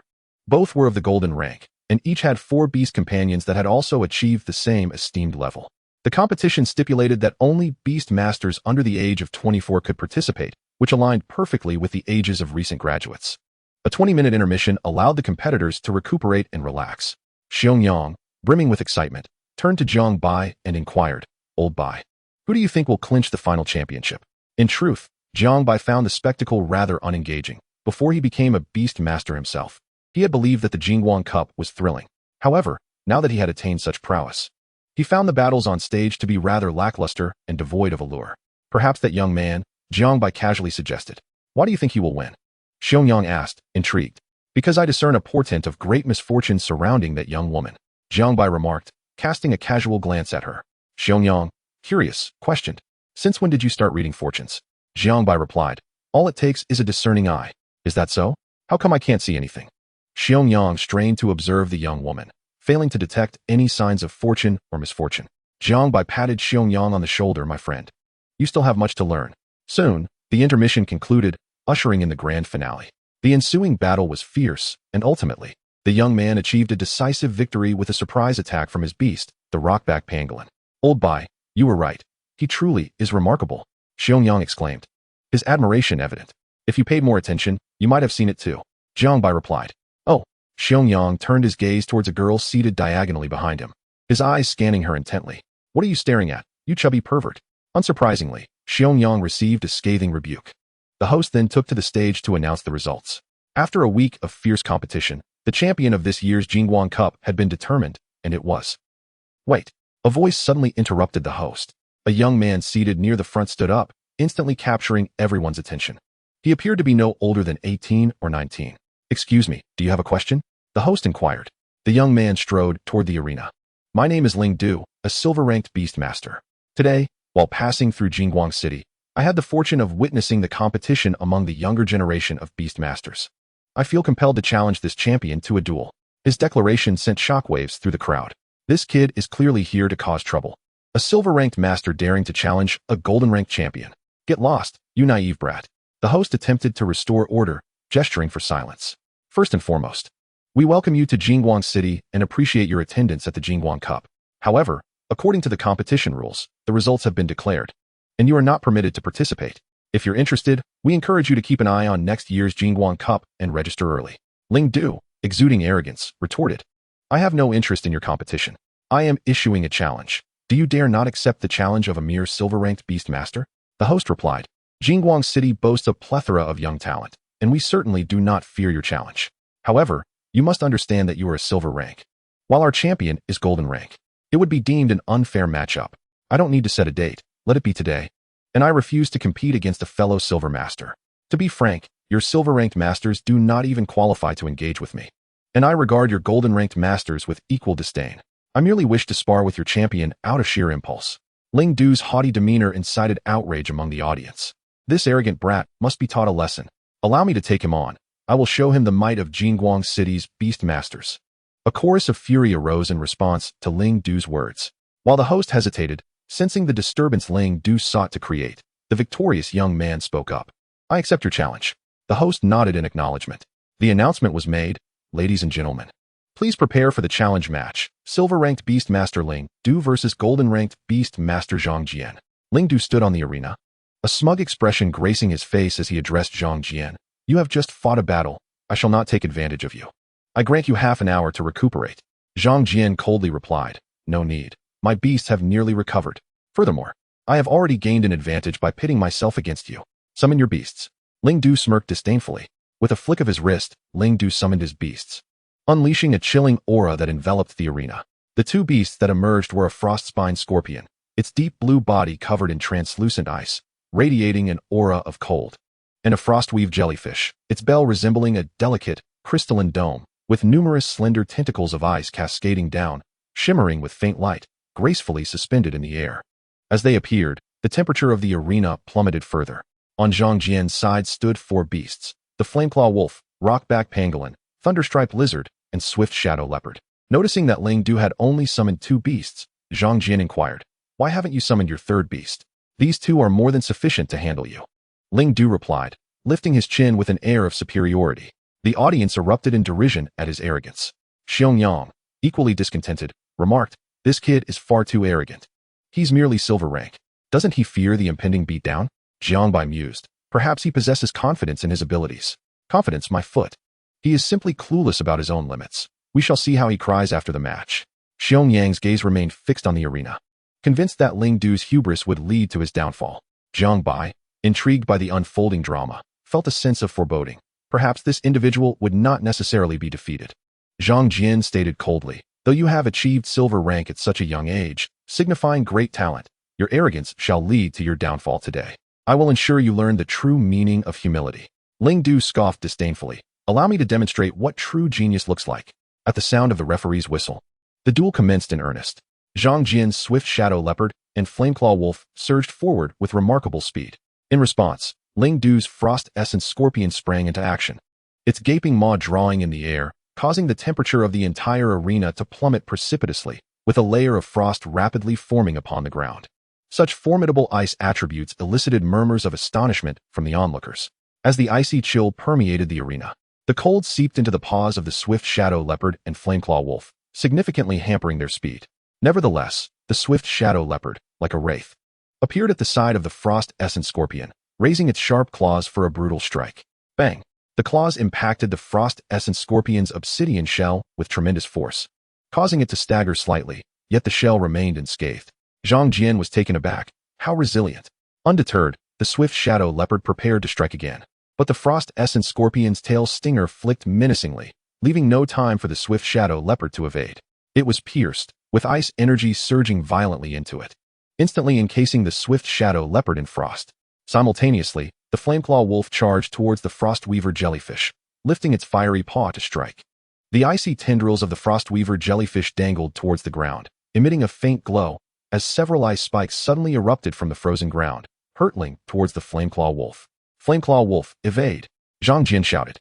The flameclaw wolf abandoned its attack and attempted to dodge, but an ice wall abruptly rose beside it, blocking its escape. Whoosh! Whoosh! Whoosh! The ice spikes struck the flameclaw wolf, sending it crashing to the ground, blood oozing from its wounds.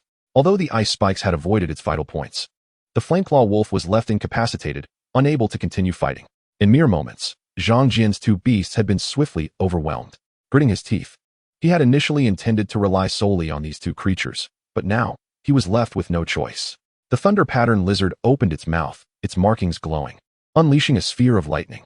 The markings continued to flicker as one lightning sphere after another erupted from the thunder pattern lizard's mouth, hurtling towards the frost essence scorpion and frostweaver jellyfish. Meanwhile, the rockback pangolin burrowed beneath the icy surface, disappearing from sight. The icy tendrils of the frostweaver jellyfish continued to shimmer as walls of ice rose to intercept the incoming lightning spheres. Boom! The ground behind the frostweaver jellyfish shattered as the rockback pangolin burst forth, aiming to bite it.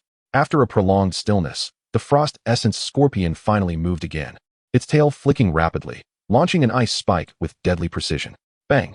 The rockback pangolin was flung away, its hardened armor shattered, as a deep blue ice spike embedded itself within its body, radiating a chilling aura that immobilized it.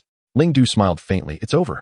The icy tendrils of the frostweaver jellyfish danced on the ground, encasing the thunder pattern lizard's limbs in frost. The frost essence scorpion's tail flicked once more, launching yet another ice spike that struck the motionless thunder pattern lizard, freezing it entirely. You have lost, Ling Du remarked, gazing at the dumbfounded Zhang Jian. How could this be? How is it possible? Zhang Jian could scarcely believe his defeat, nearly instantaneously at that. A wave of astonishment rippled through the crowd. No way. Did I just see a gold tier lose to a silver tier? Some were incredulous, noting that the opponent had only employed two beasts. Where did this prodigy come from? What an embarrassment. Xiangyang watched in disbelief, his mind racing at the unexpected outcome.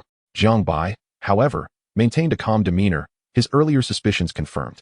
Standing atop the dueling platform, Ling Du exuded arrogance, his expression dripping with disdain. It appears that the beast masters of Godlike City are rather mediocre. What a waste of time. This proclamation ignited further ire among the spectators, yet they could only endure, knowing they were outmatched.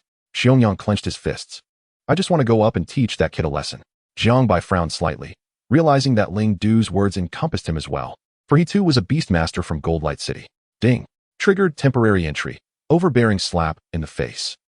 Entry effect. Upon appearance, accompanied by a BGM that exudes dominance, capturing the attention of all. Each attack will inevitably strike the target's face. Effect lasts for 1 hour. Acquisition condition. Slap oneself twice harshly. Jiang Bai was taken aback. Is this compelling me to take action? Aunt can endure, but uncle cannot. I'll take him down. With that, Jiang Bai resolutely slapped his own face twice. Xiangyang was momentarily stunned. Lao Bai, why are you slapping yourself? Jiang Bai gritted his teeth. That kid is slapping my face. I have to retaliate. Chapter 62. Go ahead, slap as you wish. I can't be bothered. Ding. Congratulations to the host for acquiring the temporary entry, overbearing slap in the face. Lao Bai, don't be impulsive. Xiangyang attempted to dissuade Jiang Bai as he stepped forward. You are quite arrogant, aren't you? The voice, though soft, resonated in the ears of every spectator. Xiangyang sought to pull Jiang Bai back, but at that moment, the background music erupted. Boom. A heavy, slow beat, akin to a solo from a deep, earth-dwelling timpani, exploded without warning. It did not merely echo in their ears, but seemed to strike directly at each person's chest, resonating deep within their bones. All gazes converged upon Jiang Bai, and the arena fell into a profound silence. Who started the music? Despite his confusion, Xiaoyang instinctively withdrew his arm. Boom, boom, boom.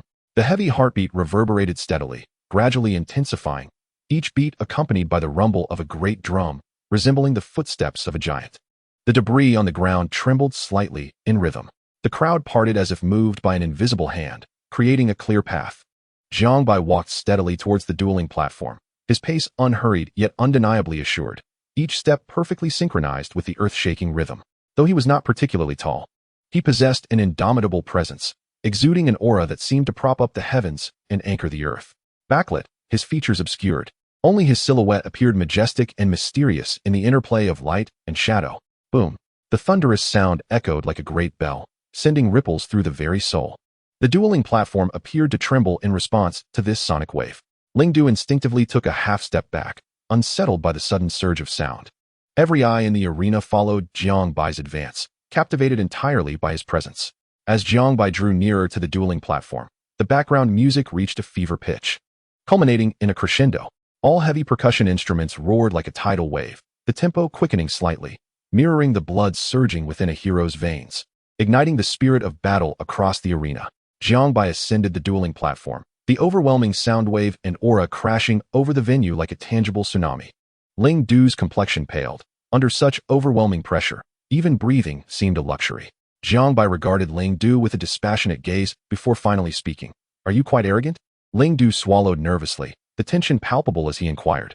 Who are you? As the background music gradually subsided, Jiang Bai waved his hand, summoning Tang Sanzong and Zhu Bajie forth. Did you not claim that I, a beastmaster from Golden Light City, am nothing remarkable? I propose a duel. As the absence of background music allowed him to regain his haughty demeanor, Ling Du retorted, is it merely based on these two bronze-tier beasts of yours? Indeed. It is upon these two creatures that I challenge you. Do you dare to engage in battle? Ling Du, initially dismissive, felt a surge of embarrassment at having been intimidated by his opponent's imposing entrance. He resolved to teach the insolent challenger a lesson, to reclaim his dignity. Very well. I shall duel you. As you are also a silver-tier beastmaster, summon your silver-tier beast forth. Otherwise, you may find yourself without the opportunity to do so later. Jiang Bai scoffed, you are not worthy. However, I permit you to summon a third beast. Ling Du clenched his fists, his teeth grinding. He had always been the one to exude arrogance before others, yet this upstart dared to flaunt his bravado in front of him. You lack the qualification to compel me to summon a third beast. I hope you can maintain such arrogance when the time comes. He shouted to the referee, eager to teach this impudent brat a lesson.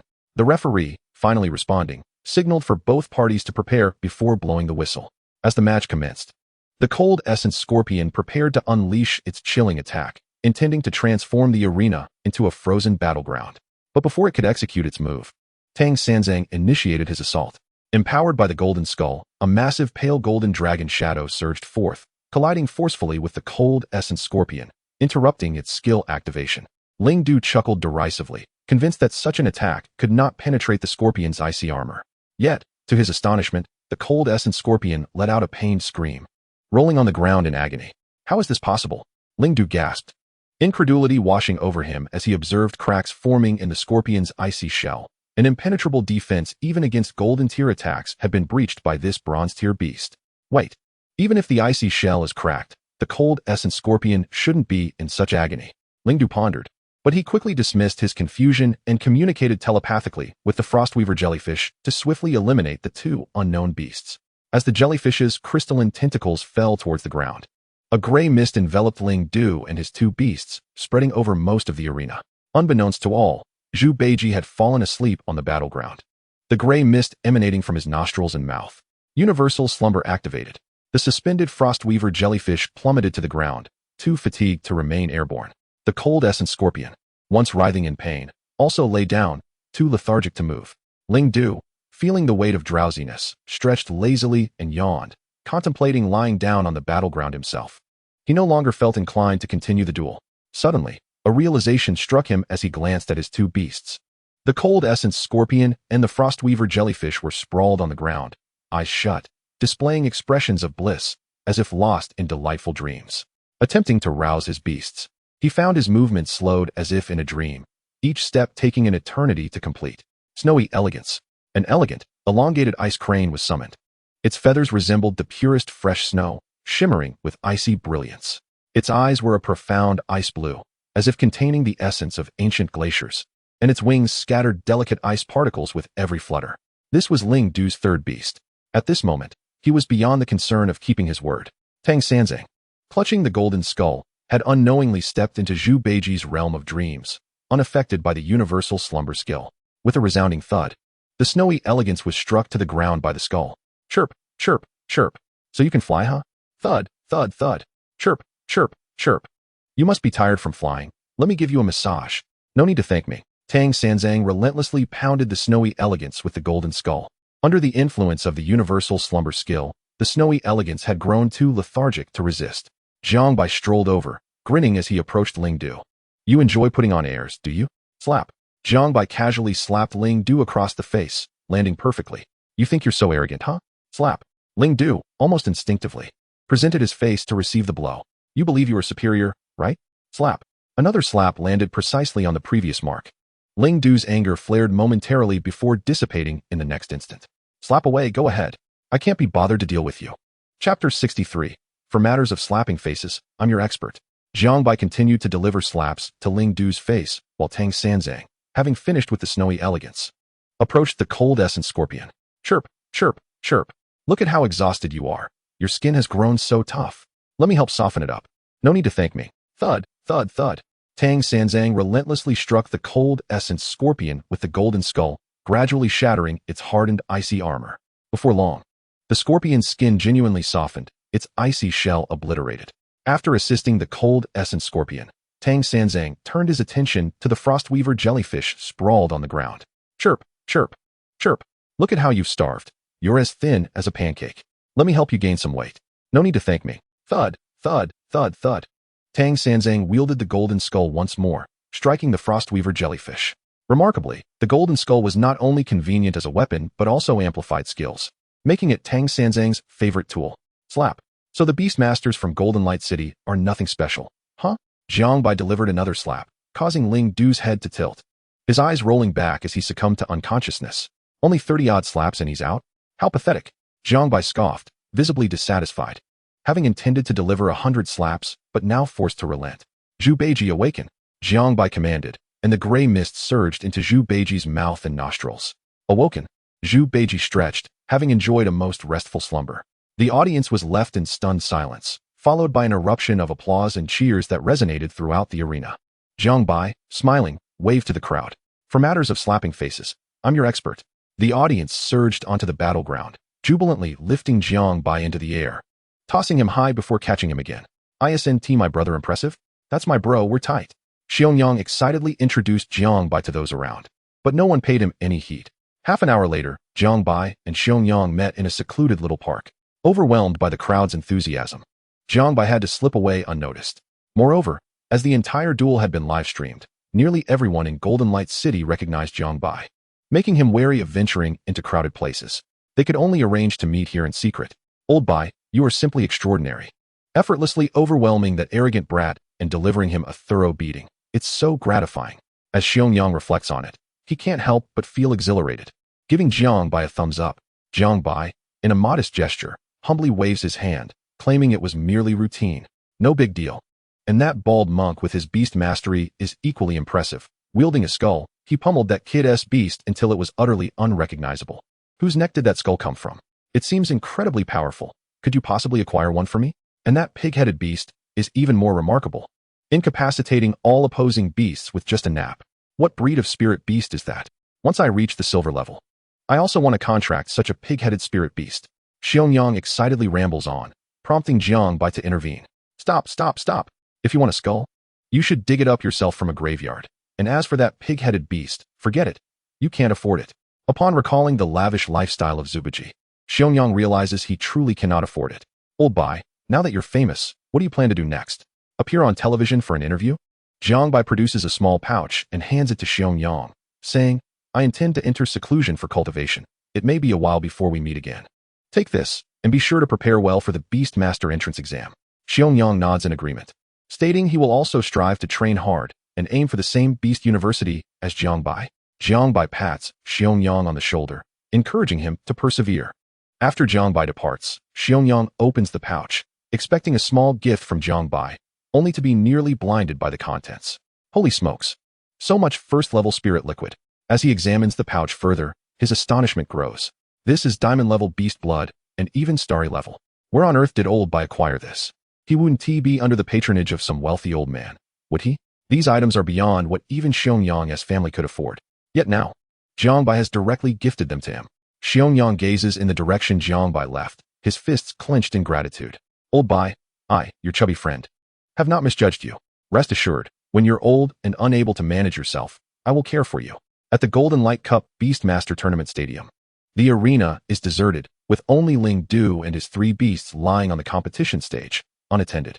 Ling Du's face is swollen like a pig's, and the ice shell of his beast, the cold miasma scorpion, lies shattered. The Frostweaver jellyfish has bloated into a water balloon, and the snow-white feathers of the silent feather crane are nearly plucked bare. It's not that no one is attending to them. The stadium staff dispatched individuals to treat each of them. However, the Beast Master in charge of their treatment discovered that despite their disheveled appearance, they only sustained superficial injuries and thus decided to leave them be. After all, this young man had been so arrogant, proclaiming that the Beast Masters of Golden Light City were nothing but mediocre. Let him lie there. He deserves it. Young master, young master. A man in his 50s rushes into the stadium, sprinting to the competition stage.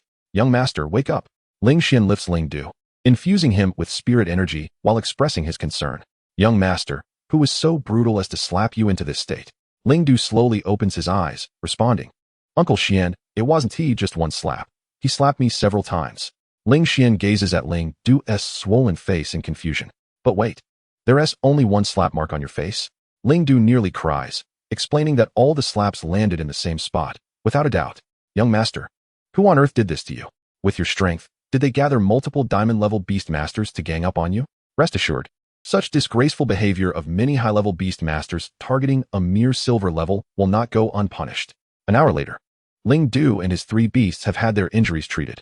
Ling Xian watches the video of the battle between Ling Xian and Jiang Bai on his phone, slightly astonished. Truly a hidden gem. Who would have thought such a gifted beast master could emerge from a small place like Golden Light City, defeating the young master with merely 2 bronze-level beasts? The battle was live-streamed, making it easy to find the videos online. Uncle Xian, I was just careless. Otherwise, I might not have lost. Ling Du protests. Ling Xian replies, you didn't give your all, and neither did your opponent. If both had fought with full strength, you might not have emerged victorious. No way, Uncle Xian, I refuse to accept this. I will track that person down and challenge him to another duel.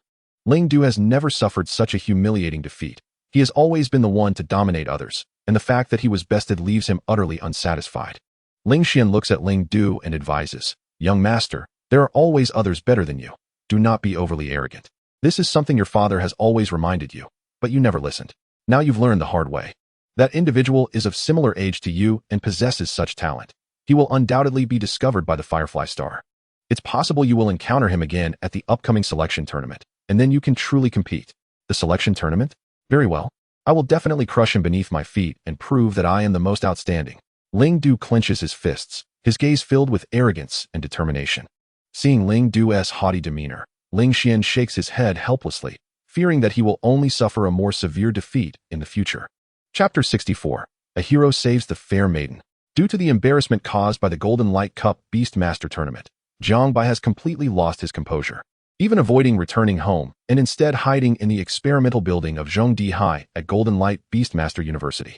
To his surprise, Zhao Kongqing has not yet departed and is still here researching the evolutionary cultivation direction of the sugar monster. Both of their research endeavors have made considerable progress.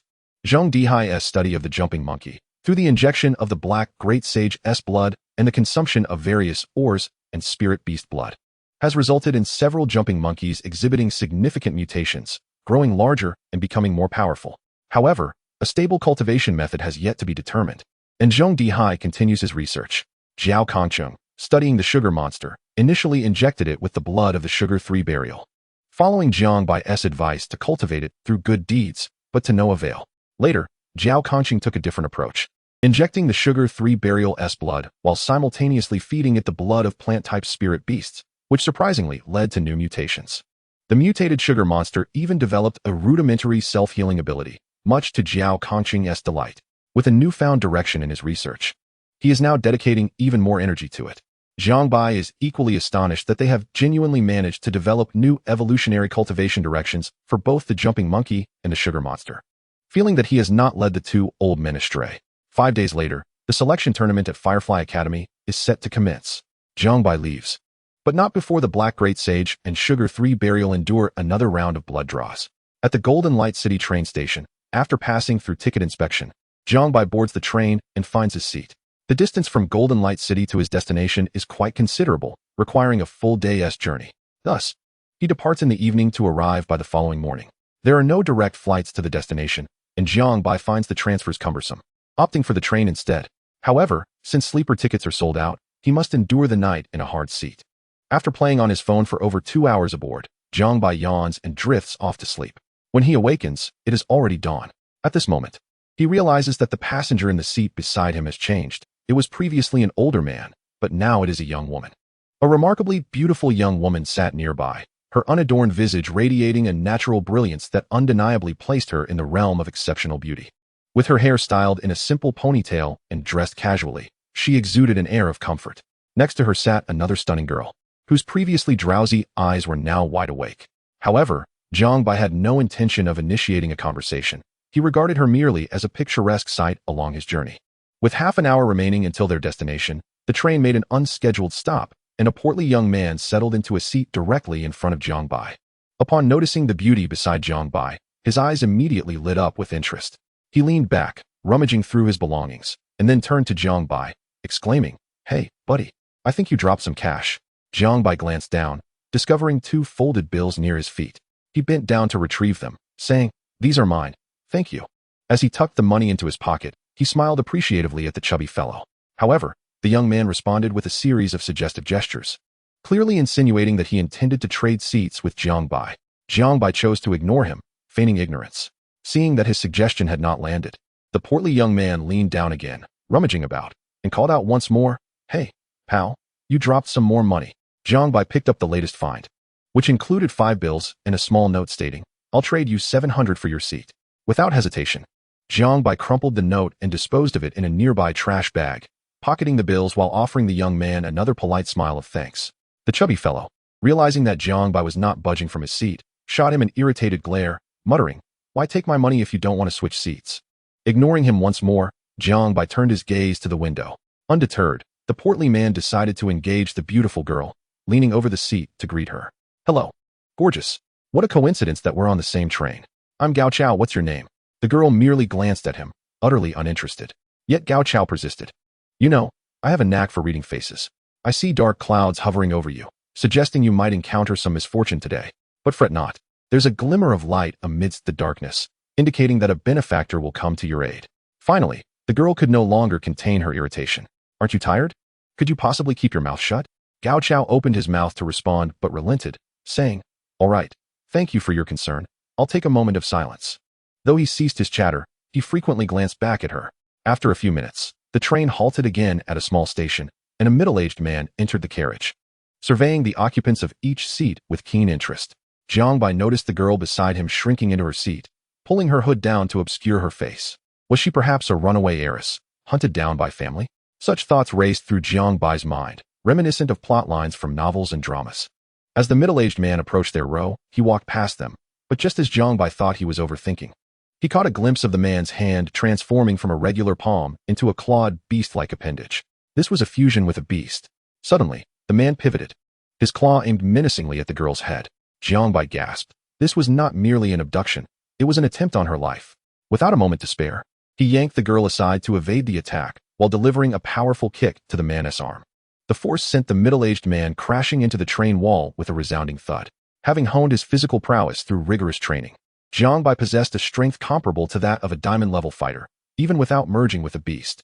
Passengers in the carriage erupted into a frenzy, scrambling away. The middle-aged man shot Jiang Bai a bewildered look, astonished by the unexpected strength behind his seemingly ordinary kick. However, He wasted no time and immediately fused fully with his beast, his body swelling, arms bulging into powerful claws. "Kid, if you don't want to die, get out of my way," he bellowed, charging towards Jiang Bai with lethal intent, clearly intent on eliminating the girl behind him without delay.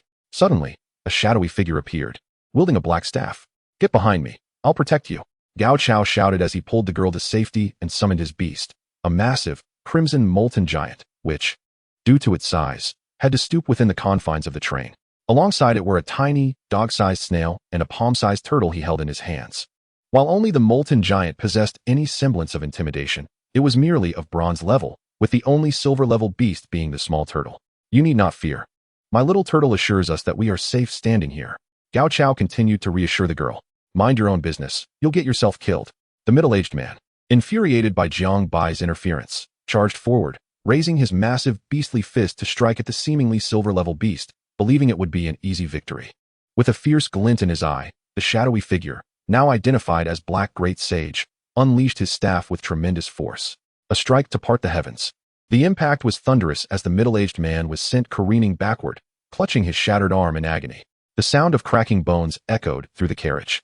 Blood oozing from the grotesquely bent limb, a gruesome sight to behold. "Good heavens, that is astonishing," Gao Chao gasped, his eyes wide with disbelief.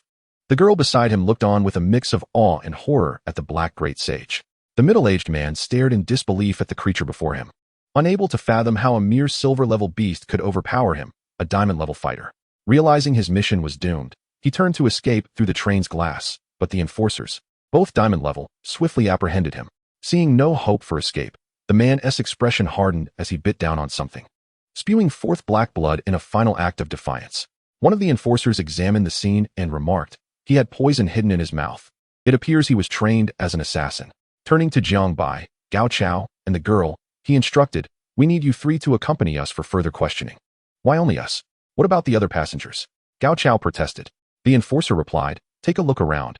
Aside from the three of you, are there any other passengers left in this carriage?" Gao Chao turned to survey the scene, only to realize that the rest had long since fled. Reluctantly, the trio followed the enforcers to a secure compartment for further inquiry, recounting the events in meticulous detail. At the same time, Jiang Bai learned the girl's name, Yuing. "Very well, when we stop at the next station, you will need to disembark with us to the enforcement team. Once our investigation is complete, if you have been truthful, you will be released," one of the enforcers declared. Jiang Bai immediately became unwilling. He still had to participate in the selection and could not possibly accompany them. He promptly produced an identification document for the officer to see and stated, "I have matters to attend to and cannot go with you." The officer accepted Jiang Bai's document and was taken aback upon recognizing his rank as a captain in the Sword Legion. After verifying the authenticity of the document, he respectfully returned it to Jiang Bai. "I apologize for the misunderstanding. You may leave freely. Just these two will remain." Jiang Bai felt quite pleased, not expecting the document to be so effective. "Why can he leave while we cannot? I still need to participate in the Firefly Academy selection, so I cannot go with you," the portly fellow named Gao Chao shouted. "I, too, wish to take part in the Firefly Academy selection. I cannot go with you either," Yuing added. Jiang Bai cast a surprised glance at the two. He hadn't anticipated that they were also attending the selection for Firefly Academy. Firefly Academy? The enforcer, upon hearing this, quickly inquired, "Show me your qualification notices." The two produced a piece of black paper, which the enforcer took, infused with energy, causing it to emit a dense glow reminiscent of fireflies. "It's genuine. You may all go. This matter does not concern you." The enforcer returned the qualification notices to them. "Is this notice truly so powerful? Just by presenting it, they let us go?" Jiang Bai and the others were all astonished. After departing, they returned to their seats in the carriage, where Yuing turned to Jiang Bai and said, "Thank you for saving me earlier." Jiang Bai waved his hand dismissively. "No need for thanks. It was merely a small effort. Besides, I, too, am to participate in the Firefly Academy selection. So it seems we are fated." Gao Chao, realizing this, exclaimed, "I knew it. Brother, you are undoubtedly a genius. It takes someone as exceptional as you to be noticed by Firefly Academy and invited to the selection." Jiang Bai ignored the boastful fat man and instead turned his attention to Yuing. "I am quite curious. Why did that person wish to kill you?" Yuing replied candidly, "It's nothing much. I killed a scoundrel in the secret realm. Unexpectedly, his family is quite powerful. I don't know how they figured out I was the one who killed him, and they have been sending people to pursue me ever since. Later, I encountered someone who gave me this black paper and told me that as long as I could pass the selection, that family would no longer dare to pursue me. So here I am." Gao Chao nodded. I am in a similar situation. Someone suddenly appeared, insisting I was a once-in-a-millennium genius and demanded I participate in some selection. So I reluctantly came. Jiang Bai and Yu Ying exchanged glances, realizing that this fat man truly enjoyed boasting. By the way, what kind of document did you show the enforcers that changed their attitude towards you? Gao Chao inquired curiously. Jiang Bai casually replied, identification card. Gao Chao nodded sagely. I see. Next time, I should let them see my ID too, so they know I am someone of status. After a bit of casual conversation, the train soon arrived at their destination, Starlight Town. The three disembarked and shared a taxi to the location indicated on their notices. When they were still 5 kilometers away, the driver dropped them off, as the area ahead had been designated a military restricted zone and was inaccessible. Jiang Bai and the others were compelled to proceed on foot. A drone appeared overhead, and a loudspeaker announced, Jiang Bai, Yu Ying, Gao Chao, you have 4 minutes left. If you are late, you will lose your selection qualification. What? 4 minutes? The three were startled. Gao Chao panicked. 4 minutes is far too short to cover 5 kilometers. Jiang Bai, confused, remarked. Didn't the notice say to arrive before the 21st? Today is the 21st. How could we be late? Gao Chao, in a hurry, replied, brother, it means before the 21st. The selection begins on the 21st. Jiang Bai was even more puzzled. If you knew this, why did you only arrive today? I calculated it. I would surely have a good outcome if I set off this morning. How could I be late? Enough chit-chat. Let us run. Gao Chao urged anxiously. Jiang Bai was speechless. This guy had chosen to wait for an auspicious time to set off today. Remaining calm, Jiang Bai retrieved a psychic flying device from his spatial earring, stating, no worries, I can fly. This was one of the trinkets Jiang Bai had acquired before leaving the Sword Legion. Come, I'll carry you. After donning the flying device, Jiang Bai said to Yu Ying. However, Yu Ying, unfazed, declined his offer. No need, I can fly too. Don't think you can take advantage of me. Yu Ying replied with a hint of pride, raising her hand to summon a massive, translucent white mantis beast. Jiang Bai was speechless. Who wants to take advantage of you? Don't perceive me, a helpful and kind-hearted youth, as so base. Farewell, I shall be off. Yu Ying leapt onto her mantis, which took off swiftly into the low sky. Perfect, you can carry me. Gao Chao hurriedly attempted to climb onto Jiang Bai, only to be yanked back by him. No way, no way. No male cuddling. Then what am I to do? Gao Chao asked. Of course, you'll just hang on. Jiang Bai activated the psychic flying device, gripping Gao Chao's belt tightly, and soared into the air. 5 kilometers away, at a training camp, hundreds of youths stood in line under the sun, awaiting instructions. Several instructors stood before them, watching the time. Jiang Bai flew above the line and released his hold, causing Gao Chao to crash onto the ground unceremoniously. Jiang Bai and Yu Ying descended gracefully, retracting their beasts and devices. You are fortunate. Your timing is impeccable. The leading burly instructor grinned at them. The trio joined the line and chose random positions to stand. Among the assembled youths, Ling Du spotted Jiang Bai and glared at him with fury, eager to repay the humiliation he had suffered. The burly instructor addressed the crowd. You are all so-called geniuses, selectively gathered from across the Federation. A total of 630 of you. However, in this selection, only 36 will be chosen to remain here, regardless of your identity or background. You will all behave yourselves. Violation of the rules will result in immediate extermination. Not even the most powerful background can save you. He proceeded to explain the first round of the selection process and its rules. Jiang Bai and the others listened intently when suddenly a system notification echoed in Jiang Bai's mind. Ding! Temporary title triggered. Emperor of Geniuses. Chapter 66. Jiang Bai's inspiring speech. Jiang Bai did not expect to trigger a temporary title at that moment. And what was this Emperor of Geniuses? He quickly checked the title's effects. Title effect. Supreme among geniuses, unparalleled comprehension. Effect lasts for 24 hours. Acquisition condition. Stand before all geniuses and make a bold declaration, inciting their ire. Jiang Bai felt a pang of regret. He had come to participate in a selection, not to make enemies. Wouldn't this just lead to a collective assault? However, the effect of unparalleled comprehension seemed quite impressive, and he found himself tempted. Oh well, if I must endure a beating, then so be it. Who else has an objection? If there are no objections, we shall commence our journey. The burly instructor, having concluded his remarks, turned to the assembly and inquired. Instructor, I have something to say. Jiang Bai promptly raised his hand. What would you like to express? Instructor, I wish to share some words of encouragement. Jiang Bai replied. Very well, step forward and address the group. The stout instructor, intrigued by Jiang Bai's intent, beckoned him forth. Jiang Bai stepped onto the platform, surveying the crowd with a commanding gaze. You may not know me, so allow me to introduce myself. My name is Jiang Bai. Perhaps you've never heard of me, but I bear another title, the Emperor of Geniuses. Upon hearing this, the crowd displayed expressions of disdain, perceiving Jiang Bai as merely a flamboyant jester. Undeterred, he continued, "Those who are acquainted with me know that I am, in fact, quite unassuming, disinclined towards ostentation." Among the ranks, Ling Du felt an overwhelming urge to retort, thinking, "How can you claim to be unassuming? When you slapped my face, you entered with your own sound system. Is that what you call modesty?" However, Jiang Bai declared, "But today, I shall no longer feign humility. I shall reveal my true self. Far beyond a mere genius, I am the emperor of geniuses, with genius merely being the threshold to meet me. Why do I unveil this today? Because I observe a multitude of self-proclaimed geniuses spiraling into decline. You gather here like fledglings, just mastering the art of chirping, flaunting your unique plumage. You hold yourselves in lofty regard, believing yourselves superior to all. If this continues, you shall find yourselves ensnared in a vortex of arrogance, forever barred from reaching the shores of greatness. To me, your so-called extraordinary talents are mere illusions, viewed from atop the mountain of mediocrity upon which I stand. Your pride, before me, is as fragile as soap bubbles. One poke, and they shatter. Your limits, your proudest moments, are as clear as the lines on your palms to my gaze.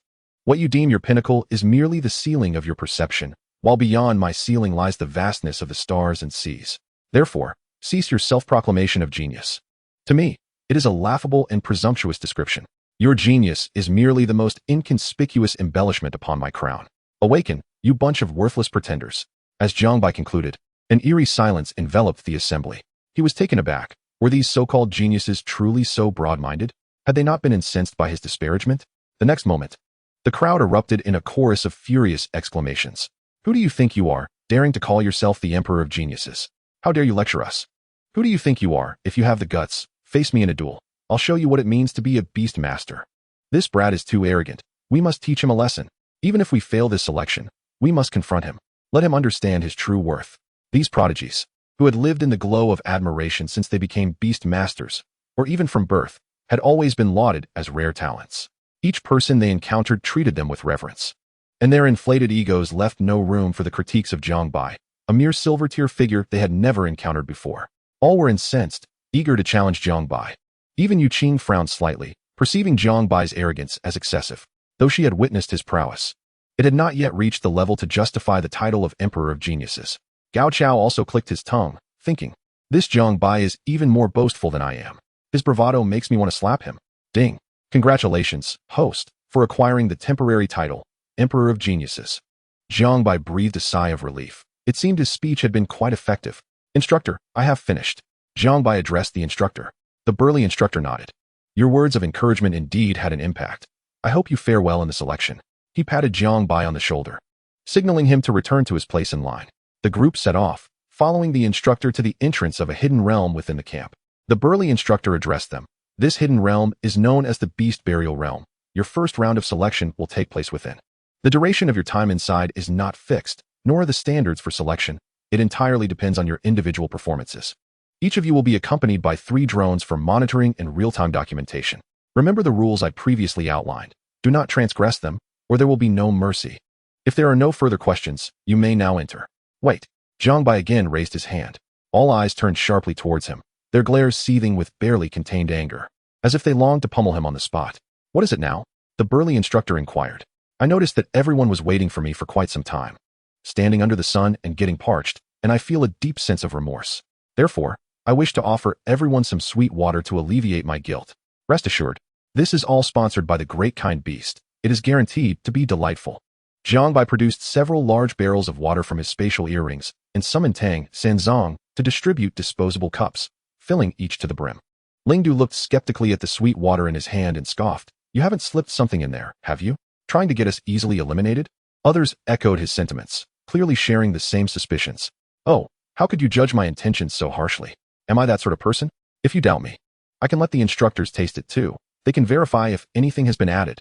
Jiang Bai instructed Tang Sanzong to pour full cups of sweet water for each of the instructors as well. The burly instructor, without a hint of concern, took a sip and savored it before swallowing. "It's simply ordinary sweet water. There is nothing wrong with it." Upon hearing this, the crowd relaxed. Indeed, standing in the sun had made them quite thirsty, and one by one, they drank heartily, some even requesting a second or third cup. Once they had finished, they all entered the hidden realm. Jiang Bai left 2 large barrels of sweet water for the instructors, saying, You instructors have worked hard as well. This is for you to enjoy at your leisure. When you finish, I have more. With that, he turned and stepped into the hidden realm. Chapter 67. Forced to slap my own face. The moment Jiang Bai entered the hidden realm, he swiftly summoned 3 beast companions in preparation for battle, only to find himself utterly alone. It appeared that entry was via random teleportation, which suited him perfectly. He would not be ambushed en masse. Jiang Bai surveyed his surroundings, realizing he had found himself in a dense forest. Above him, 3 drones hovered, constantly monitoring his every move. Instead of rushing into action, Jiang Bai took a moment to appreciate the effect of his temporary title, Emperor of Geniuses. He discovered that, aside from a heightened clarity of thought and improved cognitive connections, it bore little additional utility. Great Sage, come forth, let me enhance your intellect. Jiang Bai transferred the temporary title, Emperor of Geniuses, to the Black Great Sage, as it seemed more advantageous for him than for Jiang Bai himself.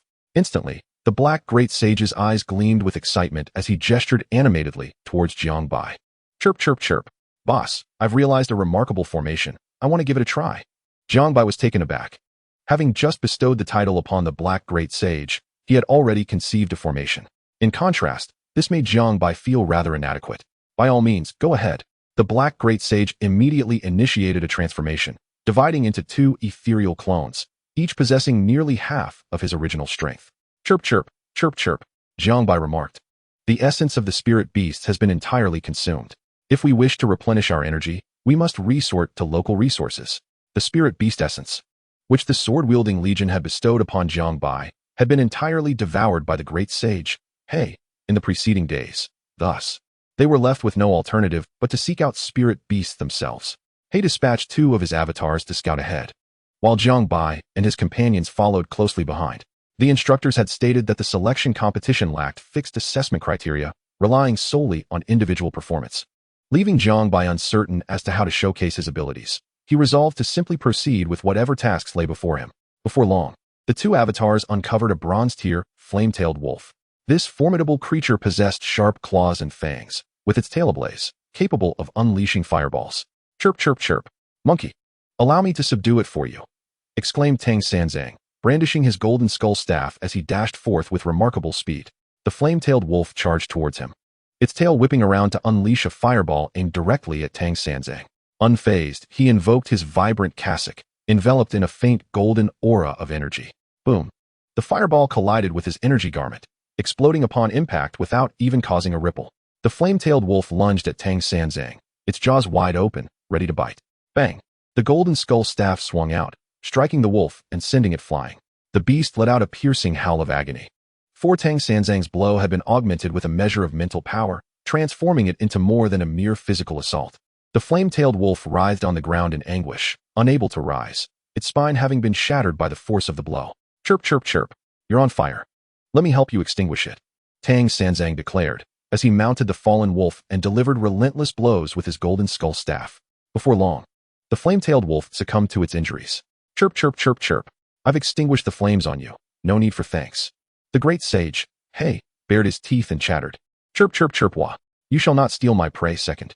Tang Sanzang sauntered back, hands behind his back, utterly indifferent to He's protest. Jiang Bai sighed in exasperation. Addressing Tang Sanzang, Tang, that skull is meant to amplify your abilities as a mage, not for close combat. To which Tang Sanzang responded, chirp, chirp, chirp. Jiang Bai shook his head in resignation, conceding, well, do as you wish. He employed the technique of heaven and earth, his form swelling to a colossal size as he devoured the flame-tailed wolf whole. For the great sage, a mere bronze-tier wolf was scarcely sufficient to replenish his energy, prompting Jiang Bai and his companions to continue their quest for spirit beasts. At the camp outside the secret realm, numerous instructors congregated in a chamber, sipping sweetened water while focusing intently on the myriad screens before them, each displaying the actions of the participants in the selection competition. The burly instructor magnified Jiang Bai's image and inquired of his peers. What do you think of this young man? His prowess is commendable, yet he is rather arrogant. One instructor commented, glancing at his sweetened drink before adding, though he certainly knows how to play the game. The burly instructor chuckled, to cultivate the most unremarkable jumping monkey, Tang Sanzang, and an ordinary pig monster into such formidable beings, even surpassing that young man from the Ling family, is no trivial feat. They had already conducted thorough investigations into the profiles of all participants in the selection contest, with real-time updates at their disposal. However, The burly instructor refrained from disclosing one crucial detail: Jiang Bai's retrieval of the Source Spirit Sacred Tablet from the Pighead tribe. A matter of utmost confidentiality that he was unwilling to share. Another instructor remarked, "Oldly, it appears you hold him in high regard. Yet, that young man from the Ling family was indeed careless last time. Should they engage in earnest, the outcome remains uncertain." What a coincidence. It seems they are about to cross paths.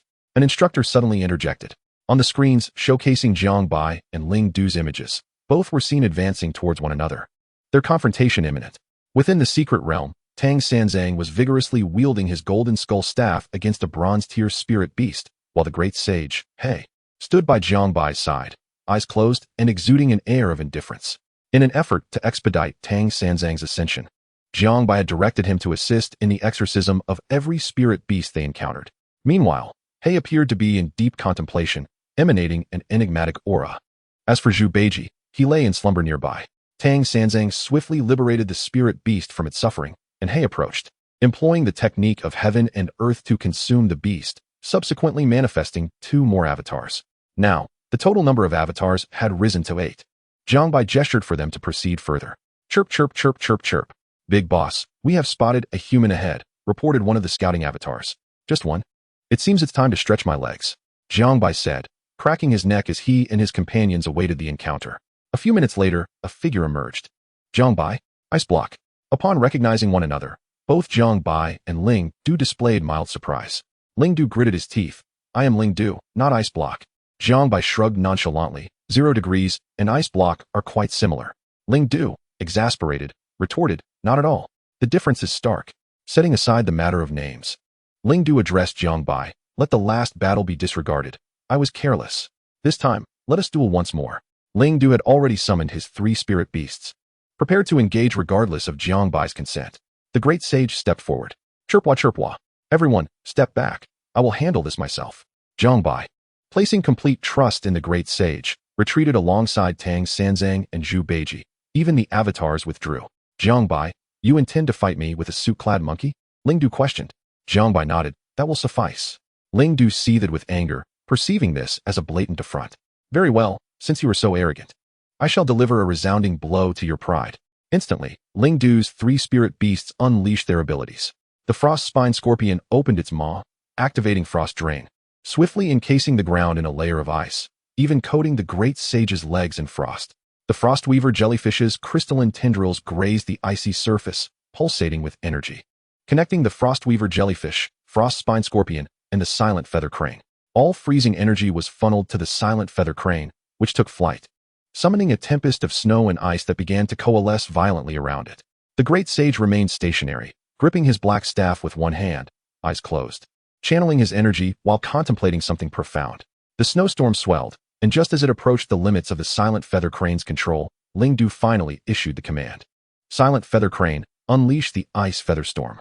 The silent feather crane cried out, flapping its wings as the colossal storm, laden with razor-sharp snowflakes, surged toward the great sage.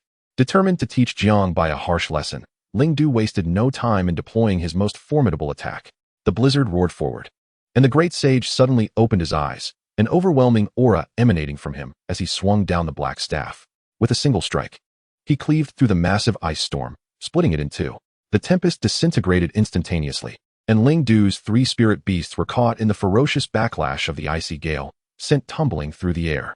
Tang Sanzang, grasping the golden skull, rushed forward with fervor. With a resounding thud, he struck thrice, incapacitating the 3 beast tamers who could no longer rise.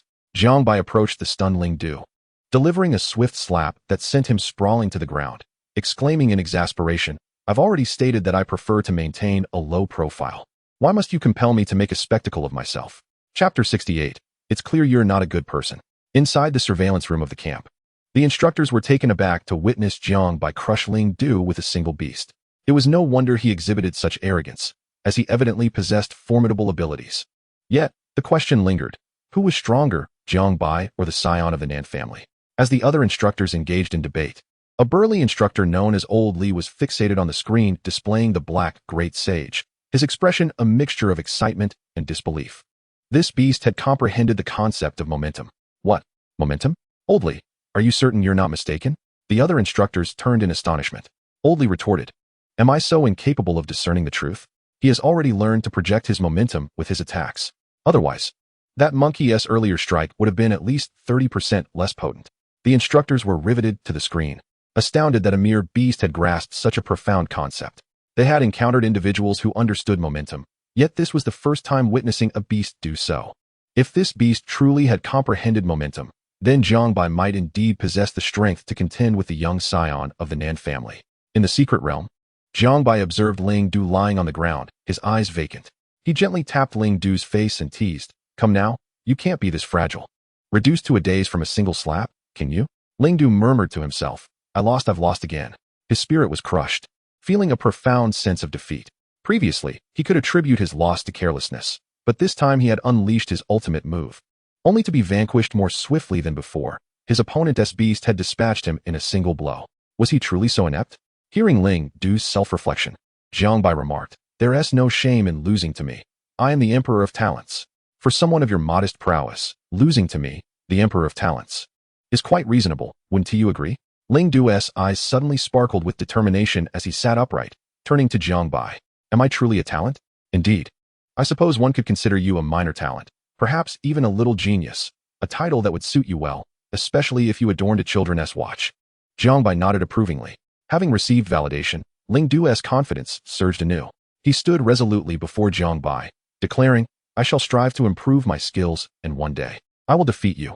Jiang Bai patted Ling Du on the shoulder, praising, "Good lad. You possess ambition." As Ling Du turned to leave, Jiang Bai yanked him back. "Where do you think you're going?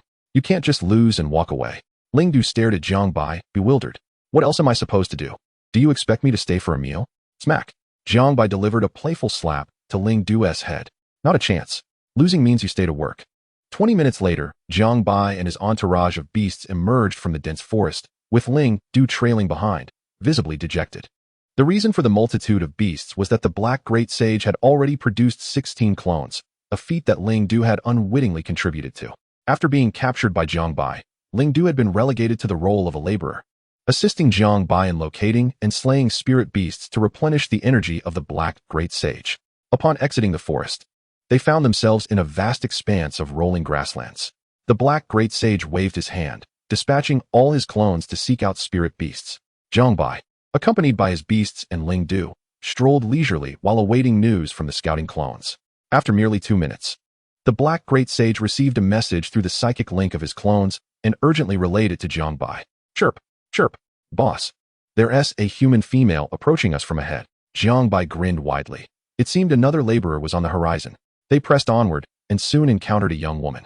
Upon seeing Jiang Bai, she paused momentarily, but her expression quickly transformed into a smile. "Jiang Bai, it appears luck is on my side. You were so arrogant before. I have longed to teach you a lesson, to show you that being the Emperor of Talents is no easy feat." She summoned her 3 fire attribute beasts, the Saint Fire Pegasus, the Flame Sparrow, and the Flame Demon Lord. Noticing her beasts were all fire types, Jiang Bai remarked, "No wonder you're so fiery. It must be your beast's influence. Miss, would you care for some sweet water to cool your temper? Let us sit down and engage in a civilized chat before resorting to combat." The woman glared at Jiang Bai with disdain. "You're clearly not a good person. I have no interest in conversing with you." Jiang Bai retorted, "Hey, do you know me? How can you label me a bad person? Be careful, or I might sue you for defamation." She scrutinized Jiang Bai and his 3 beasts.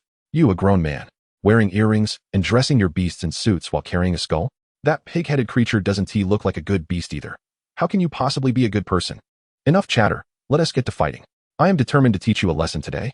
Jiang Bai was speechless. This was the first time someone had accused him of not appearing virtuous. The 3 fire attribute beasts ignited with flames, poised for battle. Just as Jiang Bai was about to send Tang Sanzang into the fray, Ling Du stepped forward. "I will fight you. Who do you think you are? Step aside. I don't have time to play with you." She dismissed Ling Du with a wave. Ling Du, frustrated after a long journey, yearned to prove his strength. Now, being belittled by a woman was the last straw. "If you wish to challenge Jiang Bai, defeat me first." He summoned his own 3 beasts, entering a combat stance. "Since you're so eager to assist him, you must not be a good person either. I'll deal with you first, and then him." The Saint Fire Pegasus and Flame Sparrow took to the skies, flapping their wings and unleashing fireballs, while the Flame Demon Lord charged forward with a roar. The Cold-Bone Scorpion initiated its ice extraction, instantly freezing the battlefield to create a favorable terrain. The Frost-Weaving Jellyfish let its crystalline tendrils cascade over the icy surface. erecting a formidable wall of ice to shield against the descending flames. The silent feather crane opened its beak, exhaling a chilling mist toward the flame demon lord. The battle raged fiercely, a clash of ice and fire, with both sides evenly matched, as their beasts reached silver rank. At this moment, the black great sage suddenly conveyed to Jiang Bai, "Chirp, chirp, boss, we've discovered a large group of spirit beasts over there. Let us hurry." Jiang Bai glanced at the two combatants, estimating that a resolution was not imminent. He couldn't help but exclaim, "You two are dragging this out like children playing house. Hurry up and unleash your ultimate moves. I have matters to attend to." Ling Du and the woman exchanged knowing glances and immediately began to concentrate their energy for their finishing moves. The three fire attribute beasts combined their flames into a colossal fireball, growing in size like a rising sun. Simultaneously, the silent feather crane began to flap its wings, aided by the other two beasts to conjure an ice feather storm. Jiang Bai grimaced at their sluggishness. "Great sage, just go in and resolve this." Impatiently awaiting the moment, the formidable black saint surged forward, invoking the powers of heaven and earth. With a colossal fist raised high, he struck down upon the three fiery beasts. In response, the adversaries gathered their strength to unleash a massive fireball, hurtling towards the black saint. With a thunderous explosion, the black saint's fist obliterated the fiery projectile, scattering flames across the sky. Undeterred, his massive fist continued its trajectory, sending the airborne sacred fire Pegasus and flame sparrow spiraling away. Lowering his gaze upon the infernal lord beneath his feet, he lifted his enormous foot and sent the creature flying. The girl stood aghast, her mouth agape in disbelief. The combined might of her three beasts had been effortlessly shattered by a single punch. Panic surged within her. "No, I can't contain my ultimate move. Get out of the way." Ling Du shouted anxiously. The ice feather storm had been fully conjured and was racing towards the girl. But with her beasts now dispatched by the black saint, this strike could prove fatal. Meanwhile, the slumbering Zhu Beiji awakened, rubbing his belly. "I'm so hungry." Spotting the approaching ice feather storm, he dashed forward, opening his mouth wide to unleash a horrifying vacuum, devouring the icy tempest whole. The once ferocious storm was swiftly absorbed into Zhu Beiji's belly. "So cool and refreshing," he declared, patting his round belly with satisfaction. Ling Du's eyes nearly bulged out of their sockets in shock. His ultimate move had merely been consumed. The girl's jaw dropped even wider, still unhinged in disbelief. Chapter 69, Dancing with Bulls, Permanent Skill. Without a hint of surprise, the girl became yet another of Jiang Bai's subordinates. Both Jiang Bai and Ling Du finally learned her name, Xianai Chong. The trio set off towards the location where the Black Saint had discovered the spirit beasts, encountering several other groups along the way. Each time they met, these individuals sought to teach Jiang Bai a lesson, but predictably, they were all swiftly converted into subordinates by the Black Saint's mighty staff. When Jiang Bai arrived at the site indicated by the Black Saint's avatar, he found he had amassed over 20 subordinates in tow. Before them lay a vast and tranquil meadow, teeming with a large herd of spiral-horned spirit cattle, grazing leisurely, at least several hundred in sight. The Black Saint's eyes sparkled with excitement as he gestured animatedly. "Come on, let us devour those cattle." The resulting avatar should suffice. Though the spiral-horned spirit cattle were predominantly of black iron rank, with only a few at bronze rank, their sheer numbers promised a hearty feast. Jiang Bai turned to his throng of subordinates, urging, "Everyone, put in your utmost effort. Anyone caught slacking will feel the wrath of the Black Saint." One by one, they summoned their spirit beasts, spreading out to encircle the herd. However, the spiral-horned spirit cattle were quite alert. As the group approached, they began to stir restlessly and flee in the opposite direction. The group immediately pursued, unleashing a barrage of diverse skills upon the cattle. The Black Saint activated his powers, his black staff transforming into a colossal weapon that came crashing down, flattening a multitude of spirit cattle in an instant. He deliberately tempered his strength, otherwise, they would have burst, leaving nothing to consume. Tang Senzong unleashed his great heavenly dragon technique upon the cattle, providing them a thorough treatment while wielding a golden skull to massage their tense muscles. Zhu Beiji was now wide awake, intermittently swallowing down the spirit cattle with glee. Compared to the others, Ling Du and Xianai Chong dispatched the cattle with remarkable speed. Ice energy erupted, freezing entire patches, while surging fireballs rained down, igniting clusters of cattle. The herd, in a state of panic, fled, with the group hot on their heels.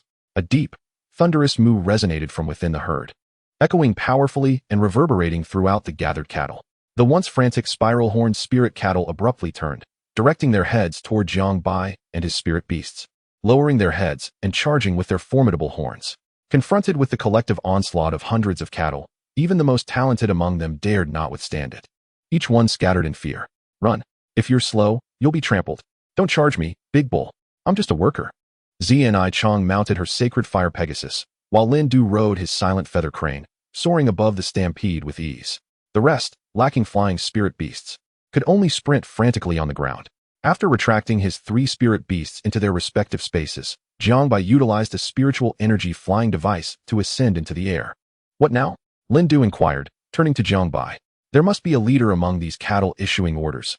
We simply need to locate and eliminate it. Upon careful observation, Jiang Bai identified a golden spiral-horned spirit cattle, significantly larger than the others, evidently the herd's leader. Found it. Jiang Bai grinned, swiftly maneuvering his flying device toward the creature. Ding. Temporary entry triggered. Dancing with bulls. Huh. A temporary entry? Jiang Bai quickly examined the effects of the entry. Dancing with bulls. Gain the blind trust of bovine spirit beasts. Commands issued will be followed unerringly. Duration, 1 hour. Bonus, acquire skill, bull charge, permanent. Acquisition conditions. Perform a dance before the spiral-horned spirit cattle leader for 1 minute. Jiang Bai was taken aback. This temporary entry not only conferred immediate benefits, but also granted a permanent skill. This had never occurred before. However, upon reading the acquisition condition, Jiang Bai felt utterly speechless. Was this not a recipe for social demise? Yet, for the sake of this permanent skill, he resolved to go through with it, come what may. Who would dare mock him? He would simply retaliate. Descending upon the golden spiral-horned spirit cattle, Jiang Bai boldly proclaimed, "Big bull, stop running. Let me show you a dance." The creature, however, clearly disinterested, bucked and sent Jiang Bai tumbling off its back. Lowering its head, it charged towards him with its massive horns. "How dare you refuse my dance? You want to make this a contest of strength?" Jiang Bai clenched his fists and struck the charging leader squarely on the head, toppling it to the ground. With his physical prowess already at diamond rank, this mere golden rank creature was no challenge at all. Watching from the air, Lin Du and Zi Chong gaped in disbelief. Did he just knock down a golden spiral-horned spirit cattle with a single punch? Is Jiang Bai even human? Lin Du exclaimed, utterly astonished. Zi Chong, equally taken aback, could only mutter in surprise, "Is he a monster?" Both had anticipated Jiang Bai would summon his spirit beasts to handle the leader, never expecting him to take matters into his own hands and deliver such a decisive blow. In the monitoring room outside the secret realm, the instructors observed Jiang Bai's display. "This kid's physical strength is impressive. He rivals golden rank." One remarked. "He has a promising talent. Not only has he cultivated his spirit beasts well, but he has also honed his own body." They all looked on with satisfaction at the footage dedicated to Jiang Bai. However, what followed next was nothing short of shocking. As Jiang Bai subdued the leader of the spirit ox with a decisive blow, he proceeded to deliver several more punches to ensure the opponent would remain incapacitated for the time being. To the astonishment of onlookers, he then began to gyrate provocatively in front of the fallen leader. With his backside elevated and one arm raised to the heavens, he placed a hand on his hip, twisting his waist with fervor and spinning in circles. At one point, he even cradled the back of his head with one hand while the other caressed his lower body, performing an array of flamboyant and seductive movements around the spirit ox leader. The absurdity of the scene prompted a concerned instructor to query whether Jiang Bai was experiencing some form of psychological distress. The burly instructor, Old Li, pondered Jiang Bai's file, furrowing his brow as he remarked, "According to the records, he is of sound mind, exhibiting no signs of mental illness, and his physical health is impeccable." Another instructor interjected, "I've figured it out. Typically, geniuses possess peculiarities, and given that Jiang Bai considers himself the emperor of geniuses, he might simply relish dancing before spirit beasts." Old Li averted his gaze from the spectacle, conceding that while it was somewhat acceptable, Jiang Bai's dancing left much to be desired. Indeed, he danced far worse than Old Li himself. In Chapter 70, titled "I Am Allergic to Sugar Water," Ling Du and Zi Chong were initially astonished to witness Jiang Bai knock down a golden-tiered horned spirit ox. However, their shock quickly morphed into disbelief as they observed him dancing provocatively while holding the ox's head. The sight was utterly eye-watering. "He can't possibly be ill. Can he?" Zi Chong inquired of Ling Du. "Whether he is ill or not remains uncertain, but I can assert that this display is nothing short of spectacular," Ling Du exclaimed, already recording the moment on his phone, prompting Zi Chong to discreetly retrieve her own device. After a minute of vigorous dancing, Jiang Bai finally received a system notification. "Ding. Congratulations, host. You have acquired a temporary entry. Dance with the ox."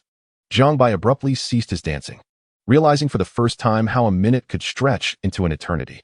Alongside this newfound entry, a unique method of channeling spiritual energy within his body materialized in his mind. Specifically, the permanent skill of Brawn Bull Charge. Setting aside the Brawn Bull Charge for the moment, Jiang Bai pressed his palm against the horn of the Spirit Ox leader and commanded, "Great Bull Head, immediately instruct your calves to cease their antics."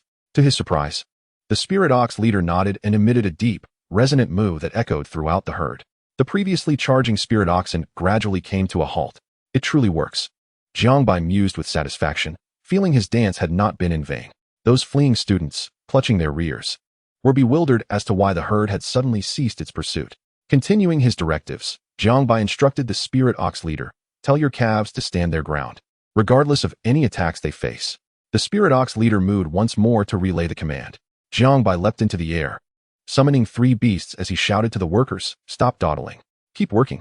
Perform well, and each of you shall be rewarded with a leg of ox." A robust young man timidly asked, "Boss, can I have the 5th leg of the ox?" Jiang Bai grimaced, thinking to himself, "Go get it yourself." Another young man, holding his backside and pouting in distress, lamented, "Boss, I got hurt. Does this count as a work-related injury? Will there be compensation?" A small pool of blood was evident on his rear, suggesting he had just undergone a rather unusual ordeal. Jiang Bai could only wince at the sight and offered consolation. "It's all right. This might actually benefit you in the long run. At least you'll have no trouble when you go to the restroom." He encouraged the others to work diligently, promising further rewards. With renewed vigor, the group summoned their beasts to attack the Spirit Ox herd, leading to the swift demise of numerous horned Spirit Oxen.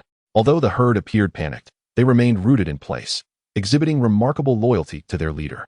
With the target standing still, the entire herd was eradicated in mere minutes. Ultimately, Jiang Bai personally dispatched the Spirit Ox leader. The Black Great Sage unleashed its powers, voraciously consuming the flesh and blood of the Spirit Oxes, spawning numerous clones in the process. Jiang Bai kept his word, distributing an ox leg to each individual.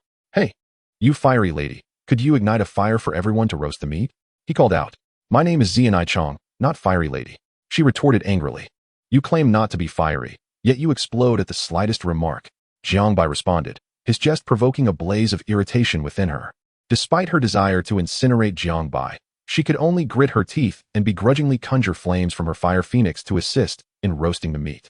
The group settled on the ground, savoring the delectable ox legs while sipping on sugar water that had been chilled by Ling Du. The experience was nothing short of delightful. Of course, not everyone was feasting on ox legs. Some were indulging in Italian canon. "Jiang Bai, why aren't you drinking any sugar water?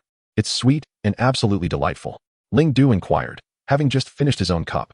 "Oh, I'm allergic to sugar water. I can't drink it," Jiang Bai replied, sipping on mineral water instead.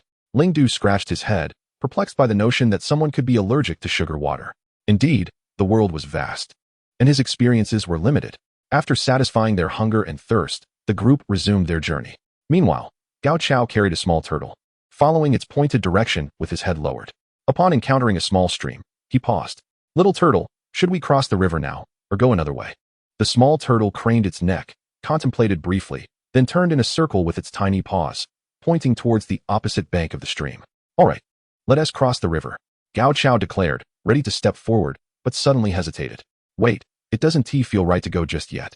I should wait 5 more minutes for an auspicious moment." He settled down to rest, glancing at his watch, and as 5 minutes elapsed, he immediately sprang up and waded into the stream. Unbeknownst to Gao Chao, the waters teemed with small white fish, their mouths filled with sharp teeth. As he waded through, the fish swarmed towards him, attempting to bite at his feet. Miraculously, just as they lunged, Gao Chao lifted his foot, evading their grasp. He continued, and the fish pursued him relentlessly, yet with each attempt, he deftly sidestepped their bites. Whether it was sheer coincidence or fortunate timing, he successfully traversed the stream and continued onward, following the turtle's guidance. After ascending a small hill, Gao Chao came upon a few individuals. Though he remained oblivious to their presence, his gaze fixed downward. "Look, isn't that the chubby guy who came with Jiang Bai?" one of them remarked. "Yes. He is the one with his face in the dirt," another affirmed. "Since we can't find Jiang Bai, let us teach his companion a lesson." They stood still, observing as Gao Chao approached. Suddenly colliding with something, Gao Chao looked up to find several pairs of eyes glaring at him. "My apologies," he exclaimed, smiling as he attempted to sidestep them. However, a hand seized the back of his collar, a menacing glare directed at him. "You're with that Jiang Bai, aren't you? He is so arrogant and brash. You can't be much better. Since we can't find him, we'll just deal with you first." Gao Chao hastily waved his hands, exclaiming, No, you've mistaken me. I do not know that Jiang Bai. Don't pretend not to know him. You came here with him." And he even grabbed your backside. How can one be so intimate with a stranger? Gao Chao fervently insisted. I am truly not familiar with him. I've only met him once. In fact, I find his arrogance quite intolerable and have been looking for an opportunity to confront him. Is that so? The group of men glared menacingly at Gao Chao. Indeed, Gao Chao nodded, beads of cold sweat forming on his forehead in anxiety. Regardless of the truth. Let's give him a good beating. One person declared. Yes, let's beat him up first. The group prepared to take action against Gao Chao. Stop. A loud voice rang out, causing everyone to turn. They saw Jiang Bai approaching with a following of over 20 individuals. Jiang Bai, brother, save me. Gao Chao cried out as if he had found a savior. What are you all doing? Jiang Bai inquired as he and his entourage encircled the assailants. Jiang. They said they wanted to teach you a lesson and insulted you, claiming you are merely a softy who can only boast, fit only to lick their heels. As your brother, I couldn't let that stand, so I tried to reason with them. But when they couldn't counter my argument, they resorted to wanting to gang up on me. Gao Chao retorted, his face flushed with indignation. The assailants were taken aback, not expecting this rotund man to spout such nonsense. No, one attempted to explain, but Jiang Bai interrupted. Well, you claim you want to teach me a lesson? Let us settle this. Will you take us on in a one-on-one challenge, or shall we all gang up on you? The group exchanged nervous glances, beads of sweat appearing on their foreheads. One individual, still maintaining bravado, shouted, Jiang Bai, don't you call yourself the Emperor of Geniuses? What skill is there in a group fight? If you have the guts, let us duel one-on-one. Jiang Bai grinned at him. Oh, it seems you're quite defiant? Yes, I am. The man retorted boldly. Let us take him down together and show him. Jiang Bai waved his hand, and immediately, the group surged forward. Minutes later, the crowd dispersed, revealing one unfortunate individual lying on the ground, bruised and battered, likely unrecognizable even to his own mother. You wanted to beat me? I'll stomp you flat. Gao Chao continued to kick at him. Behold my falling goose technique. Gao Chao leapt into the air and landed heavily upon the unfortunate soul. With a splutter, the victim's neck arched, eyes bulging, foam escaping his mouth before he collapsed again. Jiang Bai turned to the remaining assailants. Who among you still defies me? Who else wishes to challenge me one-on-one? No. We concede. We completely yield. The remaining individuals hurriedly shook their heads, waving their hands in surrender. Good brothers, since they've all submitted. I shall take my leave. Gao Chao patted Jiang Bai's shoulder, then cradled his little turtle and continued on his way. As Gao Chao took a few steps forward, the turtle's head tilted to the side, prompting Gao Chao to follow suit and turn. However, he soon spun back around, colliding with Jiang Bai. Brother Jiang Bai, please make way. Jiang Bai, baffled by the antics of this hefty fellow, stepped aside. Gao Chao pressed on, and the little turtle twisted its 4 tiny limbs, adjusting its body by 180 degrees, causing Gao Chao to change direction again. He then returned to bump into Jiang Bai once more. Brother Jiang Bai, make way again. Jiang Bai once more shifted aside. What on earth is this fool doing? Ling Du inquired. Jiang Bai pondered for a moment before stating. He might be suffering from congenital neurological development issues, leading to a chaotic response to the surrounding magnetic field, rendering him incapable of recognizing the correct direction. What does that mean? Ling Du appeared perplexed. Zni Chong, rolling her eyes, replied, it means he's an idiot who can only spin in place. Oh. Ling Du's expression brightened as though he had gained newfound knowledge. After a few more rounds of spinning, Gao Chao himself seemed bewildered. Little turtle, are you pointing in the wrong direction?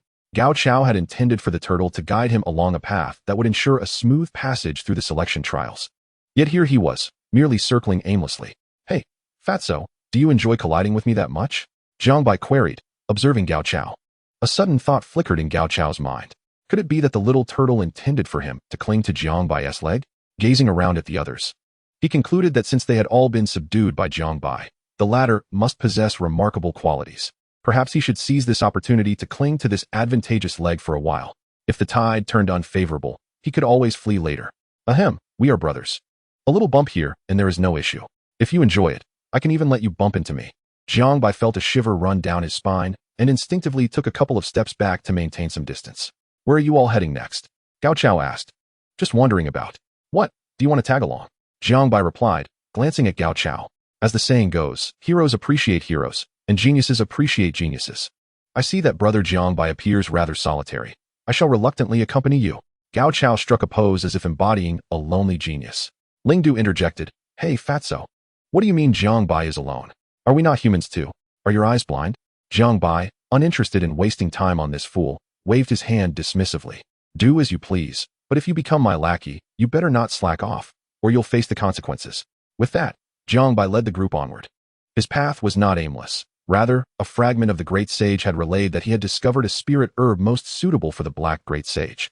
However, it was heavily guarded by formidable spirit beasts, making it impossible for the fragment to retrieve it.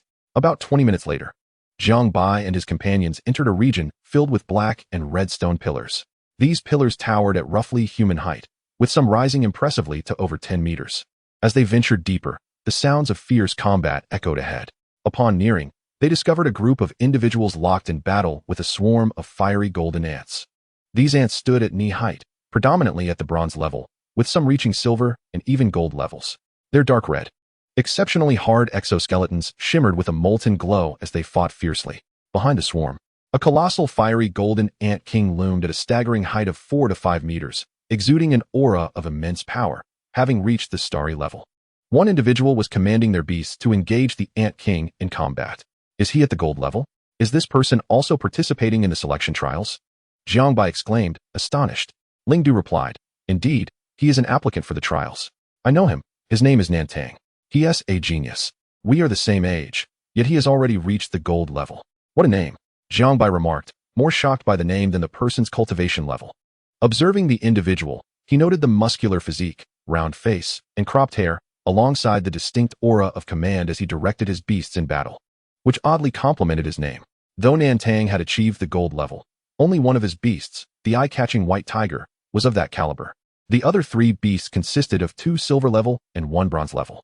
The golden-eyed tiger served as the primary attacker, while the silver-level shellback turtle provided defense. A silver-tier thunderstorm cloud dragon flaps its wings in the sky, gathering storm clouds and occasionally unleashing bolts of lightning. A bronze-tier fear banshee serves as the controller, intermittently emitting fearsome roars that disrupt the attacks of the crimson molten gold ant king.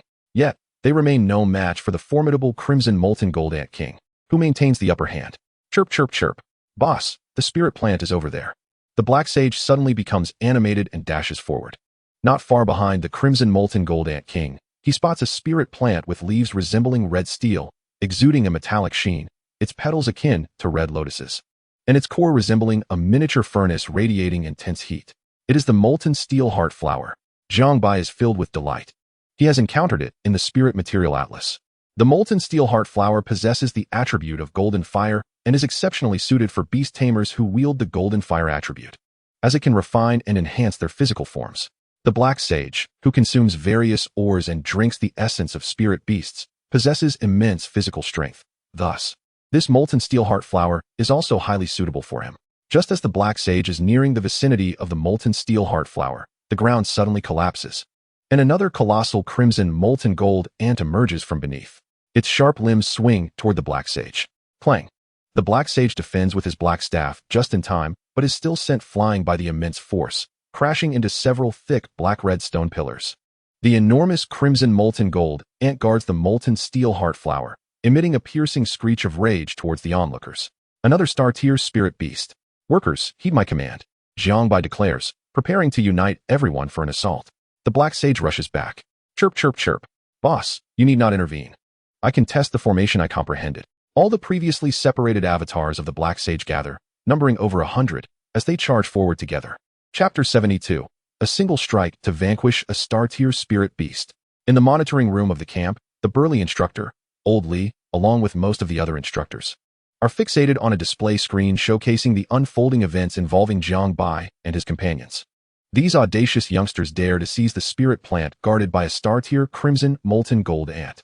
That lad from the Nan family, with only a golden-tier beast, is bold enough to confront a star-tier spirit beast. He certainly possesses guts. But what does it matter? Instead of embracing a robust masculine path, he opts for a softer approach. It sends shivers down my spine. Geniuses are always distinct. With time, they become more palatable to behold. That Jiang Bai is excessively arrogant, allowing only one of his beasts to challenge a star-tier crimson molten gold ant. Is he courting death? Despite their genius status, none among them possess the strength to contend with a star-tier crimson molten gold ant unless they coordinate their efforts with others, employing strategic cooperation for any chance of success. Within the secret realm, the black sage leads his multitude of avatars toward the star-tier crimson molten gold ant. The ant's mandibles open wide, releasing a torrent of molten flow aimed directly at the black sage and his avatars. The black sage and his numerous avatars swiftly evade, forming a unique formation. The enraged crimson molten gold ant screeches at the multitude of black sages, fiercely guarding the spirit plant, unwilling to budge an inch. Chirp chirp. Form the array. The numerous avatars immediately connect their energies, which begin to coalesce and intertwine, drawing forth the surrounding spiritual energy. The ambient spiritual energy rushes toward them, forming a swirling vortex. As the avatars collectively channel their power, the energy vortex suddenly surges upward, creating a colossal energy pillar, while all the avatars leap into the pillar. The energy pillar ascends into the heavens, vanishing from sight. Boom! A thunderous sound reverberates, shattering the clouds high above as a massive, golden pillar reminiscent of a celestial column descends. The overwhelming aura compels all present to instinctively retreat, eyes wide with astonishment. Onlookers gaze at the enormous golden rod tearing through the sky and clouds. Even Nantang, who is valiantly resisting the attacks of the crimson molten gold ant king, is shaken. This pressure approaches the extraordinary realm. The black sage roars, transforming into a colossal beast measuring several meters tall, his black attire expanding to fit his form. The beast-like black sage seizes one end of the descending golden rod, bellowing as he crashes it toward the guardian of the spirit plant, the crimson molten gold ant king.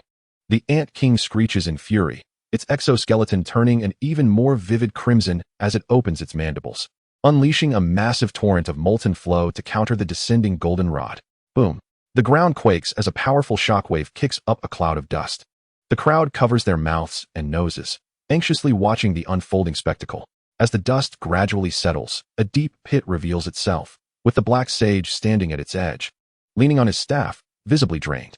The crimson molten gold ant king lies defeated at the bottom of the pit, its shell shattered and blood pooling around it, utterly silent. It is dead. That monkey has single-handedly slain a star-tier spirit beast with a single strike. The spectators stare wide-eyed in disbelief.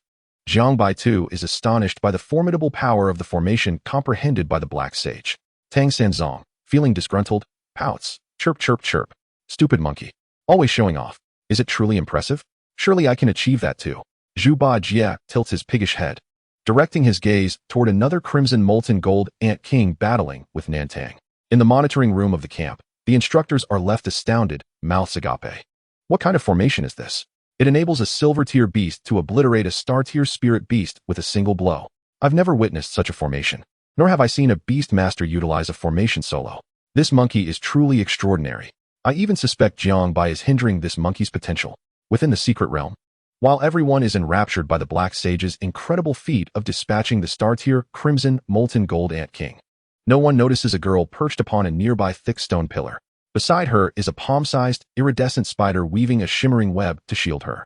This girl is Yuing, her spirit beast. The Dreamweaver spider can distort the gaze of others through its web, rendering her virtually invisible when they look her way. Yuing had arrived long before, intending to pluck the molten steel heart flower but had yet to find an opportunity. Now, as everyone is captivated by the black sage's triumph over the crimson molten gold ant king, she seizes the moment to retrieve the molten steel heart flower. She promptly summons her other two spirit beasts, the swift mantis and the spatial serpent. Little serpent, quickly create a spatial wormhole. Little mantis, go and retrieve that flower. The spatial serpent opens its mouth, a transparent passage shimmering like glass materializes in the air, and the swift mantis swiftly darts inside, simultaneously appearing next to the molten steel heart flower. The swift mantis raises its sharp blades to sever the flower's roots. The other crimson molten gold ant king, enraged by the death of its partner, instantly goes berserk, abandoning its battle with Nantang and charging toward the black sage. It catches sight of the swift mantis appearing beside the molten steel heart flower and, in a fit of rage, opens its mandibles, a torrent of molten flow surging within, ready to unleash its fury. Little mantis, quickly evade. Yuing cries out in haste. Boom. A colossal energy pillar arrives first, crashing into the crimson molten gold ant king, engulfing it entirely. The crowd jumps in surprise, swiftly turning to the direction from which the energy pillar emanated. Only then did Zhu Beiji slowly close his mouth, patting his round belly with a face full of grievance. I'm so hungry. If I had known, I wouldn't have spit it out. Goodness. Was that attack just now also sent out by Jiang Bai's beast? That pig was only of bronze rank, wasn't it? What an anomaly. Are they even human? A monkey and a pig. I'm talking about Jiang Bai. How is that kid's beast so overpowered? I suspect he must have some hidden advantage. As the energy dissipated, the crimson molten gold ant king lay on the ground, its body in a wretched state, yet it seemed not entirely lifeless, as its remaining half limb struggled to rise. Chirp chirp chirp. I'll help you find release. Tang Xinzong rushed over, raising the golden skull and striking fiercely, soon reducing the barely surviving Crimson Molten Gold Ant King to utter ruin. At this moment, everyone remained motionless, still in shock from witnessing the two Crimson Molten Gold Ant Kings being obliterated with a single blow. Chapter 73. I don't believe it, unless you take off your pants to prove it. In the monitoring room of the camp, the burly instructor, Old Li, slapped his thigh and exclaimed excitedly, "A genius. A prodigious genius." The instructor beside him winced in pain, rolling up his pant leg to reveal a distinctly red handprint on his thigh, hastily moving a few steps away. The other instructors were equally astonished. For an ordinary person, possessing a beast like that monkey would already be astonishing. Yet Jiang Bai possessed two. One instructor quickly gulped down a glass of sweet water to steady his nerves. Fortunately, his little monk beast, though formidable, was still within an acceptable range. Everyone nodded in agreement, each taking a few more sips of sweet water to soothe their dry throats, which had gaped open in astonishment. In the secret realm, Jiang Bai closed the jaw of Ling Du, which was about to drop to the ground, casually addressing everyone. "Look at you all, acting like you've never seen the world before. Is it really that shocking? If you follow me more often, you'll get used to it." Zi and Ichong shot Jiang Bai a glance. Though he was indeed extraordinary, sometimes he just felt insufferably irritating. Gao Chao swallowed hard and pompously stated to the crowd, "Indeed. This is merely my brother's basic prowess, barely reaching 70 to 80% of my strength." Chirp chirp. "Boss, the thing was stolen." The Black Great Sage suddenly shouted in alarm. Jiang Bai quickly looked over and saw a translucent white mantis grasping the molten steel core flower, flying towards a stone pillar. Was that Yueying's beast? Jiang Bai immediately recognized it. Nantong's thunderstorm cloud dragon unleashed a bolt of lightning towards the stone pillar where the quicksilver mantis was about to land. Not good. Yueying quickly jumped down from the pillar with the dream spider and the space serpent. Boom. The pillar shattered, and the quicksilver mantis narrowly dodged, swiftly flying down to Yueying's side. Nantong, accompanied by his beast and a group of people, approached Yueying, saying, "This spirit plant should belong to me." Although Nantong's tone was completely normal, it carried a certain effeminacy that felt oddly mismatched with his robust appearance. "Hey, big sister. Both Crimson Molten Gold Ant Kings were slain by my beasts. How can you have the audacity to claim this spirit plant as yours?" Jiang Bai, with his three beasts and entourage, also walked over. "Look closely. I'm a man." Nantong glared at Jiang Bai, pursing his lips in evident anger. Jiang Bai scrutinized Nantong, shaking his head and retorting, "I don't believe it, unless you take off your pants to prove it." Uffed. Many couldn't help but burst into laughter. Nantong was furious, but didn't want to get into a debate with Jiang Bai over his gender. Instead, he resolutely yet gently said, "We discovered this spirit plant first, and we fought against the Crimson Molten Gold Ant Swarm for a long time." Jiang Bai regarded the rather effeminate strongman before him, and, suppressing his irritation, asked, "So what? Just because you found it first means it should belong to you? I could just as easily say I discovered this secret realm first, thus everything within it should belong to me. You battled the Crimson Molten Gold Ant Swarm for ages. That merely indicates your incompetence. Look at me. As soon as I arrived, with just a couple of swipes, I directly annihilated two Crimson Molten Gold Ant Kings and ended the fight. Big sister, in this world, strength speaks louder than claims. Just because you identify as LGBT doesn't mean we have to yield to you." Nantong, seething, bit his lip and addressed Jiang Bai. "Fine. Then let us have a duel. Whoever wins will claim this spirit plant." Jiang Bai, feeling disinterested, turned away and snatched the molten steel core flower from Yueying's hands, tossing it to the Black Great Sage. This spirit plant was rightfully his. Why should he engage in a contest with this pretender for a supposed claim? The Black Great Sage caught the molten steel core flower and excitedly swallowed it whole. Yueying stood there, dumbfounded, realizing that after all her efforts, they hadn't regarded her at all. How could you just feed the spirit plant to your beast? We haven't even fought yet. Nantong, infuriated, stamped his foot. After consuming the molten steel core flower, the Black Great Sage suddenly let out an exhilarated roar, his aura surging forth, and a somewhat ethereal black and red battle armor materialized over his black suit, glowing with a faint golden-red hue. However, a fist-sized area on his chest had solidified. No longer ethereal. Roar. Nantong's suspended eye white tiger let out a furious roar and lunged at the Black Great Sage. The molten steel core flower had been promised to it by Nantong, but it was devoured by a monkey, igniting its fury. The suspended eye white tiger was incredibly swift, almost instantaneously reaching the Black Great Sage and raising its thick, sharp paw to strike. The Black Great Sage was also enraged, unleashing a colossal fist in retaliation. With a resounding crash, the suspended eye white tiger was sent flying, crashing through 3 stone pillars before coming to a halt. Wow, that monkey is impressive. Everyone marveled, astonished that Nantong's golden-level suspended eye white tiger was sent flying by the silver-level black great sage. Roar! The suspended eye white tiger, enraged, charged back, eager to continue battling the black great sage, but was restrained by Nantong. Jiang Bai, I've reconsidered. Your beast must have expended considerable energy earlier. Fighting you now would be unfair. Let us wait until the selection competition concludes, and we can have a proper duel then. In truth, he had realized that the Black Great Sage's usual attack methods were quite formidable, and he lacked complete confidence in winning against Jiang Bai. He decided to challenge Jiang Bai only after he had another beast breakthrough to the golden level, ensuring a more stable outcome. Suit yourself, I'm always ready. Jiang Bai waved his hand, intending to leave with his entourage when a mischievous thought struck him, and he turned back to Nantong, saying, Finding a partner must be quite difficult for you, huh? Given that you've been busy for so long without gaining anything, how about I introduce you to someone? Nantong felt a flicker of affection for Jiang Bai. Due to his personality, he had always struggled to make friends with boys, while girls shunned him for being male. Now, while other male classmates were dating and had girlfriends, despite his outstanding talent, not a single girl was willing to associate with him. Really? Nantong clenched his fist, feeling somewhat bashful. Of course, Jiang Bai affirmed. All right, thank you. Nantong shyly looked down, fiddling with his fingers. Who are you going to introduce me to? Jiang Bai forcefully yanked Gao Chao over, leaving Gao Chao bewildered. Wait, Jiang Bai, why are you pulling me? You were supposed to introduce him to someone. Jiang Bai grinned mischievously. He's gay, and you, Gao Chao, are the perfect match for him. The crowd erupted in laughter. Ha ha.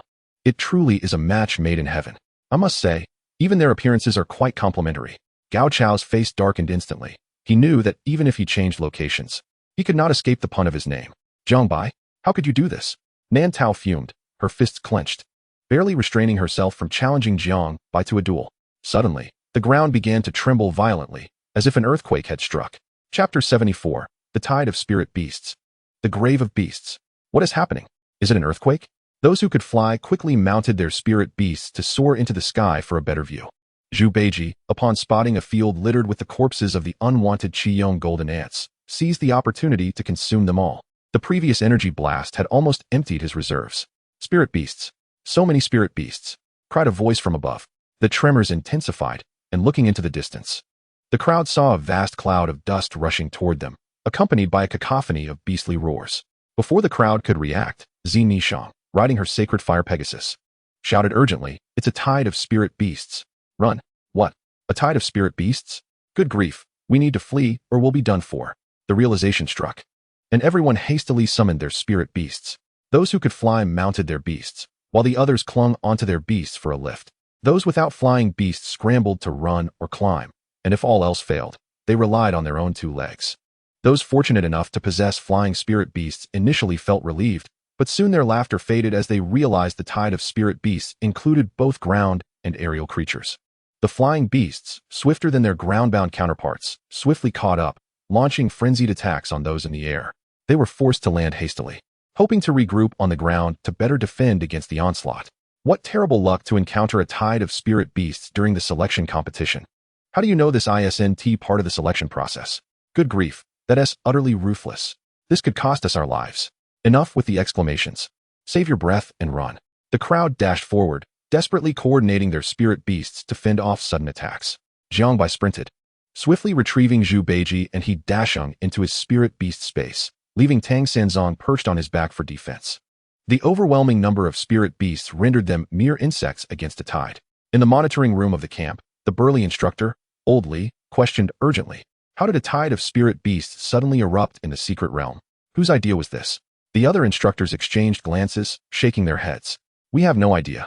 We didn't arrange for this. The first round of the selection is entirely based on their own performances. We had no involvement. Old Li frowned slightly. Quickly send someone into the secret realm to investigate the cause of the spirit beast tide. Understood, I'll contact them right away. Somewhere within the secret realm, a man clad in instructor's combat attire arrived at what should have been the territory of the red-eyed wolf pack, but found it deserted, all having fled with the spirit beast tide. As he surveyed the area, he suddenly spotted an unburnt incense stick half buried in the ground. Leaning closer to sniff it, his expression changed dramatically. It's spirit-repelling incense.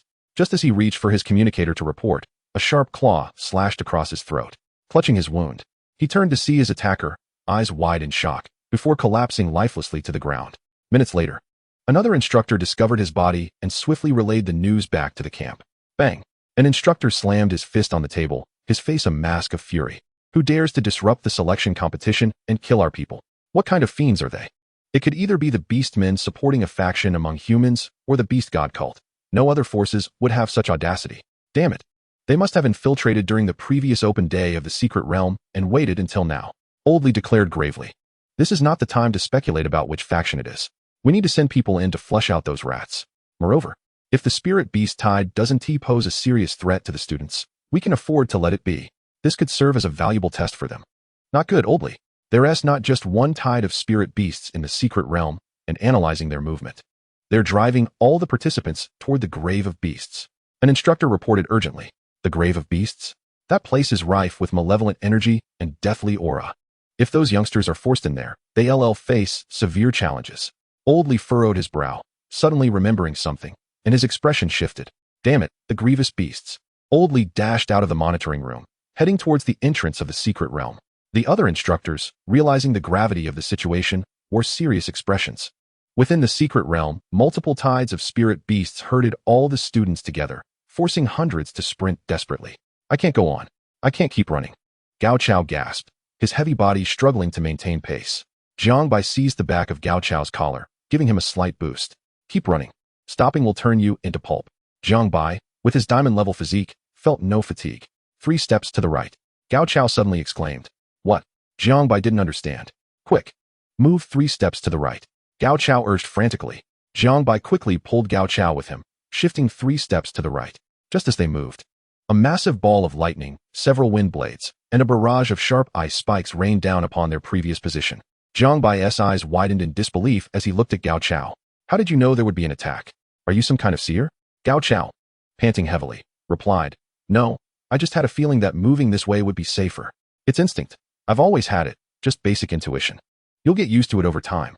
Jiang Bai felt a twitch in his face, remembering he had said something similar before, now being met with a retort. From that point on, Jiang Bai witnessed Gao Chao's extraordinary ability. Every time an attack was imminent, Gao Chao could accurately predict it, allowing them to evade in time. Jiang Bai couldn't help but suspect that Gao Chao had some hidden powers as well. As they continued to flee, they were gradually cornered by a mountain shrouded in thick, malevolent energy. This is bad. There's a lot of malevolent and deathly aura ahead. With the abyss in front and the beast tied behind, we have no way out. Despair washed over the crowd. They had never anticipated that the selection competition would turn into a life-or-death trial. Nantong urgently called out in a gentle voice. This is the graveyard of beasts, where only malevolent and deathly energies linger amidst the bones. We must seal our mouths and noses with our energy and charge inside. The tide of spirit beasts behind us dares not enter. With no alternative, the group complied with Nantong's instructions, enveloping their mouths and noses in energy as they plunged into the shrouded darkness of the graveyard of beasts. The spirit beasts trailing behind indeed slowed their pace, reluctant to advance further upon encountering the ominous aura ahead. As Jiang Bai's skin made contact with the dark malevolent and deathly energies, a slight sting coursed through him, yet it was bearable. Chapter 75. Jiang Bai is truly a good person. The surging tide of spirit beasts halted before the graveyard of beasts, the dense malevolent and deathly energies barring their entry. Countless spirit beasts outside the graveyard roared restlessly, gazing longingly at the depths within, as though something irresistibly alluring lay hidden inside. Everyone, let us pause here, Nantong suggested. The spirit beasts have not pursued us further. The deeper we venture, the more potent the malevolent and deathly energies become, and we are unable to withstand them. But if we cannot exit the front and cannot retreat at the back, we cannot remain here indefinitely. One protested. Indeed, even with our mouths and noses sealed, the malevolent and deathly energies will gradually erode our bodies. Staying here is tantamount to waiting for death. Others echoed, voicing their concerns. Ziyi interjected, you fools. We are here for the selection competition. Firefly Academy will not allow us to perish. We need only wait for their rescuers to arrive. Finally we can rest. My legs feel as though they might break. Someone exclaimed. Let us sit down and take a breather. The group promptly found spots to rest. Gao Chao plopped down on the ground, leaning against a rock, breathing deeply as the energy filtered the malevolent and deathly energies. Yu Ying, having ridden on the back of the swift mantis, felt little fatigue, though her nerves were somewhat frayed. Jiang Bai also found a stone to sit upon and rest. Jiang Bai, do you still have that sweet water? I could use some. Ling Du inquired, Despite having ridden the silent feather crane, he still felt parched. Jiang Bai's eyes lit up with realization. Indeed, with so many exhausted, it was the perfect opportunity for Tang Tang to perform a good deed. Absolutely. I've got plenty, he replied eagerly. Retrieving 10 barrels of sweet water he had prepared beforehand from his spatial ear stud, instructing Tang Senzong to serve each person a cup. Prior to the selection competition, he had stocked up on bottled mineral water and had Tang Senzong prepare sweet water, which had taken up most of the space in his spatial ear stud. Everyone must be exhausted. Come, enjoy the sweet water. It's delicious. Jiang Bai called out enthusiastically. What a good person. Jiang Bai is so kind. I can't believe I was scolding him earlier. How shameful. Someone remarked. Indeed, though Jiang Bai may be a bit arrogant, he possesses the prowess to back it up. Who would have thought he would be so generous, providing us with sweet water when we are weary and thirsty? Another added. If I had Jiang Bai's strength, I'd be even more arrogant. Anyone who dares to call Jiang Bai arrogant again shall face my wrath. Another voice chimed in. Not only is he kind-hearted, but he also bears a magnanimous spirit, holding no grudges, truly a fine youth of the Federation. Setting aside their previous biases, the group now looked at Jiang Bai anew, praising him for both his character and charm, which aligned with their preferences. But aren't you a boy? So what if I am? Can't a boy appreciate him? Anyone who dares to insult Jiang Bai again will have to contend with me. Yes, count me in. The group quickly transformed their opinion of Jiang Bai, showering him with compliments for both his looks and his benevolence. Feeling somewhat bashful from the flattery, Jiang Bai smiled and said, No need for formalities, everyone. Drink up. This is all courtesy of the generous Tang. There's plenty more where that came from. After finishing a cup, Ying returned for another, addressing Jiang Bai. I didn't expect you to be so good-natured. I'll let go of the incident when you took the spirit plant from me. In truth, Ying understood that her own ability could not protect the spirit plant, and besides, she had essentially taken it from Jiang Bai's beast. However, it stung a little that Jiang Bai had taken the spirit plant from her without acknowledging her presence. Nantong approached Jiang Bai with a serious yet gentle demeanor, saying, Jiang Bai, since you have provided me sweet water, I shall overlook your previous teasing. However, you must refrain from speaking ill of others in the future. Jiang Bai was taken aback, shivers running down his spine as he hurriedly replied, All right, I won't say another word. Go on and enjoy more sweet water. Nantong nodded, pursing her lips as she jogged back to refill her cup.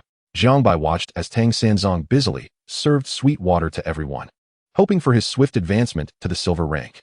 Ding. Temporary entry activated. Frenzied Skull. A sudden system notification echoed in Jiang Bai's mind. Another temporary entry triggered. Jiang Bai quickly checked. Frenzied Skull. Command a skeletal army and wield necromantic arts, becoming the Bone Sovereign. Duration, 20 minutes. Acquisition condition. Absorb the malevolent and deathly energies of the graveyard of beasts using the Golden Skull. Control a skeletal army? Jiang Bai rushed over to Nantong, asking, Did you say that only bones remain in this graveyard? Nantong nodded after sipping her sweet water. Yes, indeed. I read in a book that before this secret realm emerged, countless spirit beasts stormed human cities, leading to a fierce battle between humans and spirit beasts, culminating in victory for humanity. The remains of countless spirit beasts were left behind, hence the name Graveyard of Beasts. The malevolent and deathly energies here were formed due to the countless deaths during that battle. Thank you, elder sister. After gathering the information, Jiang Bai stepped aside. Since there are countless bones here, it would be perfect to utilize the effect of the entry to command a skeletal army to eliminate the tide of spirit beasts outside. As for waiting for rescue, that is a task for the weak. He, Jiang Bai, is a man determined to become the king of the strong. Jiang Bai quickly summoned Tang Senzong, whispering his inquiry. Tang, can you use this skull to absorb the malevolent and deathly energies here? Tang Senzong chirped in response. GGG. I'll give it a try. Tang Senzong picked up the golden skull and began to examine it. Soon, the surrounding malevolent and deathly energies began to flow into the golden skull. It really works. Jiang Bai exclaimed in amazement, then urgently instructed Tang Senzong. Hide behind that rock while you absorb it. Don't let them see. Tang Senzong promptly concealed himself behind a large stone, controlling the golden skull to absorb the malevolent and deathly energies. Before long, the surrounding malevolent and deathly energies began to thin, and the restless spirit beasts outside started to advance closer to the graveyard. Hey, have you noticed that the malevolent and deathly energies here seem to be diminishing? Someone suddenly asked. It does seem that way. Listen to the roars of the spirit beasts outside. They sound closer. Surely not. Are you all too sensitive? As the golden skull continued to absorb more malevolent and deathly energies, the tide of spirit beasts grew nearer. The malevolent and deathly energies really are dwindling. The spirit beasts are almost upon us. We should retreat further in. Jiang Bai urged the group. At this moment, everyone distinctly sensed a reduction in the ominous aura and the stench of death, prompting them to rise and move deeper into the area. I shall remain here on guard. Should the spirit beasts draw near again, I will alert you, Jiang Bai declared, then instructed Tang Sanzang to continue hiding behind a rock, urging the golden skull to hasten its absorption of the malevolent energy and deathly aura. Jiang Bai truly is a paragon of virtue, selflessly positioning himself at the edge to safeguard us. Alas, reflecting on it now, how could I have so foolishly berated him before? I am indeed a wretched being. My guilt overwhelms me. I had scorned such a kind soul. He even offered us sweet water and stood watch at the gate. How despicable of me. Chapter 76. The eccentricity of the Beast Master sect.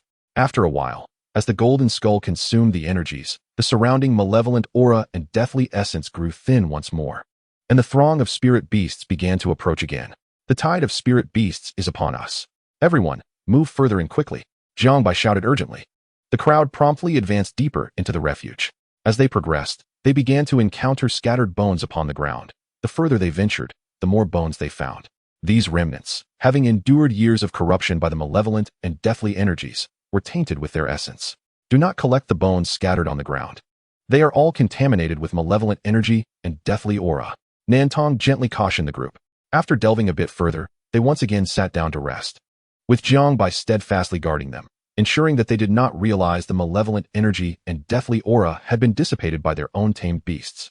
After a while, Jiang Bai called out, "Everyone, let us venture a little deeper. The tide of spirit beasts is closing in." The group once again set forth. The bones underfoot multiplied, even beginning to accumulate, necessitating that they tread over the heaps of remains. After covering some distance, they paused once more. Again, Jiang Bai urged, "Let us press on further. The spirit beasts are nearing." They rose again and advanced. "Hurry, we must move. The spirit beasts are approaching." After repeating this cycle several times, someone finally voiced their confusion. "What is happening? Why does it feel as though the malevolent aura and deathly essence in the Beast Burial Ridge are continuously diminishing? Indeed, I have noticed it too.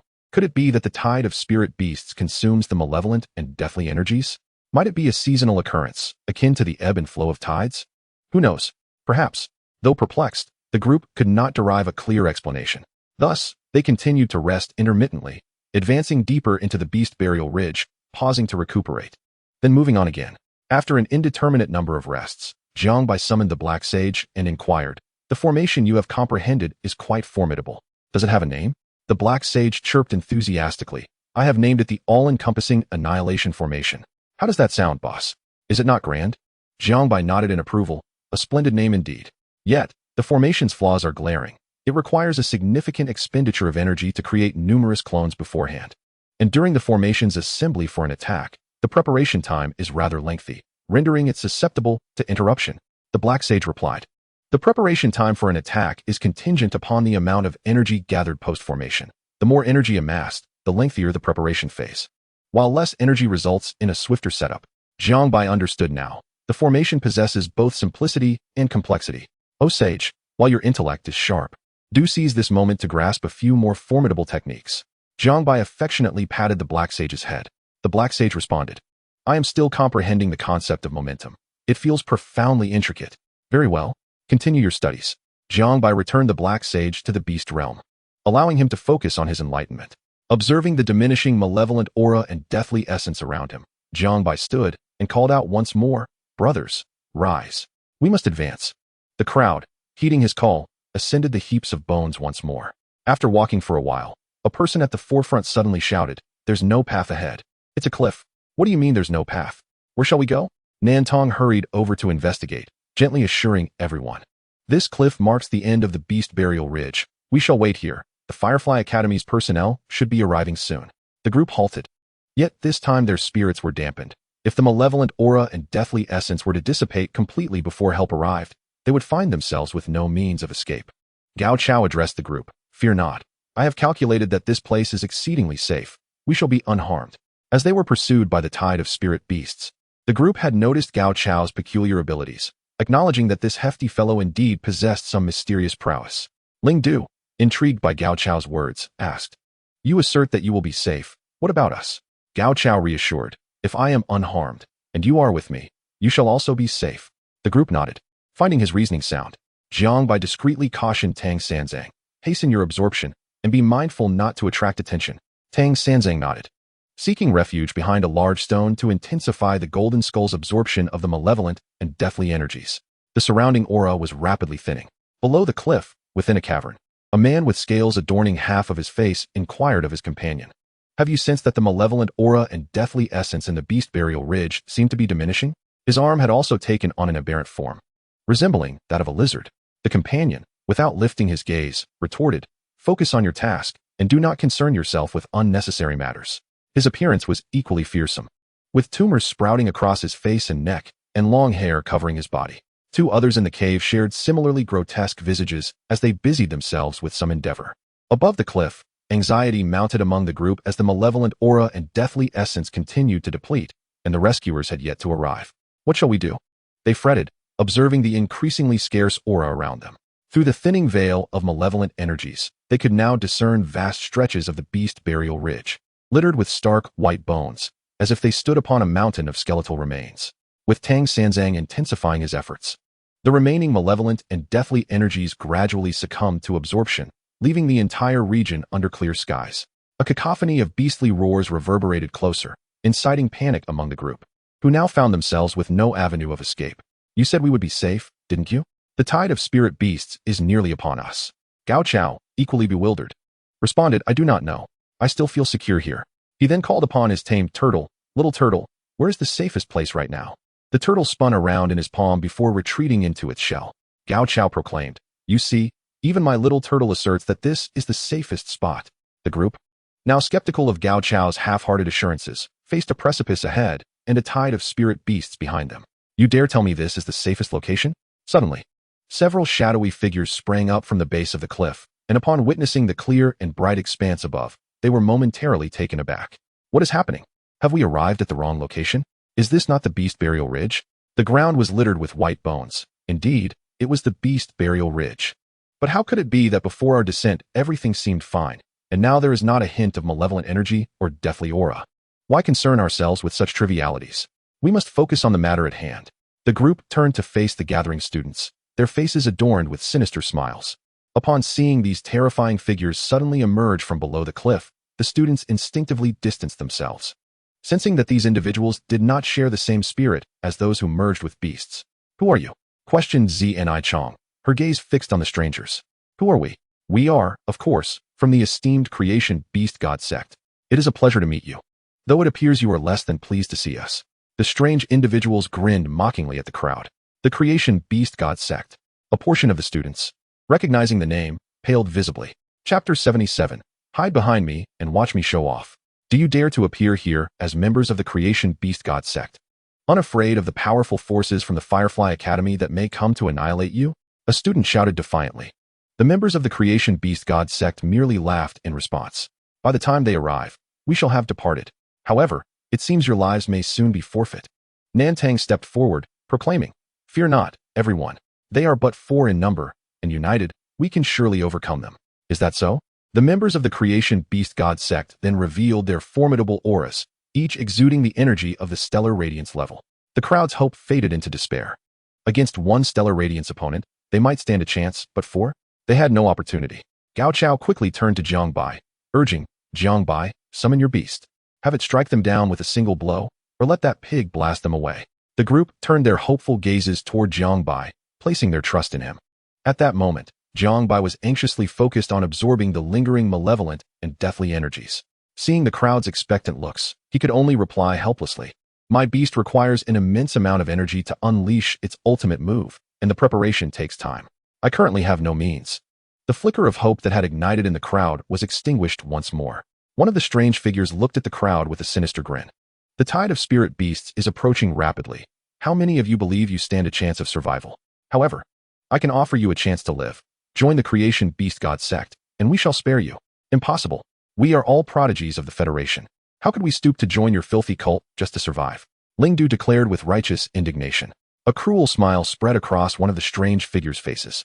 Precisely because you are all prodigies of the Federation, if you refuse to join us, your only fate will be annihilation. Brothers, let us commence. The thrill of slaughtering prodigies will be truly exhilarating. Their infiltrating purpose within the Beast Burial secret realm was to sabotage the Firefly Academy's new student selection competition, ideally exterminating all participating students, a devastating blow to the entire human federation, as this place gathered the majority of the Federation's new generation prodigies. As the strange figures prepared to strike, a male student suddenly shouted, "Wait, I am willing to join you. Just spare my life. I am willing to. I also wish to join you." With the first voice of defection, several others soon followed, choosing survival over their principles. Zian Chong, filled with fury, questioned, "How can you yield to a cult? You are the future powerhouses of the Federation. How can you forsake your honor for the sake of fear? Do you not fear bringing shame upon your families?" One female student retorted angrily, "At this moment of impending death, how can one afford to consider such things? After enduring years of testing to showcase my exceptional talent, I became a genius beast master. I am meant to have an infinite future. If I die now, everything will be lost. Yes, if we die, everything will be gone. We merely wish to survive. Is that a crime? Should we resign ourselves to death when life is still an option?" The others who sought to join the creation beast god sect echoed their sentiments passionately. "Ha ha ha, splendid." One of the strange figures laughed mockingly at the unfolding scene of infighting, then addressed the defectors. "To join our esteemed creation beast god sect, you must demonstrate your sincerity and resolve. Now, kill those beside you as a token of your loyalty." The betrayers were taken aback. They had only wished to survive, never expecting to be asked to take lives. They hesitated. The strange figure, sensing their reluctance, declared, "I will grant you but 3 seconds. Those who do not act shall await their demise." With steely resolve, the betrayers swiftly turned to attack the nearest individuals. "Damn it! You truly dare to strike." Enraged, the others commanded their beasts to retaliate against the traitors. In an instant, the betrayers reached the side of the strange figures. While the incoming attacks from the crowd were effortlessly deflected by the four, the ambushed students suffered grievously. 2 fell dead on the spot, caught off guard by the treachery of their companions. "You wretches!" The crowd glared furiously at the traitors. Jiang Bai anxiously inquired of Tang Senzong, "Are you not finished absorbing yet?" Tang Senzong replied with a series of chirps, indicating that the golden skull was still at work but nearing completion. Jiang Bai urged with urgency, "Hurry!" The furious roars of countless spirit beasts grew ever closer. The strange figures looked upon the betrayers with satisfaction. "You have done well. Now join us in exterminating the rest." The crowd, filled with rage, braced themselves for a desperate fight. Ding! "Congratulations, host, you have acquired a temporary title, Frenzied Skull. Duration, 20 minutes. The system notification echoed in Jiang Bai's mind, and he breathed a sigh of relief, glad to have completed it just in time.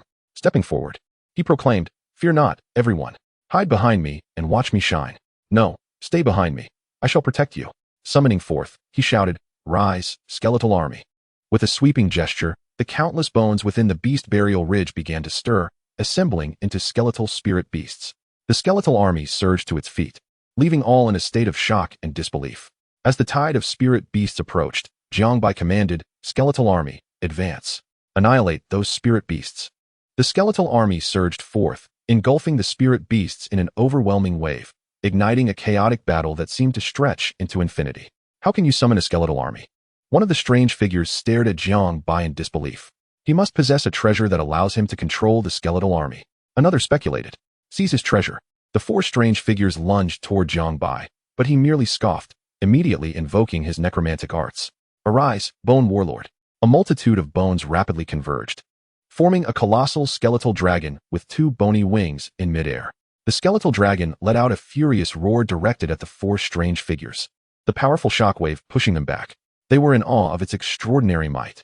"Skeletal King, eliminate those 4. Jiang Bai commanded. The skeletal dragon flapped its bony wings and surged forward at high speed, charging at the 4 figures. "Run!" they shouted, turning to flee, fully aware that they stood no chance against the skeletal dragon. Nan Tang, Gao Chao, Ling Du, Yu Qing, and Zian Chong all watched in astonishment. They could hardly fathom that Jiang Bai had the ability to summon countless skeletal armies. Chapter 78, The Vengeful Beast. No matter how fast the 4 strange figures ran, they could not match the speed of the skeletal dragon. Once caught, they had no power to resist and were swiftly annihilated. Jiang Bai continued to direct the skeletal dragon towards the spirit beasts. Simultaneously, he summoned He Desheng and Zhu Bajie. Dressed in a black suit and wielding a black staff, He Desheng plunged into the chaotic battle with fervor. Tang Senzong, brandishing a golden skull, specialized in ambushes, helping the spirit beasts swiftly enter the cycle of reincarnation.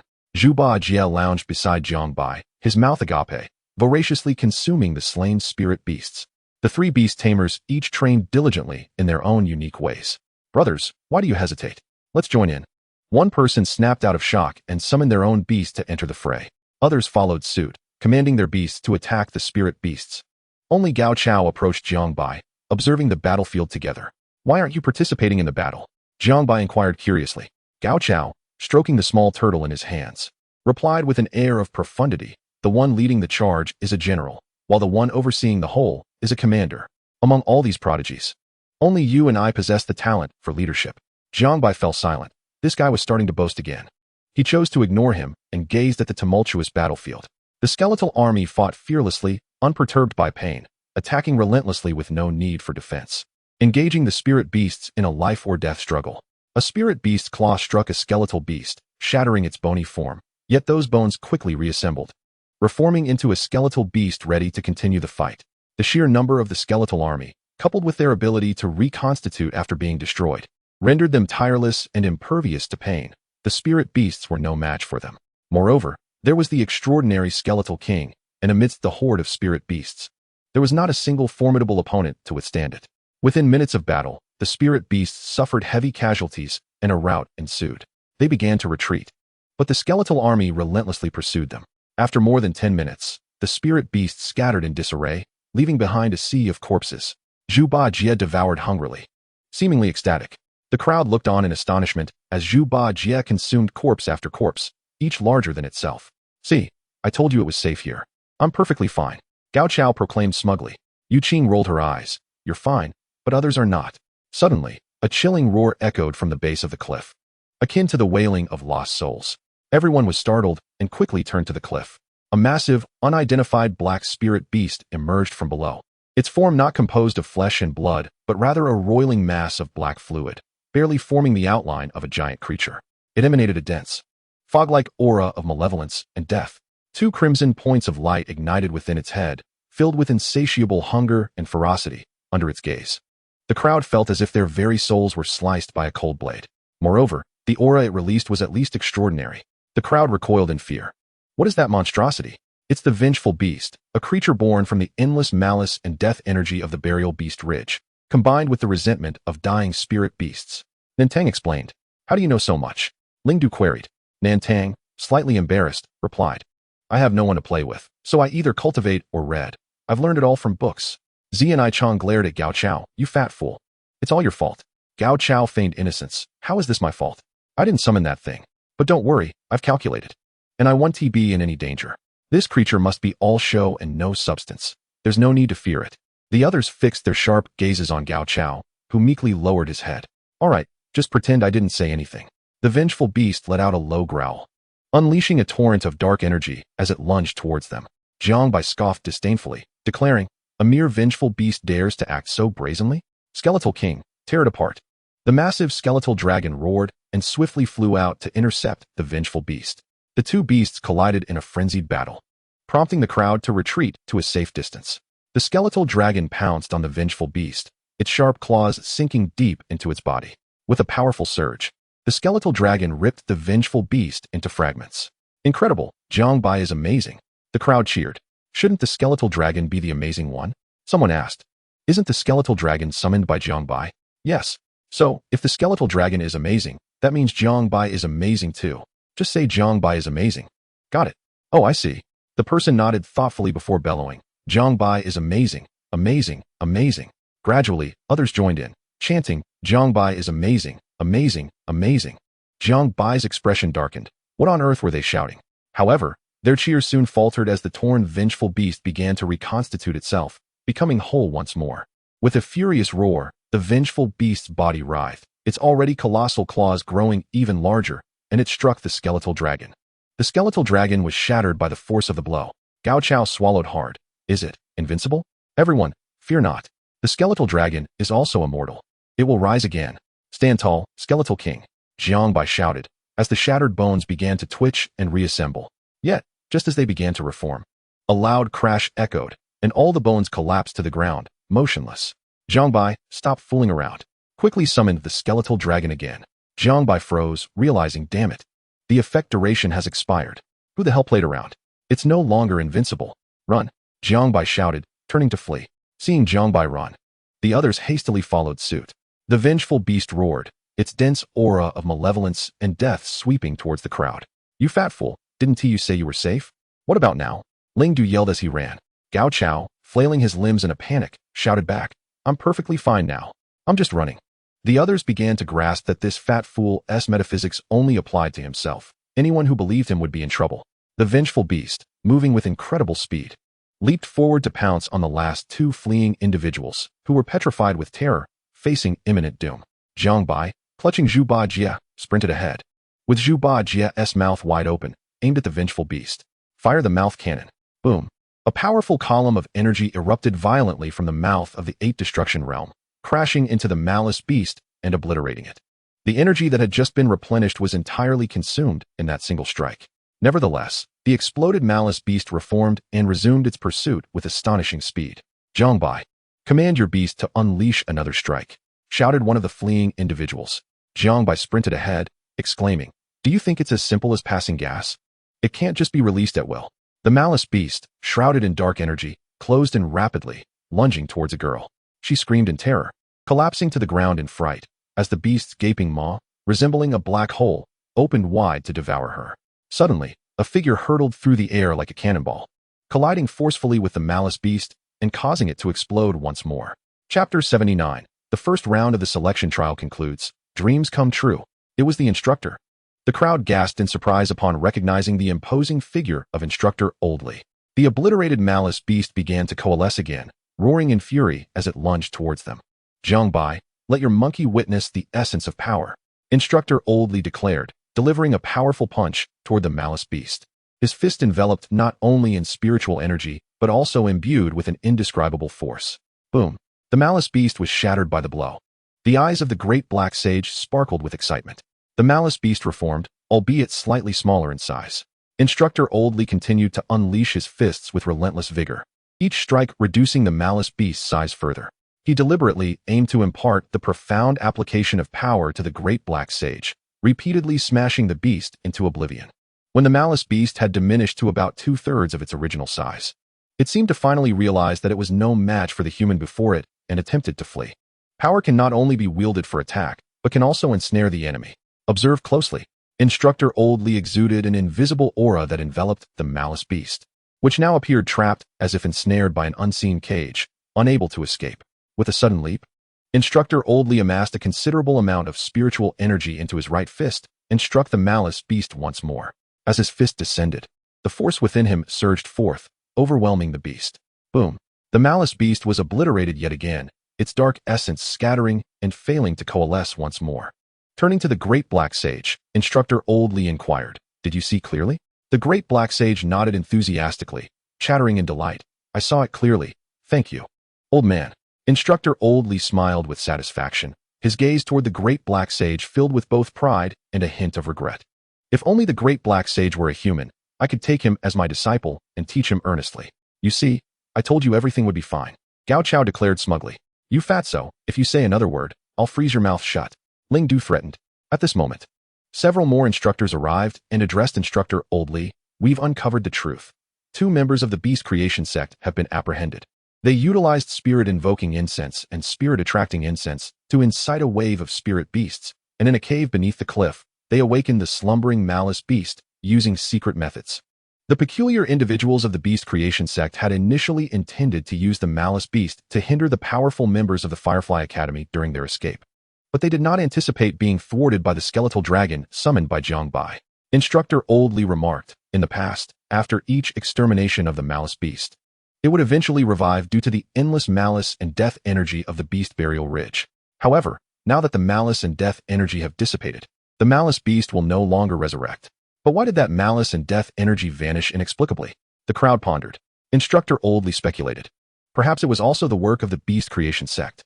As he spoke, his gaze inadvertently drifted toward Jiang Bai. Jiang Bai, however, turned his head away, admiring the scenery and whistling, as if it had nothing to do with him. All right, it's time to address another matter. Instructor Oldly's expression darkened, an imposing aura emanating from him as he summoned several men and women before him. You lot have betrayed the Human Federation, aligning yourselves with the Beast Creation sect and harming your comrades. What punishment do you think you deserve? The individuals, now panicked, quickly fell to their knees, pleading for mercy. Spare us this time. We were forced into this. We only sought to survive. We had no other choice. We recognize our mistakes and vow never to do it again. We can offer compensation. Please let us go. Spare you? Instructor Oldly replied with a chilling smile. Before the selection trial commenced, I made it clear that certain regulations are inviolable. Severe breaches warrant immediate execution. Regardless of your reasons, betraying the Federation and your fellow humans is unforgivable. According to Federation law, the penalty is death. The individuals quaked in fear as they realized their fate. You can't kill me. My father is a transcendent being. You can't kill me. My father is a major in the Spirit-Slaying Legion. You cannot kill me. My grandfather is a federal counselor. You cannot kill me. I will call him. They began to invoke their connections, desperately attempting to evade death. I have stated that violating the regulations will result in punishment, regardless of how formidable your background may be. Instructor Oldly waved his hand, unleashing several energy blasts that pierced their hearts. They fell to the ground, blood spilling from their mouths as their hearts shattered. The onlookers gazed at the deceased with no trace of compassion. They had received their just desserts. Instructor Oldly continued. Remember, every action carries its consequences. You represent not only yourselves, but also your families and humanity as a whole. Though their lives have ended, the repercussions of their actions will persist, and their families will continue to bear the consequences. Silence enveloped the crowd. No one had anticipated such events unfolding during an ordinary selection trial. As the first round concluded, 320 individuals advanced, including Jiang Bai, Nantang, Zianai Chong, Yuing, Gao Chao, and Ling Du. Those who did not pass were immediately dismissed. By the time the group exited the secret realm, evening had fallen. After enjoying the provided dinner, they began to rest, as the second round of the selection trial would commence the following day. The lodging for Jiang Bai and his companions consisted of a large dormitory, with 2 to 3 dozen individuals sleeping on the floor in a single expansive room. Having toiled throughout the day, especially during their frantic escape from the wave of spirit beasts, exhaustion weighed heavily upon each of them. After their meal, they quickly succumbed to slumber, their snores resonating throughout the room. Jiang Bai, too, sought rest, but the cacophony of snoring made it impossible to fall asleep. Ding. Triggered temporary entry. Dreams come true. Entry effect. Cultivating in dreams yields tangible results, and the effectiveness is tenfold compared to usual practice. All states will be fully restored upon waking. Duration, 8 hours. Acquisition condition.